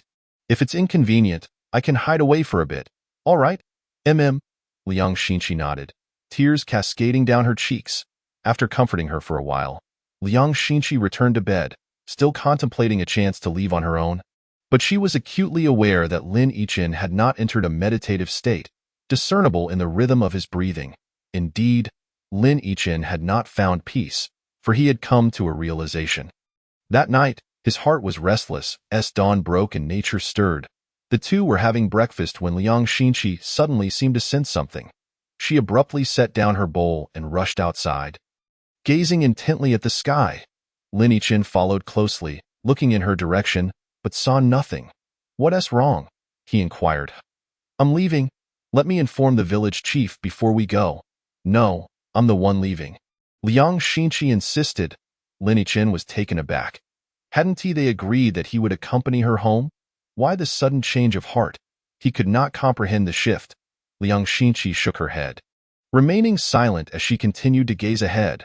Following her line of sight, Lin Yichen glanced once more, but just as he was about to look away, he noticed a dark speck appearing in the distant sky, growing larger. "What is that?" "My family has sent someone to fetch me," Liang Xinqi explained. "Your family?" Lin Yichen was momentarily perplexed, for he saw the approaching object resembling a large bird without wings. Did that mean people were hidden within its belly? He mused. Just as he was about to turn and speak, an elderly man, appearing to be in his 50s or 60s, emerged silently behind them, startling him. You? He stammered, pointing at the old man, at a loss for words. Having no idea when he had appeared. "This is Uncle Chow. He is responsible for my safety," Liang Xinqi introduced. Lin Yichen was taken aback, astonished to discover that a formidable expert had been discreetly protecting them all along. Upon hearing Liang Xinqi address him as Uncle Chow, he respectfully bowed. "Uncle Chow," he acknowledged, nodding, "you are quite impressive." It seemed that Uncle Chow had only ever praised a select few, indicating that he held Lin Yichen in high regard. "Thank you for the compliment. Uncle Cao's skills are truly modest and require further refinement," Lin Yichen replied humbly. However, unexpectedly, Uncle Chow remarked, "I meant to say your character is commendable. As for your skills, they are indeed lacking. But with effort, you can catch up." Lin Yichen was taken aback by his directness. At that moment, the wingless bird drew near, landing gracefully, opening a door on its left side, from which two ranks of individuals emerged. Standing in formation, they were clearly well trained. Are there truly people inside? Lin Yichen was astonished to find his assumption validated, yet he remained clueless as to how this bird had taken flight or how it hovered in midair. Meanwhile, many villagers had begun to notice the commotion and were gathering to observe, though they dared not approach too closely. Once the two ranks were assembled, a young man, seemingly no older than 20, descended from the craft, flanked by two middle-aged men in their 40s. "Chair, how did you manage to find your way to this desolate land? It truly took me a considerable effort to locate you," the young man exclaimed excitedly upon seeing Liang Xinqi, his voice resonating loudly enough for the villagers nearby to hear. Liang Xinqi, upon spotting the young man, did not exhibit the slightest hint of joy. Instead, her brow furrowed as she coldly retorted, "Impudent. Is there a name you can so casually utter? An air of authority emanated from her, rendering those around her unable to meet her gaze. Chier, who is he? Lin Yichen inquired. Perplexed by Liang Xinqi's anger upon seeing a family member, he is the grandson of the seventh elder of our clan, Liang Xinqi explained. The young man, taken aback by Liang Xinqi's public rebuke, felt a surge of indignation. While Lin Yichen referred to her as Xier without repercussions, he was incensed and pointed at Lin Yichen, shouting, "No outsiders are permitted to approach the young lady. Someone, seize him." "Yes, sir." Two individuals behind him bowed in compliance. "I challenge anyone to try." Liang Xinqi stepped forward, her formidable presence halting their advance. Though they were directly obedient to the young man, this young lady commanded a respect that rendered them powerless to provoke her. Witnessing Liang Xinqi's defense of Lin Yichen, the young man, named Liang Yongfeng, felt a surge of jealousy but could not express his wrath toward her. Instead, he shifted his focus to Uncle Chao, stating, "Uncle Chao, the family had entrusted you with the young lady's safety, yet you allow people to approach her freely. Can you take responsibility if anything were to happen to her? That is my concern." "And it is not for young Master Yongfeng to dictate," Uncle Chao replied leisurely. Liang Yongfeng, momentarily at a loss for words, realized that despite being the grandson of the seventh elder, Uncle Chao's standing in the Liang family was equal to that of the elders, rendering him unqualified to issue orders.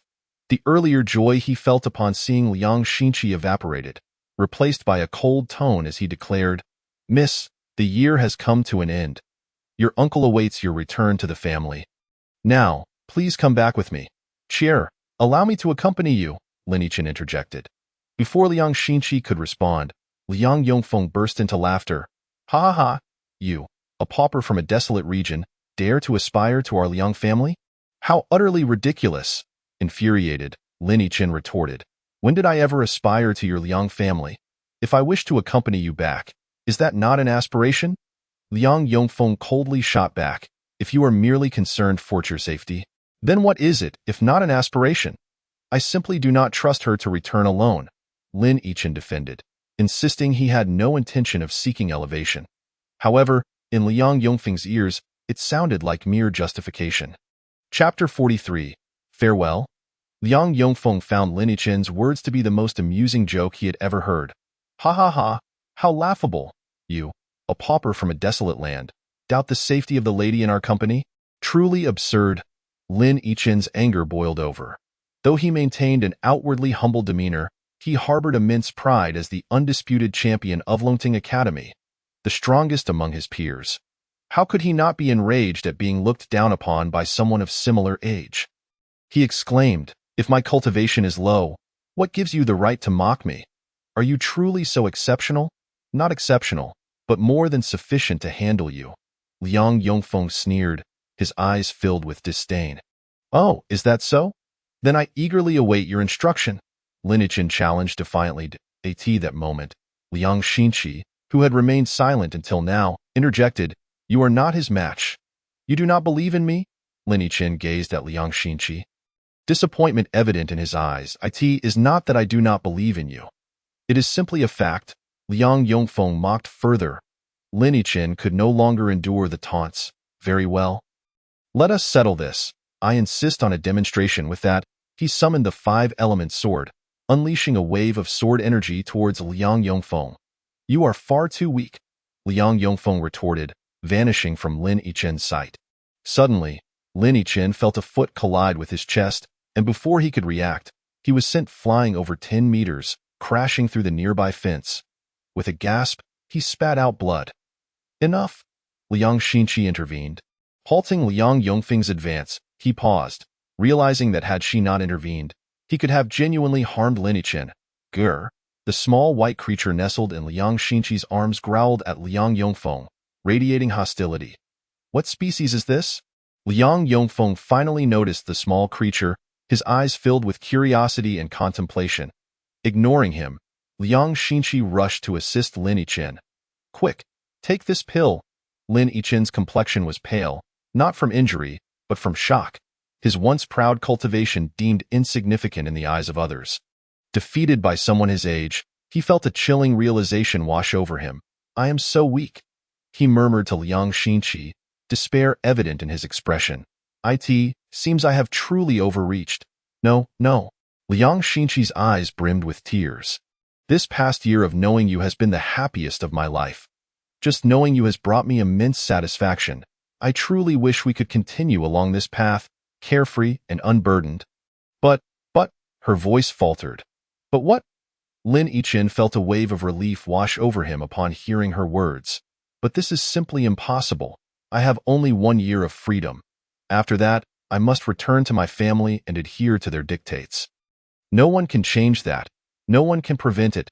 Liang Xinqi's voice broke as she wept, unwilling to accept the fate imposed upon her, yearning for change yet lacking the ability to effect it. Did you ever have feelings for me? Lin Yichen suddenly asked. Liang Xinqi was taken aback, utterly unprepared for such a question.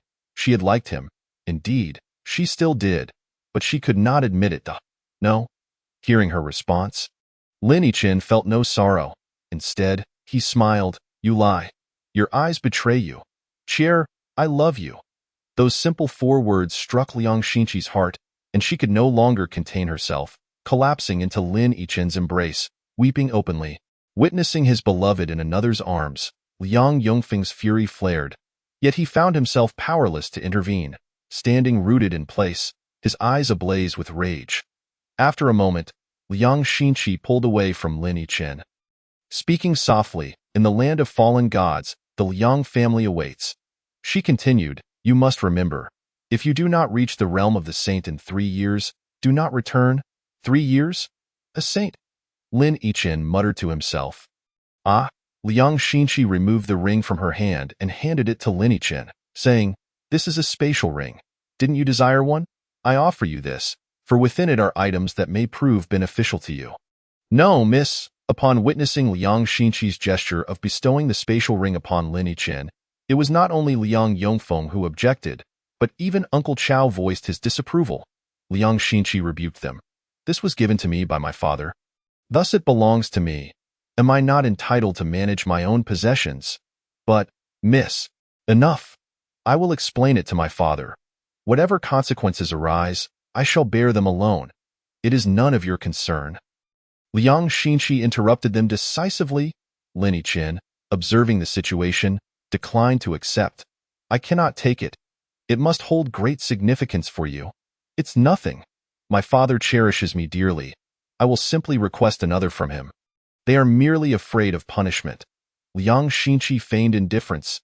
If you do not accept it, I shall be quite upset. Very well. Lin Yichen reluctantly acquiesced. At that moment, Xiaobai seemed to sense something, struggling to escape Liang Xinqi's embrace and positioning itself between the two. Raising its small head to gaze at them with eyes filled with helplessness. Xiaobai, go with your sister, Lin Yichen instructed, gesturing towards Liang Xinqi. No, no, Xiaobai shall stay with you. Both parties protested, yet ultimately, Xiaobai made its own choice, climbing onto Lin Yichen's shoulder using all 4 limbs. In its heart, Lin Yichen was the first person it had encountered, its closest companion. Although it often nestled in Liang Xinqi's arms due to her gentle nature, unlike Lin Yichen's more rugged demeanor, when it came to making a choice, it still opted for the one it held dearest. Lin Yichen gently lifted Xiaobai from his shoulder, placing it in front of him. Your sister treats you so well. Go with her, woo-woo. Xiaobai whimpered. Be good. Go with your sister. I shall come for you in 3 years. All right. Xiaobai's eyes brimmed with reluctance as it licked Lin Yichen's hand repeatedly, tears glistening in its large eyes. It emitted a sound of sorrow that tugged at the heartstrings. No, let Xiaobai follow you. I can see that it is most reluctant to part from you. Lin Yichen shook his head, passing Xiaobai to Liang Xinqi, stating, I can imagine your solitude within the family, for I have endured it as well that I longed for a friend to confide in, so let Xiaobai be that companion for me. You may still converse with it, and I will return to seek you both in 3 years. Trust me. Liang Xinqi was about to respond when Lin Yichen interrupted her. I have only just reached the rank of a king. I am leagues away from becoming a saint. I must pursue the path of the strong. Unaware of the perils I may encounter, I fear I cannot safeguard Xiaobai. For its safety, it must accompany you. And Xiaobai concurs with that. He placed Xiaobai into Liang Xinqi's hands. Observing Xiaobai, who lay dejectedly in Liang Xinqi's embrace, she caressed it gently, turning to Lin Yichen. I shall await your return. Woo-woo. Xiaobai gazed intently at Lin Yichen. Trust me, Lin Yichen affirmed resolutely. Liang Xinqi embraced Xiaobai and turned to leave, never looking back, for she feared she would be unable to bear the separation. At that moment, Liang Yongfeng coldly remarked from a distance, Boy, I hope you are still alive 3 years hence. Ha ha ha. Once everyone departed, Lin Yichen stood alone, and only then did the surrounding villagers cautiously approach. Yichen, what happened? Someone inquired. Yichen, speak to us. Yichen, what ails you? Ah, quickly, lift him indoors. The villagers, seeing Lin Yichen in silence, approached to assist him, only to find that the moment they touched him, he collapsed to the ground. Liang Xinqi left, burdened with worry, sorrow, hope, longing, and the desire to return to that cold family. Chapter 44. Captured after Liang Xinqi's departure, Lin Yichen lost consciousness. Upon awakening, he heard voices outside, calling loudly, Village Chief, someone is injured, Village Chief. Upon hearing this, Lin Yichen assumed that a villager had been hurt and hurried outside, only to discover that it was already evening. He saw a hunting party carrying someone into the village. What has happened? Lin Yichen approached to inquire. Ah, Yichen, you are awake? How do you feel? Is there anywhere that hurts? The villagers, seeing Lin Yichen conscious, were overjoyed but unsure how to comfort him. I am fine. He pointed at the person being carried. What is the matter? Lin Gu explained. We encountered this person on our way back, just a mile or two from the village. Seeing him collapsed and unconscious, we brought him back. Lin Yichen moved closer to inspect the individual. Noting he appeared to be in his 30s, with a pale complexion and evident sword wounds on his body. First, let's take him to my room. All right, Lin Gu responded, instructing the villagers to carry him to Lin Yichen's room. Knowing that only Lin Yichen could save him, they placed him on the bed, and Lin Yichen extended his hand, channeling his true energy into the man's body to nourish his meridians and alleviate his injuries. He also discerned that this man was a practitioner, and likely a skilled one at that. A quarter of an hour later, cough. The man's first act upon waking was to cough violently, expelling a spout of congealed blood from his chest. After several intense coughs, he attempted to rise. Lin Yichen pressed him back down onto the bed. Do not move. Rest well. Where is this? The man asked weakly. This is Li Family Village. You should refrain from speaking and focus on recuperating. Did anyone come by today? The man persisted despite the advice. Today, Lin Yichen hesitated. I know not whom you refer to. Dressed in black, with a small sword embroidered on the chest, Lin Yichen pondered. Recalling that he had not seen anyone matching that description among Liang Yongfeng's attire, yet the subordinates behind him matched his description. Do you know them? They truly came here? Where are they? The man was evidently agitated. They left, Lin Yichen replied coldly, harboring no fondness for them. They left? Cough. The man spat another mouthful of blood, his face growing even paler, a hint of despair creeping in. You should focus on healing. Although Lin Yichen felt no goodwill towards them, seeing the man gravely injured stirred a twinge of compassion within him as he extended his hand to channel true energy into him once more. The man shook his head. I can manage on my own. With that, he sat cross-legged. Yichen. At that moment, the door to the room swung open, revealing Lin Gu, who entered carrying food. This is what your sister-in-law prepared. Eat while it's hot. Thank you. Lin got. I am not hungry yet. Please just set it on the table.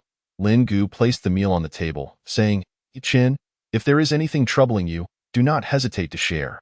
We can discuss it together. Do not keep it all to yourself. Lin Yichen smiled, warmth flooding his heart. After Lin Gu offered a few comforting words, he departed. Cough. The injured man coughed up another mouthful of blood. Though his complexion had improved significantly, yet his eyes were still filled with despair. Thank you, young warrior, for your chivalrous assistance. I am immensely grateful. Yet to avoid implicating you, I must depart swiftly. Farewell. The man, having regained consciousness, attempted to leave. Wait. Lin Yichen halted him. The man looked puzzled. What other business do you have? Young warrior, I am in mortal danger and cannot linger. Could you share with me about the Liang family? Lin Yichen suspected he might be connected to the Liang family and wished to learn more. Upon hearing Lin Yichen's words, the man's expression gradually turned cold. How do you know I am of the Liang family? Liang Yongfeng, Liang Xinqi, seventh young master? The saintess. The man was taken aback, surprised that Lin Yichen recognized two significant figures of the Liang family. How do you know them? The saintess. Are you referring to Liang Xinqi? Lin Yichen asked, puzzled. Yes, she is our Liang family's saint Cest. By the way, how do you know our saintess? I am a friend of hers. A friend? The man was astonished that the cold and aloof saintess would have a friend, particularly a male one. What is your relation to the Liang family, me? The man chuckled bitterly, saying, I am Liang Su. Merely a side branch. I am of no significance. I am Lin Yichen. Could you enlighten me about Liang Xinqi's standing within the Liang family? Lin Yichen inquired eagerly. How can I trust you? Liang Su remained somewhat skeptical. For Liang Xinqi rarely smiled at anyone besides her parents. Liang Yongfeng had come to retrieve Liang Xinqi. As her year-long term had come to an end, Lin Yichen looked at him and stated, You truly are friends with our saintess? Lin Yichen nodded and briefly recounted their relationship. Liang Su chuckled softly, remarking, I never imagined our cold and aloof saintess would have friends. Now, you must tell me about her. Liang Su nodded. Very well. He then began to recount Liang Xinqi's status within the Liang family.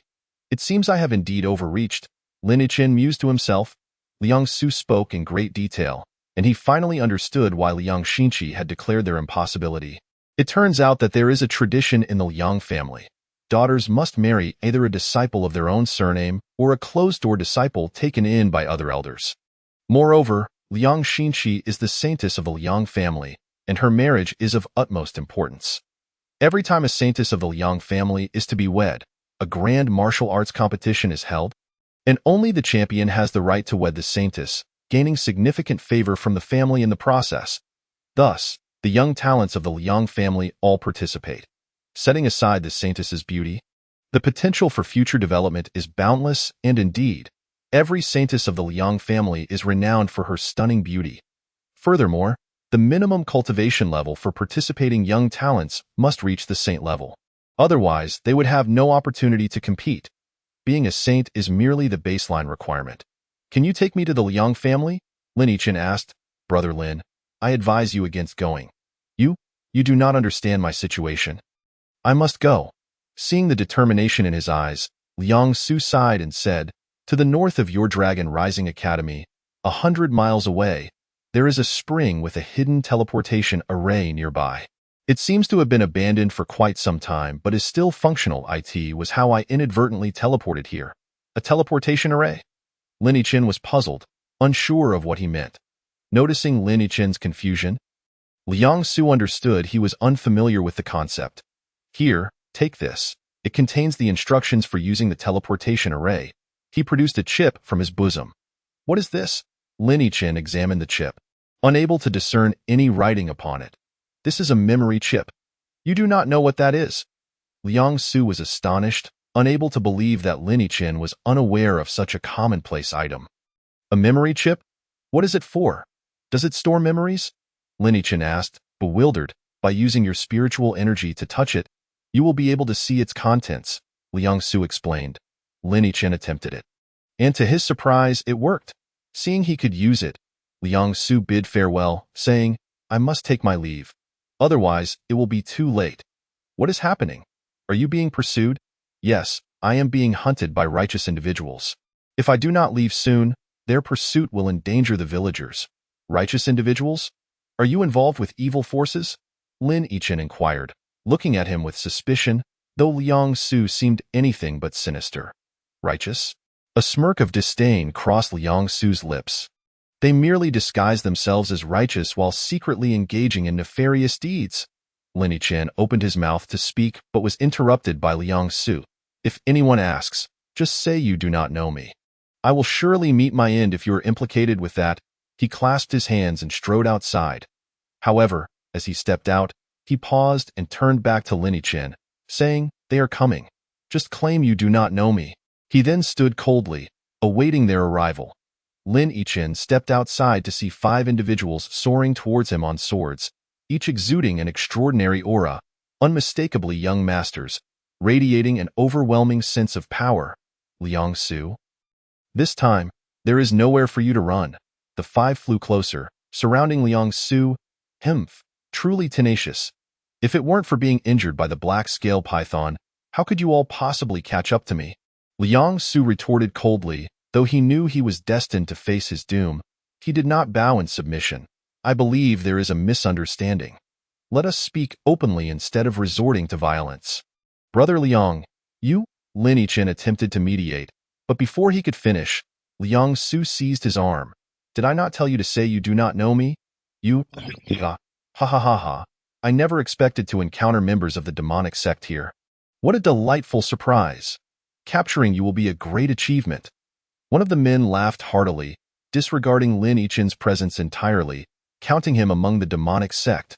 You can capture me, and I will surrender. But this young brother is innocent. Liang Su defended Lin Yichen. Silence. How can we, righteous warriors, allow you to dictate our actions? One man bellowed. Humph, what righteous individuals. It seems you all are utterly incapable of distinguishing right from wrong. Lin Yichen interjected, believing that the righteous would possess discernment, only to find them obstinate and dismissive of all counsel. Brothers, I suggest we act swiftly and capture them without delay. We must avoid any unforeseen complications. All shall follow Senior Brother Chi's orders. Ha, very well, attack. At Senior Brother Chi's command, two of them charged at Liang Su, while two others encircled Lin Yichen, with Senior Brother Chi hovering in midair, prepared for any eventuality.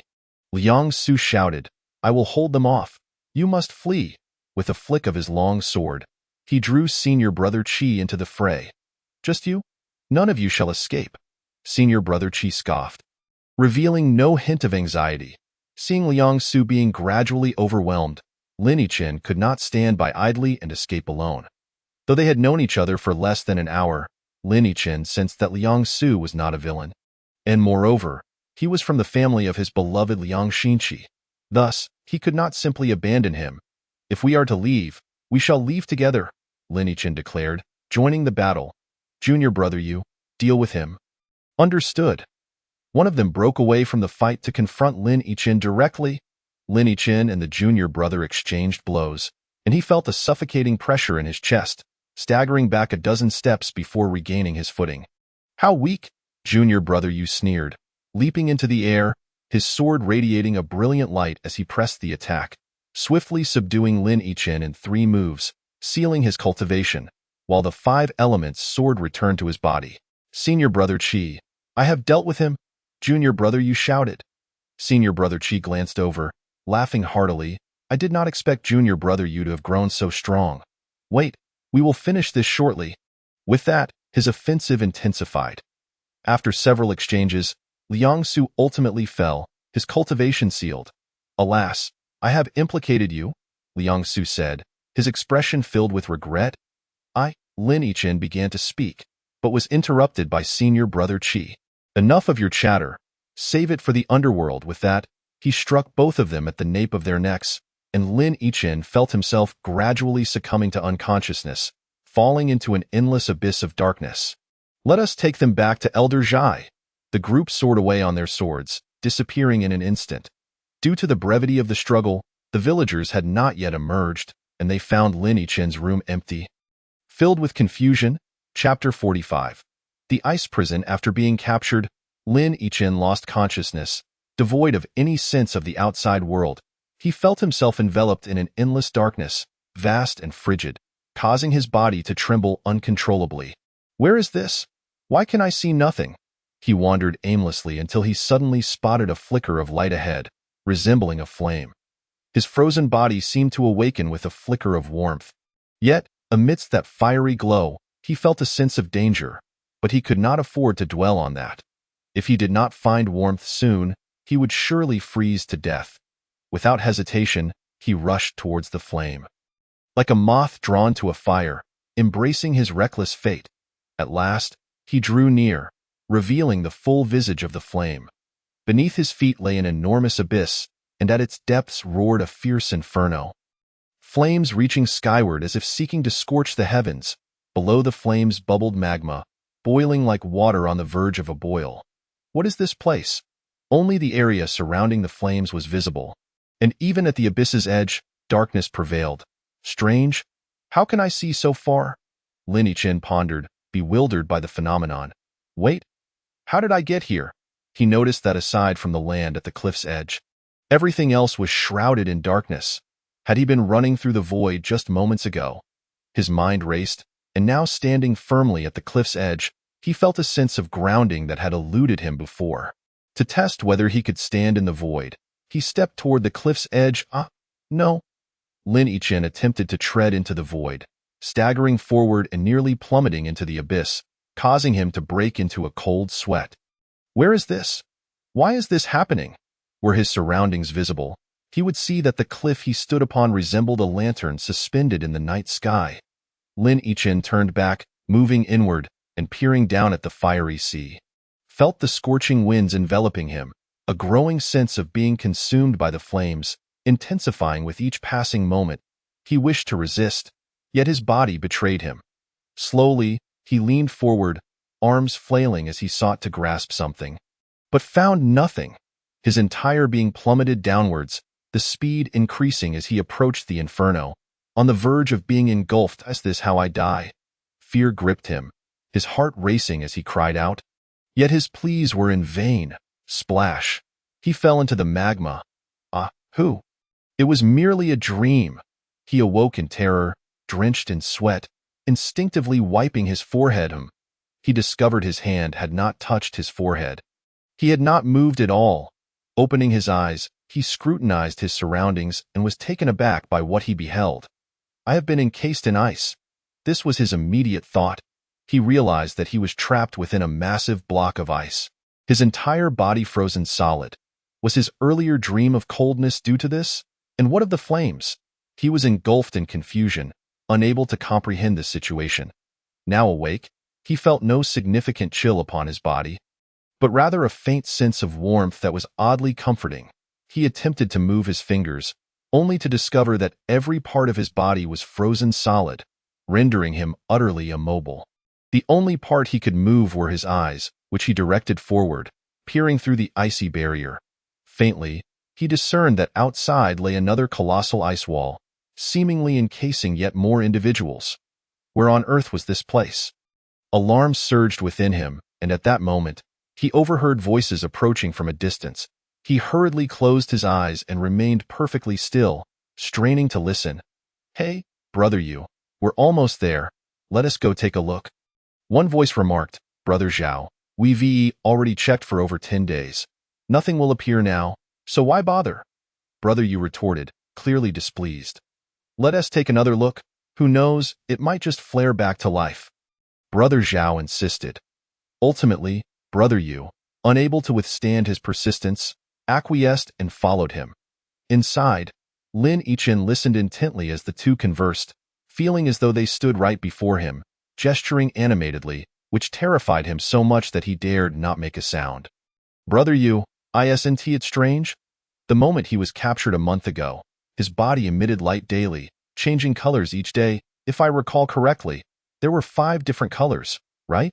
Brother Zhao stated, still perplexed by the memory. Brother Yu nodded. Indeed, 5 colors. It drew the attention of the spirit sovereign, who guarded here for several days. Brother Yu, with your vast knowledge, what do you think is the cause of this? Brother Zhao flattered him subtly.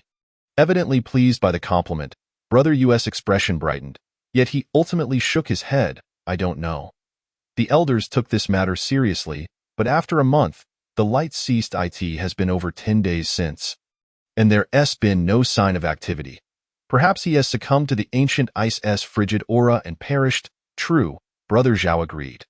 The escorting brother said he was feeble, only at the early level of a king. Weaker than I am. If I hadn't brought anti-chill treasures, I wouldn't have dared enter. If he was sealed in there without support, he likely would have died the very day he was trapped. It seems his treasures only sustained him for a month. What a pity! Had we searched him before sealing him, we might have found something, he lamented. Brother Yu scoffed, please, do you think we'd have found anything valuable? Those escorting him would have taken everything worthwhile long ago. His fortunate escape was likely due to his low cultivation, making them too lazy to search him, but ultimately, he still ended up being sealed to death within the ancient ice. Indeed, brother Yu, your analysis is spot on. Let us go. There are still many areas left to patrol. We cannot afford to be careless. With that, he turned and departed, while Brother Zhao cast a few lingering glances at Lin Yichin before hastily following. Phew, they're finally gone. Lin Yichin was terrified. If they discovered he had awakened, he would surely be captured at once. Instinctively, he attempted to wipe his forehead, only to remember that he was still encased in ice. Has it really been over a month since his capture? He muttered to himself, astonished at how much time had passed. What did they mean when they said his body emitted light in the first month? 5 colors? Suddenly, a spark of realization ignited within him. Could it be related to the flames during his breakthrough to king level? Those flames had also been 5 colors, Lin Yichin speculated, feeling it was indeed the case. But why did it cease a month later? Was it because he had witnessed the flames in darkness? He was bewildered. He concentrated all his energy into his arms, attempting to move them, but despite exerting every ounce of strength, even his fingers remained unmoving, his entire body frozen solid. He needed to devise a way to escape. Lin Yichin felt anxious. Liang Xinqi was waiting for him to come for her in 3 years. If he couldn't get out, wouldn't that mean he would break his promise? During his breakthrough, the 5 flames had ultimately returned to his dantian. Perhaps he could summon them again to melt the ancient ice encasing him. Without hesitation, Lin Yichin immersed his consciousness into his dantian, where he beheld a nameless orb spinning on its own, 5 indistinct patterns constantly shifting upon it, exuding an air of mystery. How could there be an orb? He was unaware, assuming everyone possessed one. He then endeavored to manipulate the patterns, believing they represented the 5 flames, but after exerting himself for quite some time, there was no response whatsoever. Was he mistaken? Dejection washed over him. Wait. Each time he meditated to absorb spiritual energy, he sensed 5 colors, presumably corresponding to the 5 elements. Ice is formed from water, so there must be water spiritual energy within. If I absorb this water spiritual energy, wouldn't that mean Lin Yichin's face lit up with excitement, though his frozen visage betrayed no change. Resolutely, he descended into his body, gradually absorbing the water's spiritual energy from the ancient ice. Indeed, the moment he made contact with the surrounding ice, he discovered it contained a vast amount of blue spiritual energy. This realization thrilled him, confirming that his conjecture was correct, and he began to absorb it with fervor. After 2 hours, Lin Yichin opened his eyes to assess the results, finding he could move his fingers slightly. Effective. I'm so clever. After a moment of self-praise, he continued to intensify his absorption. Approximately a day later, he ceased his efforts. This was too slow.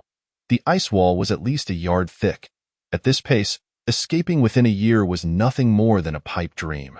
Initially elated, he was now engulfed in despair. After a day of relentless absorption, he could barely move a fraction. Setting aside how long this would take, given the current speed, he would surely attract the attention of patrolling guards before long. That would be utterly frustrating. If he could, he would have loved to tug at his hair in frustration, but even that small desire was unattainable in his current state. As he pondered a solution, he suddenly caught a glimpse of something moving outside, causing him to freeze in place. Yet, there was no sound. Curiosity got the better of him, and he cautiously cracked his eyes open to peer outside. A colossal creature strolled past the icy wall before him, lowering its head to sniff his direction, sending a jolt of fear through him. The beast had the head of a dragon and the body of a lion. A Qilin? Lin Yichin gasped internally. His mind expanded the image of Xiaobai, and indeed, it bore a striking resemblance to a Qilin. Could it be that when Xiaobai grows up, it will also possess such an imposing presence? He mused. After sniffing around, the Qilin found nothing amiss and proudly walked away, prompting Lin Yichin to exhale in relief. However, his anxiety resurfaced. What should he do now? He still hadn't devised a solid plan, which left him feeling increasingly agitated. Chapter 46. Escape. Lin Yichin was deep in thought, pondering his next move. What elemental affinity do I possess? He mused, uncertain of his true nature. seemed he could absorb from all 5 elements. Could it be that he possessed a 5-element affinity? If only he were water elemental, surely he would be able to escape. He wondered if the 5-element sword would prove useful. He had always found the 5-element sword to be mysterious. Since it bore that name, it must encompass all 5 elements, and he pondered whether it could slice through the ancient ice. Without further ado, he worried that being encased in ice would hinder his ability to summon the 5-element sword, but he attempted it nonetheless. Ah, it worked! Joy surged within him. The 5-element sword remained unaffected by the ancient ice. Just as he was about to slice down, he noticed figures approaching, causing him to hastily withdraw the 5-element sword and return to his previous position. Brother Yu, don't you think it's a bit excessive for us to patrol this massive ice prison daily? Moreover, with the spirit sovereign residing within, what could possibly happen? Perhaps we should skip tomorrow? Ha, Brother Zhao. I believe you're just too frightened by the spirit sovereign to come. Brother Yu teased him. Brother Zhao, flustered, replied, Not at all. Didn't you see me greeting the spirit sovereign? Your expression looked more like you were about to cry. Brother Yu laughed heartily. As a disciple of our sect, the spirit sovereign wouldn't harm you. You were just overly frightened. Brother Zhao's face flushed with embarrassment. I know the spirit sovereign wouldn't harm us, but I was still quite scared upon seeing him. I was much like you when I first arrived, but you'll gradually grow accustomed to it. Ah, Brother Zhao, doesn't this person seem a bit different from yesterday? Brother Zhao pointed towards Lin Yichen's direction. Where? Brother Yu followed his gaze. What's different? The two approached. I don't see anything. Brother Yu frowned. I can't quite put it into words, but it just feels like something is off. Brother Zhao scrutinized, yet he couldn't pinpoint anything specific. Brother Yu remarked, I believe you're simply recalling how he glowed when he was first captured, which made you think he was special. Furthermore, no one has ever escaped from this ice prison in the thousands of years since its establishment. Not a single person has managed to emerge. I suspect you were just startled by the spirit sovereign. Let us hope so. Let us hurry along. Since this person was imprisoned, the spirit sovereign has been frequently appearing here. Hearing Brother Yu's words only fueled Brother Zhao's uncertainty about whether something was amiss. It seems you're still feeling the effects of being frightened by the spirit sovereign. Let us move quickly, Zayashidi urged. As the two engaged in conversation, they ventured further away. Phew, what a fright. It nearly scared me to death. Lin Yichen was truly startled into a cold sweat. Feeling that the two had sufficiently distanced themselves, he hastily summoned the 5-element sword, guiding it effortlessly down his arm, applying no significant effort whatsoever. How astonishing! Lin Yichen marveled. He exerted all his cultivation yet could not budge it an inch, while the 5-element sword merely sliced through with ease. What a magnificent sword indeed! He mused inwardly, at last, I am free. In less than a quarter of an hour, Lin Yichen emerged from the ice barrier, promptly replacing the severed ice, which, despite showing signs of disturbance, would quickly refreeze in the frigid temperature. Only the absence of a person remained. He hoped they wouldn't discover it too soon. Clapping his hands, he turned to leave. Just as Lin Yichen turned around, he was startled. A Qilin stood right behind him, its enormous head nearly touching him, curiously sniffing up and down. Earlier, he had felt no inkling of its presence, and now it nearly frightened him to death. Hello there, my friend? Lin Yichen pressed his back tightly against the icy wall, forcing a smile as he greeted the water Qilin. The water Qilin tilted its head, scrutinizing him with curiosity, then sniffed at him once more before casting a glance at the 5-element sword and swiftly darting away. Just moments ago, he had mocked others, and now he had nearly scared himself to death.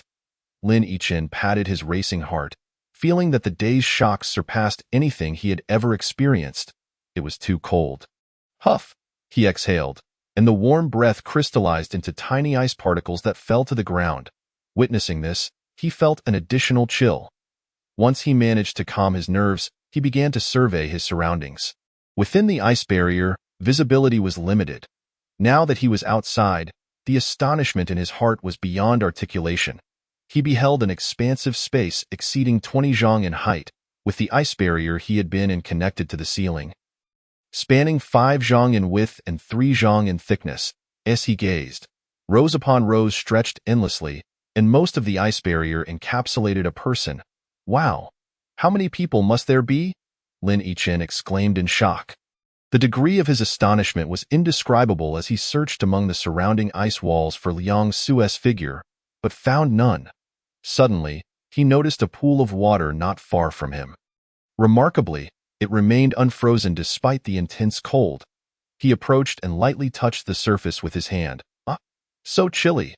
His fingers recoiled immediately upon contact, the water far colder than that within the ice barrier, prompting him to hastily channel his energy to ward off the cold, lest his fingers succumb to frostbite. Looking further afield, he realized this pool was not the only one, though there were only a few scattered about. He needed to find the exit swiftly. Lin Yichen observed that the 2 individuals he had seen earlier had come from the north, believing the exit must lie in that direction, and cautiously he made his way northward. Standing where he was, all he could see were rows of ice walls, devoid of anything else. After flying with his sword for about an hour, he felt a gentle breeze brush against him. An exit? Lin Yichen was overjoyed, following the direction of the wind until he glimpsed the exit situated at the top. Just as he was about to rush out, he abruptly halted. After a moment of contemplation, he dug a hole in a darker area, concealed himself within, placed the excess ice blocks into his spatial ring, and then sealed the hole to ensure it appeared undisturbed from the outside. Only then did he cautiously extend his consciousness towards the exit.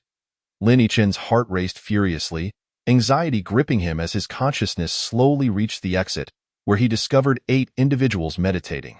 When his awareness inadvertently settled on one of them, that individual abruptly opened their eyes. Not good. Someone has escaped, the individual exclaimed, causing the others to awaken in alarm. What is happening, senior brother? Someone just probed with their consciousness within the ice prison. I intended to track them, but they managed to escape. It seems someone has slipped away. How could that be? The others gasped, incredulous, for such an occurrence had never been documented in the millennia since the ice prison's establishment. Truly unfathomable. That senior brother spoke gravely. It is indeed true. What shall we do? Lu Shidi, you must report this to the sect at once, requesting additional personnel to the other 2. He instructed. Ding Shidi and Zhang Shidi, guard the entrance. If the fugitive escapes, immediately sound the alarm. You 2 need only to delay him. If you find yourselves outmatched, retreat. Our protective array will hold him at bay for a time. Yes, yes, they affirmed, accepting their orders. The others followed me down to search. Yes, Lin Yichen realized he had been exposed, swiftly withdrawing his consciousness. He intended to flee immediately, but found the opportunity had passed. 5 figures swiftly darted towards the exit, prompting him to enter a big estate. Leaving only a sliver of consciousness resting against the outer ice wall to observe, he fervently prayed. Do not let me be discovered, do not let me be discovered. Due to the darkness of his hiding spot and his proximity to the exit, the pursuers did not anticipate he would conceal himself so near. Thus, upon their arrival, they scattered to search the area. Once they had moved far away, Lin Yichen emerged from the ice, his heart pounding as he felt a wave of relief. Had he not been cautious, this encounter could have ended disastrously. Lin Yichen carefully surveyed his surroundings, seeing the exit just ahead, yet he hesitated to emerge, fully aware that there could still be guards outside.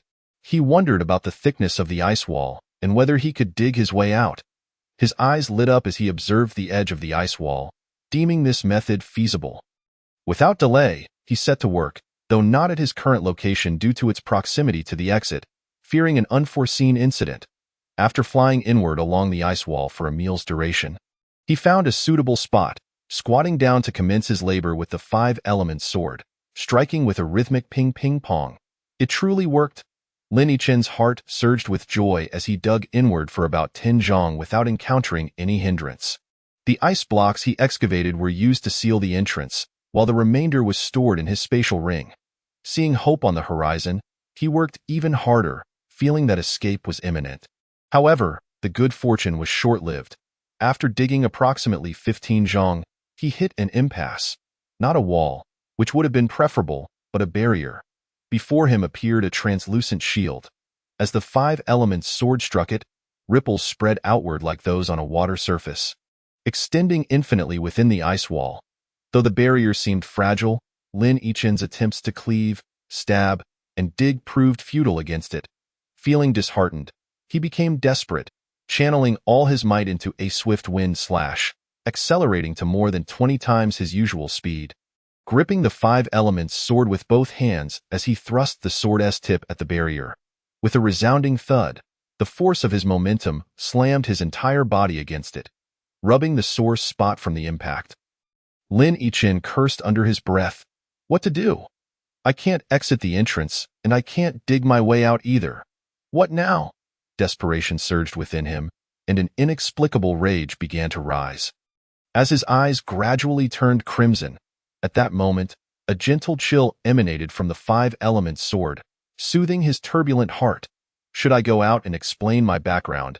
Tell them I am not one of the demonic cultivators. Might they let me go? Lin Yichen suddenly found this thought absurd, shaking his head in bitter amusement. Chapter 47. The mysterious hollow Lin Yichen cautiously approached the outside, gazing into the dim expanse ahead as he flew towards the unknown exit. Suddenly, he spotted a white figure dart by, causing him to press himself tightly against the adjacent ice wall. Yet a vague sense of danger arose within him. Without further contemplation, he summoned the five elements sword and swiftly carved a hole into the ice wall, hiding himself within, then sealing the entrance. Indeed, all the prisoners within the ice prison were frozen in a remarkably orderly fashion. A prisoner resided beside Lin Yichen, yet his presence seemed to disrupt the established pattern. He gambled on the notion that they could not immediately discern the anomaly, given the sheer number of prisoners. Sure enough, shortly after he concealed himself, two figures crossed paths in the adjacent corridor. Song Shixiang, have you discovered any clues? One inquired. Alas, none. It's truly strange. How could anyone escape? Could it be that senior brother misjudged? Song Shixiang, we must not speak carelessly. This matter is of utmost gravity in the thousands of years since the ice prison's establishment. Such an event has never occurred. Since senior brother reported being probed by divine search technique, he must be utterly confident. Otherwise, he wouldn't dare inform the sect, lest he face punishment. Indeed, let us continue our search. The sect has dispatched 100 brothers to assist, and they have already entered the ice prison. Very well, then let us split up the search. Hearing their conversation, Lin Yichen was taken aback.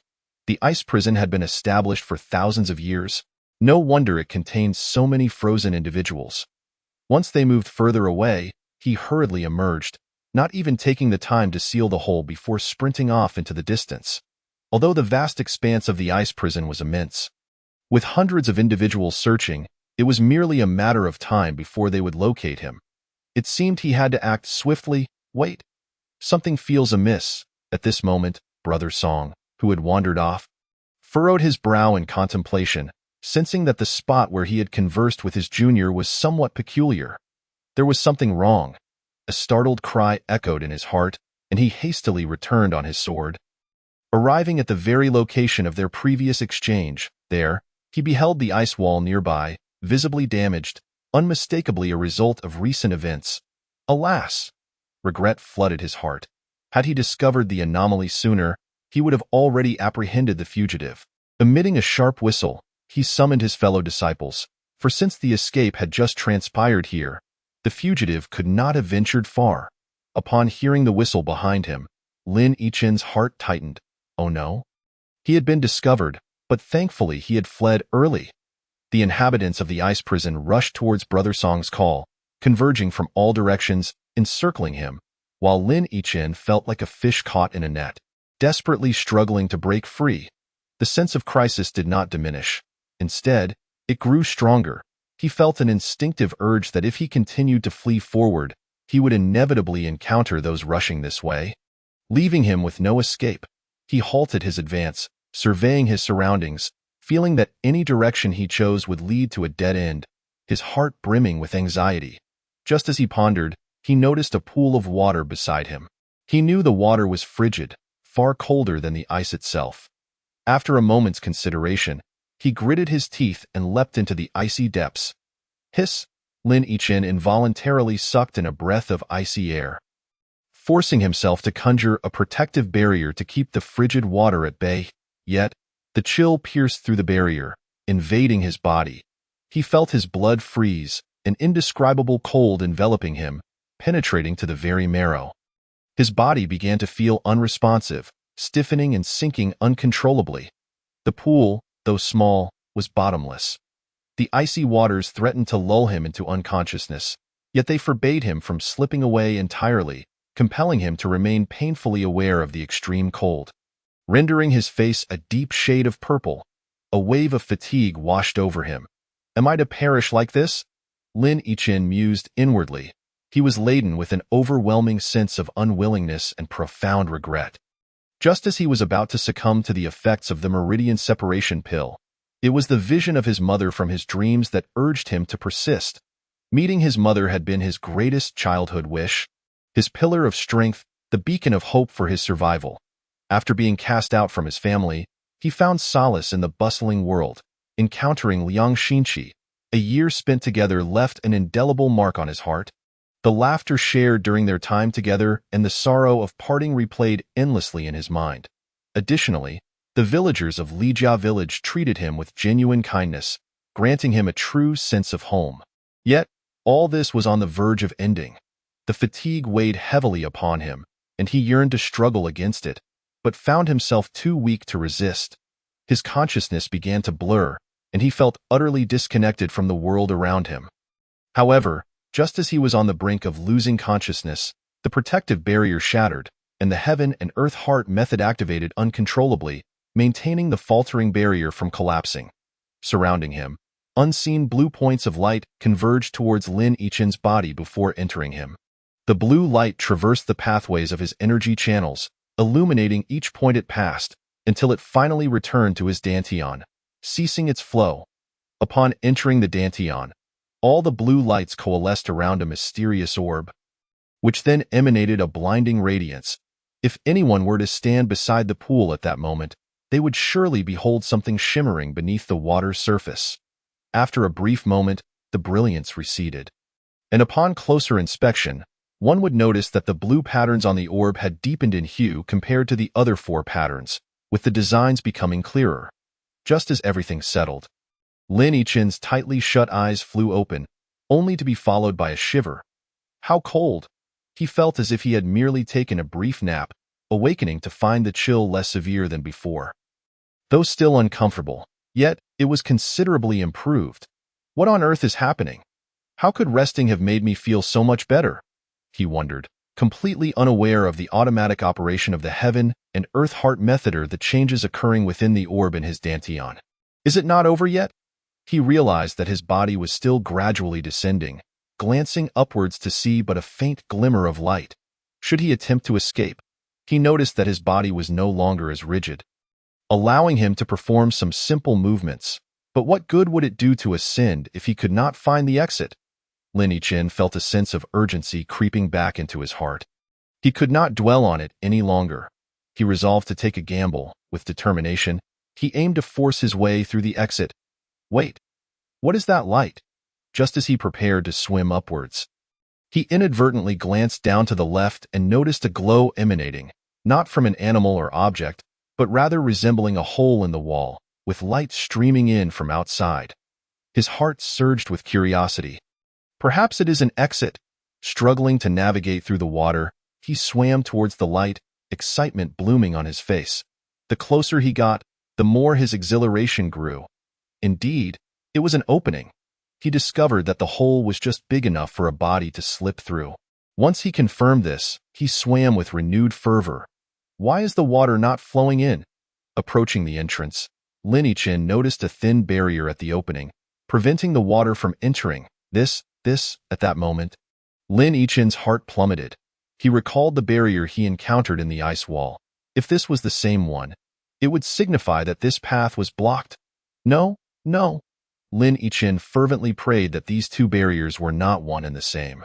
Trembling, he raised his right hand and extended a finger towards the barrier. The barrier loomed before him, merely a distance of 20 centimeters away, yet that brief span felt like an eternity. Just as his finger made contact with the barrier, he closed his eyes. No. He extended his entire arm, and to his astonishment, it passed through the barrier without any obstruction or sensation. "Aha ha!" Lin Yichin exclaimed in excitement. Without hesitation, he dove into the opening. A gasp echoed as Lin Yichin fell through the entrance. No one could be blamed. He had merely been too vigorous in his rush to pass through. The opening was not on the ground, but suspended in midair, and he had lost control upon emerging, plummeting downwards. A cry escaped his lips, his somewhat stiff body twisting awkwardly in the air. Fortunately, it was not too high, but it was still enough to cause him discomfort. How warm! The stark contrast in temperature allowed him to feel a flicker of warmth even within the icy cavern. Temporarily escaping danger, he breathed a sigh of relief. For days, he had evaded their pursuit, his mind perpetually on high alert, and now that he relaxed, an overwhelming fatigue washed over him, and he succumbed to a deep slumber. He had not even taken the time to survey his surroundings. Just as his body fell, a figure turned to gaze at him, yet he remained entirely unaware. Chapter 48. The mysterious woman. After sleeping for 3 or 4 hours, Lin Yichin groggily opened his eyes. Unable to suppress a shiver that coursed through him, instantly bringing him to full awareness, he looked down and found that his resting place had been warmed by his body. Raising his gaze to survey his surroundings, he discovered that this cavern was peculiar, a vast expanse of white, obscured beyond 20 zhong, blurring into the distance. Glancing upwards, his heart sank. Had he not caught sight of the cave's ceiling, he might have truly believed he had escaped. Now, unfamiliar with his surroundings, he wished to explore the cavern to seek an exit. He marked a spot on the ice wall and proceeded to walk along it. Suddenly, he felt a chill run down his spine. An overwhelming sensation of being watched, sending shivers through him. However, he had no time to dwell on it and continued along the ice wall. After approximately 15 minutes, he discovered a formation about 10 zhong away from the wall. Upon closer inspection, he realized it was a 5-elements array. Yet, something struck him as unusual. Although arranged in the typical 5-element sequence, the 5 focal points bore symbols he could not decipher. Moreover, the connections appeared tenuous, leading to a central slot, leaving him puzzled. Convinced this might be the key to his escape, he chose to set it aside for the moment and continued forward, hoping to uncover more findings. If not, he could always return to investigate the strange 5-elements array. After 2 hours, he returned to where he had made his markings, gaining a clearer understanding of the cavern's size. Throughout this exploration, although the eerie feeling had dissipated, the sensation of being watched lingered, unsettling him greatly. Without further hesitation, he hastened towards the 5-elements array. As he approached the 5-elements array, he sensed an enigmatic force calling to him from the very heart of this space. Yet, he was reluctant to investigate further, yearning only to hasten his departure from this place. Suppressing his inner desires, he lowered his head and pondered the method to activate the array. However, the more he concentrated, the more intense the beckoning became, and his urge to discover its source grew ever stronger, until he found himself unable to maintain his composure. It seemed that he could no longer resist the call. He steeled himself and strode towards the center. With each step deeper into the array, his vision became increasingly blurred, limiting him to a mere 15 zhong of clarity. The allure weakened, yet whenever he turned to retreat, the pull intensified. Now, there was no turning back. He could only advance, step by step. Gradually, he discerned a vague form ahead, gradually drawing near to reveal a jade bed upon which sat a strikingly beautiful woman, seemingly in her 30s, who gazed intently at him. The wave of trepidation washed over Lin Yichin. How could there be a living person here? Where was this place? Was it someone else's secluded retreat or a peculiar prison? The presence of another filled him with dread, fearful that he had intruded upon someone's sacred space, and even more so, that this might be an extraordinary confinement.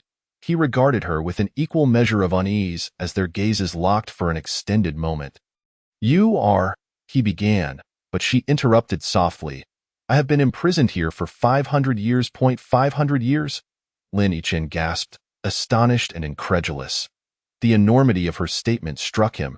He was not yet 20 years old, and 5 centuries felt unfathomably distant. You have been imprisoned for 500 years, he exclaimed, now fully cognizant of the reality of this peculiar prison, one that confined extraordinary beings, upon hearing Lin Yichen's exclamation. A flicker of anger appeared in the woman's eyes. Had she not already conveyed this information to him? Why must he inquire once more?